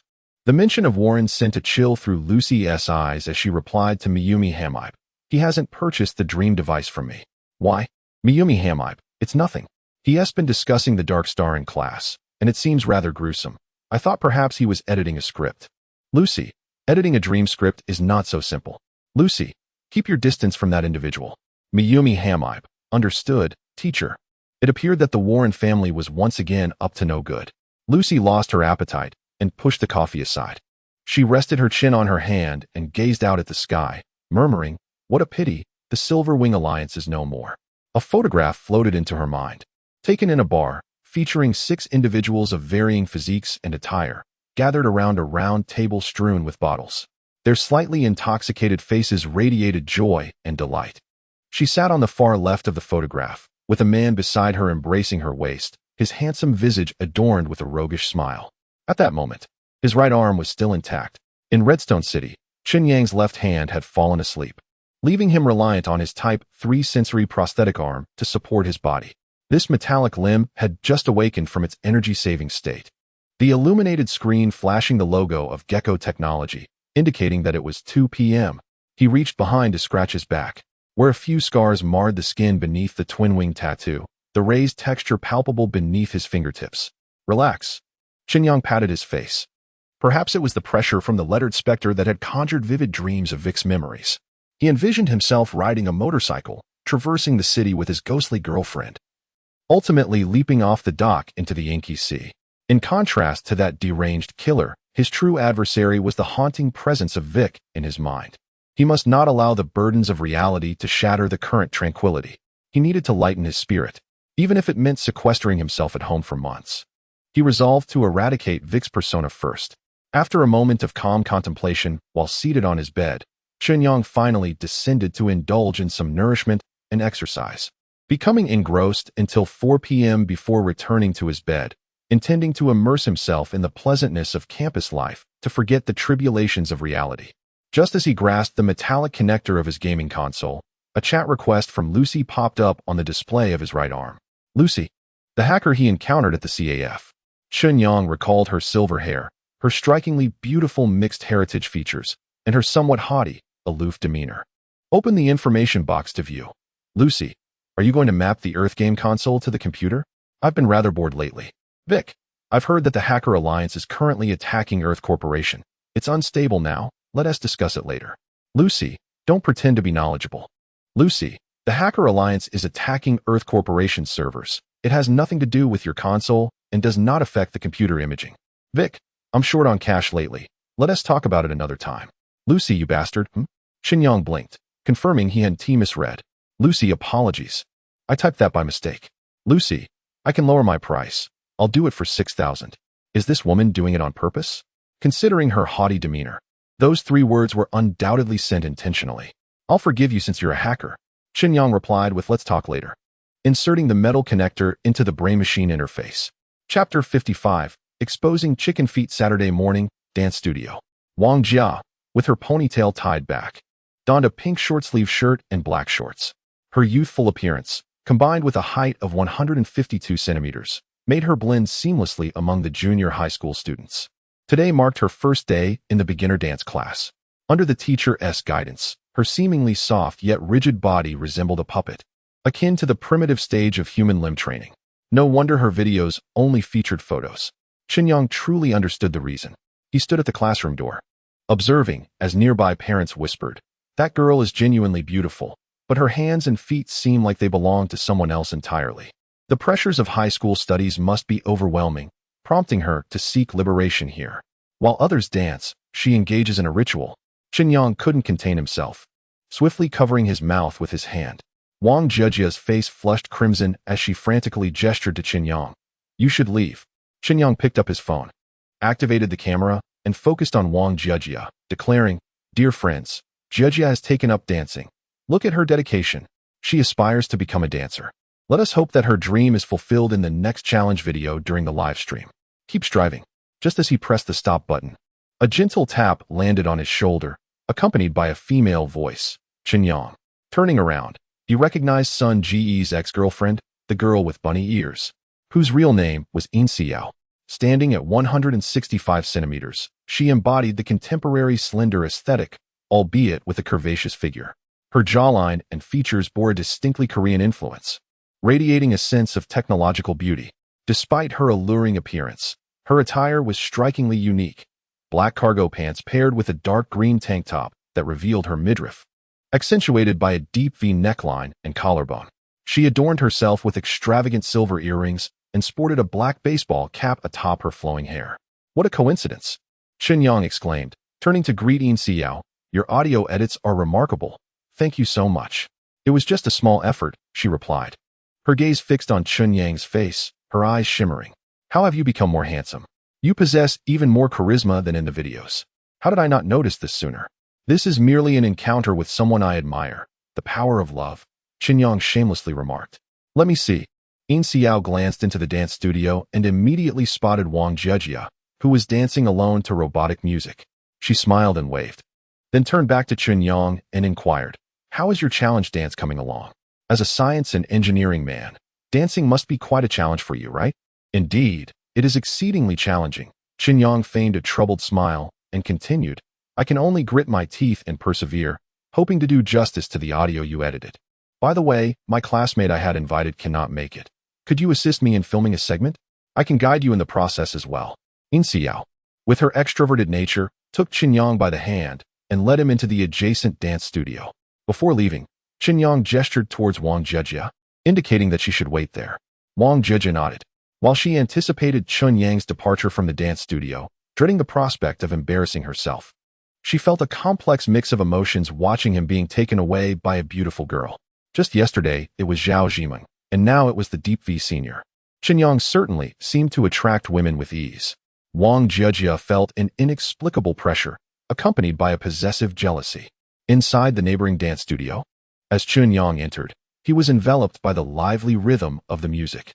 At that moment, two male classmates were dancing in front of the mirror, dressed similarly to Yin Xiao in black cargo pants and deep green short sleeves, evidently part of the same video project.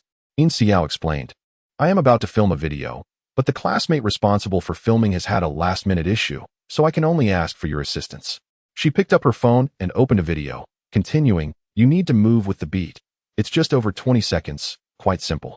Chen Yang watched it once, memorizing the camera movements, and nodded, saying, "No problem, I can give it a try." "That's wonderful," Yin Xiao replied, turning off the music and introducing her two male dance partners. "Xiao Wu can't make it due to a last-minute issue, so I asked a friend to help us record this dance. His name is Chen Yang. I know him. He is Wang Jia's boyfriend, a little internet celebrity." One boy with golden hair remarked, casting a somewhat envious glance at Chen Yang. "You said you wanted to dance during your live stream, but you've never learned. Just trying to tag along. Here we go again. You must have come with an agenda." Chen Yang thought helplessly and asked Yin Xiao, "Is this guy fresh out of a breakup?" "That's just his character, a real brat. Ignore him," Yin Xiao replied, affectionately linking her arm with Chen Yang's and addressing the golden-haired boy. "This is my buddy, stop being so sour and annoying. Once we finish shooting the video, I'll teach him that dance. Ugh, I can't stand people who don't take their craft seriously, thinking they're impressive just for moving their arms and legs. The golden-haired boy scoffed, resembling a shrew. Another male dance partner, wearing glasses, glanced at Chen Yang and remarked to the golden-haired boy, "That doesn't count as dancing. It's merely following trends for laughs." The bespectacled boy then kindly asked Chen Yang, "Hey, did you and your roommate conspire beforehand? You deliberately chose Chicken You Too Beautiful, otherwise, you wouldn't be able to dance anything else. Don't underestimate Chicken You Too Beautiful, you two little critics." In a teasing tone, Chen Yang continued, "I have indeed practiced seriously. Don't be frozen in shock when I suddenly perform. I detest that pretentious, face-slapping routine." With a dismissive air, Jean Mao retorted to Yin Siyu, "Sister, did you hear that? He clearly looks down on professionalism. Did he not claim to have practiced? Chicken You Too Beautiful I sent particularly challenging." Yin Siyu attempted to mediate, but her thoughts drifted to the audio clips she had edited for him, which contained extensive segments of Bruno Mars's dance moves. Specifically, 80 of it was from his choreography. Curiously, she inquired, "Chen Yang, how long have you been practicing?" "Just yesterday," Chen Yang replied, emphasizing his honesty. "However, I paid for lessons. The tuition was 15,000, and the results are quite impressive." "Ha ha ha." Jean Mao erupted in laughter, turning to Yin Siyu. "This unfortunate friend spent 15,000 to learn Chicken You Too Beautiful. Truly remarkable. Foolish and rich. No wonder he is popular with the girls." With a sarcastic tone, the bespectacled boy chimed in, "Chen Yang, you spent over 10,000 on a challenge video?" The speaker was Wang Jejia, who had just finished her class break and stopped by to see what Chen Yang was up to, only to overhear his extravagant expenditure on dance lessons. A few other girls from their class accompanied Wang Jejia, drawn in by Chen Yang's appealing looks. "May we come in to learn?" a high school girl asked as she pushed the door open. Come in, come in. This brother is about to perform Chicken You Too Beautiful. You can join in the fun." Jean Mao beckoned to her friends. The eager junior and senior high school students hurried inside, ready to witness the spectacle up close. Wang Jejia entered alongside, casting an apologetic glance at Chen Yang. "What is going on? Are you all compelling me to play the fool?" Chen Yang said to Yin Siyuan. "Let us record a video first, allowing the little ones to witness the prowess of a professional dancer." "No, our dance can be recorded at any time. You should perform Chicken You Too Beautiful first, so we can offer you some guidance," she replied. The golden-haired boy, seizing the opportunity, encouraged everyone to clap, and the onlooking children eagerly joined in. "What are you all cheering for?" Yin Siyuan shot a glare at the golden-haired boy, then turned to Chen Yang, insisting, "Ignore him. Please help me record the video first, and I will teach you separately later." Wang Jejia, not wanting Chen Yang to lose face, tugged at his arm, saying, "I'm hungry, let us go eat." "No way. The atmosphere is just right. Leaving now would be cowardly," the golden-haired boy challenged Chen Yang provocatively. "Fine. I'll indulge you, you fierce tigress," Chen Yang replied, then turned to Wang Jejia, jesting, "It seems today I truly must reveal my chicken feet." Chapter 56. Emotional Replication. I'll familiarize myself with the moves first. Chen Yang stood in the center of the dance studio, stretching his limbs before the mirror. Yin Siyuan took out her phone, connected to the speaker via Bluetooth, and played the audio she had edited for Chen Yang. As the music began to play, the golden-haired boy expressed his surprise. "Isn't this a song by Mars Brother? It's quite popular online. Are you sure you played the right one?" Chen Yang surely wouldn't be dancing to this. What a joke. The bespectacled boy also chuckled at Yin Siyuan. In their hearts, Chen Yang was merely an awkward dancer capable of some flashy moves, a mere internet celebrity with no professional ties. "This is the piece that Chen Yang asked me to edit. Just watch," Yin Xiao remarked, somewhat exasperated. Although Chen Yang was the roommate of her ex-boyfriend and they had exchanged only a few words, his striking appearance and moderate online popularity made her reluctant to offend him. As she observed Chen Yang warming up with considerable flair, her curiosity was piqued. Wang Jejia, on the other hand, was entirely focused on Chen Yang, her palms sweating, heart racing, and throat dry with anxiety. When the music began, Chen Yang moved his body with minuscule motions, as if rehearsing the various beats. He appeared somewhat awkward, which only heightened her concern. With a burst of electronic music, the track transitioned to Chick You Are So Beautiful. The bored middle school students perked up immediately, laughing and mimicking the moves, drawing the parents to the doorway. As the music concluded, it seamlessly looped back. "Come on." When the music restarted, Chen Yang suddenly spread his arms, stepping forward with his legs in sync with the rhythm, yet his body slid backward in a peculiar manner. What seemed like careless movements were, in fact, a perfect amalgamation of grace and strength. The previously playful middle schoolers fell silent, their eyes wide, scarcely daring to breathe. Wang Jejia was frozen in place. She could hardly fathom how adeptly Chen Yang danced. The striking contrast left her feeling as though the world around her had turned surreal. Like a dream, Chen Yang's movements melded with the music, his fluid steps never once touching the ground, gliding through the air with an ethereal elegance. The golden retriever and the bespectacled man stood in stunned silence. In comparison to the group of high school students and Wang Jejia, the three of them were more acutely aware of the complexity of the dance. Chen Yang's choreography appeared deceptively simple, yet executing it flawlessly demanded an extraordinary level of bodily control and strength. Remarkable. Yin Xiao, who had felt indifferent while editing the music earlier that day, was now struck by the sheer brilliance of Chen Yang's performance. As the music transitioned to Chicken You Too Beautiful, Chen Yang transformed into a Super Saiyan, embodying the iconic movements imprinted in the minds of netizens with a newfound vigor. Time in the dance studio seemed to halt, leaving only Chen Yang in motion. The 54-second dance concluded all too swiftly. Just as everyone yearned for another glimpse, Chen Yang waved to Yin Xiao, turning off the music. Despite his remarkable dancing skills, his stamina remained that of an ordinary person, and he was slightly out of breath. Incredible. So captivating. The high school students erupted into applause, instantly becoming enamored fans. Wang Jejia joined in the clapping, her gaze fixated on Chen Yang. Once her tension dissipated, her body felt weak, and her speech faltered. I never expected you to dance so well. It's truly amazing. Chen Yang flashed her a playful smile. Wang Jejia felt a wild surge within her, yearning to leap towards this man. You really are full of surprises, she mused. Yin Xiao cast an envious glance at Wang Jejia, but refrained from further comment. The only two individuals in the dance studio who felt disheartened were, unsurprisingly, the golden retriever and the bespectacled man, who, just as Chen Yang had predicted, were utterly dumbfounded. Perhaps the two instructors could provide some guidance?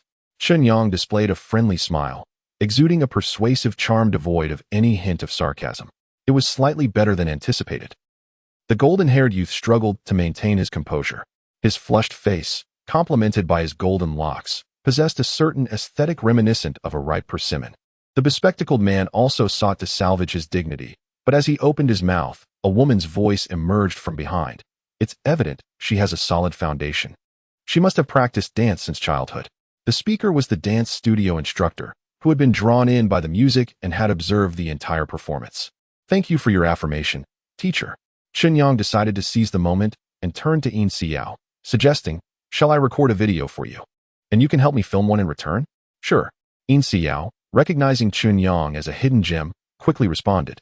You should collaborate with me sometime to help me gain more followers. That depends on my wife. Her approval is necessary, Chen Yang replied as he glanced at Wang Jejia, who was lost in thought. Dear wife, may I film a video with this senior? Huh. Wang Jejia, still in a daze, suddenly recalled Chen Yang's earlier mention of wife, and her face flushed instantly. The nearby middle school students gasped, astonished by this blatant early romance. Especially with such a handsome university student as the object of affection, their envious gazes all fixating on Wang Jejia. Overwhelmed by the attention, she felt as if every cell in her body was blossoming. Her gaze was solely fixed on the exceptional Chen Yang. Suddenly, the Super Dream device ceased its operation. Binhama Mayu felt an intense warmth coursing through her body, her skin still prickling with goosebumps. Within the surreal experience of the Super Dream, she could perceive everything about Wang Jejia. Her emotions and desires were intricately mirrored within her own being. Recalling Chen Yang's mesmerizing dance, her heart began to race uncontrollably. Undoubtedly, among the men on the moon, there were many exceptional dancers, none inferior to Chen Yang. Yet, the sheer scarcity of such talent made this moment all the more breathtaking for her. Chen Yang was simply captivating. Suddenly, Binhama Mayu realized she had developed feelings for the character within the Super Dream. This was what teacher Lucy referred to as emotional replication, a perilous affair indeed. Heeding teacher Lucy's counsel, she limited herself to a mere 4 hours in the Super Dream each day, reluctantly removing the device and placing it beside her pillow. Glancing at her phone, she noted the time, 2 a.m., and deemed it time to rest. Rest eluded her, She propped herself up and gazed out at the night sky. The dark star, shrouded in a metallic cloud, radiated a brilliance sufficient to overshadow the surrounding stars, dominating the entire celestial expanse. After a moment of internal conflict, Binhama Mayu succumbed to the allure of the super dream. She retrieved the device and reversed the timeline by 5 minutes, deciding to relive Chen Yang's dance once more before surrendering to sleep. Thus, she donned the super dream device once again and pressed the play button. As the neural signals coursed through her, Binhama Mayu once more became one with Wang Jejia. Chapter 57. Cursed Fate in the Binhai Dua Mall. Chen Yang and Wang Jejia held hands as they ascended to the 6th floor in the elevator. What were you doing just now while eating? Wang Jejia pressed her right thumb against the inner side of her chin. Her curiosity piqued as she inquired, "Are there any acupoints here? I noticed you've been pressing for quite a while." "You've caught me," Chen Yang replied, having discreetly logged off to rest at Dark Star during dinner. He had anticipated that such a minor gesture would attract Wang Jejia's attention, and he casually remarked, "It's a habitual motion I make when I am deep in thought." Oh, Wang Jejia found Chen Yang's little habit rather intriguing. Ever since witnessing his challenging dance earlier that morning, she found herself unable to restrain her impulses. For instance, she had taken the initiative to hold his hand while shopping, and it was she who suggested watching the current film. Upon exiting the elevator, they stood before the Starlight International Cinema. Chen Yang opened his phone to check Douyin, discovering that his video of Wang Jejia learning to dance had garnered 20,000 likes and over 200 comments, all humorous critiques of her dancing talent. And the response was quite positive. He had teased the release of the challenge video in the comments section, pinning it with a promise of a midnight premiere. "What movie shall we watch?" Wang Jejia asked, leading Chen Yang to the vicinity of the ticket counter, her gaze fixed on the promotional materials for the films currently showing. A romantic film would be lovely, or perhaps an action flick. A romantic action film would be ideal. Chen Yang's attention remained absorbed in his phone. "Do you enjoy horror films?" Wang Jejia leaned closer to him, adopting a playfully mysterious expression as she said, "The super scary ones, like The Grudge." "Horror films, huh?" Chen Yang turned off his phone screen and looked at Wang Jejia's round face, asking, "Are you trying to take advantage of me under the guise of a horror film's atmosphere? Are you afraid?" "I am not afraid of you taking advantage of me. Rather, I am genuinely terrified of horror films." Chen Yang awkwardly chuckled and continued, "I have been afraid of ghosts since childhood. Given that I have just rented this apartment, I already struggle to sleep at night." "I see.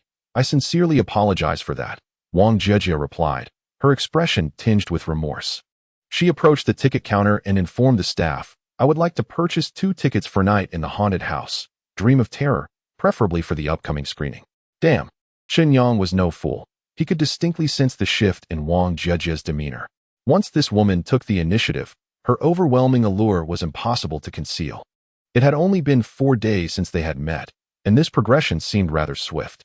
Chen Yang scratched his head, pondering that his second playthrough of Earth was intended to immerse himself in a pure romance. He had initially perceived Wang Jejia as a demure girl, but it turned out she had a rather spirited nature at heart. He observed her petite figure, the lively twin ponytails, her slender waist, well-proportioned legs, white cotton socks, and pink sneakers. If something were to happen, it surely wouldn't tarnish the essence of a pure romance, would it? After all, what was the point of becoming entangled in such thoughts during a game? He could always start anew if necessary. Having completed the purchase, Wang Jejia returned with 2 movie tickets, grasped Chen Yang's hand, and said, "The show starts in half an hour. Let us find a place to wait for a while." "Is this truly a horror film?" Chen Yang glanced at the tickets and confirmed that it was indeed night in the haunted house, Dream of Terror. No worries. Such domestic horror films are rarely frightening. The conclusion would undoubtedly involve a dream sequence or a dual personality twist. There would certainly be no ghosts. Wang Jia confidently patted her chest in assurance. Chen Yang estimated her to be at a B level. However, her stature was modest, and her B figure was noticeably more prominent than Lu Yuyan's. This illustrates the wondrous nature of relativity. Chen Yang, contemplating the nearby vacant resting chairs, took Wang Jia by the hand and led her over to sit down. Unconsciously, they found themselves seated closely together, their arms brushing against one another. When they became aware of this intimacy, they found it difficult to shift apart, resulting in a somewhat awkward atmosphere. Wang Jia tucked a strand of hair behind her ear, her large eyes darting about, and softly inquired, "Do you believe in fate?" Chen Yang mused to himself. "You are someone I have paid for Fate has nothing to do with this. Yet, when he cast his gaze into the distance, the emergence of a figure compelled him to fervently declare, yes. When fate arrives, it is like a whirlwind, indiscriminate and relentless. In his line of sight, Kai Gu was ascending to the 6th floor on the escalator, phone in hand, engaged in a call as he made his way to the Starlight International Cinema. Wang Jiajia, oblivious to Wang Kai's presence, was lost in the bliss of romance, shyly lowering her head as she remarked, I feel a strong connection between us. It seems that rain was meant for me. Of course, there is a connection. Otherwise, how could we be a couple?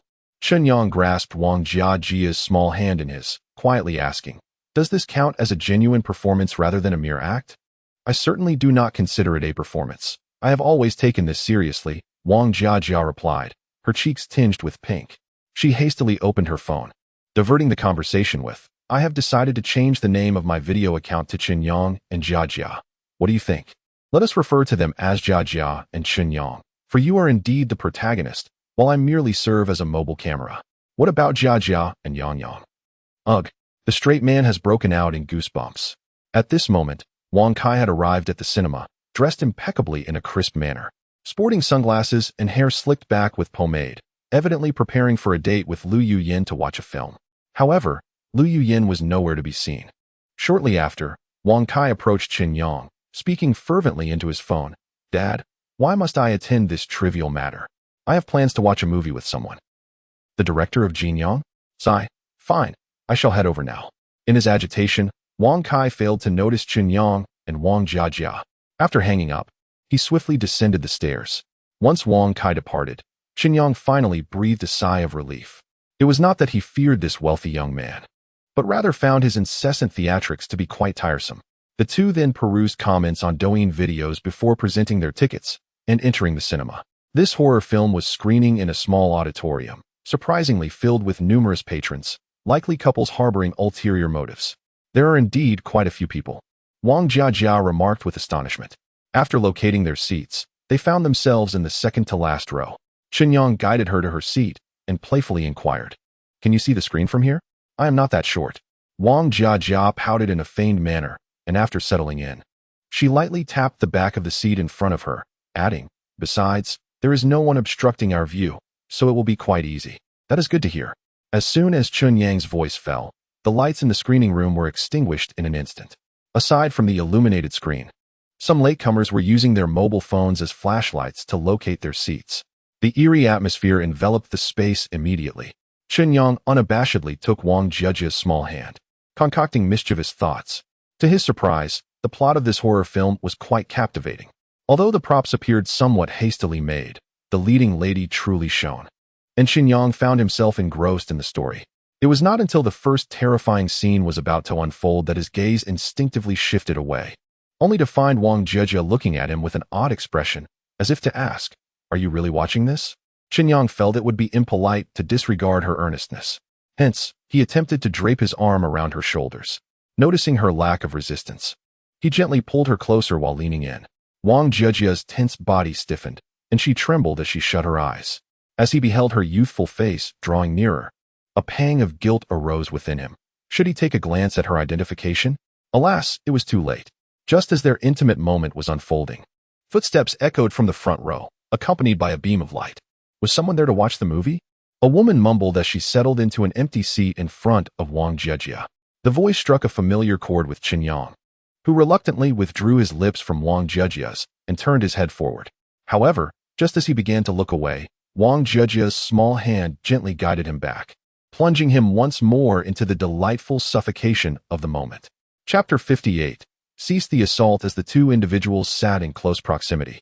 They could both feel the warmth of each other's breath. Despite the cacophony emanating from the screen, they were acutely aware of the rapid and fervent beating of their hearts. In the darkness of the cinema, Chen Yang and Wang Jiajia created a private sanctuary through the intertwining of their lips, rendering the flickering lights and jarring sounds from the large screen inconsequential.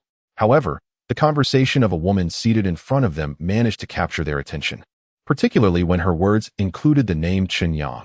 What does Chen Yang have to do with anything? I simply dislike kissing. It feels dirty, she murmured, her voice lowered. Chen Yang and Wang Jiajia instinctively paused to listen as she continued. It's not personal. Everyone has their preferences. I mean, I find you quite likable, despite your plumpness. A bit of confidence wouldn't hurt, would it? Are you coming over today? This dreadful movie is hardly worth watching. It lacks taste. Though the woman's voice was soft, Chen Yang recognized her as his former girlfriend, Lu Yuyan. It appeared that their tangled fate persisted. Should a third round of this film ever be screened, he would need to devise a plan to eliminate these two NPCs. Who is that? Wang Jiajia, having only seen Lu Yuyan once, couldn't discern her identity. Chen Yang withdrew his hand from her waist and typed 3 words on his phone for Wang Jiajia to see. Ex-girlfriend. You two really are fated to cross paths. Wang Jiajia pouted, playfully pinching Chen Yang's cheek. At that moment, Lu Yuyan was still on the phone, once more uttering Chen Yang's name. Chen Yang has many shortcomings. He is particularly inept at gaming, lacking the skill that I possess. He cannot swim, sings off-key, is rather lascivious and gluttonous, and is a simple-minded man. You insisted I speak my mind, and yet you sulk when I do. It is quite tiresome. As for his next live stream, feel free to engage however you wish, but do not involve me. It seems that Wang Kai genuinely intends to stir up trouble. Chen Yang wishes to consult Wang Kai's character designer, curious about how he has crafted a character who is both affluent and insecure. Let us depart. Chen Yang gave Wang Jiajia a quick kiss, smiling as he remarked, since you've achieved your goal, there's no need to continue watching this film. You were the one who kissed me first, and rather clumsily at that. Wang Jiajia murmured, adjusting her slightly disheveled attire before pulling Chen Yang to his feet in preparation to leave. At that moment, Lu Yuyan also decided to exit, and the three stood up almost simultaneously. The heroine of the film let out a piercing scream. The screen displayed a faceless white visage, its brightness flooding the entire screening room. The 3 pairs of eyes met, clarity evident in their gazes. You. Lu Yuyan hesitated, her words caught in her throat.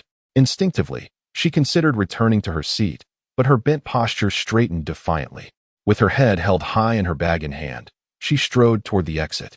Wang Jiajia and Chen Yang exchanged glances, feeling no need to deliberately avoid her, and followed suit.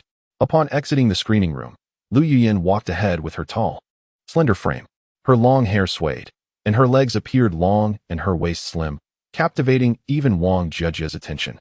In the eyes of women, Chen Yang's worth seemed to elevate yet again in her estimation. Lu Yuyan suddenly halted her steps, turning to Chen Yang and Wang Jiajia, and remarked, observe decorum while watching films, maintain your composure. Chen Yang, initially inclined to retort, lost his bravado upon glancing at Wang Jiajia. He noticed the lipstick smudged around her lips, slightly reddened. She appeared so petite, yet how could one be so audacious? Lu Yuyan shot Chen Yang a withering look before striding away in her high heels. Wang Jiajia's cheeks flushed as she realized her lipstick had vanished. She hurriedly retrieved a small mirror from her bag.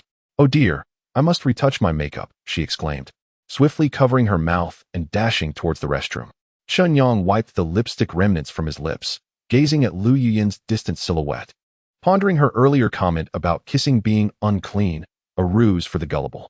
He anticipated that Wang Kai would likely disrupt their next live broadcast, yet he thought, why refuse free money? Welcome, our #1 supporter, Brother Kai. Before long, Wang Jiajia returned, her makeup restored. Both felt a lingering sense of anticipation, silently contemplating their respective thoughts. The challenge video was set to be released at midnight. Don't worry, I won't forget, Wang Jiajia affirmed with a nod. Jiajia, I have a rather immature suggestion. Chen Yang wrapped an arm around her shoulder and whispered, considering the significance of this video, shouldn't we witness its release together? Wang Jiajia stifled a laugh, meeting Chen Yang's gaze as she quietly replied, I need to return to the dormitory to fetch some things first. Ghost Mansion, top floor. The curtains were drawn tightly, allowing only a scant amount of light to penetrate the chairman's office, which, combined with the soothing piano melodies, rendered the spacious room exceptionally tranquil. Ichiro Arakawa reclined in a leather chair, his eyes closed, while 3 metallic connectors at the back of his head pulsed rhythmically with a breathing light. At the other end of the data cables lay the central server of the Hacker Alliance, a dark and boundless ocean where countless hackers navigated, simultaneously a battleground for their fierce encounters. Yet, in contrast to the minor players, Arakawa's consciousness surged forth like a great shark returning from the depths, still imbued with the scent of its prey as it traversed the data lines, merging into the digital brain. A shiver ran through Arakawa's body as he exhaled. He opened his eyes, the dilation of his pupils gradually constricting, and his awareness began to return. The Earth Corporation. You shall pay dearly for your hubris. A smug smile graced his lips as he unplugged the 3 data cables from the back of his head and activated his digital secretary, instructing, "Notify the first technical team to cease the assault on the Earth server. Our mission is accomplished." After a moment of contemplation, he added, "All members shall receive a reward of 2 million in gratitude for their month-long data offensive to be disbursed from my personal account. I represent the 15 members of the first technical team in expressing our gratitude to the chairman." The secretary projected a heart before tentatively inquiring, "Will the Earth Corporation accept all our terms?" "My virus has never failed," Arakawa replied confidently. "Then I will promptly inform the legal department to present the finalized contract to the Earth Corporation," the secretary responded, with a bottle of champagne in tow. Ichiro Arakawa stepped away from his desk, reflecting with a sense of nostalgia. "This is the final task I shall undertake for the Hacker Alliance. Once the Earth Corporation finalizes the new protection contract, I shall be free from Dark Star. Congratulations, Chairman. Has the property on the moon been arranged?" "Not yet, however. The leader has promised me a surprise." The thought of his impending life on the moon brought a mist to Arakawa's eyes as he smiled. "At least I shan't reside in a dreary district like Cyborg. It should be a villa with a garden. A fitting tribute to my 80 years of dedication to the Hacker Alliance. I am genuinely pleased for you, Mr. Arakawa." "Thank you." He approached the balcony, gazing through the telescope towards the metallic dust beyond, the hazy silhouette of the moon tantalizingly close. Turning his gaze back to the bustling yet dimly lit city before him, his heart ached with nostalgia. "I will miss this place." He then donned his most exquisite suit and instructed his secretary, "Call an immediate board meeting." Chapter 59. The purest episode in the apartment rented by Chen Yang. The September night was distinctly cool, yet the room felt oppressively warm, making it difficult to find comfort. The sound of the shower in the bathroom ceased. Chen Yang sat on the fabric sofa, guzzling half a bottle of mineral water, thirst consuming him. He glanced at his phone. It was 9:30 p.m. They had agreed to play poker with Wang Jejia tonight. On the way back, Wang Jejia had suggested her inexperience with the game. Thus, today should not be solely about personal victory. One ought to consider the experience of novices and diligently instruct her on the art of playing poker. After all, there is ample time ahead. Although teaching newcomers can be a cumbersome task, it is nonetheless a necessary journey. Indeed, aside from playing poker, there is little else to engage in, certainly nothing crude. The bathroom door creaked open. Wang Jejia emerged with damp hair, her unadorned round face accentuating her youthful innocence. She donned a loose white t-shirt paired with beige shorts, her smooth, fair legs exuding a delicate charm. It was the first time Chen Yang noticed her slender ankles. Her toes peeking from her slippers were beautifully painted with pink nail polish. "There is still plenty of hot water. You should go wash up," he suggested. Her cheeks flushed slightly as she retrieved a hairdryer from her red backpack, positioning it before the mirror to dry her hair. "All right." Chen Yang promptly stood and made his way to the bathroom, his steps slightly unsteady. The air within was thick with humidity, intertwined with the fragrance of Wang Jejia's shower gel, the brand unknown to him. He swallowed hard, turned on the faucet, and scalding water cascaded down. Goodness! Is Wang Jejia a creature of some sort? How can she endure such hot water? What's wrong? Nothing, nothing, Chen Yang replied, lowering the temperature before stepping beneath the shower. He meticulously cleansed himself, when suddenly, the sound of the hairdryer ceased, followed by the ringing of her mobile phone. "Mushroom, mushroom. Hiding in the corner of the market, mushroom, mushroom, let me take you home." "Hello, Mom." Wang Jejia answered the call, and it turned out to be her mother. Chen Yang felt a tinge of guilt, instinctively lowering the shower's volume. His ears perked up like a curious puppy. The peculiar accent in the conversation between Wang Jejia and her mother was somewhat strange, yet it remained comprehensible. Chen Yang, a male classmate from the same school, whom I collaborated with to create videos, shared a close relationship with her, akin to that of romantic partners. Alas, I am already in university. Why do you still concern yourself with such matters? What era are we living in? Mind your own business. With that, Wang Jejia hung up the phone in a rather displeased manner. It seems that she has her own burdens to bear. Chen Yang could roughly deduce her familial issues, having heard that the bride price in her locality was exceedingly high. Speaking of which, since Earth is merely a game, this bride price will eventually line the pockets of the company, those despicable capitalists. Nevertheless, matters that can be resolved with money are ultimately easier to manage. A few 100 pounds of apples could suffice, provided this game round lasts long enough. Having swiftly finished his shower, Chen Yang emerged from the bathroom to find Wang Jijia sitting obediently on the sofa, engrossed in Douyin videos. "Did your family call?" he inquired. "You heard, didn't you? My mother is a relic of the past." "It's nothing," Wang Jijia replied, regaining her composure. She then waved her phone, exclaiming, "My dance video has garnered 50,000 likes. And the comments are absolutely hilarious, haha."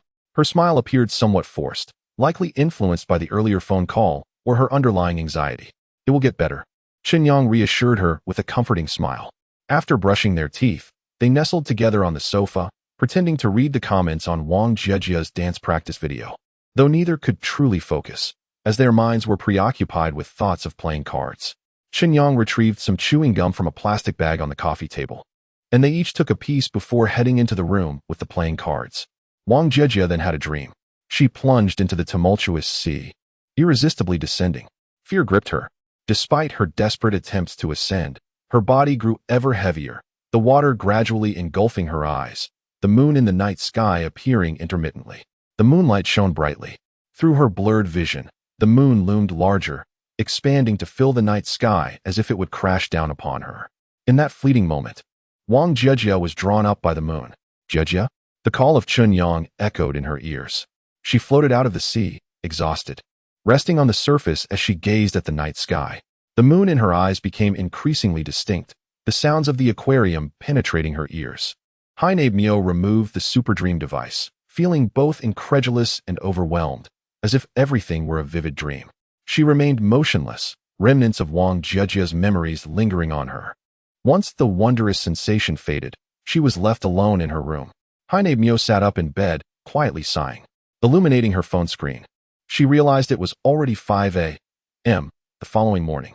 This super dream experience had exceeded 8 hours, far surpassing teacher Lucy's caution. She resolved to take a day off to rest. Buzz. Her phone vibrated with a message from teacher Lucy. "Are you out of your mind? You stayed in the super dream for 8 hours. That's far too dangerous." Sigh. She knew she was being monitored regarding the super dream device. Hainabe Mio picked up her phone, uncertain of how to respond, and after a prolonged pause, she replied with a cryptic message. It was simply because this was the most beautiful episode. Chapter 60, Bionic Type 4. Moonlight spilled across the bed, where a man and woman nestled together, embracing and kissing. Chen Yang preserved this sweet moment as a cherished memory worthy of eternity. He returned the remnants of his thoughts to the table and went back to the kitchen, picking up chopsticks to stir the noodles in the pot. Once again, his right arm vibrated with a message from Lucy. "Lucy, it's the last day for discounts. Are you in?" "Vic, not interested." "Lucy, the Hacker Alliance has ceased its attack on Earth Corporation. You can install it without worry." "Vic, allow me to finish my breakfast and contemplate." "Lucy, you're still eating breakfast? How amusing. Why the sarcasm?" Chen Yang placed the pot of noodles onto the wooden table and retrieved a carton of Tessalin milk, continuing to nourish his body. As he chewed the noodles, he opened the linked international online shopping platform. All previous transactions involving the Qingliang fish had been completed, and 100,000 yuan had been credited to his account. Savoring a sip of milk, he fully appreciated the significance of money. Each of the 10 orders had received 5-star reviews, as the promotion of buy 10, get 1 free was quite rare in the realm of pet fish. Furthermore, the subsequent 100 Qingliang fish had been sold out. With a courier set to collect the goods today, contemplating the influx of another 100,000 yuan over the next week, it seemed feasible to resolve the computer mirroring issue, thereby allowing him to study the BM language on Earth and relish his university experience. Much like those who enjoy working at Starbucks, studying in a university library serves as an ideal backdrop for sophistication. Chen Yang glanced at another seller of Qingliang fish, whose stock was ample, and decided to list 500 fish. The breeding cycle and quantity of fish far surpassed that of apples. Selling more posed no issue. Whether buyers could sustain them, however, was another matter entirely. In the realm of fish keeping, water holds far greater importance than the fish themselves. Having concluded the affairs of the online store, Chen Yang exchanged playful banter with Molly, refusing to squander the opportunity to engage in daily inquiries. Once his tasks were completed, he sent a message to Lucy.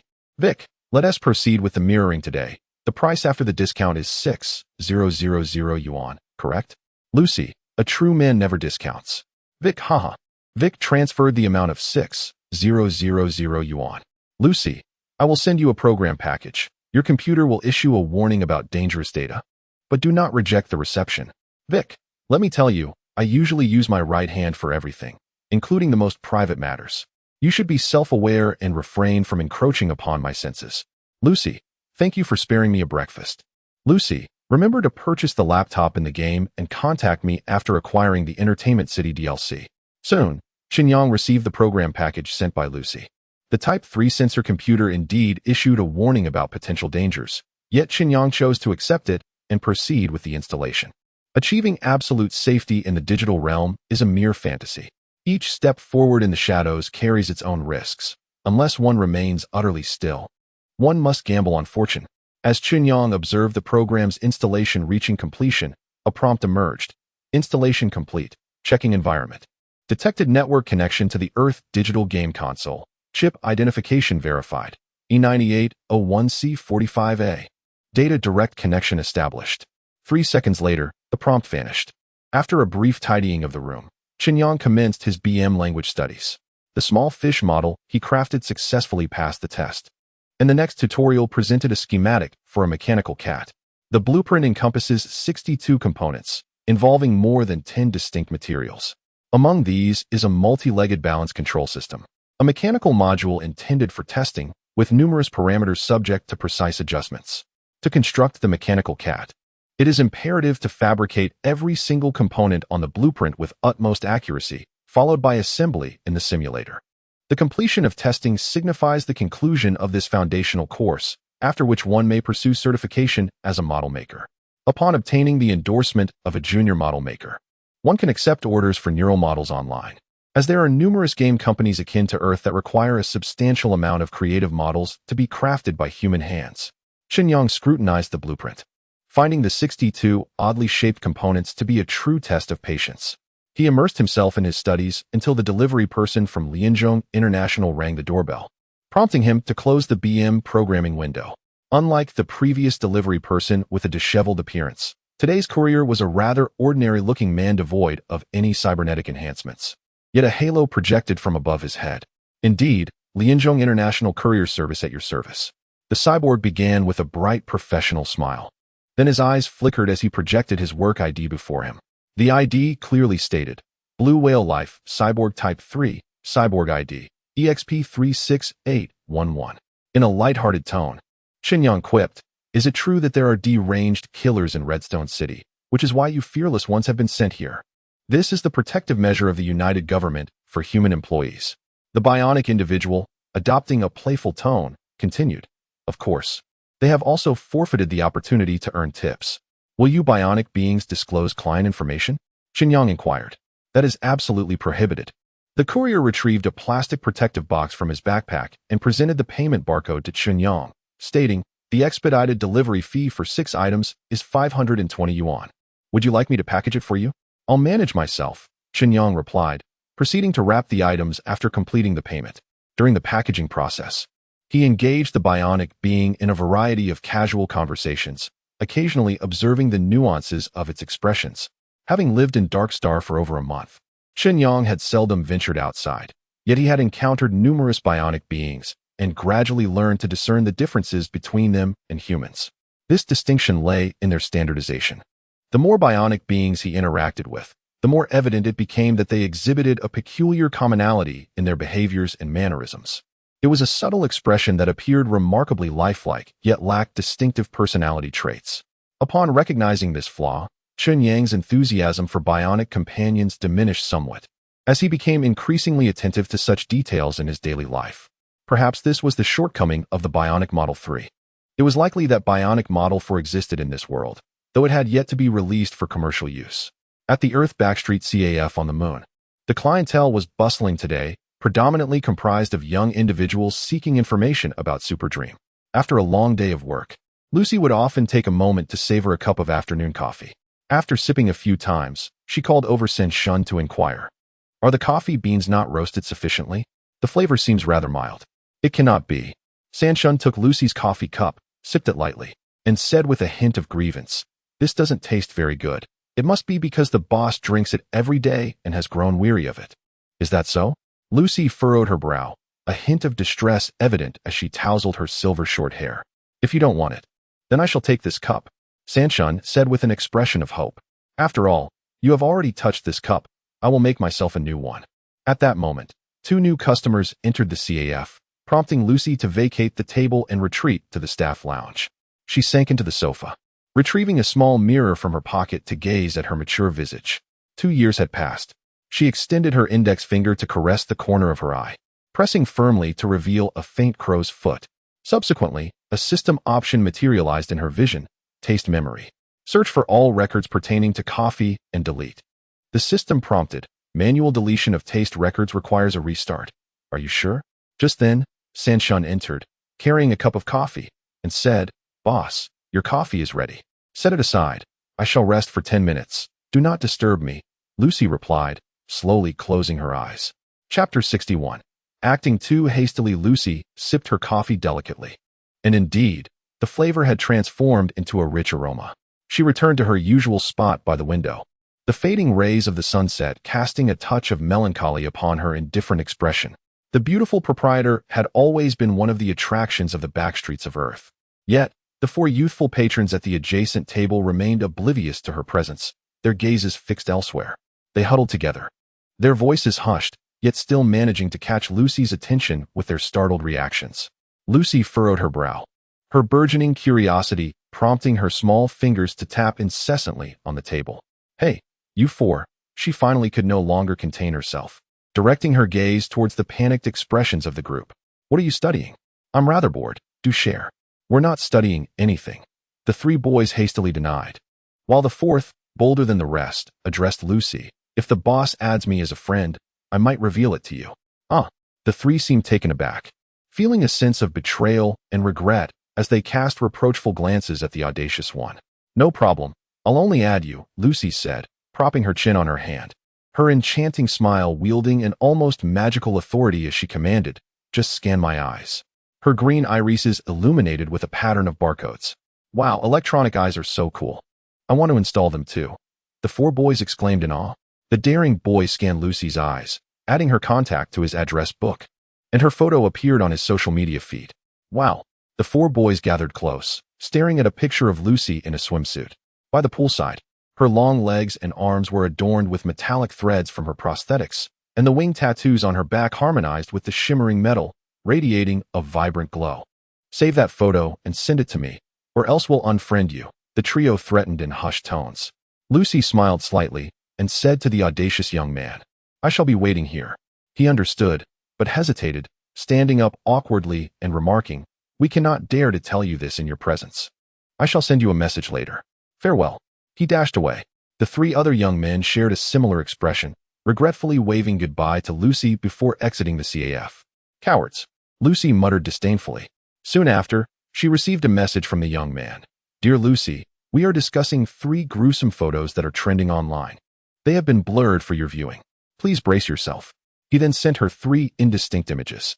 Even with the blurring, it was evident that the focal content of the photos consisted of 3 letters, A, B, and C. Gruesome? Lucy gazed at the 3 images and proceeded to remove the blurriness from the first one.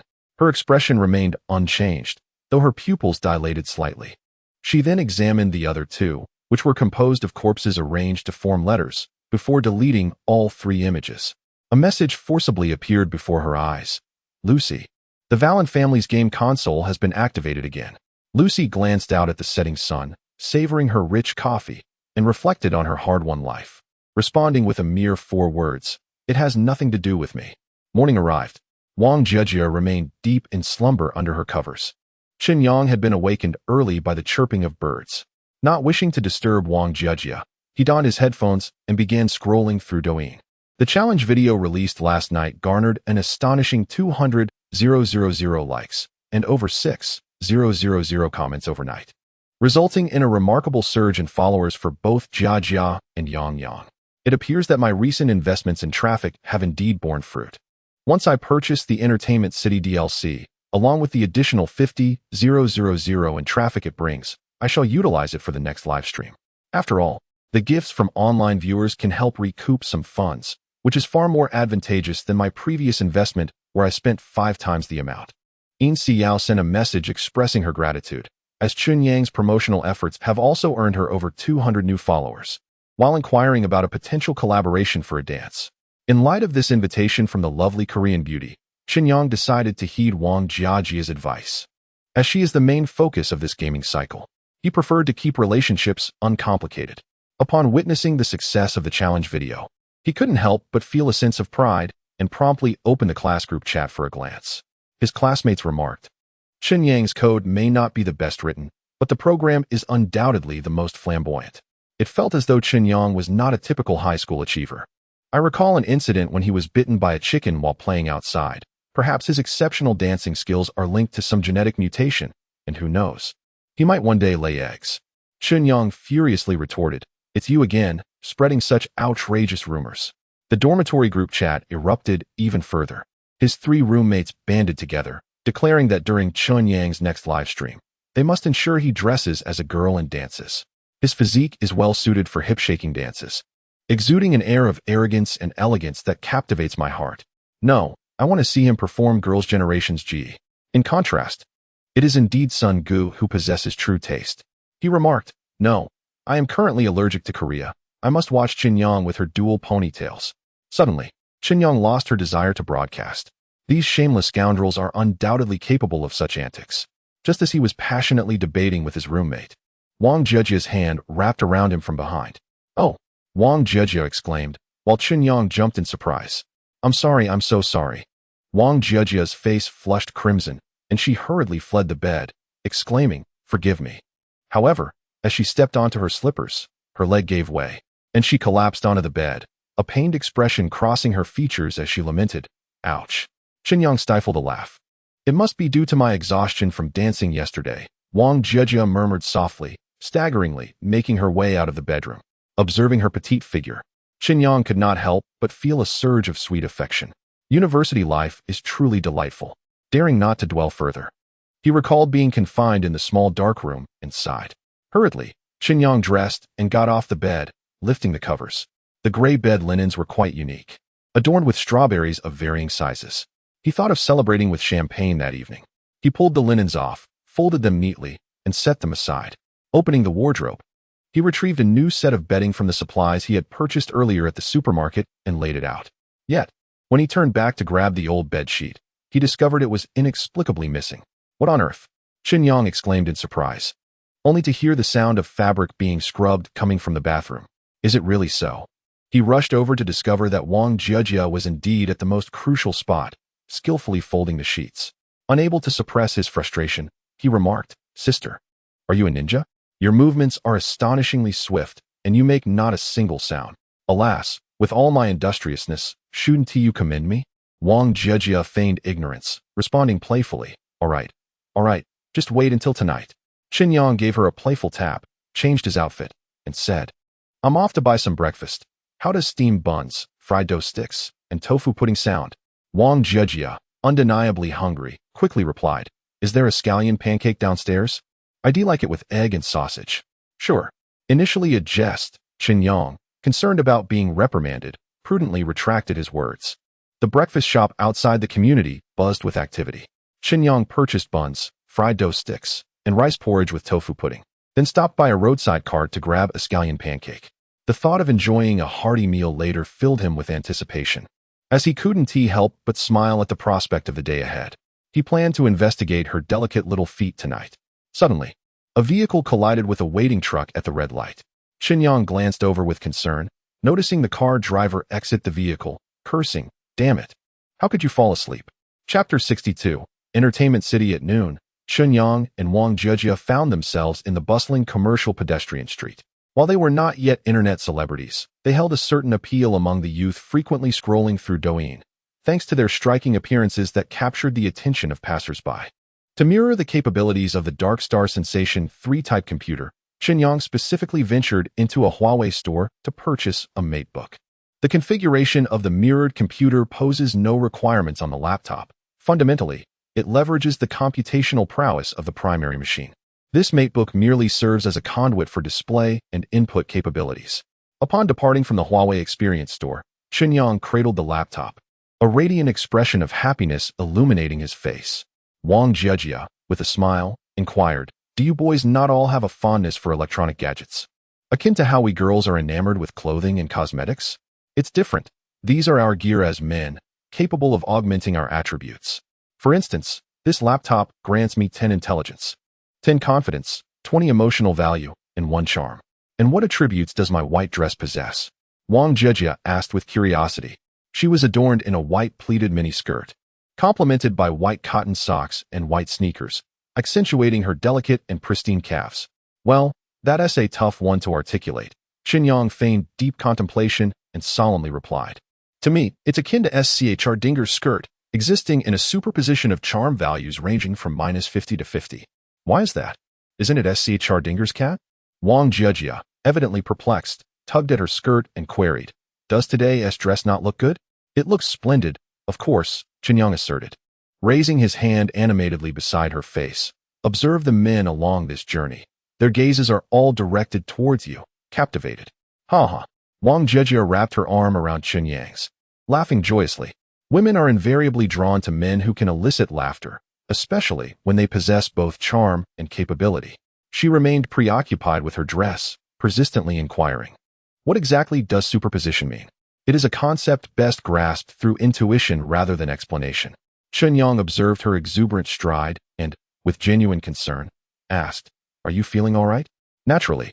Youth facilitates swift recovery." Wang Jiejia was 3 years younger than Chen Yang, yet appeared 5 or 6 years his junior. Deliberately taking large strides, she declared, "The dance class this afternoon will pose no challenge. I must hasten to keep pace with you and not lag behind. Who knows? Perhaps tonight's live challenge will be singing rather than dancing? I have no qualms about singing." With unwavering confidence, Wang Jiejia cleared her throat and sang unabashedly, "They say everything is for the best." Chen Yang wrapped his arm around her waist, cherishing the moment as the happiest and most relaxed day in a month. The two entered a fast food restaurant. A lovely female attendant greeted them with a smile, and after they were seated, she began, "May I take your order?" However, before she could finish, she yawned and quickly covered her mouth, apologizing. "I'm so sorry. What would you like to order? Would you care to consider our special couple's meal?" "Let us go with the couple's meal," Wang Jiejia replied, her eyes sparkling at the mention of couple. Once the waitress departed, she leaned closer to Chen Yang and suggested, "How about we buy matching outfits for tonight's live broadcast?" Matching outfits? Chen Yang was not particularly fond of such formalities, but seeing her enthusiasm, he could only nod in agreement. "I'll go wash my hands." Wang Jiejia cheerfully made her way to the restroom. Chen Yang unwrapped the packaging of his notebook, gingerly touching the surface of the mate book. As a man of science and engineering, he found the metallic texture comparable to the softness of a woman's skin. He pressed his chin into his palm and, after a span of 10 seconds, retreated to the gaming interface. Paid content. Entertainment City. Access exclusive buildings in various cities. Connect with friends within the region. Maximum of 20 players. Priced at 50,000 yuan. Purchase confirmed. Notice: non-player game characters are prohibited from entering the Entertainment City area. Payment successful. Would you like to grant access to your contacts? Adding friends who are also Earth players to the Entertainment City roster? Chen Yang recalled that his contact list contained only Judy, Molly, and Lucy. He knew that Judy would never spend her money on games. Molly's intentions were unclear, and Lucy was the very person he wished to contact. So he granted access to his contacts. Entertainment City installation successful. You may now enter Entertainment City and communicate in real time with Dark Star friends via your mobile device. Entering the game. While at the fast food restaurant, Chen Yang received a text message. "Welcome to the Silk Rain Pavilion of Binhai Entertainment City. Our address is 35 Guangyi Street, Binhai City, and our coordinates can be found in all navigation apps. The Entertainment City eagerly awaits your visit." It seemed to him a mere junk advertisement. He opened his contacts, and indeed, the names Judy, Molly, and Lucy appeared. Was this a cross-dimensional experience? It felt astonishing. Chen Yang attempted to dial Lucy's number, and after a few seconds, he heard her somewhat indifferent voice. "I received your message about the entertainment club. Have you purchased the laptop?" "I have, and this afternoon." Chen Yang recalled that the time on Earth did not synchronize with that of Dark Star, so he rephrased, "Will you be online in 3 hours?" "No problem. We will meet at the entertainment club in 3 hours." Lucy promptly hung up the phone. Wang Jejia had just finished washing her hands and curiously inquired, "Who were you calling?" Chen Yang gazed into Wang Jejia's round, bright eyes and scratched his head, saying, "Would you believe me if I said it was an alien?" The entertainment club in Binhai City was called the Silk Rain Pavilion. It was an unassuming two-story building, adorned in the style reminiscent of the Jiangnan water towns, featuring white walls and black tiles. Inside the lobby stood a female attendant dressed in a qipao. "Greetings, Mr. Chen Yang," the attendant approached him. Resembling a secretary as she said, "A lady named Lucy is waiting for you upstairs." "All right." Chen Yang, with his laptop in hand, proceeded towards the staircase. But the attendant called out to him, "Mr. Chen Yang, as a member of the club, please use this elevator." It was merely 2 stories. Why would he need an elevator? Chen Yang was puzzled, yet seeing the attendant still smiling and gesturing towards the elevator, he walked over and entered. Inside the elevator, the floor buttons only displayed 1 and 2. Chen Yang pressed 2, and as the elevator doors closed, he noticed the floor indicator change from 1 to 2, then unexpectedly shift to 3. Isn't this building only 2 stories? After a moment of contemplation, he realized that the so-called special area of the entertainment complex was this non-existent 3rd floor. As the elevator doors opened, he was greeted by an atmosphere reminiscent of a bar. The dim lighting shifted in hues of red and purple, casting an eerie glow on the abstract paintings adorning the walls. Scattered around were sofas and tables, while lively jazz music infused the bar with a relaxed ambience.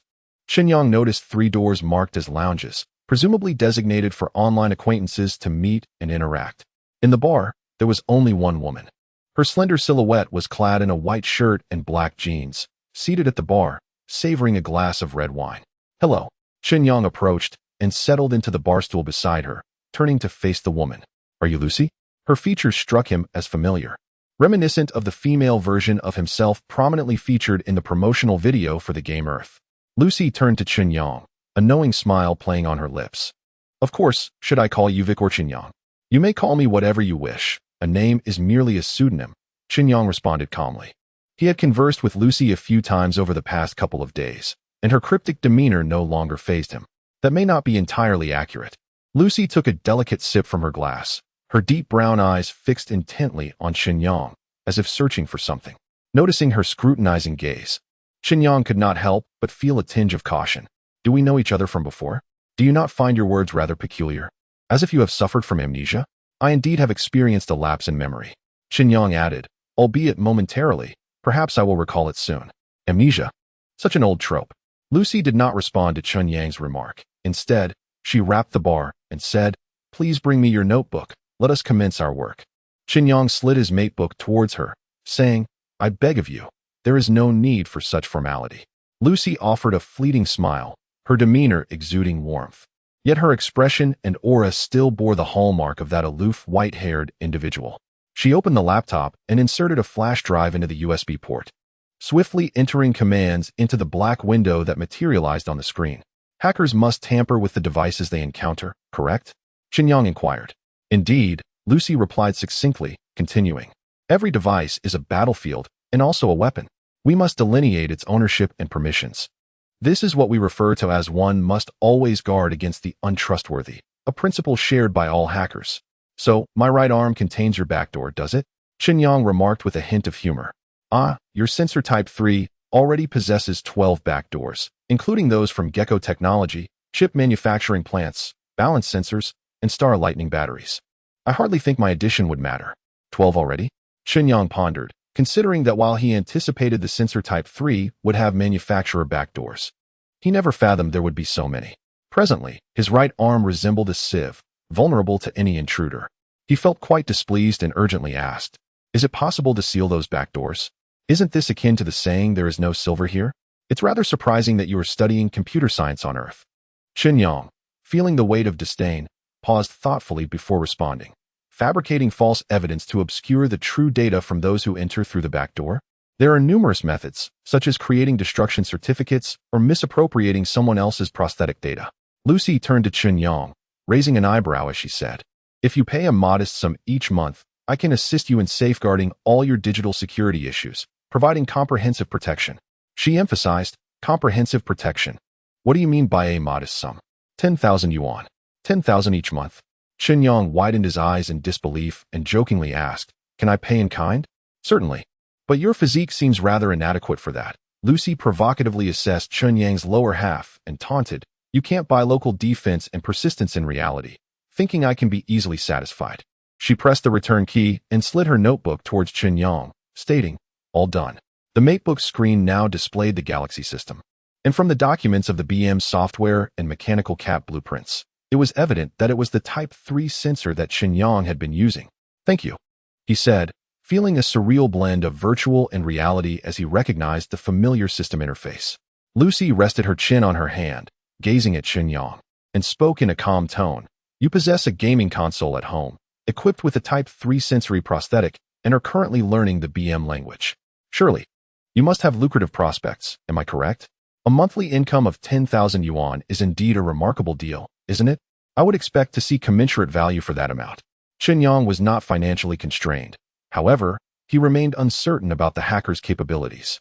"To be frank, I have conducted some inquiries into your background." Noticing a subtle change in Chen Yang's expression, Lucy continued, "I see you are peddling some trendy items online.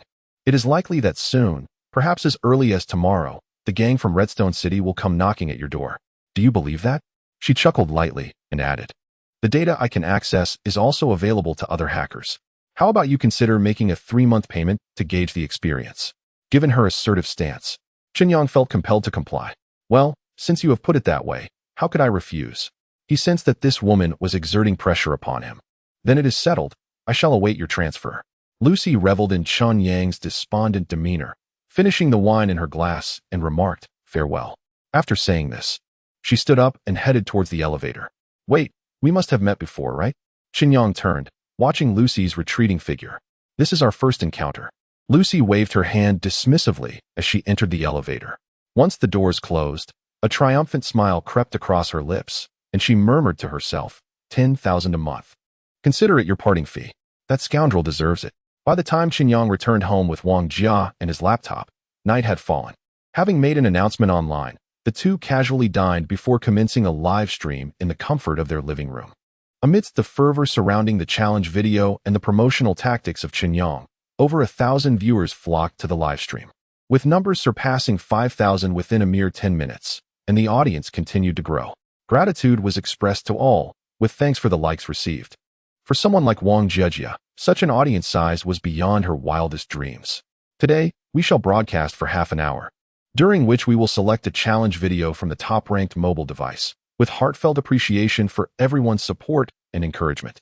Chen Yang chimed in enthusiastically. Clad in matching outfits, consisting merely of long-sleeved t-shirts emblazoned with the phrase "Ah, yes, yes," they presented a whimsical sight. Comments from netizens predominantly expressed curiosity about Chen Yang's dance moves and the progression of their relationship.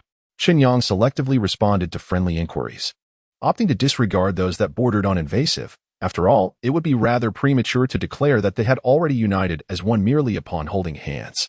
Throughout this half-hour, Wang Jia performed several songs, her karaoke prowess adequately sustaining the excitement. Chen Yang, not to be outdone, danced the challenge routine twice more, elevating the viewer count to nearly 10,000. After more than 20 minutes of streaming, the conversation finally shifted to the challenge video. "Let me check who currently holds the top rank," Chen Yang remarked as he glanced at the gift leaderboard, expressing mild frustration. "Brother Sun, this isn't fair. Do you intend to maintain your lead?" His 3 roommates began to jest in the comments section. Chen Yang with twin ponytails, Duong, Duong, Duong. Chen Yang's Girls' Generation G. Chen Yang, flaunting his confidence. "Leave." Chen Yang called out loudly. "Which hero can push these 3 rascals down?" He added, "If such a dance is really selected, it should be performed by Jia. Are you not afraid of scalding our eyes?" "Ah, yes, yes, yes, this should indeed be danced by a girl." Wang Jia promptly chimed in. Viewers who had watched Wang Jia's dance videos responded in kind, as most were drawn to her beauty. At that moment, a netizen named Meng 365 sent 5 carnivals, propelling himself to the top of the leaderboard. Chen Yang glanced at his phone and realized it was Zhao Zhimeng, thinking to himself, "Sister, what are you stirring up?" What if Zhao Zhimeng's Douyin content were, as she claimed, filled with highbrow videos of piano and yoga? Not to mention the financial drain it would impose. Such challenge videos would hardly attract viewers. They certainly wouldn't generate any heat. Just as his roommate was about to ascend the leaderboard, another formidable contender emerged, surpassing both the roommate and Zhao Zhiming to claim the top spot. Chen Yang looked at the name of the leading contender. Your Kai Huang is infinitely rampant. Chapter 64, Kai Huang. The leaderboard in Wang Jiajia's live stream began to shift dramatically. Zhao Zhiming, Sun Gu, Wang Kai, along with two other jungle heroes, entered into a chaotic melee. Amusingly, Chen Yang thought, I refuse to believe you can keep this up.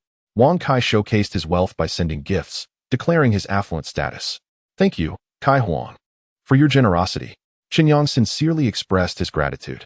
Humph, pauper, you must now realize how cheap your face is, utterly worthless in the face of money.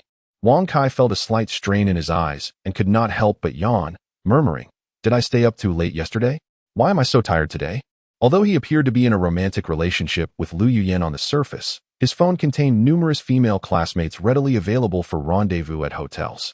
After all, as a wealthy second-generation heir who squandered money without a care, he attracted a plethora of young women eager to indulge in his company. The allure of financial power proved to be a compelling asset in his conquests. Despite Wang Kai's less-than-attractive appearance, the ability to win over women through monetary means was indeed a noteworthy selling point. After being enticed by Lu Yuyan throughout the day, it was only natural that he sought solace in another woman that evening, feeling somewhat fatigued from the experience. It was not yet 8 o'clock. Perhaps it was too early to feel weary? Wang Kai stifled a yawn and reached for 2 cans of Red Bull from the refrigerator, savoring the drink with a sense of satisfaction, particularly as he watched the astonished expressions of Wang Jiajia on the screen. He became increasingly convinced that women could indeed be swayed by wealth. Securing Lu Yuyan, that promiscuous temptress, was merely a matter of time. Sooner or later, he would have her kneeling and singing his praises. Wang Kai picked up the new phone he had prepared for Chen Yang and dialed Lu Yuyan's number. Hello? Lu Yuyan replied lazily, the sound of nail clippers echoing in the background. Was she trimming her toenails? Wang Kai couldn't help but let his imagination wander. Chuckling as he asked, Have you been watching Wang Jiajia's live stream? I'm not interested in her, Lu Yuyan retorted, feigning jealousy. You seem to enjoy it, though? Do you have a penchant for those little lolas?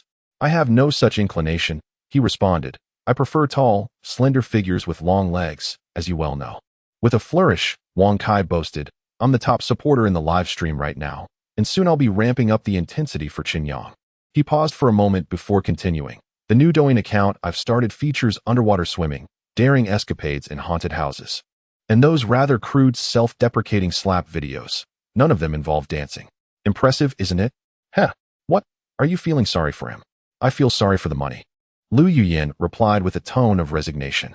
Yin Yin, as long as you move in with me, whatever I tip today, I'll return it to you tenfold. Who are you soliciting? Lu Yuyan hung up the phone. Damn, what are you pretending for? Wang Kai grumbled, downing his drink in one go.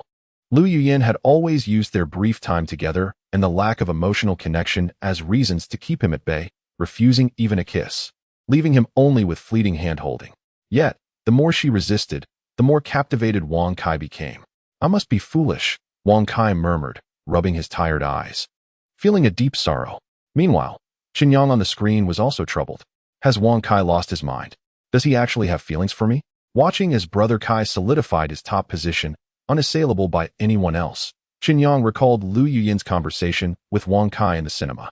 That scoundrel's Douyin must be filled with videos aimed at belittling him or showcasing indecency. What should we do? Wang Jia whispered to Chen Yang, her concern palpable. Money is hard to earn, and it's hard to swallow pride. Brother Kai has already spent 70 to 80,000. Let us indulge him a little. Chen Yang replied softly, maintaining a smile on his face. He had already conspired with his roommate. If the videos on Brother Kai's phone became too outrageous, they would promptly report the live stream. They could reopen the stream and select a different challenge video. Chen Yang glanced at the time and then at the number of viewers in the live stream, which had reached 12,000. He exclaimed, All right, dear friends, we have just 5 minutes left. At precisely 8 o'clock, we will select the challenge video. I assure you, Jia Jia and I will deliver a video that is anything but perfunctory. Something as eagerly anticipated as Chick You Too Beautiful. Allow me to serenade you with an old song, The Story of Time, dedicated to everyone. Wang Jiajia gradually found her rhythm, effortlessly wrapping up those 5 minutes. Now, the exhilarating moment has arrived. Chen Yang opened the gift leaderboard, feigning excitement as he announced, "Today's top contributor is none other than your Kai Huang, boundlessly audacious." It seemed that Kai Huang had not commented for quite some time. Wang Jiajia kept her eyes fixed on the comment section. Is he preparing a grand reveal? Chen Yang sensed something amiss and, with a smile, said, "Is Kai Huang here? I'm requesting to connect." He called out 3 times, but there was no response from Wang Kai. Kai Huang. Kai Gu. After another minute, Chen Yang was genuinely perplexed and speculated. Could he possibly be in the restroom? Switch. Switch, switch. The vast audience was indifferent to whether he was the top contributor. Wasting time felt like squandering emotions. A flurry of comments demanding a switch began to flood the screen. Has he fallen asleep? Wang Jiajia widened her eyes and addressed the microphone once more. Kai Huang. Are you there? If we don't hear from you soon, we will have to switch. Unbeknownst to them, Kai Huang had indeed succumbed to slumber. Wang Kai, having consumed 2 bottles of red donkey and splashed his face with cold water, still could not withstand Wang Jiajia's rendition of the story of time. At that moment, he lay slumped against the headboard, snoring heartily. The voice of Chen Yang echoed through the phone. Kai Huang. Does anyone know Kai Huang? Within the live stream, the only individual familiar with Kai Huang was Lu Yuyan. Lu Yuyan was in her dormitory, applying nail polish to her toes, while her roommates gathered around, speculating about the identity of this foolish Kai Huang. Glancing at the live stream on her phone, she pondered, what is this guy up to? He falters at a critical moment. I suspect he is unreliable even in bed. She contemplated calling Wang Kai, but ultimately chose to ignore the thought. Captivated by Chen Yang's dual ponytails. On the screen, Chen Yang displayed an expression of disappointment, stating, "Then we'll have to find someone else. Let's contact Kai Huang next time for compensation. I hope he is all right." He then turned to the next individual on the gift leaderboard. Wang Jiao read out the name of the second place, Mingming 365. Indeed, it was Zhao Jiming. Chen Yang felt a wave of despair, thinking, I spent 50,000 on this traffic, and I hope this challenge video isn't something esoteric like yoga or tea ceremonies, as no one would be interested in that. However, with the situation as it was, Chen Yang had no choice but to inquire, is Mingming 365 here? I have applied to connect. Soon, Zhao Jiming's image appeared in the live stream. On the screen, she seemed reluctant to reveal her identity, wearing a black mask, cheerfully greeting the camera. Hello everyone. I am Mingming 365. Indeed, she was a beauty. Although Wang Jia recognized Zhao Jiming, he could only feign ignorance. The male netizens in the comments section did not disappoint, flooding the chat with requests for the beautiful and wealthy to seek a sponsor, giving Zhao Jiming ample flattery. Zhao Jiming, shyly covering her face, spoke with a hint of a lisp. I apologize, my phone is live streaming, so I can only use my friend's device to browse Douyin. Is this the friend from I Have a Friend? Wang Jia teased playfully before continuing. Then let us use this friend's Douyin to scroll through 10 videos and help us select the next challenge video. Chen Yang, standing beside them, chuckled along but silently prayed that the videos would not be dull. All right. Zhao Jiming picked up the phone and opened Douyin. Before she could even begin scrolling, the first video pushed by the app captured Chen Yang's undivided attention. The sultry sound of a saxophone filled the air as a handsome man emerged from the blur. The man flirtatiously lifted his white shirt, revealing his chiseled abs and well-defined V-line, captivatingly gyrating for the camera. It seems your true nature has been revealed. Zhao Jiming. Chapter 65. Vixblade. The live stream erupted with excitement. Many male viewers, shielded by the barriers of big data, had never encountered such videos tailored specifically for women, mistakenly believing that Douyin was solely populated by female content. Faced with the onslaught of masculine allure, they were left utterly dumbfounded. Are we using the same app? Douyin has videos like this? This is my first time seeing it. My goodness. Mingming 365. Is the wealthy woman's taste so straightforward? Alas, I have been outshone. Zhao Jiming, upon observing the reactions in the comments section, felt her cheeks flush. Evident even through her mask, as she clarified, this is my friend's phone, please don't misunderstand. Now let us start scrolling through videos, 1, 2, 3, 4. She continued to swipe through 7 clips, 4 of which featured muscular men showcasing their physique. I am utterly bewildered, ha ha ha. Chen Yang covered his face, laughing aloud, recalling the last gaming session with Zhao Jiming, who today fully embodied the carnivorous female archetype. Wang Jiajia, too, concealed her face while secretly glancing at Chen Yang, her gaze filled with anticipation. You want to see, don't you? Chen Yang inquired directly. Absolutely not. Wang Jiajia shyly playfully hit Chen Yang, playfully dispersing affection in the live stream. When Zhao Zhiming reached the 8th video, it depicted outdoor camping. The 9th featured a muscular man dancing, and the 10th. Let us see what it is. Her finger glided across the screen, revealing a small kitten, followed by a scenic sunrise. The next 3 videos were of types unsuitable for challenges. Chen Yang speculated that due to Zhao Zhiming's rapid engagement with the initial muscular clips, Douyin's algorithm presumed she had little interest in such content and thus began suggesting videos of different genres.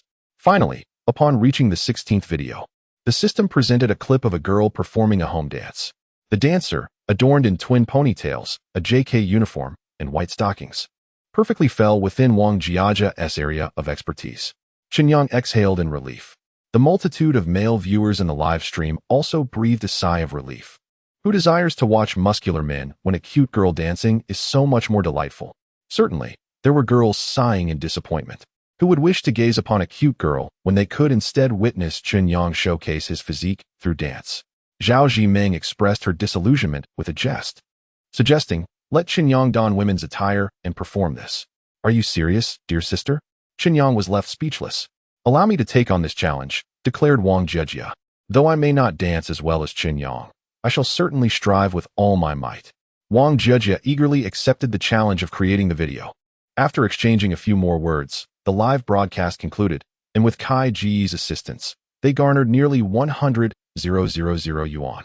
Is this not an astonishing profit? Wang Jiajia's eyes widened in disbelief, her expression reflecting a tinge of existential questioning. At last, she had glimpsed the return on her investment. However, Chen Yang was not as exuberant as Wang Jiajia. After all, his expenditures far exceeded this amount.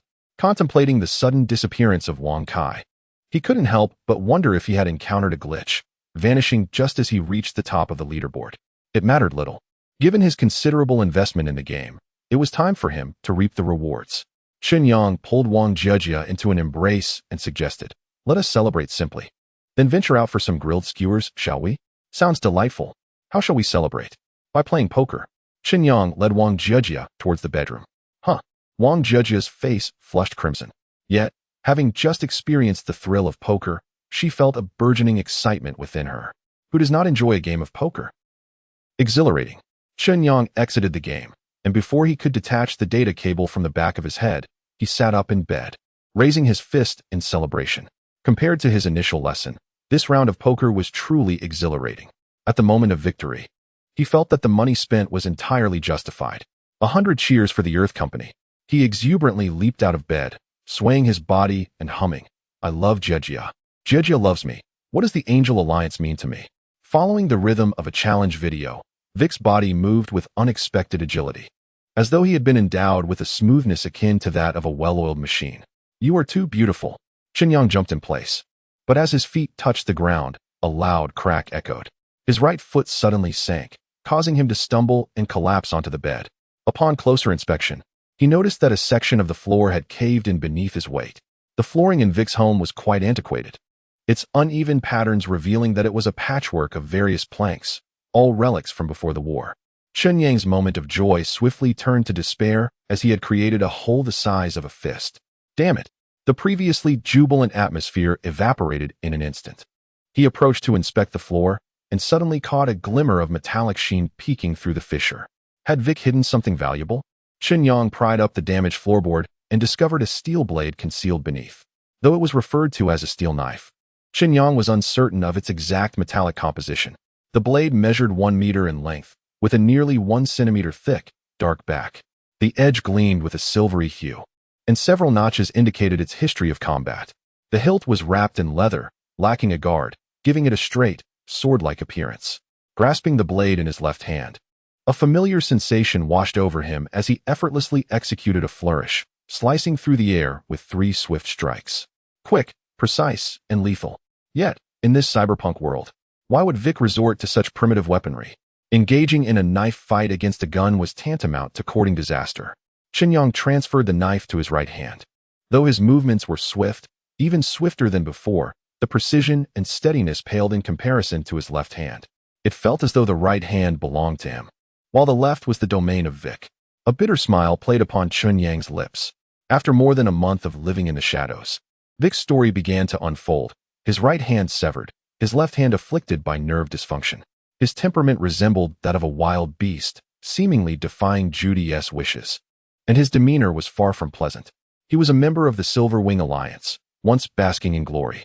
Having possessed an unreleased version of the ghost girlfriend, he now languished, hiding in Redstone City, living off games, and succumbing to degradation. Furthermore, his home harbored a signal-blocking cabinet and a knife concealed beneath the floorboards. In essence, Vic was a Silver Wing assassin who had retreated into obscurity due to injury. Given the perilous nature of his profession, he likely had many enemies.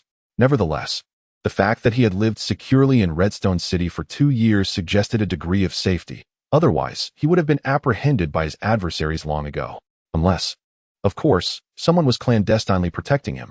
However, considering Vic's dismal state, unable to even preserve his own identity, it seemed unlikely that anyone was aiding him in secret. Speaking of protection, Chen Yang suddenly recalled Lucy. It was time to send that woman some funds. He transferred 30,000 to Lucy, leaving a message. Remember, it's for comprehensive protection. Lucy replied almost instantly, already on it. Chen Yang inquired, can you modify Earth game consoles, create private mods? Lucy responded, not at all. He pressed further, do you know any colleagues who might? To which Lucy coldly replied, no. Once the transaction was complete, her demeanor turned icy. Ah, women.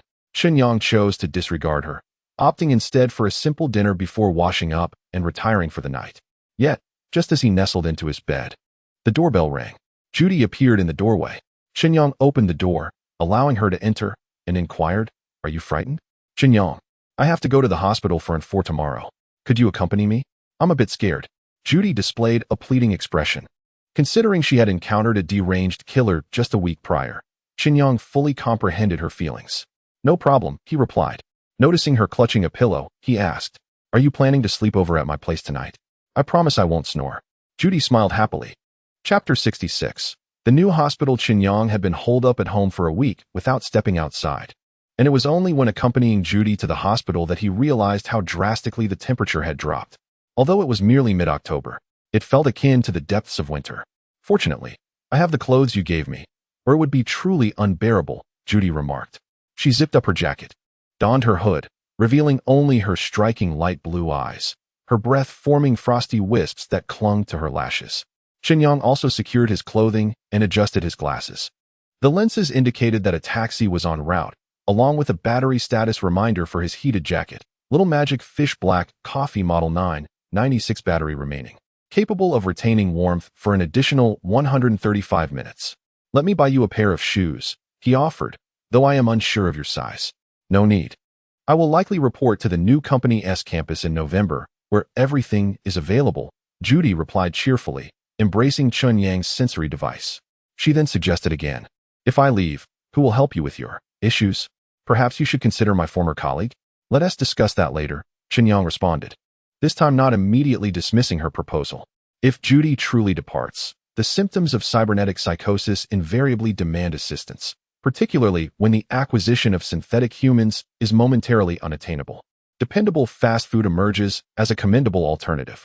In the current realm of Dark Star, particularly within the impoverished sectors of society, fast food holds little significance. He pondered for a moment and inquired of Judy, is there a risk of infection? Unlikely, she replied. She too is set to join the Newborn Initiative and is unlikely to act recklessly. After a brief hesitation, Judy suggested, since we are heading to the newborn hospital, you might as well procure some medication, or perhaps simply buy a couple of disposable raincoats for Xiao Chen Yang. That sounds reasonable. It is a rare occasion to visit a hospital. I might as well acquire some nutritional supplements. Although the cyberpunk world tends to favor cybernetic treatments, this remains a reluctant choice for the impoverished. Wealthy individuals undoubtedly prioritize biotechnological remedies for their ailments, resorting to cybernetics only in dire circumstances. Soon, a taxi approached from the distance and halted beside them. Remember to call me Vic when we are outside, Chen Yang instructed Judy as they entered the back seat of the taxi. Once inside, Chen Yang placed his backpack in front of him, containing the confiscated firearm. While this weapon may prove ineffective against a deranged killer, it still possesses a degree of deterrence against ordinary thugs, certainly preferable to being unarmed. As for Vic's knife, Chen Yang dared not carry it on his person. Regardless of its practicality in combat, Merely possessing it would be enough to attract hostility. The fact that Vic concealed it beneath the floor implies that the knife is forged from materials of exceptional quality. Exposure would surely incite theft. Chen Yang's residence was a mere 10-minute journey to the newborn hospital. Chen Yang seized the opportunity to venture into the enigmatic forest, hoping to encounter the illustrious deity. However, once again, disappointment awaited him. As the adage goes, a dragon's head is seen, but its tail remains elusive. Locating this godlike hacker proved to be an arduous task. Amidst his disillusionment, Chen Yang received even grimmer news within the mysterious woods. The deranged murderer was still active in Redstone City, with the latest letter D surfacing in a solitary apartment there. Dishearteningly, the riot control unit and the police of Redstone City had relinquished their resistance, allowing this killer to wreak havoc since the occurrence of letter B. Perhaps they had struck some clandestine deal. Ultimately, as denizens of the slums, their lives bore no multiple-choice questions. They could only resign themselves to their fate. The New Life Hospital stood as a striking 6-story edifice of tender green, remarkably conspicuous amidst the towering skyscrapers, rendering it a unique feature of the entire Redstone City. The hospital's environment was impeccably clean, with even the most destitute rarely seen. Those who sought treatment here were predominantly affluent individuals, such as the white-collar residents of the upper echelons of the skyscrapers. Additionally, there were participants like Judy, who were involved in the New Life program. Judy guided Chen Yang to the dedicated outpatient department for the program. Chen Yang observed that the participants in the New Life program were predominantly youthful individuals, possessing good looks and robust health, with none bearing prosthetic limbs. Some had not even undergone brain-machine interface procedures. Judy explained that these individuals had been preparing for the New Life program since the day of their birth, striving for a livelihood. Few, like her, who enrolled at the last moment, managed to pass through successfully. It was indeed a stroke of luck. As Chen Yang contemplated the possibility of the children in the freshman program becoming affluent individuals, a wave of discomfort washed over him, tightening his stomach. It was no wonder the medical staff here were all biomechanical beings. "Let us proceed to the infusion room on the 3rd floor, Judy said, linking her arm with Chen Yang's, effortlessly guiding him to the escalator, where they ascended leisurely. Upon reaching the 2nd floor, Chen Yang brushed his fingers against the verdant potted plant at the corner, astonished to find it genuine. He could not help but murmur, "Truly a place for the wealthy. It bears no semblance to cyberpunk aesthetics." What surprised Chen Yang even more was the sight that greeted him in the infusion room on the 3rd floor. In addition to the standard infusion beds, there were indeed electronic infusion units. The very name, electronic infusion, exuded an air of sophistication. At that moment, a man in his 40s reclined on one of the electronic beds, his arms replaced with biomechanical prosthetics, engrossed in an art book on his electronic tablet. Strangely, he was not connected to any syringe. A solitary green data cable protruded from the back of his head. "What is electronic infusion?" Chen Yang inquired softly of Judy. "I'm not entirely sure," she replied, "but I've heard it involves organizing memory chip data and perhaps even performing antivirus scans for prosthetics." As she spoke, Judy stood on her tiptoes, leaning closer to Chen Yang's ear to whisper, "It is said that electronic infusion is entirely unnecessary, akin to a placebo for the mind." Chen Yang nodded in understanding. It was reminiscent of those who habitually ran antivirus scans on their devices without any real cause, a trivial compulsion bordering on mild cyberpsychosis. Judy found an empty bed and settled onto it. Before long, a biomechanical nurse approached, displaying deft expertise as she connected Judy to a nutrient for. "You should procure some medication. I shall rest for a while," she said. Judy removed her coat and placed it beneath her head, smiling as she remarked, "I was so worried about snoring last night that I hardly slept at all. You kept me on edge throughout the night, and thus we are both at a loss." Chen Yang gently stroked her pronounced nose and adjusted the blanket around her, saying, "Rest now. I shall take a stroll and return shortly." Exiting the infusion room, Chen Yang sent a message to his security advisor. "Is it all right for me to get a blood test at the New Life Hospital?" Lucy replied, "It's fine." Vic acknowledged. Received. Chen Yang scanned the ubiquitous barcodes within the hospital to schedule his blood examination. Given that he must coexist with Vic's body for the remainder of his life, it is imperative to gain a comprehensive understanding of this vessel. Moreover, obtaining a health report is essential for targeted medication and for avoiding the dangers of consuming allergens. The blood collection room is located on the 1st floor. As he passed the emergency room, which is among the busiest areas of the hospital, he noted the chaos within. In Redstone City, Routine medical care could be sought at various private clinics, but in true emergencies, only New Life Hospital could offer salvation. Currently, the emergency room was surrounded by numerous individuals with splotches of blood on the floor, suggesting a recent incident involving gunfire. Chen Yang felt uneasy in such an atmosphere and quickened his pace. However, as he passed the emergency room, 3 letters suddenly flashed across his lens: SOS.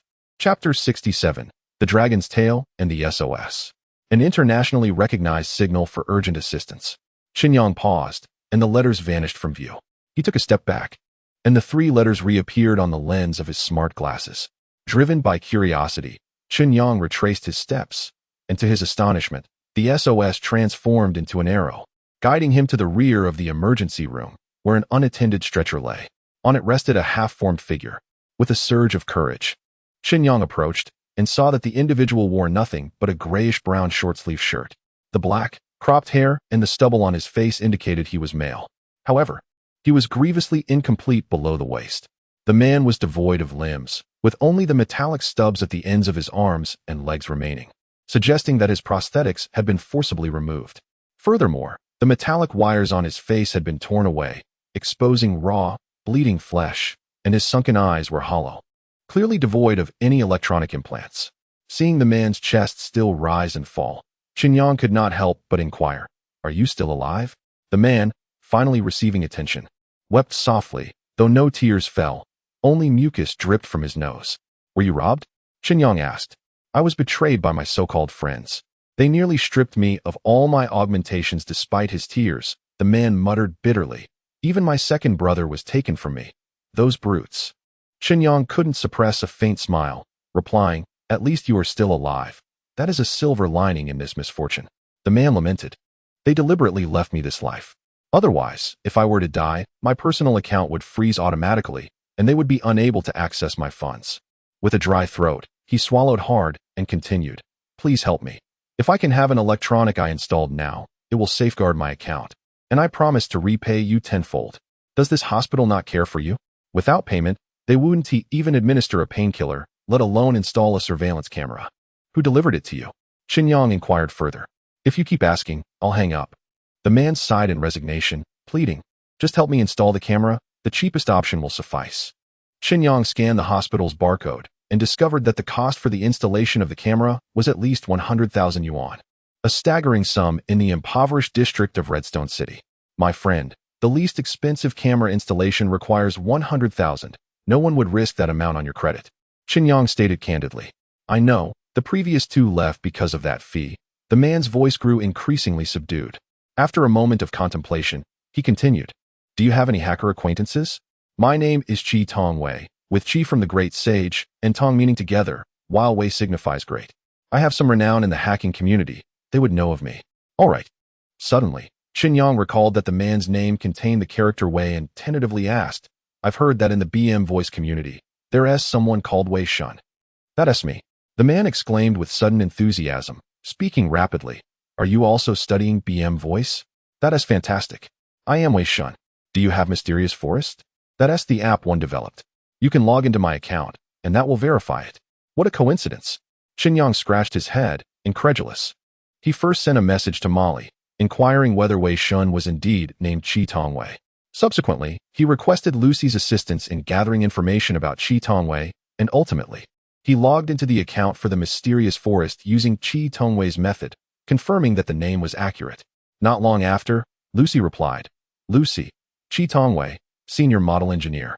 Senior Mechanical Technician, formerly employed in the maintenance department of Earth Company, but dismissed for having an affair with his superior's wife." Lucy continued, "This information is valued at 500 yuan. Prompt payment is appreciated." Vic responded, "Charge it to my account." Molly also sent a message. "Molly, Wei Shun's name remains unknown. It seems this highlights the disparity between model engineers and hackers. Comparatively, Lucy's 500 yuan fee is not exorbitant."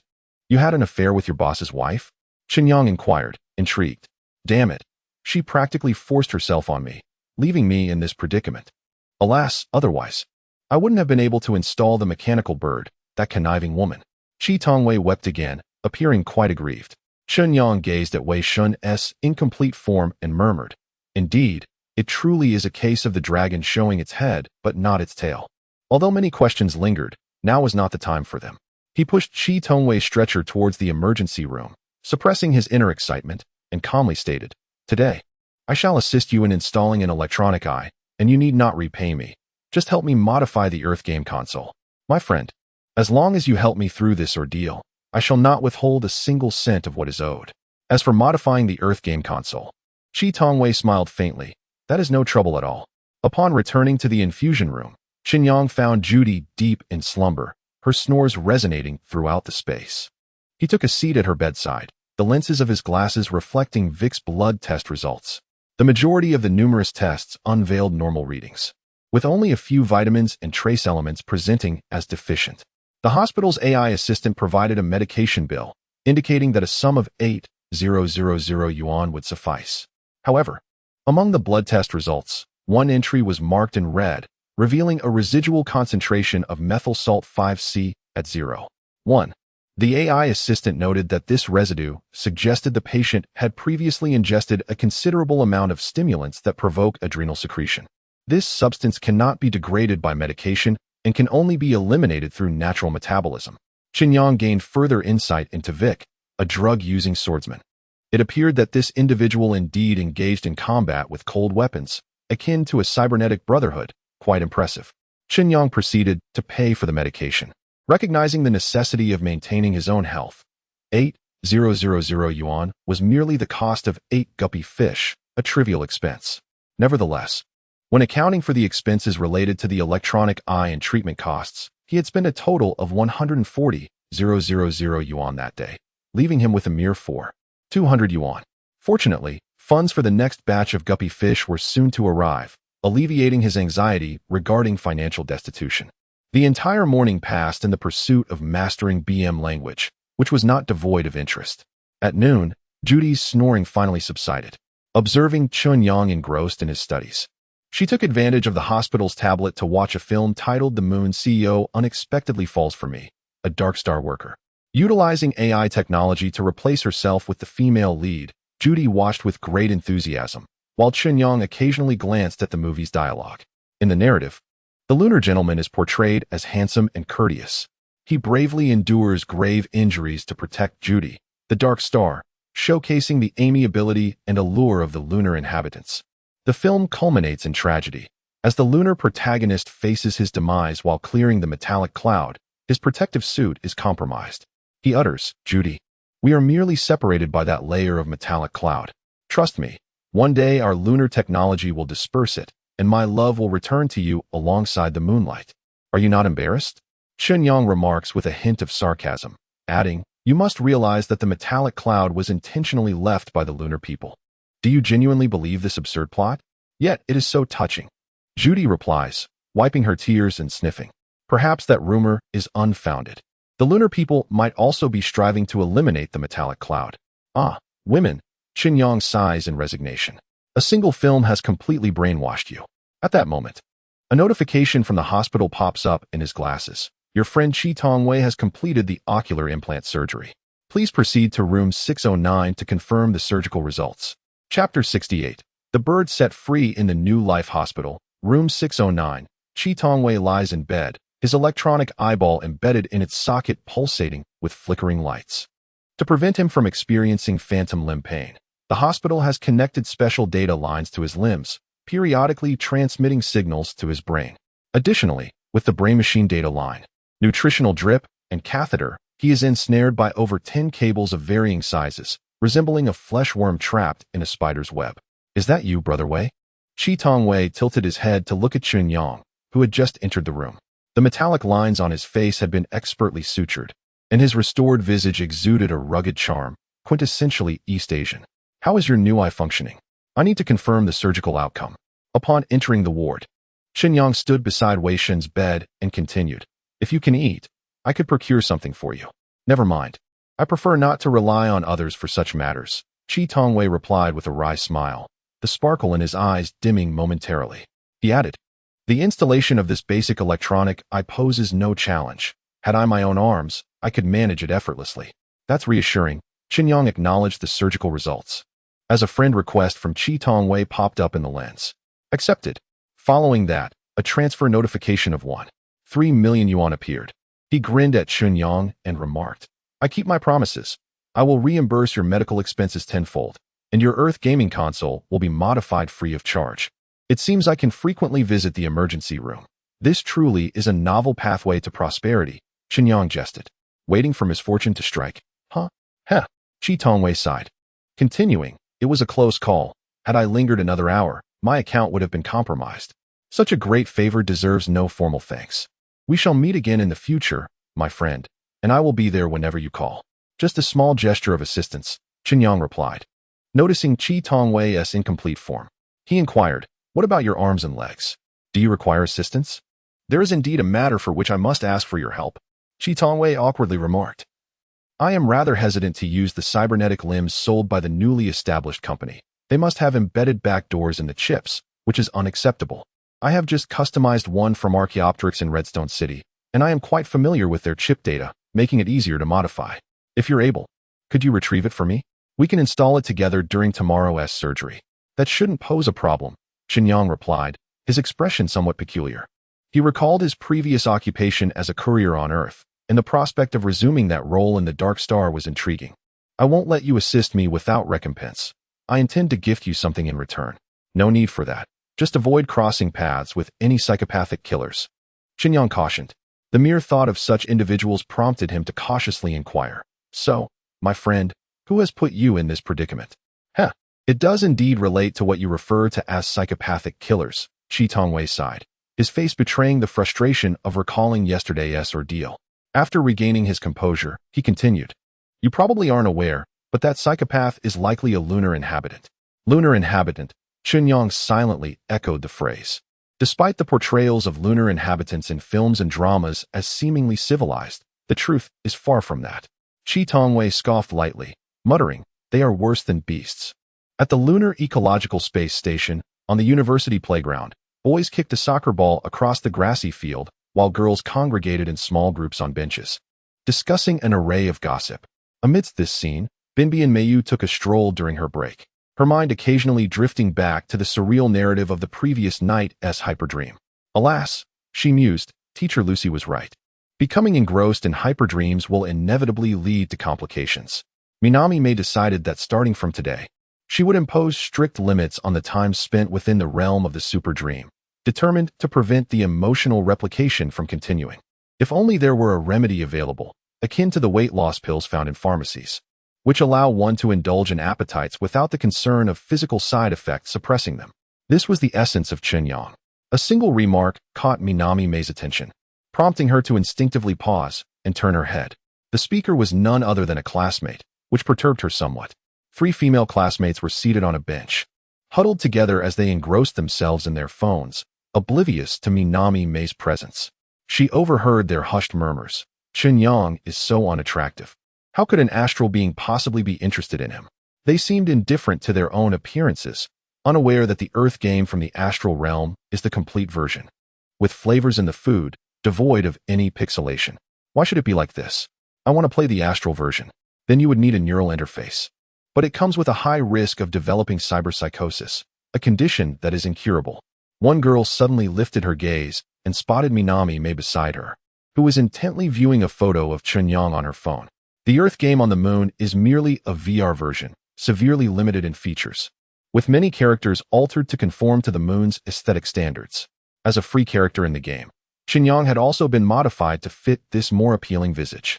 Could you send me that photo? Minami May sincerely wished to obtain it, and to convey her earnestness, she managed to muster a smile and added, thank you. How is it that Miyu Binban is fond of such an unattractive creature? A fleeting glimmer of cunning danced in the eyes of her female classmate as she laughed and said, if you like me, I shall send it to you. Just a moment.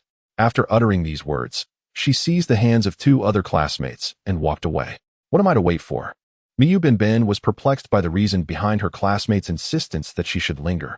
Once the trio had distanced themselves, her phone finally chimed, delivering 4 photographs simultaneously. 4 pictures of Chen Yang? Miyu Binban's eyes sparkled with excitement as she hurriedly opened the images. To her dismay, the photographs did not feature Chen Yang, but instead depicted the letter A formed entirely from dismembered body parts. A wave of nausea washed over her before she could even discern the details of the images. Her body reacted instinctively, and she retched violently. Miyu Binbin dashed beneath a tree, crouching down to expel the remnants of her recent lunch. Turning back, she noticed the three girls in the distance, mocking her. Trash. Her gaze turned razor-sharp, and she recalled the words of the yellow-haired boy, also known as Gil Warren. From that day in the classroom, despite her physical revulsion, she forced herself to view all four images. A, B, C, D, each one composed of mutilated remains. Was it all the doing of Gil Warren? Miyu Binbin sought out the yellow-haired boy on the playground, her fists clenched as she approached him. Chapter 69, Restless Hands. The commercial androids we utilize in Darkstar are all classified as Type 3, referring primarily to their craftsmanship and material composition without delving into the realm of AI programming. The tycoons of industry, however, employ Type 4 androids for their personal use. This time, the bionic being controlled by the lunar inhabitants is at least a Type 4, and may even be the legendary Type 5. Chi Tongwei's emotions were somewhat heightened, and with a glimmer in his eyes, he turned to Chen Yang and said, "This is the closest Type 4 bionic to us. Who wouldn't he desire to claim it as their own?" It became clear to Chen Yang that they were here to seize the bionic. He then inquired, "So, were you betrayed by your teammates?" "Indeed," Chi Tongwei replied with a bitter smile, shaking his head. "I can no longer call them friends. Those fools had their sights set not on the bionic, but on me. If you hadn't been willing to pay to rescue me, my account would have been hacked by now, and I would have been turned into jerky." He sighed, his voice somber. "Though in this dreadful state, I've at least managed to escape a catastrophe. If what you say is true, many will come to Redstone City in the coming days to hunt that bionic assassin," Chen Yang mused, considering it not entirely a negative development. Although those individuals may possess ulterior motives, at least the outcome would serve to rid society of a menace. Suddenly, he remarked, "Hunting bionics. Isn't that akin to being a Blade Runner?" "Precisely, a Blade Runner," Chi Tongwei nodded slowly. He added, "It's a pity the Silver Wing Alliance has disbanded, otherwise that team would surely not have overlooked this Type 4 bionic." Chen Yang raised an eyebrow, realizing that Wei Shun was unfamiliar with the Silver Wing Alliance. How could he not recognize the illustrious Vic? What exactly was the Silver Wing Alliance? I couldn't find any information about them online. Chen Yang attempted to inquire about the most notorious assassin organization within the dark web, which, however, had met its demise. Chi Tongwei's eyes glimmered with intrigue as he replied in a calm tone. "The information regarding the Silver Wing Alliance has also been expunged by the Hacker Alliance from its root servers, leaving not even a solitary image behind. In this era, erasing the memories of an entire generation is a trivial task, let alone that of a mere assassin organization." Chen Yang further probed, "How did they meet their end?" To which Chi Tongwei shrugged, seemingly indifferent to the Silver Wing Alliance, murmuring, "Most of the current information about the Silver Wing Alliance is merely gossip spilling from the lips of drunken patrons in bars, lacking credibility." He paused momentarily and added casually, "I heard there was a traitor among their ranks." Judy's Nutrient 4 hung on until the late hours. Before departing, Chen Yang and Judy indulged in a lavish dinner at the hospital cafeteria. Though it consisted of simple fish stew with tofu, it cost him a month's wages. Subsequently, the two took a taxi home, experiencing no mishaps. Upon entering Judy's residence, Chen Yang stated, "I heard from a hacker that the deranged killer only operates at night, so I shall be sleeping at your place tonight." Naturally, Judy was pleased, yet she scratched her head and replied, "Aren't you afraid I snore? I've been prescribed medication for it." Chen Yang shook the plastic bag in his hand, revealing that he had purchased custom nutritional supplements at the hospital, as well as an anti-snoring spray for Judy. "You are so considerate," she remarked. Judy wrapped her arms around Chen Yang's neck and inquired, "In half a month, I shall be heading to the New Life Company. Have you considered matters concerning a partner? My colleague is quite a decent individual." "No need, just decline it outright," Chen Yang replied. Unexpectedly, he had come into a windfall today, and with the forthcoming sale of the bluefin tuna, he would have ample funds to procure a Type 3 replicant. "Very well," Judy said, giving Chen Yang's chest a gentle pat. With a hint of nostalgia, she remarked, "I'm grateful you're not Vic. Otherwise, his temper might flare regardless of my participation in the New Life project. You are indeed preferable." "It sounds like Vic is a villain," Chen Yang mused, recalling Chi Tongwei's words about the Silver Wing Alliance being annihilated due to a traitor. If that were true, Vic was likely the culprit, especially since he had ultimately survived. He does have his moments of goodness. Judy yawned and headed off to take a shower. Upon returning home, Chen Yang also decided to cleanse himself. In the current life amidst the dark stars, it had become customary to disinfect oneself after venturing outside. As it was already past midnight, he refrained from gaming and instead organized the bluefin tuna business for Lianzhong International, arming himself with a gun and a pillow as he made his way to Judy's residence. Given the weather, the building, even with its air conditioning, felt rather chilly. It was a perfect setting for two to share a slumber. To be candid, although Judy was relatively attractive and possessed a commendable figure, she did not particularly allure Chen Yang. After all, Caucasians have a distinct scent, and their skin lacks the delicacy found in those of East Asian descent. Nevertheless, this did not tarnish their profound friendship. Once Judy fell asleep, Chen Yang placed his right hand on her back, remaining cautious and well-behaved, wary of scrutiny. He found himself reminiscent of Wang Jia. Tomorrow, he would seek a moment to return to Earth for a visit. As Chen Yang was on the verge of slumber, his fingers resting on Judy's back stirred slightly. He instantly roused, uncertain if it had merely been a figment of his imagination, and focused intently on his right hand. Soon, the sensation type 3 prosthetic arm began to move autonomously, evidently not under Chen Yang's control. Damn it, he muttered under his breath, hastily retracting his right hand.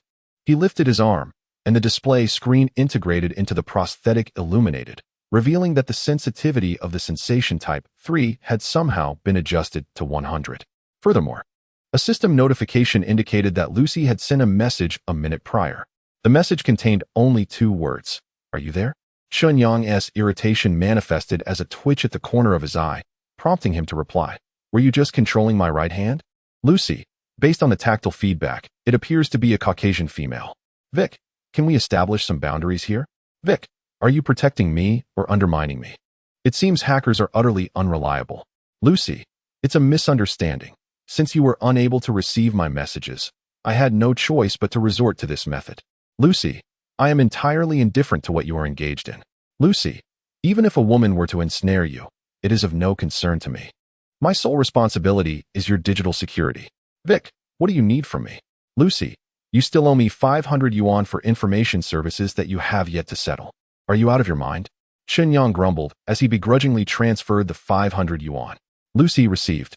"Lucy, by the way, I wish to remind you that I provide you with round-the-clock comprehensive protection. Should any issues arise, timely communication is essential. If danger ensues due to your inability to receive my messages, I shall bear no responsibility."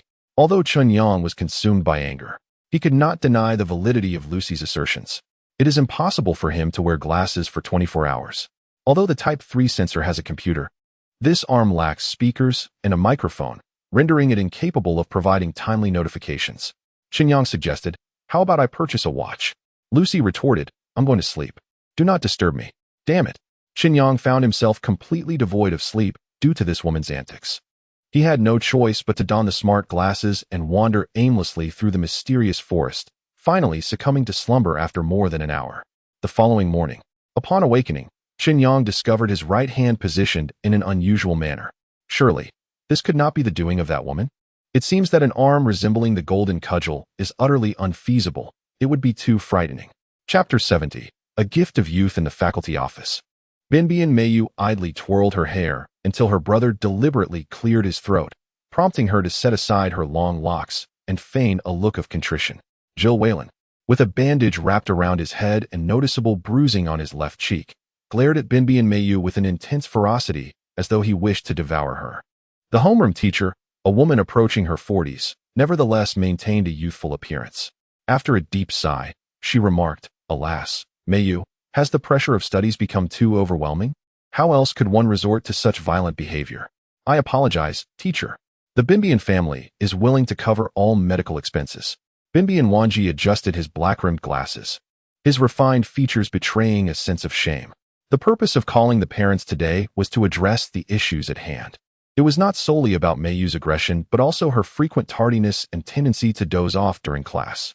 The homeroom teacher evidently aimed to curry favor with Binhama Wanji, and that somewhat obsequious smile left Jill Valen greatly dissatisfied. He interjected, "Teacher, Binhama Mayu has yet to apologize to me since yesterday. Why should I apologize to you? A murderer?" Mayu Binhama hastily retorted, dismissing Huang Mao's claims. "I already said, Those are computer-generated images. If you don't understand, kindly refrain from making baseless assertions. Jill Valen, after expressing his thoughts, further remarked, besides, do the dark stars even count as real?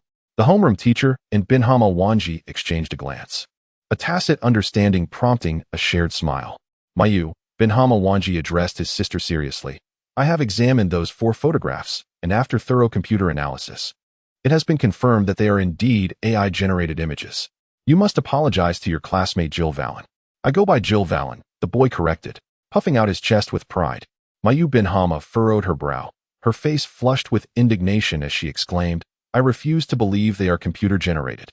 I tried at home and could not produce such lifelike images. I simply do not believe it. That merely reflects your lack of skill, Jill Valen scoffed, his smug demeanor only fueling Mayu Binhama's ire further. Brother, are those photographs truly computer-generated? Mayu Binhama asked. Her emotions heightened as she looked to her brother for validation of her beliefs. Binhama Wanji offered her a gentle gaze, reassuring her as he replied, such images can indeed be synthesized. I will demonstrate it to you when we return home tonight. Gil Valen laughed heartily, saying, Look, even your veterinarian brother says so. Classmate Gil Valen. Hainabe Masaru glared at Gil Valen, his eyes behind the lenses radiating a chilling light as he coldly remarked, I shall pay a visit when your parents return to elucidate the matters you have been involved in these days. I fear you not. Though Gil Valen feigned bravado, concern was evident on his countenance. I shall never apologize. Hainabe Mayu turned on her heel and stormed out, slamming the door. Mayu. Hainabe Masaru sighed dramatically, then turned to Gil Valen with a smile, saying, Rest assured, no matter how Mayu strikes you, I shall cover the medical expenses. Even if she were to dismantle your genetic structure, the Hainabe family possesses the means to restore it. A perverse family, Gil Valen scoffed, and exited the office as well. Mayu's parents. The homeroom teacher offered an awkward smile, stating, Children's playful squabbles are hardly significant. The reason for your visit today is primarily to discuss Mayu's academic performance. Understood. Hainabe Masaru adjusted his glasses and discreetly slipped a small vial into the teacher's hand. Smiling as he said, I entrust Mayu's studies to you. The teacher's eyes sparkled with excitement as she tightly grasped the vial in her hand. Her youth could be prolonged for another 3 years. On 9th Street of Redstone City, a grayish-blue morning mist enveloped the skyscrapers, while airborne vehicles darted through it like fish. Chen Yang looked up, feeling as though he resided beneath the ocean. At the street corner, a figure sat motionless on the ground, likely a victim of the cold. A group of flamboyantly dressed young individuals gathered around, seemingly contemplating how to repurpose the unfortunate soul. Chen Yang, enveloped in the melodies of earth emanating from his hood, specifically, Cloud Palace's swift sound from Journey to the West, found the incongruity with this cybernetic realm oddly captivating. Following the arrows underfoot, he entered a cybernetic prosthetic emporium, which was none other than the building belonging to Lizard Technology, with the flagship store of Arc'teryx perched atop. This particular establishment specialized solely in prosthetics, catering exclusively to male clients. The glass display at the counter showcased an array of uniquely designed mechanical birds, leaving Chen Yang utterly astounded, his jaw nearly dropping in disbelief. The prices hovered around 200,000, with some models reaching nearly $1 million. He felt his mind racing, realizing that it was Earth's technological limitations that stifled his imagination. The lack of extremity rendered him out of place in this world. Are you here to exchange or enhance? Inquired the store clerk, a stylishly adorned woman complete with nose and lip piercings. Neither. Chi Tongwei sent me to pick up an item, Chen Yang replied, a hint of embarrassment creeping onto his face. Please hold on. I need to verify your identity. The clerk took a photo of Chen Yang with her eyes and soon smiled. The Rui Jingu Bang you requested is ready. I will fetch it for you. All right. Chen Yang switched off the music in his hood. The clerk retrieved a black plastic box from the display, marked only with the words Arc'teryx, Enthusiasm Series, and handed it to Chen Yang, asking, Would you like to inspect it? Absolutely not. Leave your business card. It may be useful sooner or later. The shop assistant projected a barcode towards Chen Yang, a playful smile gracing her lips as she teasingly remarked, Handsome, how about I take your measurements tonight? No, thank you. Chen Yang replied, hastily exiting from the store. Opposite him stood a cybernetics company named Hive. Goodness. He was suddenly struck by an overwhelming sensation that living without cybernetic enhancements seemed futile. It appeared that without steadfast convictions, Resisting the allure of prosthetics would be a formidable challenge. I desire it. What purpose does this iron rod serve? I yearn for change. What significance does this transformation hold? He hummed a tune as he descended the stairs, passing by Gecko Technologies, where he decided to step in for a hardware check and to retrieve the muscle memory data of Vic from 2 years prior, storing it in the Sensory Type 3 computer. Perhaps it contained records on the use of blades, which could prove beneficial in the future. After departing from the cybernetic mall, a navigation alert from Chi Tongwei appeared in his lens, accompanied by a message. Buddy, I've procured a gift for you. Go collect it. A warmth enveloped Chen Yang's heart. He hadn't anticipated that his first gift in the Dark Star would come from the illustrious Wei Shun. This gift was one he must accept. Vic, you're too kind, my friend. Chi Tongwei, this is a meticulously selected gift. You must accept it. A meticulously chosen gift from Wei Shun indeed carried an air of mystery and allure. With a buoyant spirit, Chen Yang quickened his pace, following the navigation for over 10 minutes until he entered the Starlight Mall, alive with jubilant electronic music. Wasn't this a place for selling dolls? Could it be that Chi Tongwei was extravagant enough to gift me a Bioroid? He found himself somewhat perplexed as he followed the arrow beneath his feet to the 5th floor, where he paused at a relatively secluded corner. The navigation had concluded. Before him stood a modest establishment, its LED sign flickering with the words, Electronic Perfume. Chapter 71, The Literal Meaning. Electronic Perfume. Chen Yang could hardly fathom being here once more. Although he had not dreamt of Vic recently, the impression left by that spectral companion lingered vividly in his mind. Welcome, a bionic figure, entirely mechanical below the neck, approached him. The silver hair and striking features of the android attendant inexplicably reminded Chen Yang of Lucy, but it was merely a fleeting thought. I remember you. You visited half a month ago and tried the azure fragrance, though you seemed rather dissatisfied. Have you changed your mind today, sir? The female-faced android smiled at him. No, Chen Yang replied, shaking his head. However, a friend named Chi Tongwei mentioned he would gift me something. Ah, so you are Mr. Vic. Another male-faced attendant retrieved a plastic box and handed it to Chen Yang. Mr. Chi Tongwei stated that you already possess smart glasses, so he has gifted you this electronic perfume sensory assistant. Simply install the driver from the package, and you can experience all the functionalities of the spectral companion. It seems I truly have a connection with it, Chen Yang mused as he opened the plastic box. Inside lay a curved metallic plate with a recessed area containing a metal connector for a brain-machine interface, resembling a large thumbtack. Since it was a gift from the esteemed Shun, Chen Yang could only express his gratitude before departing from the electronic perfume specialty store. Although he still wished to explore the biotic dolls at Starlight Mall, the thought of Chi Tongwei awaiting surgery prompted him to procure a new outfit before leaving Street 9. On his way to the hospital, Chen Yang sent a message to his security guard. Vic, is the electronic perfume product safe? Lucy, in this world, there are no completely secure digital products. However, if you wish to use it, I can assist you with modifications. Vic, I will send you the installation package. Vic, we can achieve instant communication using the Phantom Girlfriend, correct? Lucy, indeed. Lucy, yet, I sense you are trying to take advantage of me. Vic, haha, what a clever way to profit at my expense. Oh, Lucy raised an eyebrow dismissively, a hint of a mysterious smile gracing her lips. She lay on the sofa in the lounge of Earth's backstreet, lifting her right hand to rub her thumb and index finger together, stating, This Vic is easily manageable. As for the installation package Vic sent, she barely glanced at it. The electronic perfume was her own creation, entirely unnecessary to modify. Although it could add a touch of amusement. Lost in thought, the door creaked open, and Sanshun peeked in, announcing, Boss, that lovely girl has come to see you. Shouldn't she be in class at this hour? She seemed to be in a rather foul mood. Sanshun tentatively inquired, Should I tell her you are unavailable? Not at all. Lucy replied, rising from the sofa and adjusting her white suit and black shirt. Her arrival is quite timely. As she stepped out of the lounge, she spotted Miyumi Hamibe standing at the door in her school uniform, a backpack slung over her shoulder. Teacher Lucy. Upon seeing Lucy, Miyumi's eyes sparkled, and her previously tense expression relaxed. She then entered the CAF, her legs encased in black stockings evoking an irresistible urge in Lucy to reach out and touch them.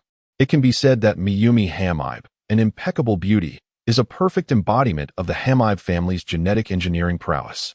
Did you not have classes today? Lucy waved at Miyumi and made her way to a window-side table in the CAF. After sitting down and setting her backpack aside, Miyumi took out her phone and said, I took a leave of absence on short notice. I wanted to consult you about something. It felt like a troublesome matter. Resting her chin on her hand, Lucy gently rubbed the faint crow's feet at the corners of her eyes with her middle finger and replied softly, "Since you're here, you might as well take a look. However, be prepared. What you will see is quite gruesome." "Is it really that gruesome?" "I should have seen what you are referring to," Lucy remarked, slightly furrowing her brow. "Is it letters formed from corpses?" "Yes. It would be great if you have seen it, teacher." Mayumi opened her phone and pulled up 4 photos, suppressing a wave of nausea as she asked, "Do you think these photos are computer-generated?" Lucy picked up the phone, examined the images, and placed it back on the table, inquiring, "Is it crucial for you to determine whether they are fabricated?" "I got into a fight with a classmate over these photos. It was regarding Gilvilan, as mentioned before." Minami Mayu turned off the photos on her phone, revealing a wallpaper featuring Chen Yang. Feeling somewhat embarrassed, she continued, "I heard that he has a gaming console that allows players to kill in the dark stars, so I gave him a beating." "Oh," Lucy chuckled, appearing quite pleased. At that moment, San-shun approached with a tray, presenting Lucy and Minami Mayu with a cup of coffee and a slice of cake. And couldn't help but compliment Minami Mayu. "You are truly beautiful." "Thank you," Minami Mayu replied shyly, smiling. After San-shun left, she inquired of Lucy, "Teacher, are these photos fabricated?" "Who said these photos are fabricated?" Lucy replied coolly, "Gilvilan and my brother, as well as our homeroom teacher, seem to believe these photos are artificial." "I see." Lucy took a sip of her coffee and responded in a somewhat indifferent tone, "If you were to ask me, I could only tell you that these photos are indeed fabricated." "What does that mean?" Minami Mayu sensed a hidden meaning in Lucy's words. "It means exactly what it says."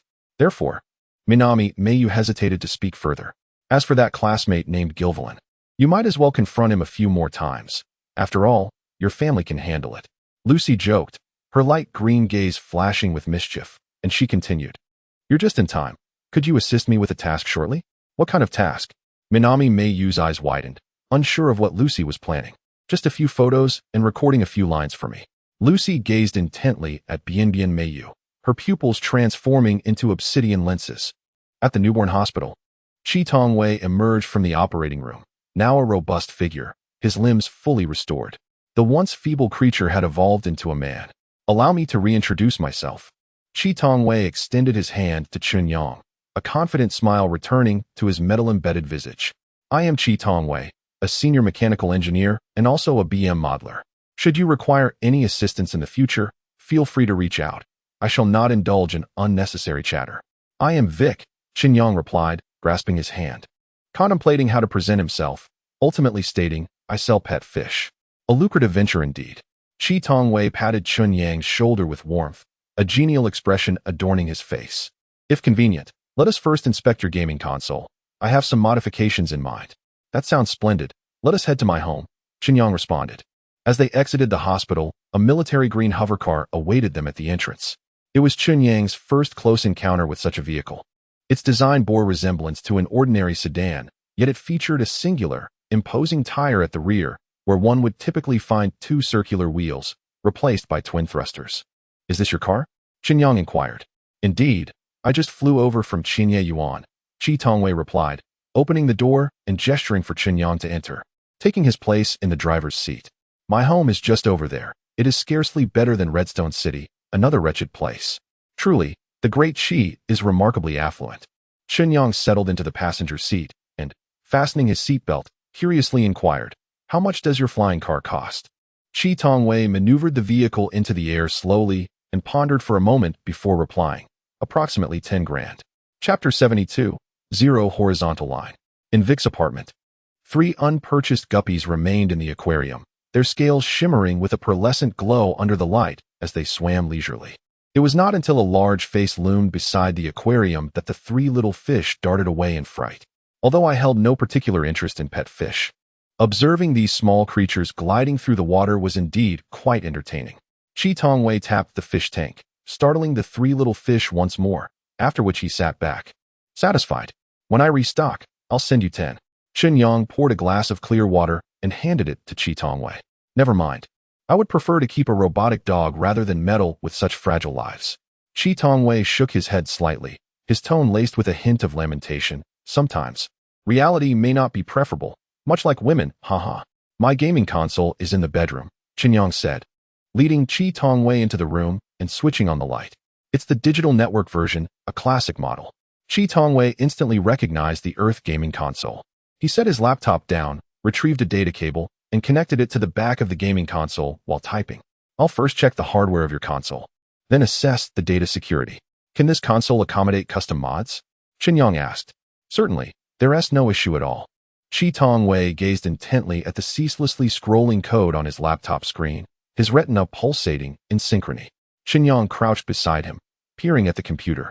Although he did not fully comprehend the precise implications of the code, his familiarity with the BM language granted him an intuitive sense of recognition towards this code, which was similarly derived from the B language.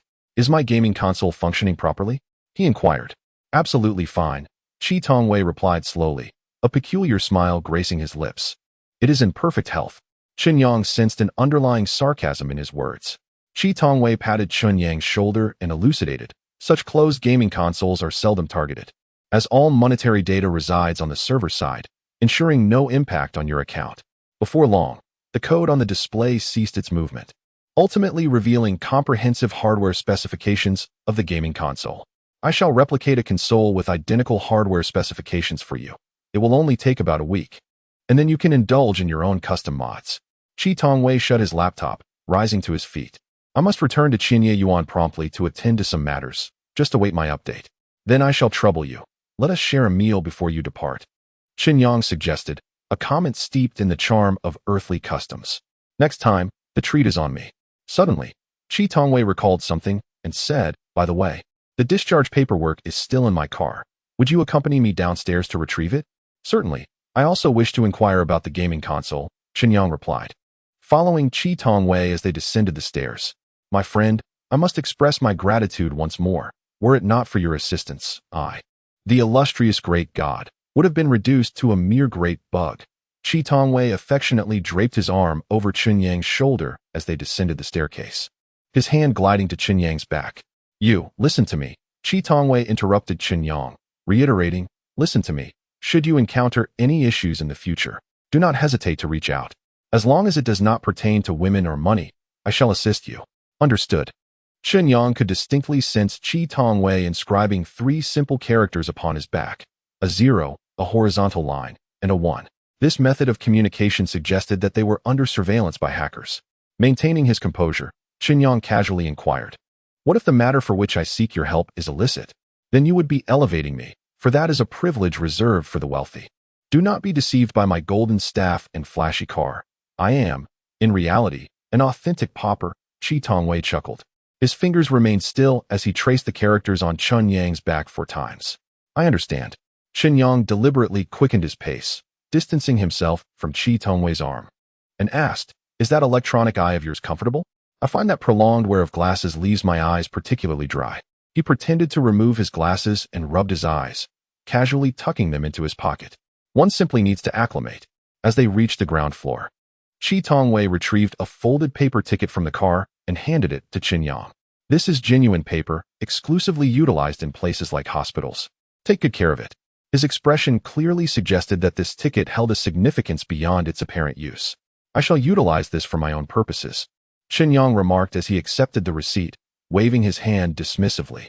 Await good tidings from you. A sudden thought struck him, and he quickly added, by the way, has the recent onslaught from the Hacker Alliance affected our company's gaming consoles? I am uncertain. I have not logged into the game recently. Chi Tongwei pondered for a moment before continuing. However, considering the Hacker Alliance has been attacking for a month now, Earth Company must be facing considerable difficulties.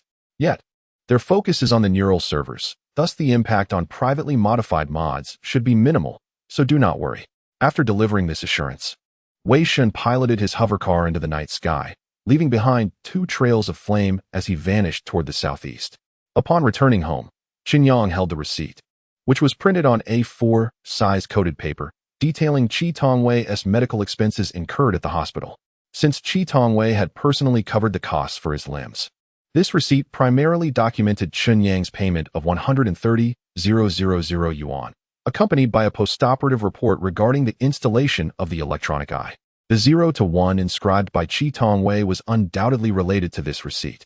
While the receipt contained numerous entries regarding 0 and 1, none explicitly mentioned 0 to 1. Chen Yang scrutinized it meticulously, finding no clear indications. However, he inadvertently discovered something noteworthy. The receipt was folded unevenly, not aligning symmetrically at the edges. Focusing on the 3 creases, he noted that the only entry pertaining to numbers stated, Electronic Eye Intrusion Record 0, defense system operating normally. Thus, 0 to 1 could be interpreted as the transformation of 0 into 1. Thus, Chi Tongwei's electronic eye was compromised post-surgery, yet the New Life Hospital failed to detect it. He had already sensed the breach but chose not to inform me. Evidently, this intrusion is directly linked to me. Chen Yang reflected on his conversations with Chi Tongwei, wherein there must have been deceit entwined with threats from the hacker. Furthermore, the gift Chi Tongwei presented, the Phantom Companion, was never mentioned by him. Clearly a directive from that hacker. Chi Tongwei truly lives up to his reputation. Chen Yang cast the receipt onto the wooden table, donned his smart glasses once more, and feigned an interest in studying the BM language while crafting a neural model based on the mechanical cat blueprint. Yet, his mind was preoccupied with thoughts pertaining to the hacker. He replayed the events of the past month and a half as Vic, feeling utterly stripped bare. Shortly thereafter, Lucy returned the installation package for the Phantom Companion, accompanied by a message. Lucy, I have filtered the code of the installation package. You can install it with confidence. Vic, love you. Lucy, get lost. TCH, wretched woman. Chen Yang proceeded to install the Phantom Companion program, retrieving the large screw-like auxiliary sensor and weighing it in his palm. I shall see what tricks you have up your sleeve. He deftly connected the sensor to the brain-machine interface, and a progress bar materialized within his field of vision. A faint sound of footsteps approached from behind. Chapter 73, The Electronic Phantom. Chen Yang turned his head, and through the lens, he beheld a girl in a transparent state. Her body exhibited about 50 transparency, merging with the room, casting no shadow, akin to a ghost. Is this the ghostly girlfriend? Chen Yang sat on a chair, turning around. Due to the illumination from the restroom, the girl's features remained obscured in a translucent haze. However, he could discern that she had cascading long hair. Adorned in a deep gray form-fitting suit, a white shirt, a crimson bow tie, and a black plaid skirt. Her long, sturdy thighs were encased in black stockings, giving her an appearance as if she had stepped out of a comic book. As she approached, wearing black leather shoes, she leaned in closer to Chen Yang and said, I am Xiaoyu, your ghostly girlfriend. As Chen Yang gazed at the face that gradually became clearer, his pupils involuntarily constricted. It wasn't that the ghost possessed strikingly beautiful features. Rather, he recognized this visage from a previous encounter on his lunar phone, even noting the identical beauty mark at the corner of her right eye. How is it possible? I discarded the phone, and yet its spirit has come to find me? What sort of soul does a phone possess? Could it be that the lunar phone is connected to Lucy in some way? Chen Yang never anticipated such an occurrence. For the moment, he decided to go with the flow, feigning ignorance of her identity. After a few moments of stunned silence, he finally spoke. I have never encountered such a beautiful face. Is this the standard for ghostly girlfriends? My appearance and figure are indeed perfect, aren't they? The ghost pirouetted gracefully, her skirt billowing as a gentle breeze enveloped Chen Yang, accompanied by a unique fragrance. This scent was indescribable, seemingly emanating from a feminine hormone, subtly enticing him. With technology so advanced, surely customization is possible? Chen Yang spotted an icon of the ghost in the upper right corner of the lens. Focusing his gaze, a menu materialized, revealing a plethora of switches and options concerning the ghostly girlfriend. For instance, transparency, sound, scent, touch, ambient color, and so forth. Among these, the option for customizing appearance is currently disabled, presumably altered by Lucy. A ghost named Xiaoyu tilted her head in mild distress as she gazed at Chen Yang, saying, I apologize, but for security reasons, my name and appearance are set to non-modifiable. She stepped closer to Chen Yang, bringing her exquisite visage nearer, and with a flirtatious tone inquired, What do you find unappealing about me? It is precisely because of my perfection that I seem somewhat artificial. Chen Yang rose, passing through the ghost's ethereal form, the fragrance surrounding him bursting forth instantaneously. This is my allure, Xiaoyu remarked with a satisfied smile.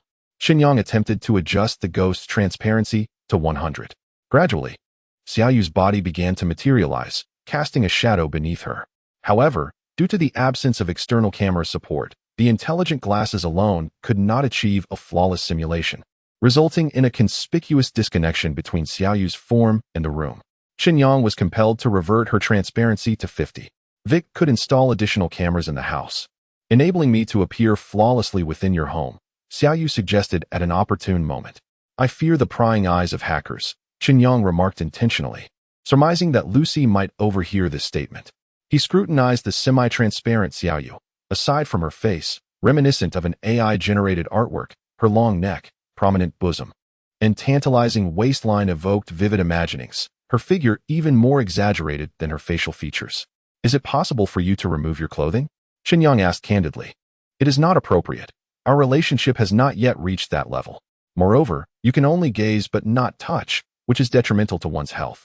Xiaoyu displayed a hint of resistance, only to quickly replace it with a cheerful smile as she added, however, you could buy me a few outfits.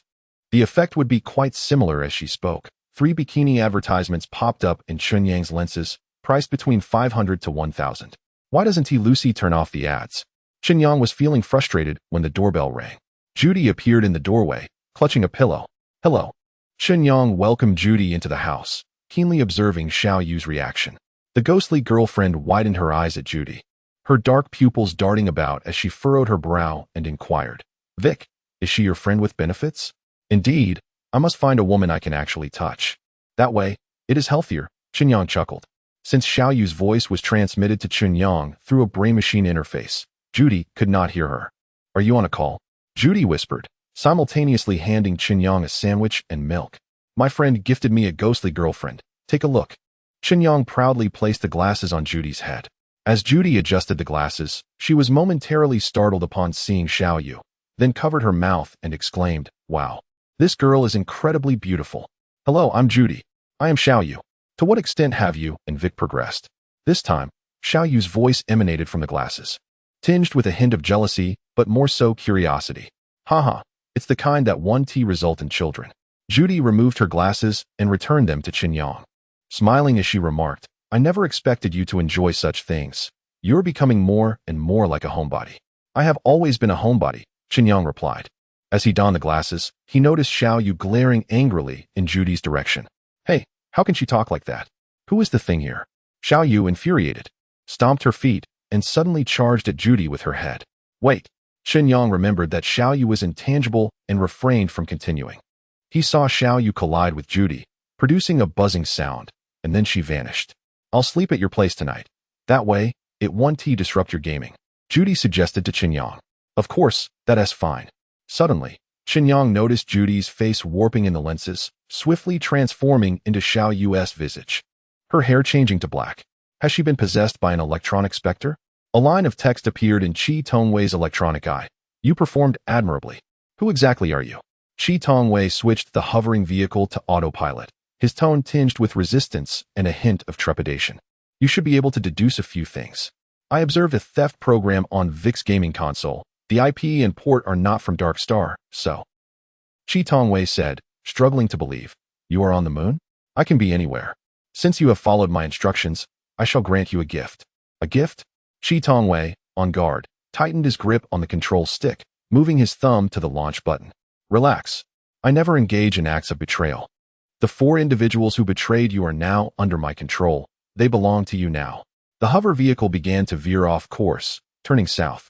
Qi Tongwei gazed in disbelief at the unfolding scene, feeling as though he were merely a pawn on a chessboard, manipulated at will by the figure above him. Anger and fear intertwined within him. He licked his parched lips, his breath growing heavier. Continue to observe Vic, see what he intends to do with the gaming console.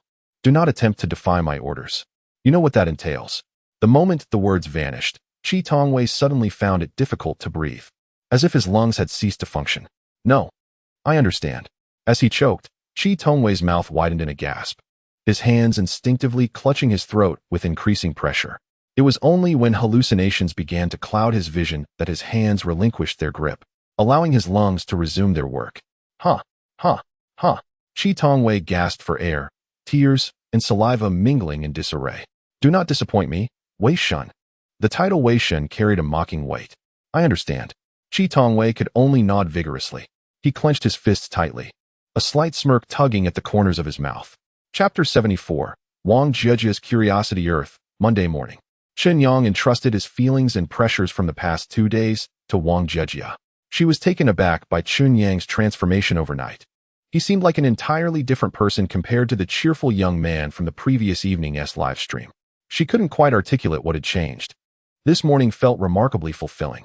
Her lingering doubts were thoroughly washed away by the tide of emotions. As she had classes in the morning, Wang Jia lingered for a moment before heading to wash up, the sound of the shower soon echoing from the bathroom.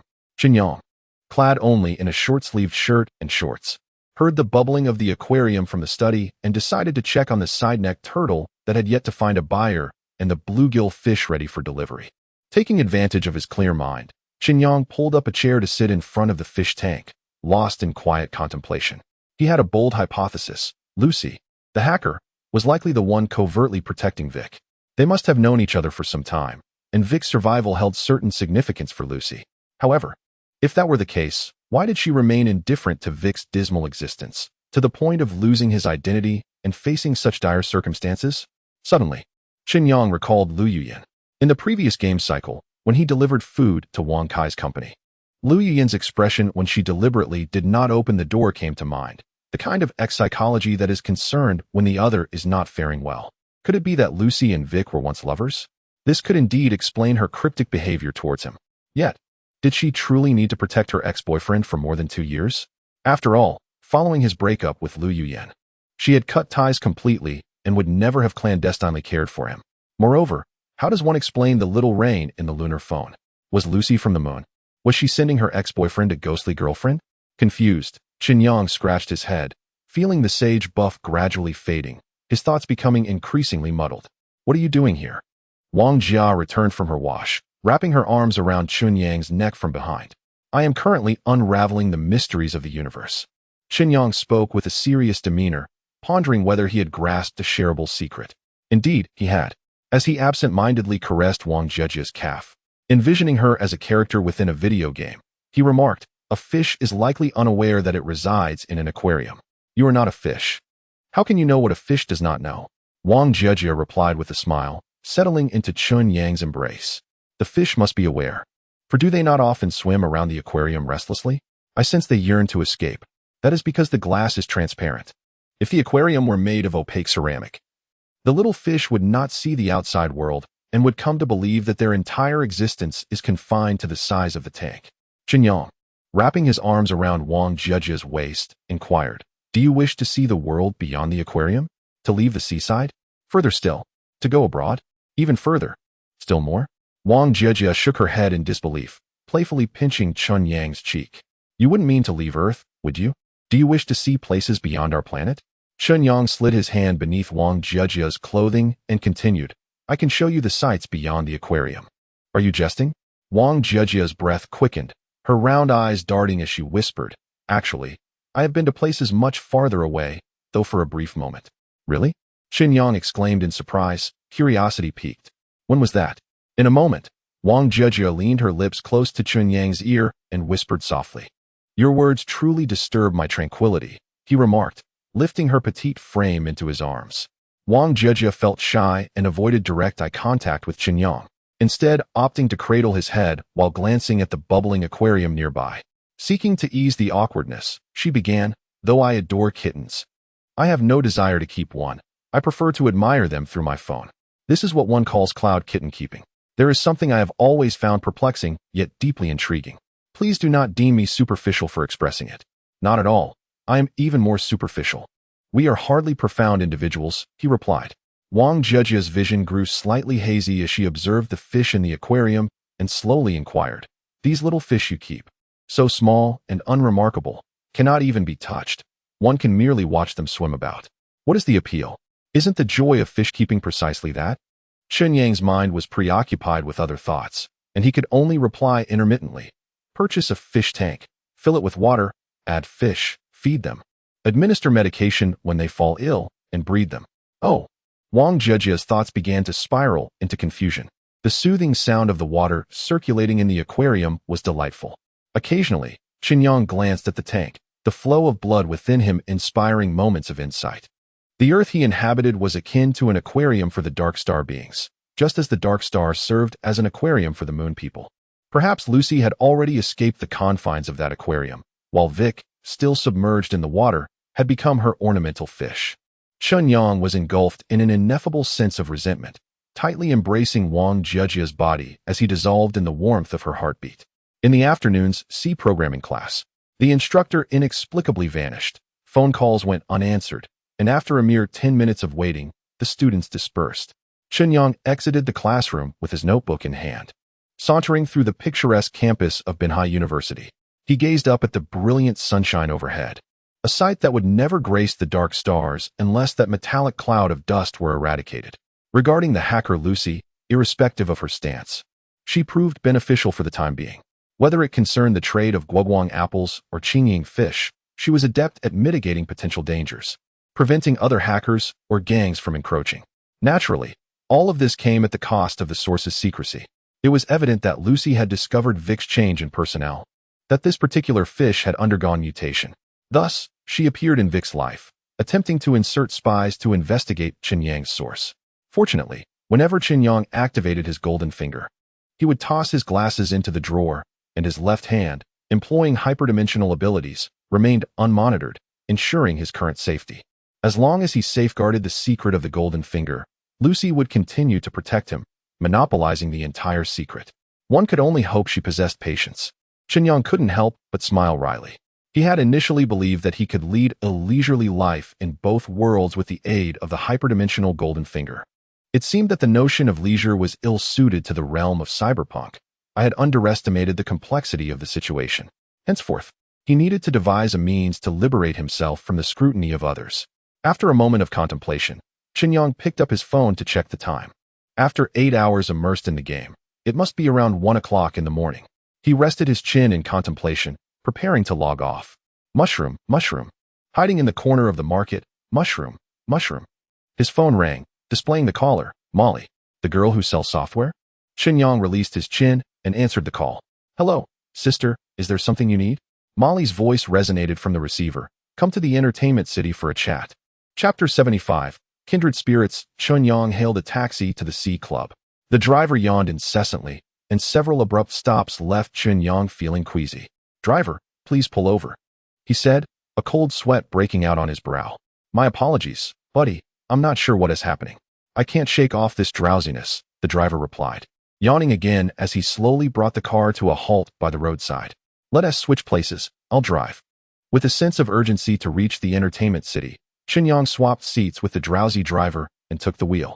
The driver struggled to keep his eyes open, yet succumbed to fatigue, lamenting, I've heard that many drivers have been dozing off and causing rear-end collisions lately. It's as if it's contagious. As he spoke, he drifted into slumber. It seemed there was indeed some truth to his words. Over the past few days, Chen Yang had noticed an increase in yawning individuals. Earlier that day, his roommate mentioned that Wang Kai had unexpectedly dozed off while live streaming, after seizing the top spot on the leaderboard. Subsequently, Kai was so enraged that he suffered from stomach pain and had to go to the hospital for an in the middle of the night. On his journey, Chen Yang had already witnessed 2 accidents, both rear-end collisions. He could only hope it was merely a coincidence. A foreboding feeling settled within him. Upon arriving at the entertainment complex, he halted the taxi by the roadside and completed the payment via a quick scan. The driver, deeply slumbering, proved unresponsive to his attempts to rouse him. Chen Yang pressed the hazard light button and proceeded into the Silk Rain Club. To his surprise, the lobby was devoid of any attendants. Could she have fallen asleep as well? Chen Yang felt a tinge of frustration, for that attendant was the administrator of the establishment, capable of assisting him in entering his friend's room ID. With her absence, he found himself unable to access Molly's chamber, unable to locate her. Chen Yang opted to enter the elevator directly, ascending to the non-existent 3rd floor. As the elevator doors opened, he was greeted by the familiar sight of the bar where he had first met Lucy. The lighting was dim, and the playful strains of jazz filled the air. To his astonishment, upon entering the bar, he encountered not the diminutive Molly, but the robust Chi Tongwei. Indeed, it was the man with metallic threads adorning his visage and limbs composed entirely of prosthetics. Don't be surprised. It was I who requested Molly to invite you here, Chi Tongwei declared, sipping his beer with a grin. I noticed in the Mystic Forest database that she had invited you into the group, so I asked her to bring you here for a meeting. He offered a rueful smile, murmuring, There's nothing I can do. I'm being monitored by hackers. Now it all made sense. Chen Yang took a seat at the bar, curiously scrutinizing Chi Tongwei's physique, and inquired, "How is it that you can enter the game in your own form?" "Ha ha." Chi Tongwei arched an eyebrow, replying with a hint of pride. "Let us not forget that I am the great god of the BM realm. The form I currently inhabit is actually a mod model, slightly different from my real-world appearance." "Impressive." Chen Yang felt a sense of novelty and inquired, "Is it safe for us to converse here?" "Absolutely safe," Chi Tongwei replied, taking a hearty swig of beer and wiping the corner of his mouth. "The entertainment venue you have entered is of my own creation. I suspect that hacker cannot breach it. What do you think?" Chen Yang's eyes widened in disbelief as he continued, "You are indeed playing with fire. If discovered, it could spell danger. Let me tell you, there exists no all-powerful hacker. The more skilled they are, the more specialized they tend to be." Chi Tongwei recalled his experience of being controlled by that hacker, a bitter expression crossing his face. He continued, "That hacker had me surveil your activities on the Earth gaming console, which indicates her knowledge of the B language of Earth games pales in comparison to mine. Otherwise, hackers would handle things themselves." He finished his beer and smashed the empty cup onto the ground, producing a sharp cracking sound. "In my life, there are two things I detest most. The first is being controlled by a hacker. Therefore, when that hacker invaded my perception, I vowed to oppose her." Chi Tongwei patted Chen Yang on the shoulder and asked, "You are quite astute. You have picked up on my subtle cue." "I am not foolish," Chen Yang replied with a smile, tentatively asking, "Do you know who is hacking you?" "That is a question for you to answer," Chi Tongwei said as he stepped behind the bar to fetch 2 beer mugs. He poured a glass for Chen Yang, remarking, "You are the renowned Vic, famously known for your charm within the Silver Wing Alliance. I recognized you at first glance." "You have seen me?" Chen Yang cautiously inquired whether Vic harbored any grievances against Chi Tongwei. Shaking his head, Chi Tongwei took a sip of his drink and replied, "I once rendezvoused with a sultry barmaid in Night City. She showed me a photograph featuring you and her together." "Huh, it seems we are quite fated." Chen Yang lifted his glass. Chi Tongwei clinked his glass against Chen Yang's and downed the contents in one gulp, setting his glass down to say, "That barmaid mentioned you had a woman back then, a hacker from your team. Could her name be Lucy?" "Indeed, it is her, codename Phantom. I have long heard of her reputation. I never expected her to be so formidable." Chi Tongwei grimaced, cursing under his breath. "Heh." Chen Yang also forced a smile, thinking to himself, "Just as I suspected." Thus, Chi Tongwei fixed his gaze upon Chen Yang, frowning as he queried, "You are not Vic, are you?" "At 2 in the morning." Chen Yang remained engrossed in the game, unable to download the cache. Bin Meiyu was exceedingly irritable, as she had not accessed the latest storyline for 2 days. She found it quite unbearable in her bed. Ever since she had experienced the latest plot twist from Wang Jia, she had opened the door to a new realm of existence. However, unlike Wang Jia, who could pause time within the game, she had been languishing in her ardor for 2 long days. Damn Chen Yang. She picked up her phone, gazing at the man on the screen, her mind swirling with thoughts. The only illumination in the dark bedroom was the silvery light filtering through the darkened stars. Approximately 10 minutes later, thud, the phone slipped from her grasp, striking her face. Bin Meiyu covered her face, trembling from the pain. She glanced once more at the download progress, which stubbornly remained at 0. That little rascal was still engrossed in his game. Meiyu resolved to wash her hands and then retire for the night, lest she find herself tardy for school the following day.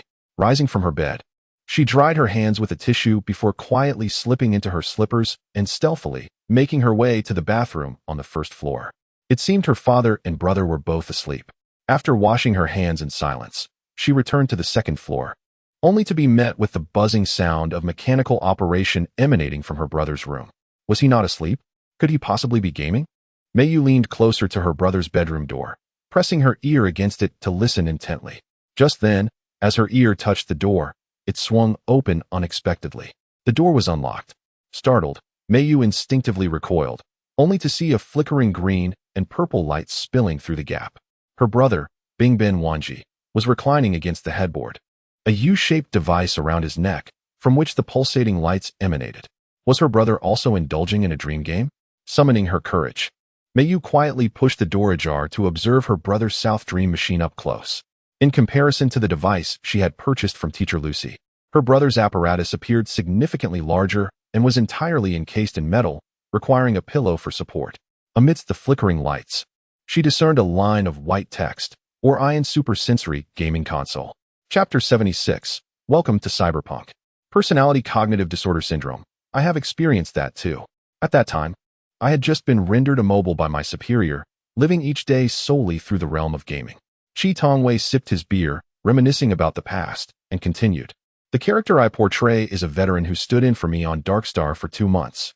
Alas, I am quite grateful to him. He paused and turned to Chen Yang, inquiring, "How long have you been on Darkstar?" Chen Yang slowly savored the bitterness of his beer and replied softly, "Not quite 2 months. Well, you're doing quite well. Just hang in there." Chi Tongwei clinked glasses with Chen Yang, took a sip, and continued. "Do you know why Lucy wants me to say that there are traitors in the Silverwing Alliance? She wants me to believe that Vic is the traitor, instilling a sense of guilt within me." Chen Yang pondered for a moment before responding. "Right now, I am on Darkstar, and she is on the moon. Isn't it quite obvious who the traitor is?" He paused and slowly shook his head. "In truth, it has little to do with me. I am not Vic. Merely a person facing the consequences. As long as you understand, do not offend that woman." Chi Tongwei set down his glass, expressing his helplessness. Lucy is on the moon, where there are superior network privileges. What is more alarming is that our understanding of the moon is merely the tip of the iceberg. The moon's inhabitants are not like the capitalists of Darkstar. They are exceptionally united. By the way, she seems to care a lot about your actions in the game. Chen Yang speculated. Perhaps it's because she cannot see my actions in the game? Wrong, brother. Chi Tongwei's tone grew serious. Your Earth gaming console has been hacked. Every time you use the game's cache, it gets transmitted to the moon. What exactly is in that cache? The reaction data of game characters can be perceived as memory. In an instant, Chen Yang felt as if he had plunged into an icy abyss, his hair standing on end in fear. If both reality and the game were under Lucy's surveillance, she would undoubtedly discover that both his apple and the bluefin were sourced from Earth. The transcendental abilities had already been unveiled. Yet, Lucy did not threaten him. She merely maintained her watchful stance. What exactly were her intentions? Was it truly as it appeared, to safeguard my cybersecurity and, in turn, protect my transcendental abilities? Chen Yang, already weary, found his mind a muddled haze, muttering, "This world harbors not a single secret." He chuckled softly. Chi Tongwei, observing Chen Yang's dazed expression, draped an arm around his shoulder, saying, "Buddy, Darkstar holds no secrets. Even the deceased can yield dozens of gigabytes of data. The crux lies in transforming secrets into power. Just like the Hacker Alliance, their secrets are all public. They possess no secrets, yet you remain powerless against them." "Indeed." Chen Yang nodded slowly. "I must take my leave. I'll visit you in Redstone City in a week. Let us stay in touch." Chi Tongwei waved farewell as he headed towards the elevator. Suddenly, Chen Yang recalled something and called out to Chi Tongwei, "You mentioned 2 things you despise. One is being hacked. What is the other?" "You remember that," Chi Tongwei replied as he stepped into the elevator, leaving a final remark before the doors closed. "Being told no by a woman." Chen Yang grimaced, unable to muster a smile, as he pondered Lucy's troubling matters and departed from the entertainment venue. Upon exiting the elevator, the familiar chime of mushroom resonated from his phone. Caller ID, Wang Jejia. "Hello, is this Chen Yang? I am Wang Jejia's classmate." The voice on the other end was not Wang Jejia's. It seemed to belong to a roommate he had encountered in the cafeteria. With a grave tone, she stated, "We just finished our art history class and are still in the lecture hall. However, Jejia has fallen asleep, and we cannot rouse her." Chen Yang felt a wave of unease wash over him, as he realized he was not at all surprised by Wang Jejia's slumber. It was undoubtedly the work of the Hacker Alliance. He staggered out of the entertainment complex and settled onto the steps. At that moment, he truly comprehended that he existed in a cyberpunk realm. With a click, the data cable disconnected from the back of his head, and Chen Yang's form collapsed directly onto the bed. In the dim light, Xiaoyu gazed at him, her tone laced with concern as she inquired, "Do you play games so fervently because reality is dismal?" "It makes little difference. Both are governed by fools," Chen Yang replied, blinking forcefully, causing Xiaoyu to vanish from Judy's visage. He curled into his blanket, his weary consciousness sinking deeper, detached from his body and falling beneath the bed. Chen Yang awakened the following afternoon. After a restorative slumber, his mental state had significantly improved. The negativity that had plagued him the previous night dissipated like the dream of Vic diving into the ocean, vanishing without a trace. Rising from his bed, he nibbled on the sandwich left by Judy, donned his auxiliary sensors and smart glasses, and his ghostly girlfriend materialized in the room. She sat at the edge of the bed, feigning innocence in black stockings, as if she had just awoken. Can you get in touch with Lucy? Of course. I am your girlfriend and secretary. Would you like me to call her? Xiao Yu hastened to Chen Yang's side, and an icon of a phone appeared beside her. Chen Yang took a sip from his carton of milk. Just a moment. I believe she is also awaiting your call. Xiao Yu reached out to adjust Chen Yang's collar. Although his clothing remained unchanged, he felt the friction of the fabric against his skin below his throat, almost as if it were real.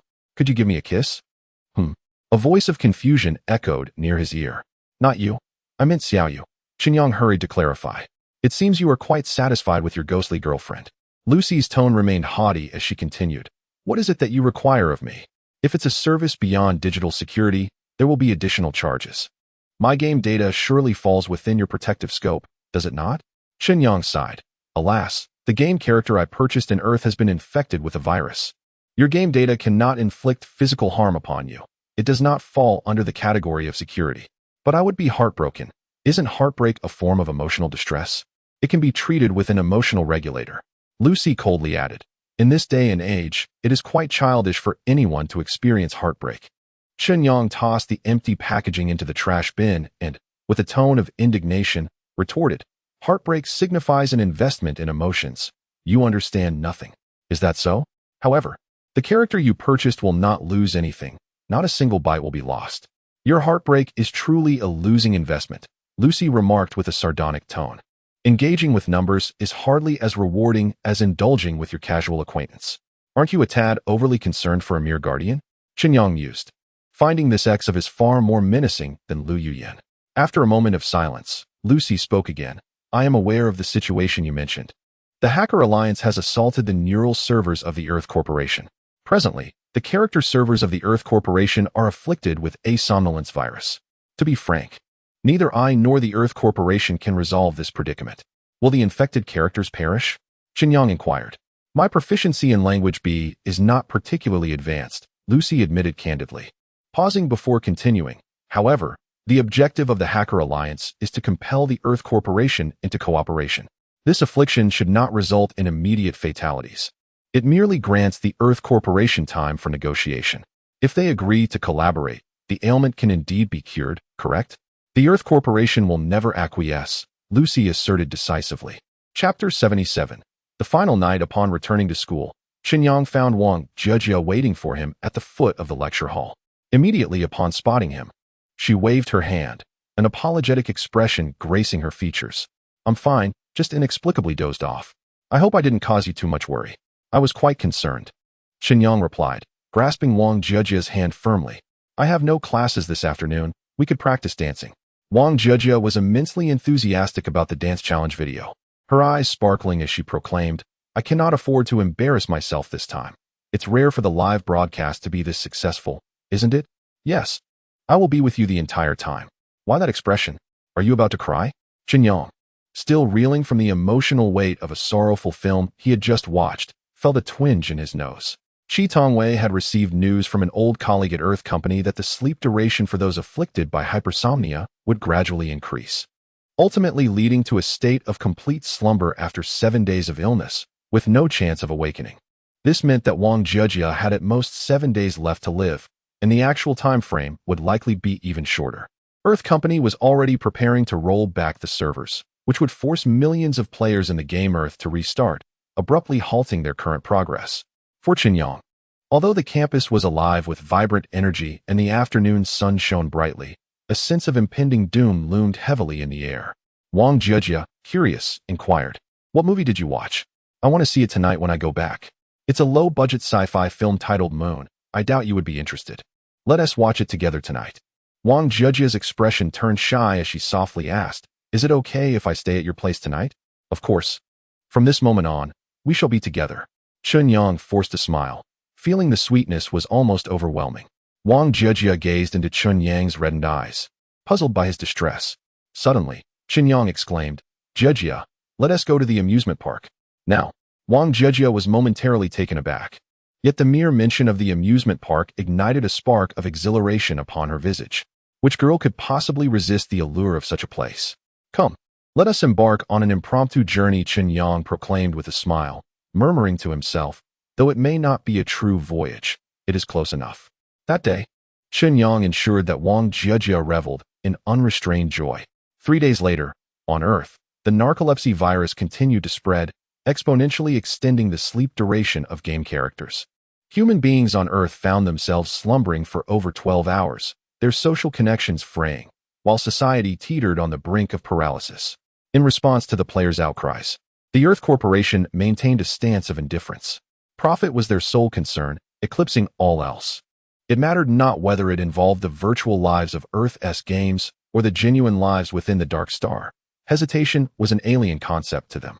As for the nefarious Hacker Alliance, players were rendered voiceless in their condemnation. All forms of communication, text, voice, images, regarding the malicious assaults perpetrated by the Hacker Alliance were rendered ineffective.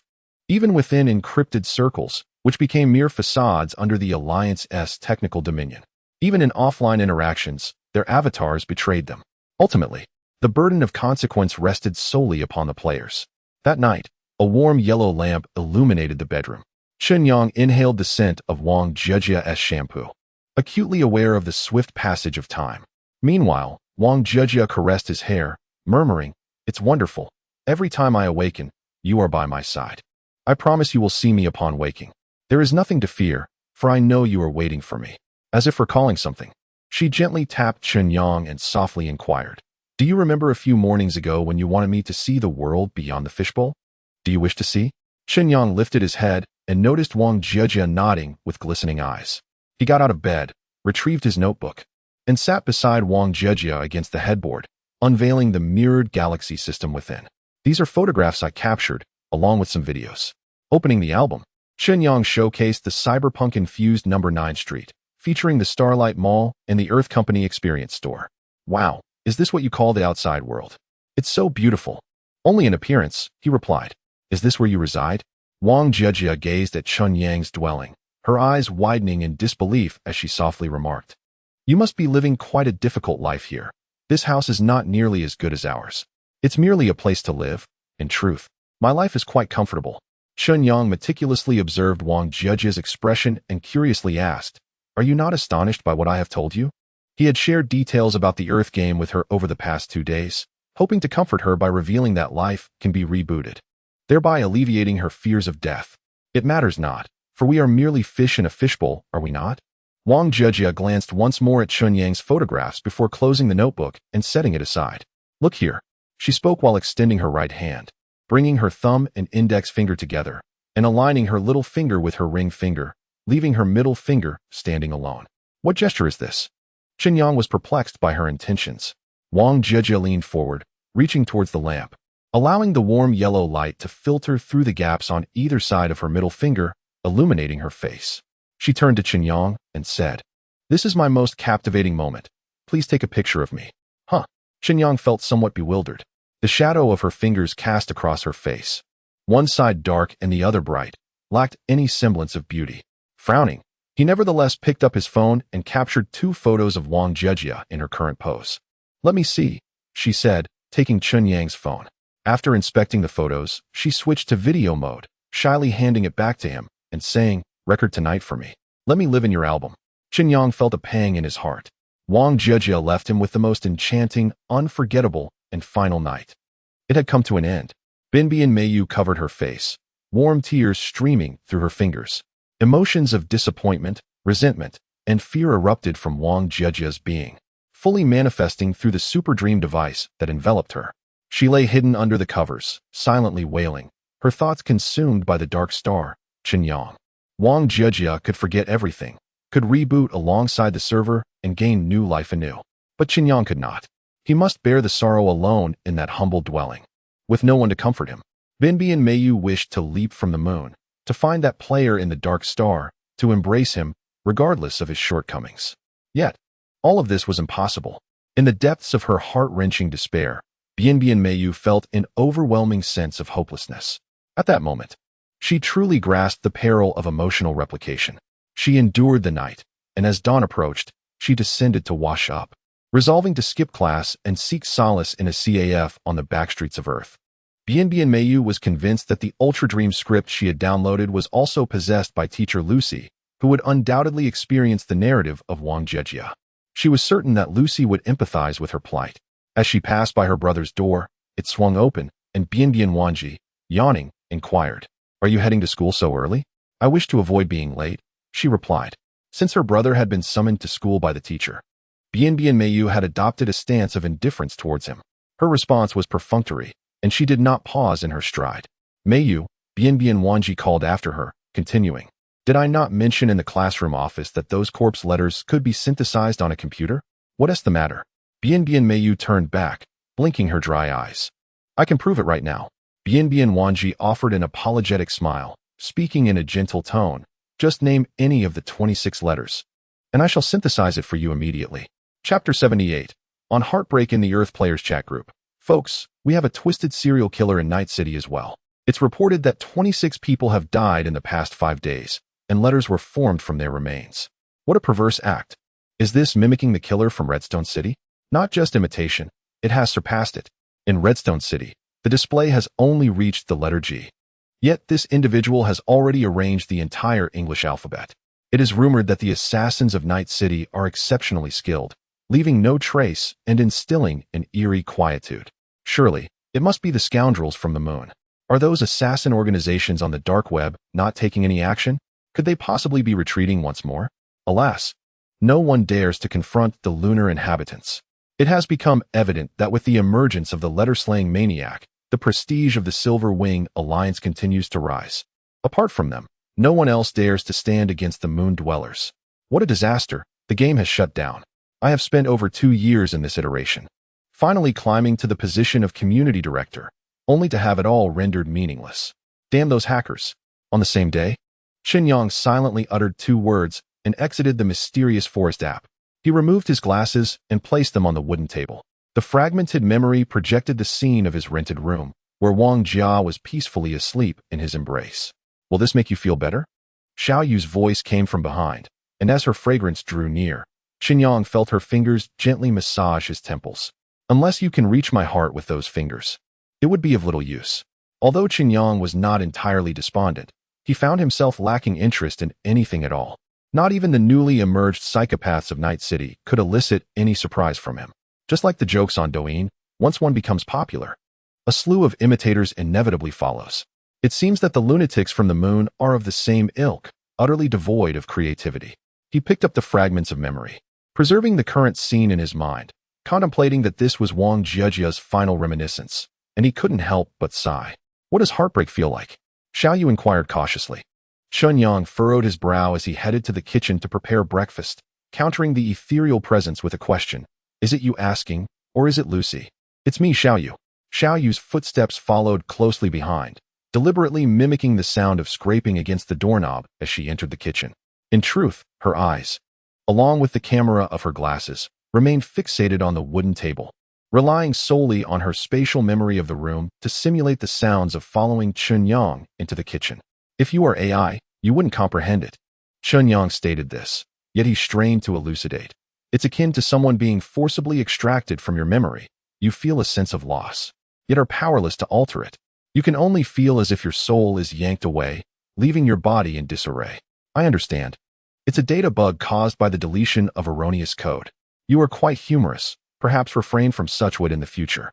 Is there anything I can assist you with?" Xiao Yu asked. Without a moment's hesitation, Chen Yang replied, "Help me obliterate the Hacker Alliance. Not reporting your statement to the Hacker Alliance is already the greatest assistance I can provide," she retorted. One day, Chen Yang chewed on his bread, his voice cold. "I will personally annihilate the Hacker Alliance." The Earth had always been Chen Yang's sanctuary. Now, the poisoning by the Hacker Alliance had not only claimed Wang Jiejia's life, but had also brought the entire planet to a standstill. This affront cannot be tolerated. He seemed to remind himself by repeating the phrase, "Crush the Hacker Alliance." In my explorations through the digital realm, I discovered that a total of 163 individuals have uttered the same sentiment. If you were to unite, your chances of success would increase by a staggering 163 times. By your calculations, the common folk of Dark Star would have long since overthrown the oppressive capitalists. Chen Yang crumpled the empty milk carton with disdain, remarking with a tone of contempt, "Your intellect leaves much to be desired. Perhaps you should contact the customer service of the electronic perfume to request a refund. Oh, come on. I was just joking with you, he retorted. Joking? Can't you see my expression? I'm quite upset. I apologize.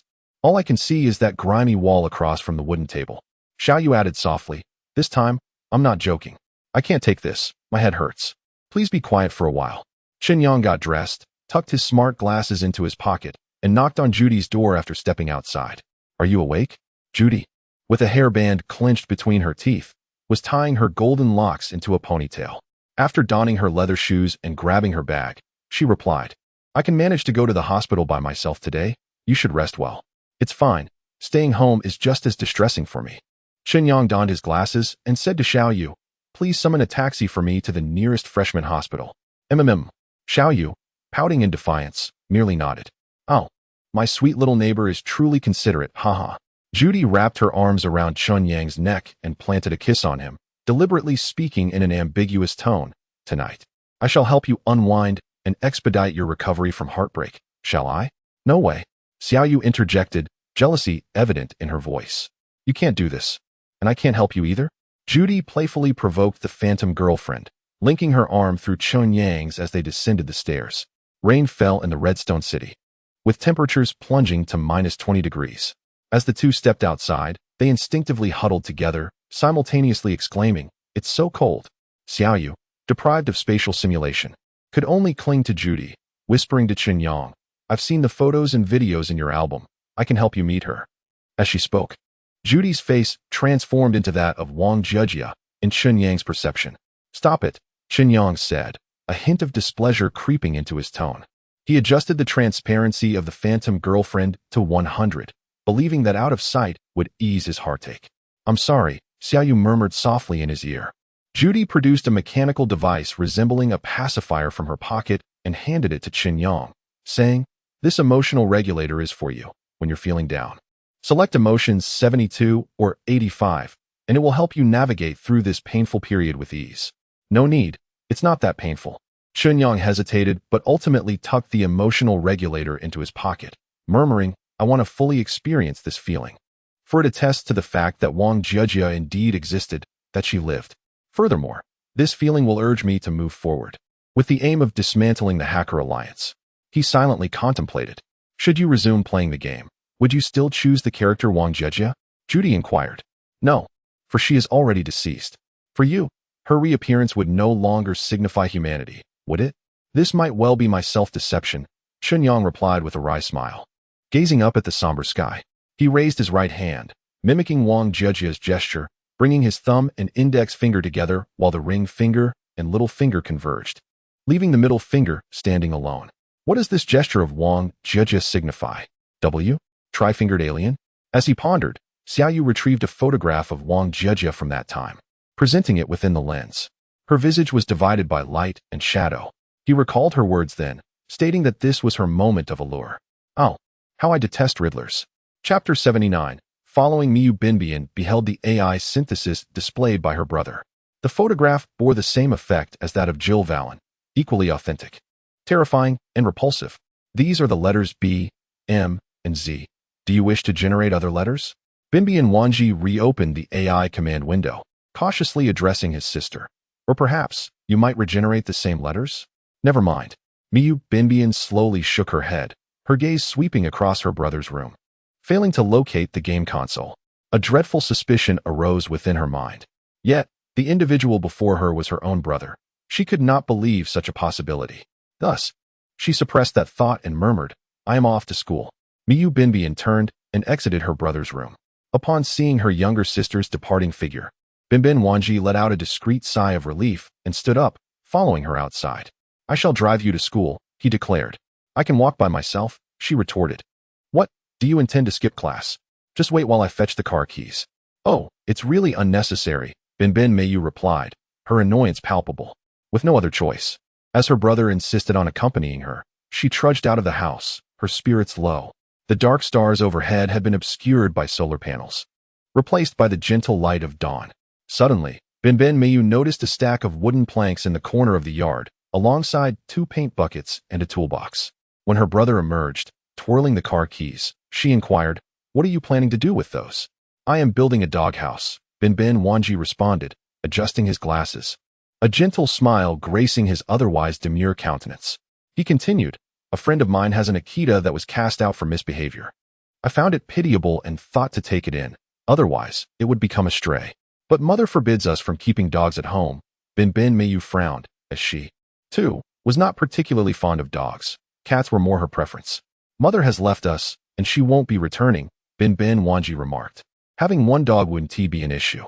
He then placed an arm around his sister's shoulders and gently urged her out of the yard.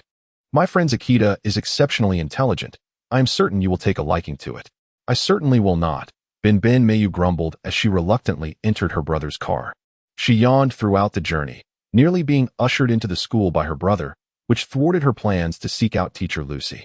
Having not slept the previous night, she promptly rested her head on her desk upon entering the classroom. Jejia. Haine Miyu realized that someone was calling her.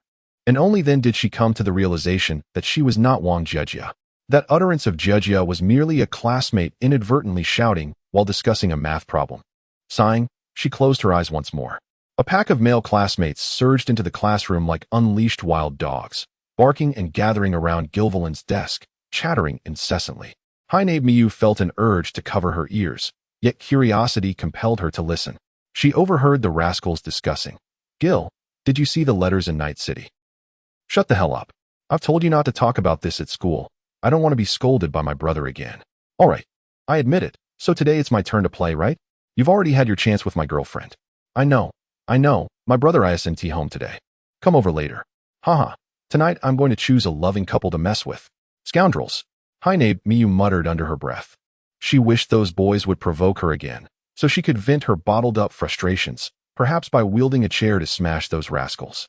However, ever since she had left Gilvilan bloodied, the boys in the class had dared not to stir her, scurrying away like mice fleeing from a cat.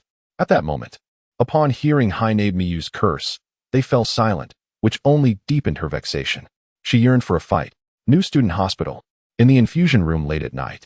There were only 5 or 6 people, all expectant mothers participating in the new student program. To keep warm, Chen Yang and Judy lay closely together on the bed. Judy was once again engrossed in a melodramatic romance series. This time, she assumed the role of a lunar beauty entangled in a love triangle with 2 dashing young men from the Dark Star. Occasionally, she murmured to herself, "Oh dear, this one is quite alluring, and that one is so straightforward. Which should I choose?" Chen Yang stole a few glances at her screen and realized that this film resembled a game, allowing choices at critical plot junctures that would ultimately influence the subsequent narrative. While this cinematic experience was indeed enjoyable, it paled in comparison to the Earth game, which represented a more advanced form of entertainment. Presently, the Earth server was offline.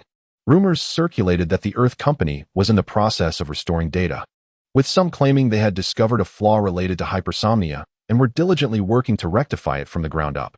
In any case, the current saves for Earth players could not be preserved, and all would be compelled to commence a new playthrough. Wearing smart glasses, Chen Yang perused the chronicles of Dark Star he had purchased from Molly, seeking to enrich his understanding of world history while hoping to uncover some inspiration. Once the Earth game was reactivated, he intended to embark on the 3rd playthrough, no longer content with merely trading between the 2 realms. He aimed to exploit his advantages more fully and undertake endeavors that could significantly alter the status quo.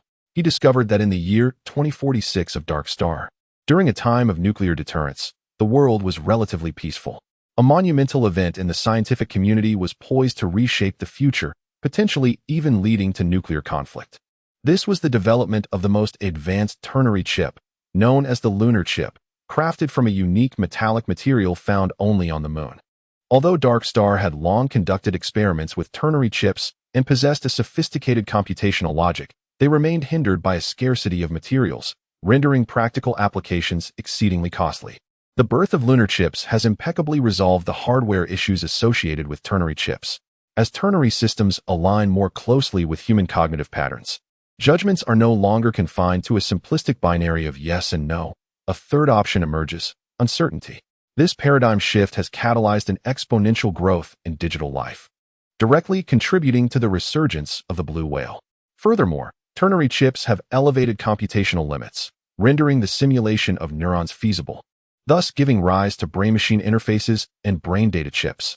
Within a mere decade, dark star technology has fully embraced the ternary era, propelled by the advent of lunar chips.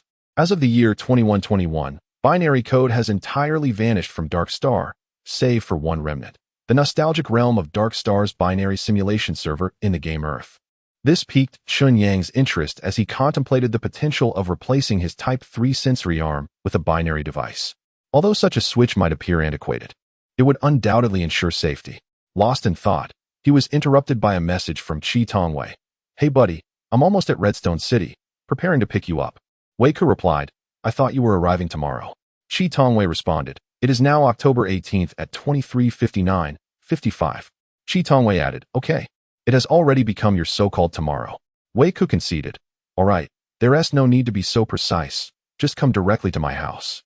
Chen Yang glanced at Judy's nutrient solution, which had just concluded, and the two quickly tidied up before departing from the New Life Hospital. The rain continued to fall outside, and Judy felt as though frost had formed within her nose.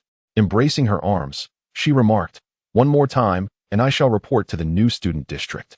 It is truly wonderful not to have to brave the snow to go to work this winter." Chen Yang harbored complex feelings for this uniquely significant neighbor.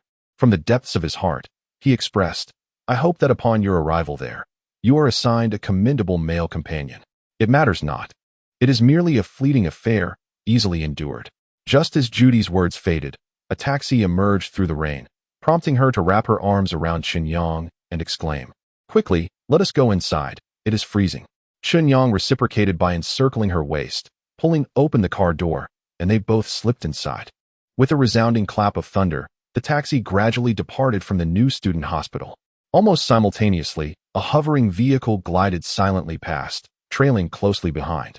Chapter 80. The Indomitable Fist GT5. Chen Yang and Judy returned to their towering residence. As they brushed the raindrops from their coats, they engaged in light conversation while ascending the stairs to the 8th floor. Standing before room 808 was an unexpected figure. "It's you again, Vic." Chi Tongwei waved at Chen Yang and then, surprised, turned his gaze to Judy, who stood beside him. He quickly added with a smile, "I can stay elsewhere tonight. I wouldn't want to intrude upon you. She is my neighbor." Chen Yang was taken aback by Chi Tongwei's early arrival. The speed of the hovering vehicle was indeed impressive. "Hello," Judy greeted warmly, waving her hand. "Are you a friend of Vic's?" "My name is Judy." Chi Tongwei scanned their faces, raising an eyebrow as he replied, "I am Chi Tongwei. It is a pleasure to meet you. Are those all yours?" Chen Yang remarked as he noticed Chi Tongwei bringing in 4 boxes, both large and small. He approached and opened the door, exclaiming, "I never imagined that changing a gaming console could be such a hassle. I wouldn't dare to take your affairs lightly." As Chen Yang opened the door, Chi Tongwei promptly carried the largest box inside. Chen Yang stacked 2 boxes together and carried them in, cautioning, "Be careful, my floor is quite antique." With a sudden crunch, he added, "Too late, my friend.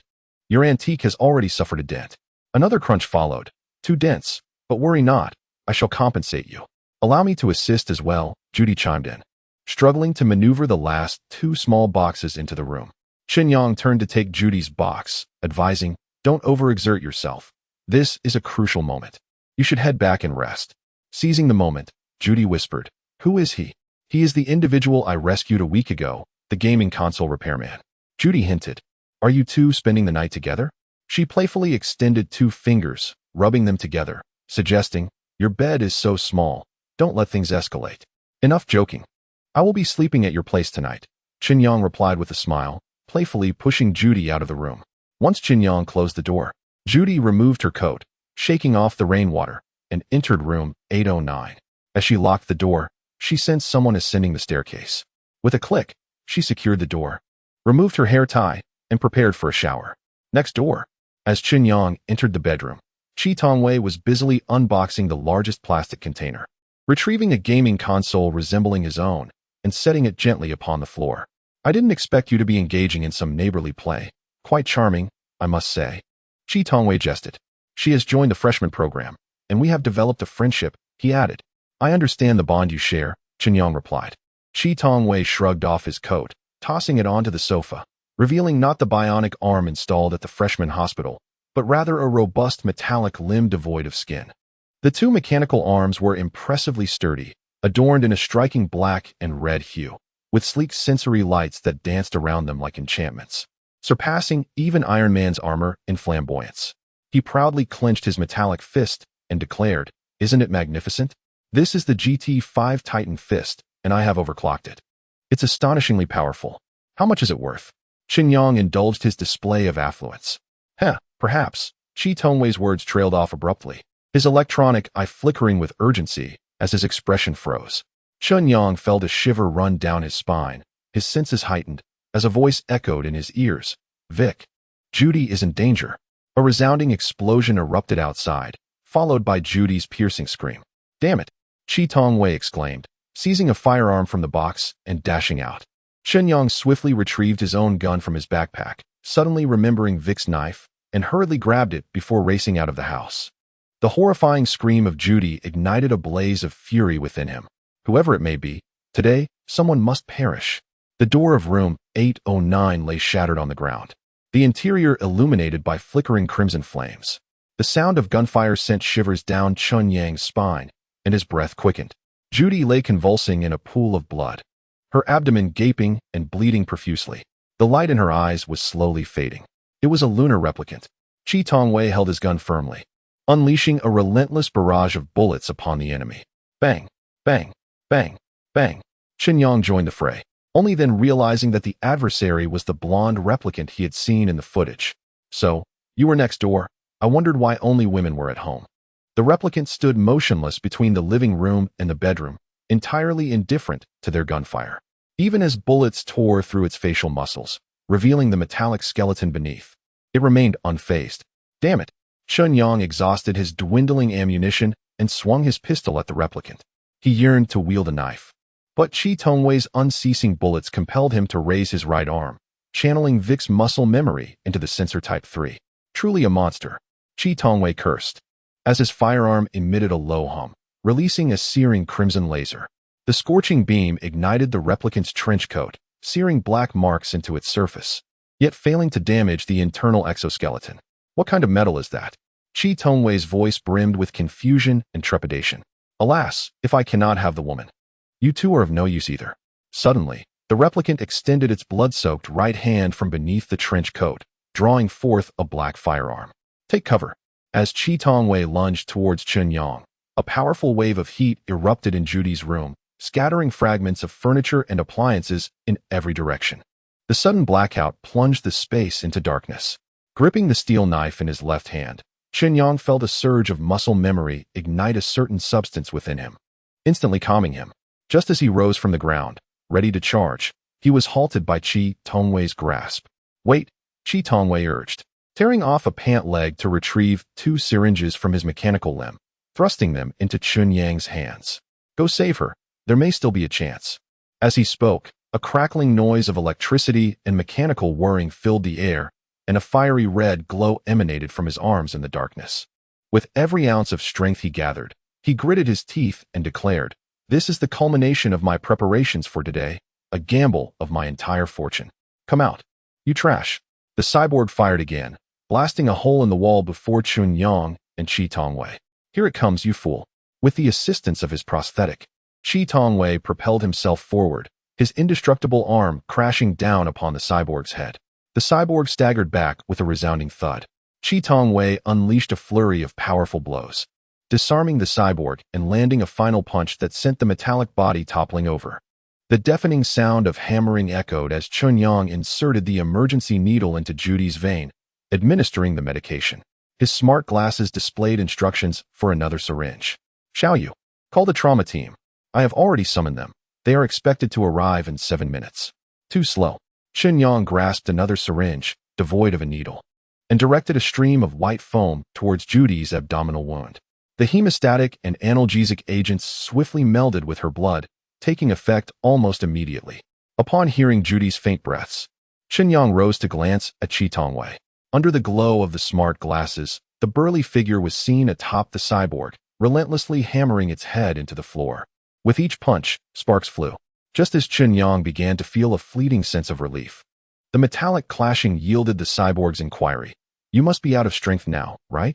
In Chapter 81, Blade Runner, the cyborg seized Chi Tongwei by the collar and delivered a powerful headbutt, striking him squarely in the face. Rising once more, it followed up with a kick, sending Chi Tongwei flying like a deflated ball, crashing against the wall. Chi Tongwei let out a muffled grunt, gasping for breath. Merely a scratch. It didn't hurt at all. The flesh on the cyborg's face had been utterly pulverized, revealing a gleaming metallic skull, its electronic eyes igniting with a cerulean glow.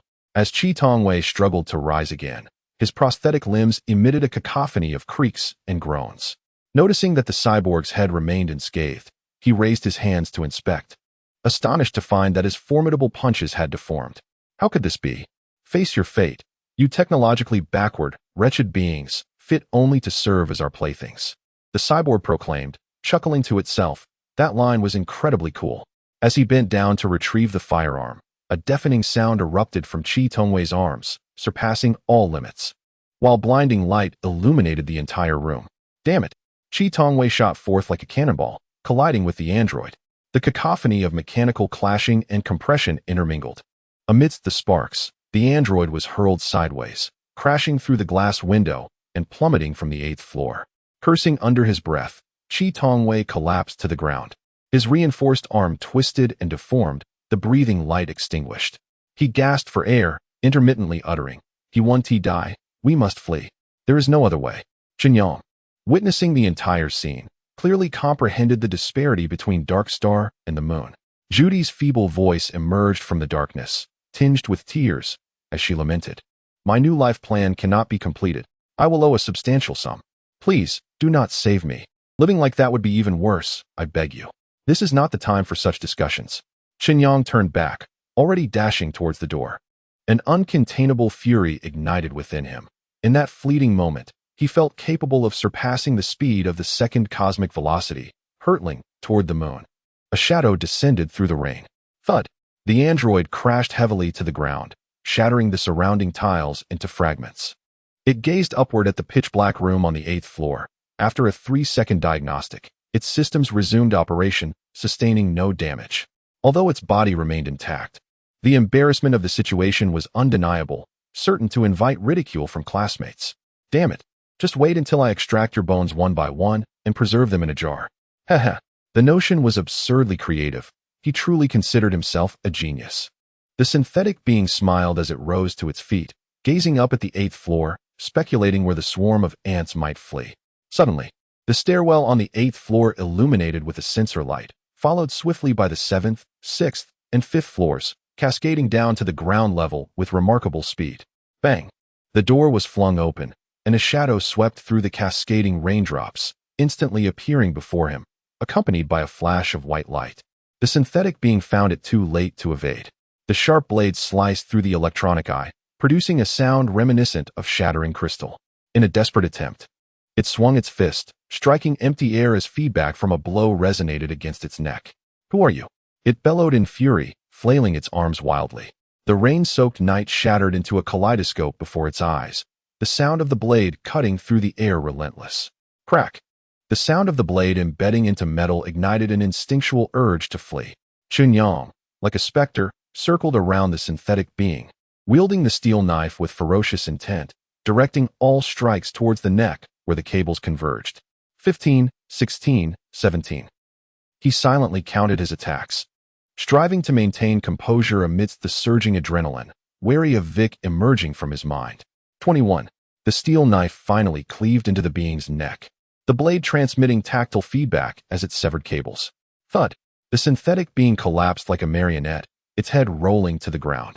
The electric sparks from its exposed neck cavity were swiftly extinguished by the rain. Chen Yang inhaled deeply, his body trembling from exhaustion as the sound of rain quietly enveloped him. "Tell me your name. I shall exact my vengeance."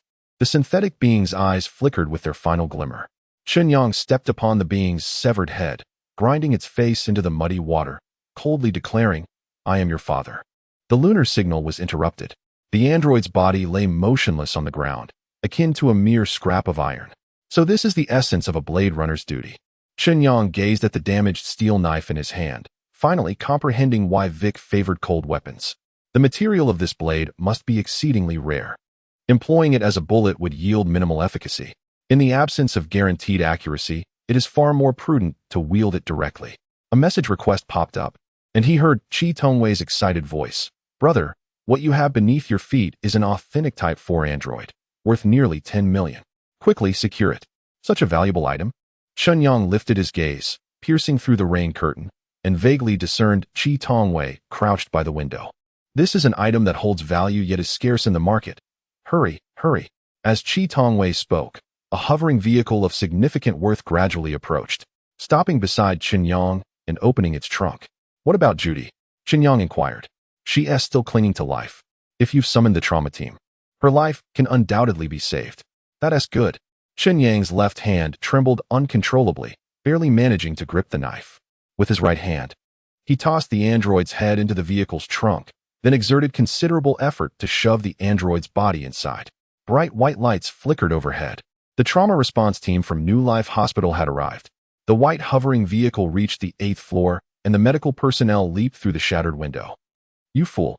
Gil Valen kicked Matsui Masao in frustration, incredulously asking, Are you saying the android from the gaming console has been killed? Was it the Dark Star that killed you? Indeed. I couldn't even catch a glimpse of my assailant's appearance. It feels as though a specter has haunted me. Matsui Masao carefully removed the weighty gaming console from around his neck and placed it gently upon the bed, scrutinizing Gilvalin's expression as he inquired, How much for that android? I can compensate you. Noticing Gilvalin's somber demeanor, he tentatively added, At worst, I could have my girlfriend accompany you a couple more times. I still have 2 of those pills left. Such a commodity loses its allure after a single use. Gilvalin, visibly agitated, massaged his temples and muttered, It's over. I'm going to be reprimanded by my brother again. He expressly forbids me from using the gaming console. How much for that android? Matsui Masao pressed on. That's inconsequential. Gilvalin retorted irritably, reclining on the bed as he continued. What matters is that my brother doesn't find out. If he learns that I secretly used the gaming console and lost to the Dark Star, he would mock me for a lifetime. The more he pondered, the angrier he became, glaring at Matsui Masao. You are utterly pathetic. How could you lose to the Dark Star? I single-handedly dealt with 3 riot control teams back in the day, and you were taken down by 1? With a knife, no less? It should have been. I didn't see the individual. You are such a loser. Gilvalin ignored Matsui any further. Flipping open the laptop on his desk and connecting a data cable to the gaming console, declaring, I must uncover who it was. This vendetta shall not go unavenged. The gaming console whirred to life, producing a rapid whirring sound. As Gilvalin activated the visual recording of the gaming console, he witnessed the fleeting appearance of a video file that vanished instantaneously. Chapter 82. Chiba Gen, New Life Hospital. Judy lay in a deep slumber upon the hospital bed, connected to several tubes, while the figures on the life monitor remained relatively stable. Chen Yang had expended 550,000 to pull her back from the brink of death. Furthermore, at the very moment Judy was wheeled into the operating room, the New Life Project charitable organization sent over her contract for participation along with a breach of contract bill amounting to 350,000. Chen Yang settled the entire sum. There was no alternative. Without payment, the surgery would not proceed. Such is the reasoning of the world. In a single night, Chen Yang spent 900,000 without a twinge of regret, for Judy was the one who brought him warmth. He dozed on the sofa in the hospital room, his mind a blank slate, unwilling to entertain any thoughts. Vic, you must relocate swiftly. Lucy's voice intruded upon his reverie. Indeed, Chen Yang anticipated this outcome. The lunar figure who manipulated the androids was already aware of his address and had seen his face. Residing in Redstone City was no longer feasible. I have erased the visual data of the androids. For now, your identity remains concealed. Really? Chen Yang's eyes brightened, and he promptly transferred 90,000 to Lucy, remarking with a grin, You are truly invaluable. Consider yourself secured for an entire year. Such jesting is best avoided. Offending me offers no advantage. Lucy's tone remained frosty. Very well. In any case, I shall rely on you henceforth. Chen Yang sighed in relief. Since Lucy chose not to be forthright, he would maintain their client relationship. In summary, you must relocate swiftly. One can never predict when a missile might unexpectedly descend from the heavens. So do not say, I did not forewarn you. Do you have any suggestions? Depart from Redstone City, for there are far too many traces of you here that I cannot entirely erase. I have crafted a new identity for you. Your account balance will fluctuate in the near future, so do not be taken aback. Trustworthy indeed. After all, I am being compensated. Lucy stifled a yawn and remarked, I've been busy all night. I'm off to sleep. Sweet dreams. Chen Yang extended his heartfelt wishes. Just then, Chi Tongwei entered the hospital room, his visage marred by bruises from the bionic assault, yet his expression radiated exuberance. A smile even curving at the corner of his lips. You seem quite pleased? Chen Yang noted his somewhat smug demeanor and continued. Did the Iron Fist repair itself? A trivial matter, considering it is top-tier merchandise worth 5 million. It is not easily damaged. Chi Tongwei deliberately flexed his arms, which, though slightly deformed, did not hinder their functionality. With a beaming countenance, he leaned closer to Chen Yang, raising an eyebrow. Let us speak candidly, was I not? For nearly the entirety of the battle, effectively suppressing the lunar bionic entities, ultimately securing our victory? It seems you have mastered the art of nuanced expression. Chen Yang patted Chi Tongwei on the shoulder and sincerely remarked, My friend, your contribution is immense. Had it not been for the syringe you provided, Judy would likely not have survived this long. I truly thank you. A life for a life. I consider my debt of gratitude repaid. Chi Tongwei sat beside Chen Yang, gazing at Judy, who lay on the hospital bed. The location of Redstone City has been compromised. You should relocate to Chiba's source and take that woman with you. I feel unsafe anywhere. A bitter sense of displacement enveloped Chen Yang, particularly after the closure of the Earth server, engendering a profound feeling of being cast out from home. This sentiment held a kernel of truth, yet another reality lingered. As long as one possesses wealth and influence, safety is assured anywhere, Chi Tongwei remarked. Indeed, Chen Yang replied, activating the map on his smart glasses to locate Chiba's source, a city situated near the waste disposal site of Moonbase 20. To the north of Chiba's source lay a metropolis known as Jigging. Is Jigging a directly governed city of the United Government? Chen Yang observed the celestial emblem adorning the city, a symbol of the United Government. Indeed, that place could be deemed a safe haven, albeit it necessitates the installation of a neural data chip and is under constant surveillance. There are numerous complications. I have resided there before, fading into obscurity. Chi Tongwei paused momentarily before continuing. By the way, the Earth Corporation is located in Jigging. Living next to Earth is incredibly enticing. For days later, a military green hover vehicle traversed the hazy mist, entering the waste disposal site of Moonbase 20. Chen Yang looked down at the chaotic mounds of refuse, occasionally spotting scavengers seeking their fortune amidst the debris. He recalled the night he first arrived on Dark Star, for a mere 500 yuan, scrounging through garbage like a worm. This inevitably stirred within him a poignant reflection. Existence is fraught with challenges. Chi Tongwei awoke with a start, startled by the sound of his own snoring. He rubbed his dry eyes and lingered in a moment of stupor before speaking. Ahead lies Yuan, a place quite unlike the industrial park of Hangzhou City, where public safety is far from commendable, or rather, quite dismal. Yet, much like Night City, it possesses a certain debauchery, allowing one to indulge in reckless abandon. After saying this, he retrieved a bottle of eye drops from the drawer of the vehicle, administering a few drops to his electronic eyes while maintaining a tilted posture. He inquired, What shall we do with the bionic Type 4? If you have reliable connections, sell it for profit. Keeping this android will inevitably lead to complications. Chen Yang responded, I have investigated in the black market. This bionic Type 4 is constructed with a titanium alloy known as solid titanium steel, one of the most resilient metals in Dark Star. Chi Tongwei scoffed coldly and continued.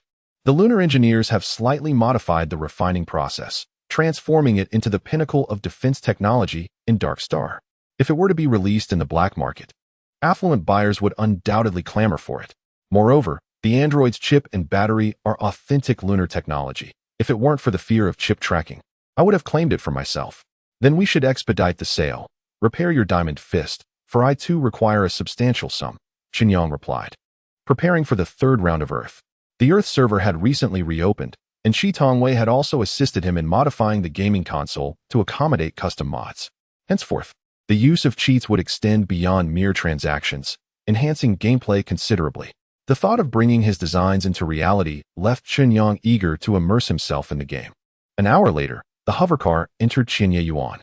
Chiba's source is also a city newly established after the war, characterized by an architectural style reminiscent of Redstone City, featuring densely packed and towering skyscrapers. As the hovercar glides in, It resembles a beetle burrowing into a dark forest, with dazzling neon lights and holographic projections blooming beneath like vibrant flowers and mushrooms.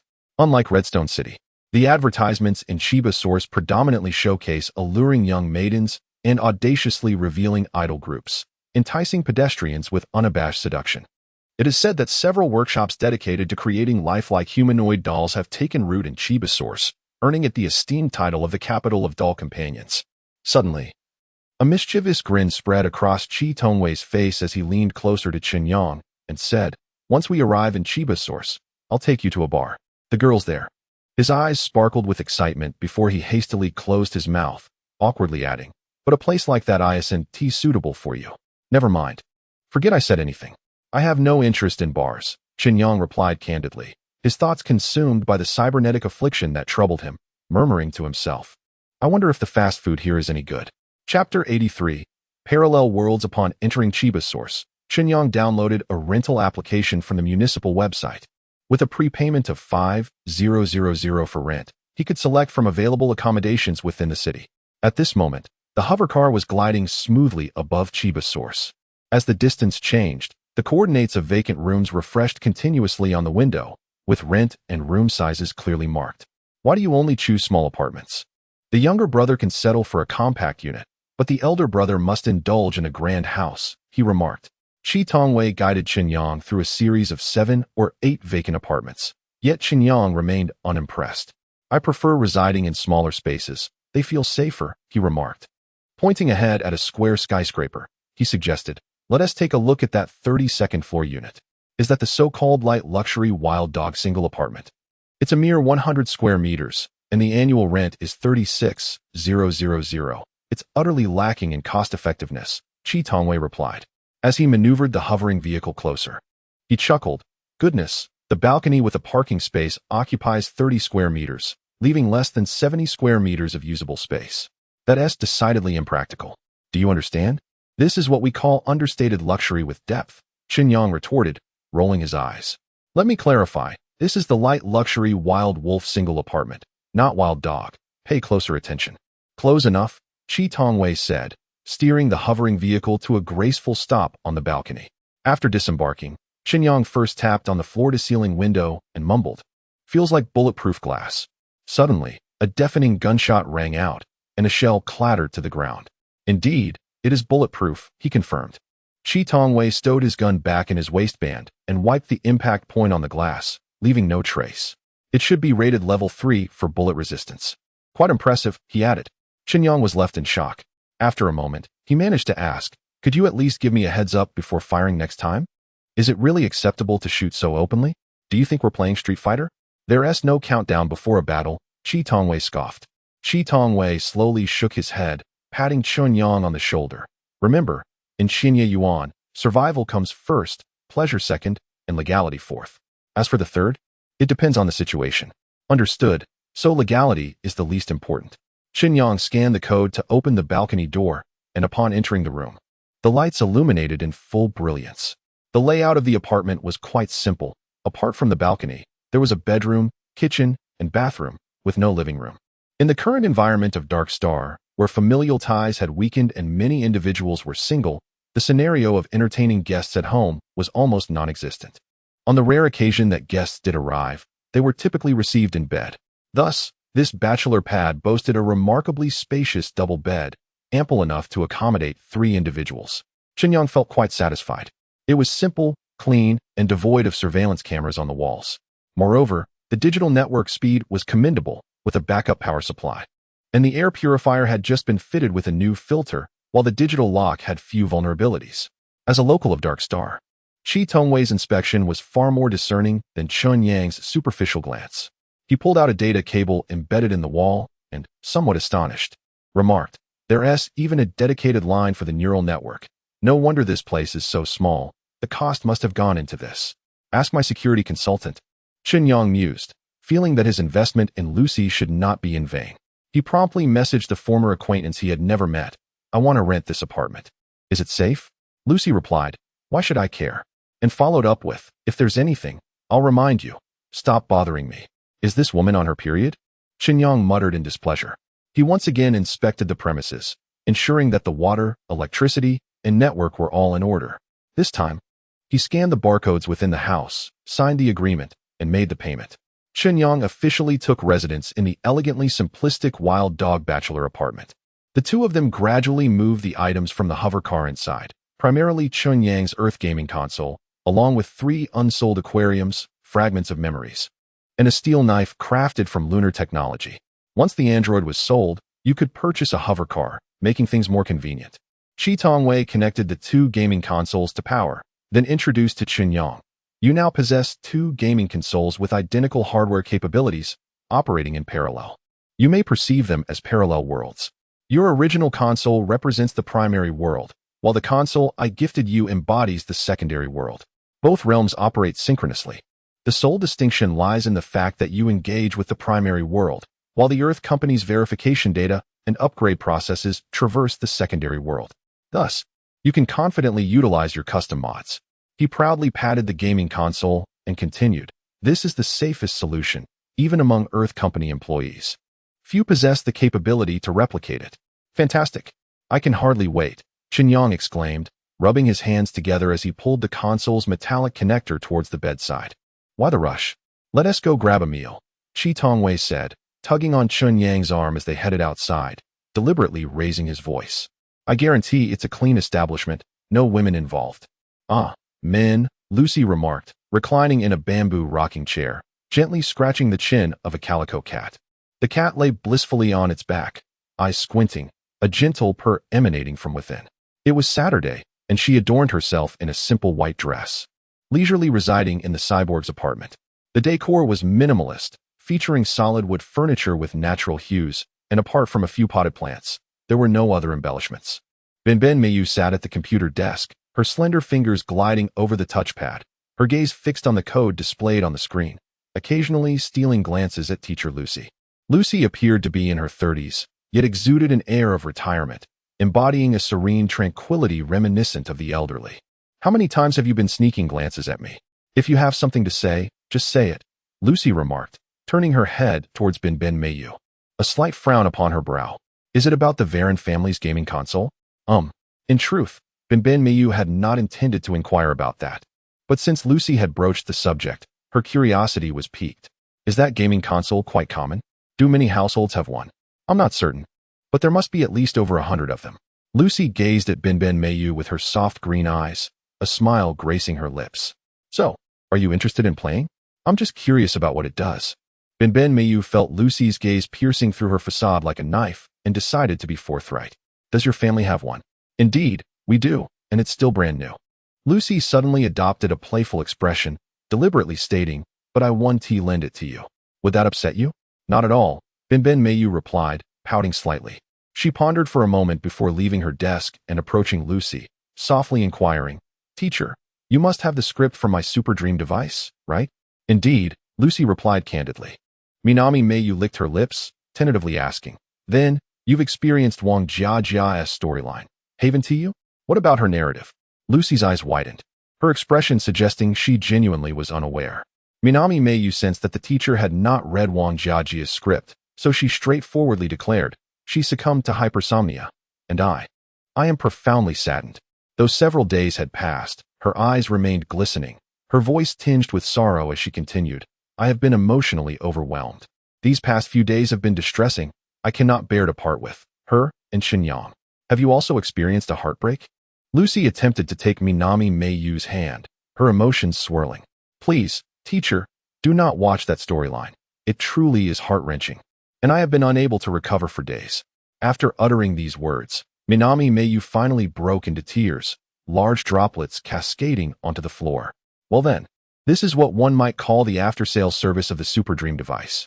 Lucy discarded the cat she had been holding, rose to embrace Minami Mayu, gently patting her back as she reassured, "Do not cry. I will find an opportunity for you to try that gaming machine." Chapter 84. Earth's third cycle. After being embraced by Lucy, Minami Mayu wept even more fervently. She sobbed for a considerable time before rubbing her eyes and admitting, "I don't particularly wish to play that kind of gaming machine. To be honest, I am somewhat afraid. In truth, I merely wish to offer some solace to Chen Yang. Yet it seems an impossible endeavor. He has been absent for several days, and my concern for him grows. Lucy, displaying a disdainful expression, retorted with a hint of bitterness. You needn't worry about such men. Heartbreak merely serves as their excuse to seek other women. Who knows, he might be. Ultimately, no matter how disheartened you feel, it is a losing venture. Heed my advice. Find a young man nearby to mask your emotions with new ones. It is the swiftest remedy. Is that truly the case? Minami Meiyu inquired, attempting to steady her emotions while furrowing her brow. Yet the boys around me are all insufferable wretches, far inferior to Chen Yang, who is worth at least a finger. Which finger?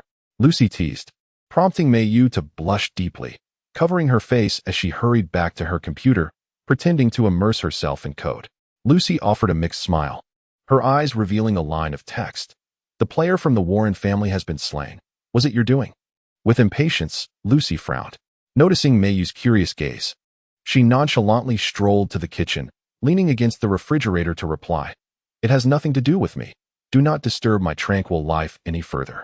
We require your assistance. I have withdrawn from the organization since the Silver Wing Alliance disbanded. Please do not intrude upon my peace. Is life on the moon truly so splendid?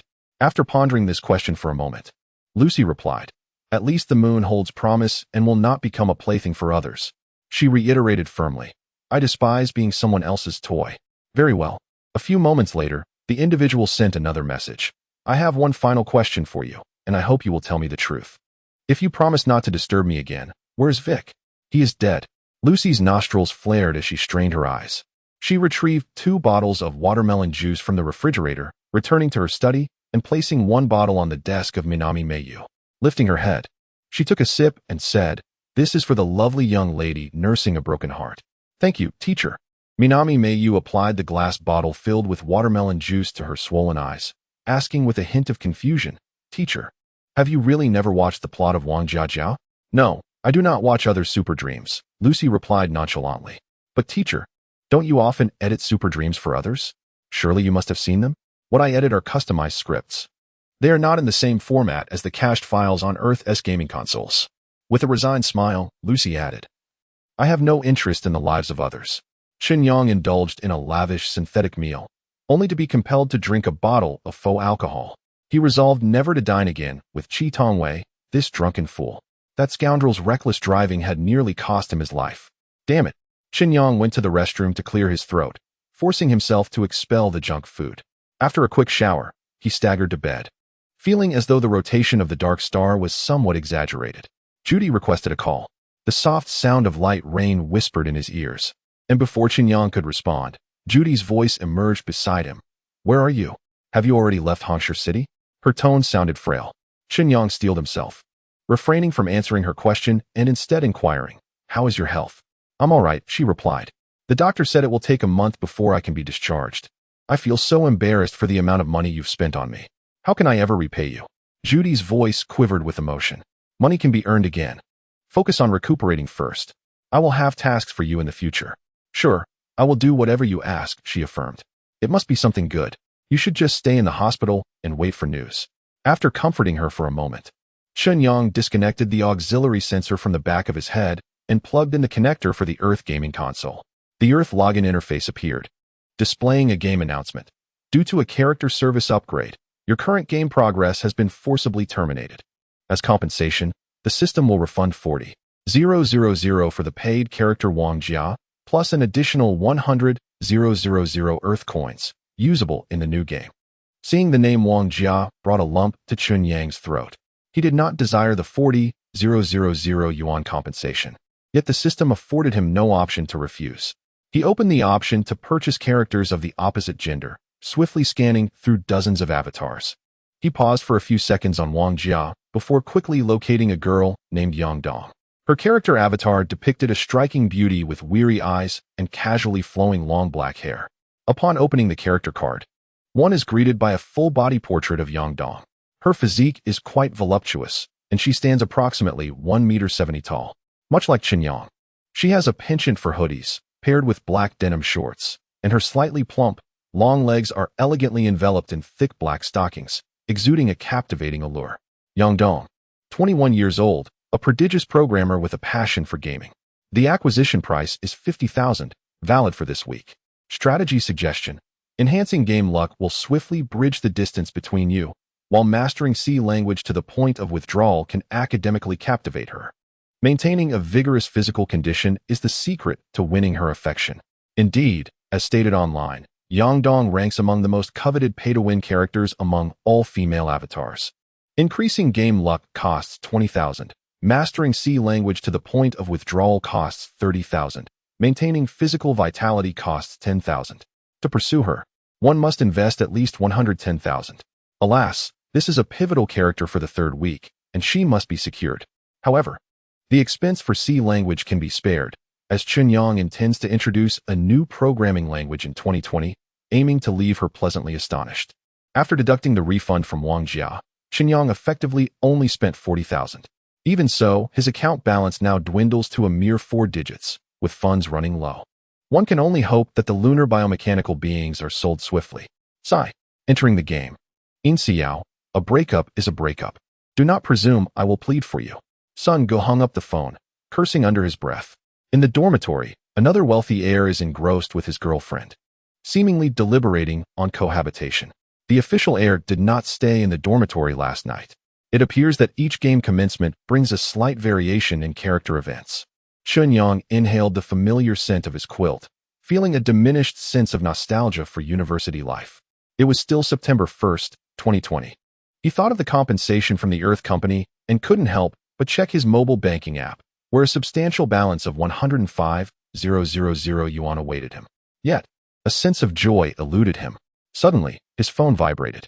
The caller ID read, "Darling." Damn, Chen Yang felt embarrassed by the contact name and answered the call. "Hello. Is this my most adorable darling?" "How disgusting," Lu Yuyan replied, her tone laced with disdain and impatience. With a sigh, she continued, "Chen Yang, let's break up." A classic scenario. Chen Yang composed himself and, with exaggerated incredulity, exclaimed, "What? How sudden? What on earth did I do wrong? What did I do wrong?"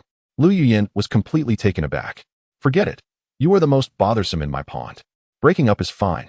I'm simply tired of it." Chen Yang ended the call. Refreshing. Chapter 85. Homemade mod. Chen Yang did not engage in a prolonged argument with Lu Yuyan. He swiftly blocked her. After rising, he ventured to a real estate agency near the school and re-rented the apartment in Hengtian Xinyuan.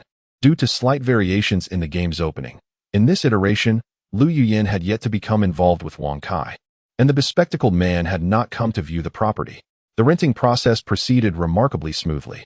Once he obtained the keys, he headed to the pet market, purchasing an aquarium and 100 guppies, then took a taxi back. The day passed in a flurry of activity. As for the paid character, Yang Dong, he had not rushed to seek him out. He believed that fate and funds would eventually bring them together. He eagerly experimented with his homemade mod. Chen Yang unplugged the data cable, feeling dizzy and nauseous. This discomfort was not solely a side effect of using the brain-machine interface. It was primarily due to the effects of the counterfeit liquor provided by Qi Tongwei, which lingered even after 6 hours. Lying on his bed, he silently observed the swaying room around him. This luxurious yet wild apartment was exquisitely decorated, with deep gray walls complemented by concealed lighting that created a palpable ambience. Despite being on the 32nd floor, holographic advertisements cast colorful hues of pink and orange across the furniture within. There was a desk in the room, albeit made of synthetic materials, lacking the charm of the old wooden desk from Redstone City. Chen Yang donned his glasses, seated himself, and activated the Sensory Type 3 Galaxy system to begin editing the software installed by Qi Tongwei. This software could access the database of Earth's gaming consoles, allowing him to substitute his own crafted BM models for their counterparts. Currently, he opened the player profile for Chen Yang, which encompassed 3 main categories: character models, all items, and pets. The character model represented Chen Yang's own form. As a proficient BM artist like Qi Tongwei, he could effortlessly utilize Wang Kai, the affluent second-generation heir, to create a dashing model to replace it, transforming it into a lavish, enhanced version of Kai Go. The items included various belongings such as clothing, shoes, and digital products. Anything possessing ownership was cataloged within this profile. The pets represented living entities belonging to the character. For instance, Chen Yang's pet profile contained 100 entries, all of which were his beloved blue guppies. In the form, the category is classified as fish, main category, blue gudgeon, subcategory, blue gudgeon variety 31. On his way to Yuan, Chen Yang crafted a model of a blue gudgeon. This model bears a striking resemblance to a typical blue gudgeon, with the sole distinction being that its dorsal fin is fashioned from the bioluminescent material of the anglerfish. Chen Yang accessed one of the entries and imported his custom blue gudgeon model, subsequently saving the database form. Upon returning to the game, he awoke in the house at Hengtianxin Yuan. He hastily entered the study and beheld a blue gudgeon with a luminous dorsal fin gracefully swimming in the aquarium atop the cabinet, trailed by a few star-chasing fish. Curious as to why it appeared so unique. Success. This mutant fish could fetch a fortune on both Earth and Dark Star. However, casting it into Dark Star would be tantamount to self-destruction. Selling it on Earth would also pose challenges, as it would likely attract the attention of the Earth companies. Chi Tongwei had repeatedly cautioned him. Altering the fundamental tenets of the game means not disturbing the capital's interests. While private mods can enhance 1S and 1S spouse's appearance, adding a touch of fantasy to life, they must not jeopardize the profit margins of Earth companies. Players' earnings on Earth are subject to dynamic regulation, and for a player like Chen Yang, who hails from a common background, soaring to great heights or plummeting into an abyss are two sides of the same coin, an extremely perilous endeavor. Hence, the use of private mods must be approached with discretion. Furthermore, whether on Earth or Dark Star, money is merely a numerical representation, and it is unnecessary to take such risks. Changing the model's skin is merely a straightforward operation. In theory, a private mod can modify subcategories, essentially allowing one to re-edit the species of the bluegill within the foundational rules of fish. For instance, one could endow the bluegill with teeth, altering its behavior to create a new subcategory. However, such endeavors exceed the capabilities of BM language. One must acquire knowledge of other B languages and equip oneself accordingly. Chen Yang suspected that the peculiar individual from the moon would not cease his pursuits. Should they encounter one another again, it would be prudent to have a strategy in place. This golden opportunity must be put into practice. In his new abode, Chen Yang found it difficult to sleep soundly. Fortunately, he had emerged from the haze of inebriation, and the cotton bedding provided him with sufficient warmth, albeit he felt the absence of a woman. He dared not linger in bed, rising early to have breakfast and engage in physical exercise. Through his battles with the replicants, he recognized the frailty of Vic's physique. Reflecting on that rainy night, it was evident that after delivering 10 strikes, his body had significantly slowed down. Had Vic himself been in peak condition, the battle would not have concluded after merely 21 strikes. He pondered inquiring Lucy. Though he surmised she would remain reticent, she seemed intent on distancing their relationship, never mentioning the Silver Wing alliance. Chen Yang resolved to test his luck, for sometimes, Little Yu could be equated with Lucy. Little Yu, how many strikes did it take me to defeat the replicant type for? He mused. I have no idea, Little Yu murmured through the auxiliary sensor. After a brief pause, she continued, I guess, if it were Vic from the Silver Wing alliance, it would be resolved within 5 strikes. Within 5 strikes? That's astonishing. Chen Yang covered his face, regretting that he had asked her. He had thought himself quite impressive, but ultimately felt embarrassed. However, Xiao Yu had placed particular emphasis on Vic from the Silver Wing alliance, which clearly hinted that Lucy did not regard herself as Vic. Regarding this woman, Chen Yang was uncertain how much she understood about him and his special abilities. Lucy did not articulate her thoughts directly, and her attitude was rather nuanced. It seemed as though she was observing herself in a fishbowl, disinterested yet unwilling to let herself perish. Such a peculiar relationship. Chen Yang drew the curtains, removed the auxiliary sensor from the back of his head, and tucked it along with his glasses beneath his pillow. Regardless of her knowledge, precautions were still necessary. He retrieved a large plastic container from the wardrobe, filled with items brought back from Redstone City. Setting the memory fragment projector on the table, he connected it to a laptop that mapped the galaxy system and a Huawei P40 to gather light particles back to Earth. Finally, he extracted Vic's knife. Capable of damaging the titanium alloy, renowned as the pinnacle of Dark Star defense, within 5 strikes, its material was evidently superior and not made from Dark Star materials. Chen Yang meticulously inspected the blade's several nicks, discovering a fine crack hidden within. This knife would not last much longer. It would be prudent to forge another.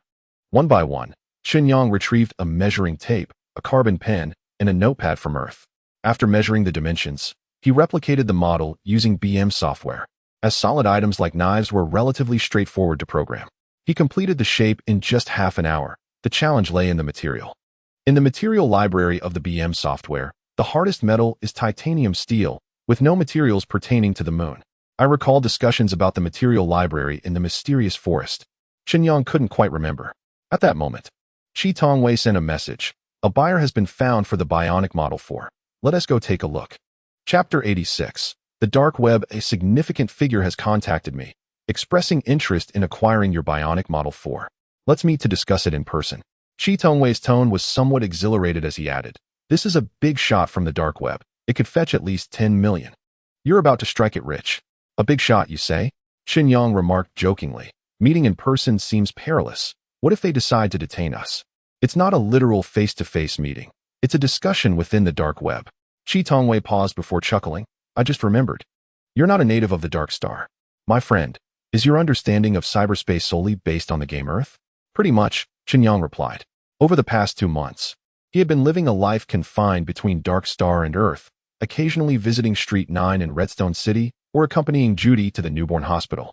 With little exploration beyond that, his interactions had been even more limited. The term dark web was frequently heard, yet he had never ventured into it. "All right, today you shall have a glimpse of it. Connect your home's neural network line to the brain-machine interface, and I will guide you into the dark web to broaden your horizons," Chi Tongwei declared. "Is that line dangerous?" Chen Yang inquired. "Infinitely more secure than the digital network. Come on." After a brief pause, Chen Yang removed his smart glasses and extracted the dedicated neural network cable from the wall, connecting it to the back of his head at his desk. As a tingling sensation enveloped him, words began to manifest in his vision, devoid of any lens projection, verifying and activating. "Vic, Citizen ID, VK209000602. Greetings, welcome to the neural network. Initializing services for you. Soon." Surreal icons emerged in his sight, among which was the Earth game. To his astonishment, versions of other games such as World of Warcraft and League of Legends were also present in the neural network. Chen Yang felt as though he had missed a fortune. "Your friend Chi Tongwei has shared a dark web application with you. Would you like to install it?" "Install. Installation complete. Your friend Chi Tongwei invites you to join him in the dark web. Enter." No sooner had Chen Yang spoken than the world around him plunged into darkness, and his body lost all sensation. It was akin to entering the Earth itself. Chen Yang found himself on a brightly lit street, where the buildings and roads were predominantly adorned in gold, shimmering blindingly. As he gazed down the thoroughfare, he noticed an increasingly steep incline leading towards the heavens. It became clear that the dark web was a circular realm, resembling a golden ring. The majority of the inhabitants on the street shared an identical appearance, including Chen Yang himself, all exhibiting a dark purple skin tone, with intricate golden patterns adorning their unique forms. "Young man, do you need to vent a little?" A strikingly alluring woman set her sights on the newly arrived Chen Yang, gently caressing his chest as she spoke, regardless of whether one is a man or a woman, a cyborg or a being of mixed gender, we can provide the finest experience. Without waiting for Chen Yang's response, she slipped a business card for the Rose Pistol Club into his pocket and sauntered away. "The Rose Pistol Club has been added to your dark web contacts. Rest assured, Lucy cannot monitor this place." A figure clad in crimson armor approached Chen Yang, his voice resonating with a metallic timbre, making it impossible to discern that it was Chi Tongwei. "Is there skin in the dark web?" Chen Yang wondered. "Of course. Did you think the modelers only worked for Earth companies?" "Huh." Chi Tongwei flicked a card towards Chen Yang, adding, "In cyberspace, modelers are of great utility. You should learn the BM language well." Good heavens. Chen Yang suddenly realized his chest had reached a new elevation. It turned out Chi Tongwei had equipped him with the skin of Wonder Woman, ample bosom and curvaceous form, rendering even his second brother insignificant. "Do not worry.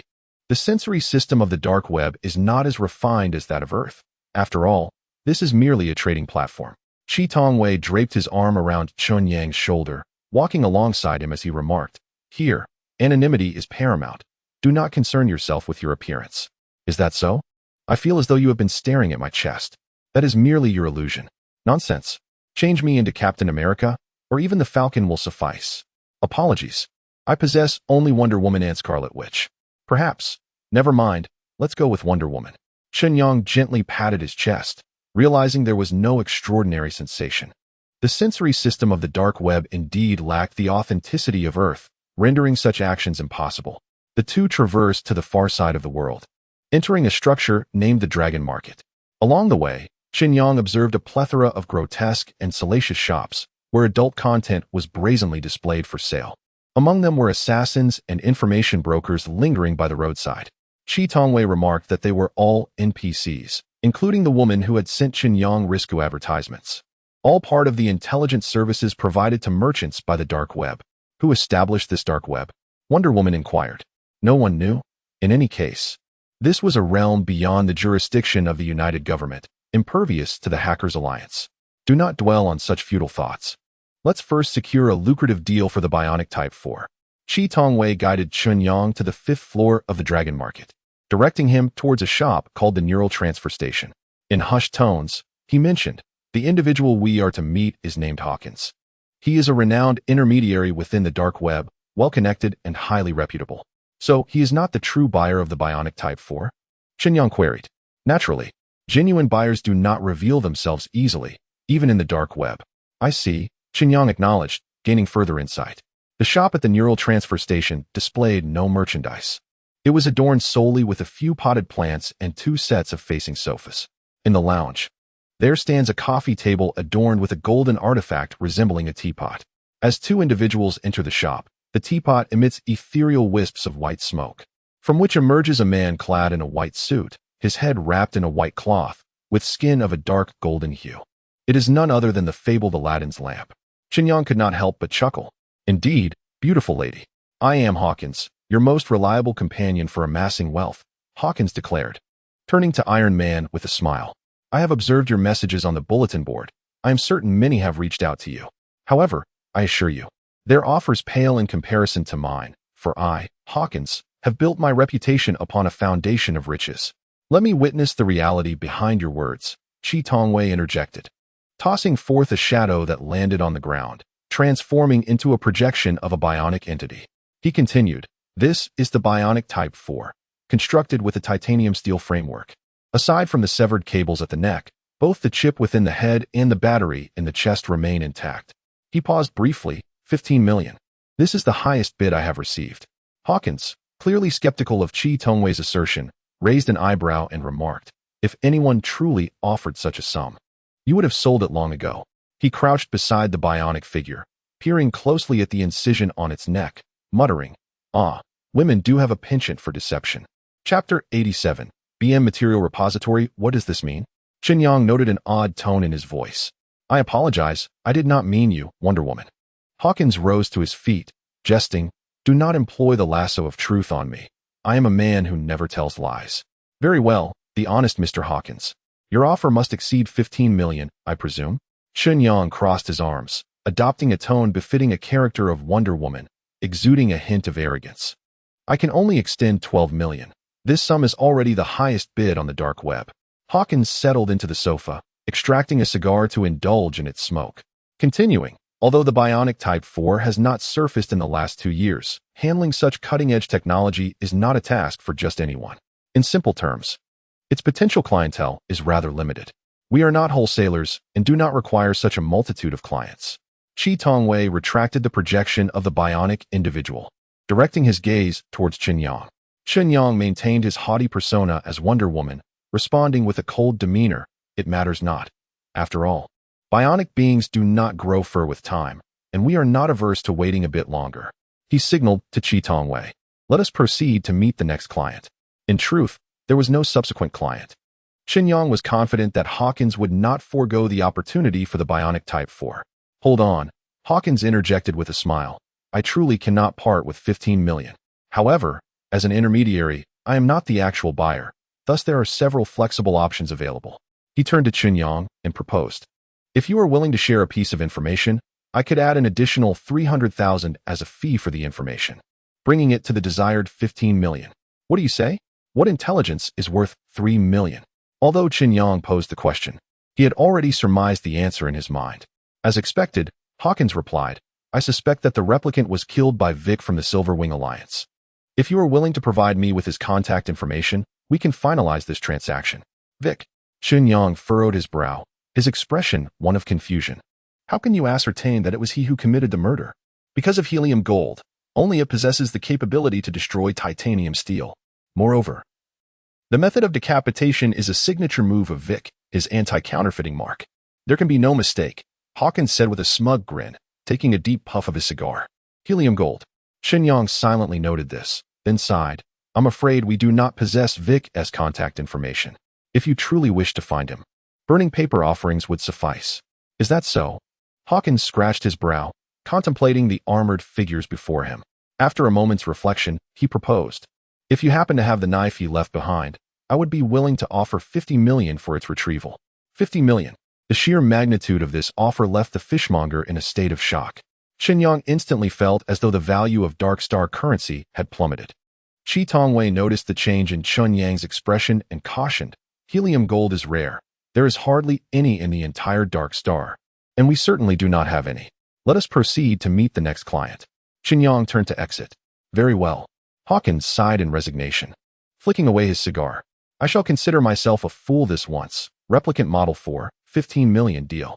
You merely earned a little less, making it seem as though you were incurring a loss. Chi Tongwei scoffed lightly. A slight decrease in profit equates to a loss. As a merchant, one must possess the awareness that not seizing an opportunity can lead to significant setbacks. Hawkins approached Chen Yang, smiling as he remarked, if I am not mistaken, this sum is meant for you, correct? Should there be any future dealings involving Bionic Model 4, do not hesitate to contact me. The pricing will surely meet your expectations. He raised his hand, igniting a glimmer of golden light that touched the tip of Chen Yang's nose. A system notification materialized before him. Hawkins has transferred 14T, 317G dark web currency, 80 frozen. Hawkins wishes to obtain your contact information. Please enter your nickname. Wonder Woman. Hawkins and you, Wonder Woman, have become friends. After completing the transaction, Chen Yang gazed at the dark web currency with a slight frown, deducing that it resembled something akin to Bitcoin. Hawkins returned to the sofa area, waving his hand as he stated, I hope to expedite the shipment. My reputation on the dark web is among the finest. So fret not. With that, he transformed into a wisp of white smoke, vanishing back into the lamp. Once the two departed the neural transfer station shop and descended to the first floor of the underground mall, Chen Yang finally inquired, is the dark web currency valued at 1 million equals 1 yuan? Indeed, substantial transactions are often rounded to G, accompanied by a 20 deposit. Chi Tongwei let out a sigh of relief, his skin morphing into the default purple hue of the default avatars, his voice returning to its original tone as he continued. Dark web currency can be exchanged in numerous places and can also be utilized directly, offering far greater security than Dark Star coins. Quite intriguing indeed. Chen Yang reverted to his default skin and inquired, how is the delivery conducted? Is it safe? There are various methods, she explained. For instance, one could bury the items in a concealed location and then provide the seller with the coordinates for them to excavate. Additionally, the dark web offers pickup lockers, along with intermediary companies that provide paid shipping services. I will handle the shipping arrangements, and you can expect an update from me as soon as tonight.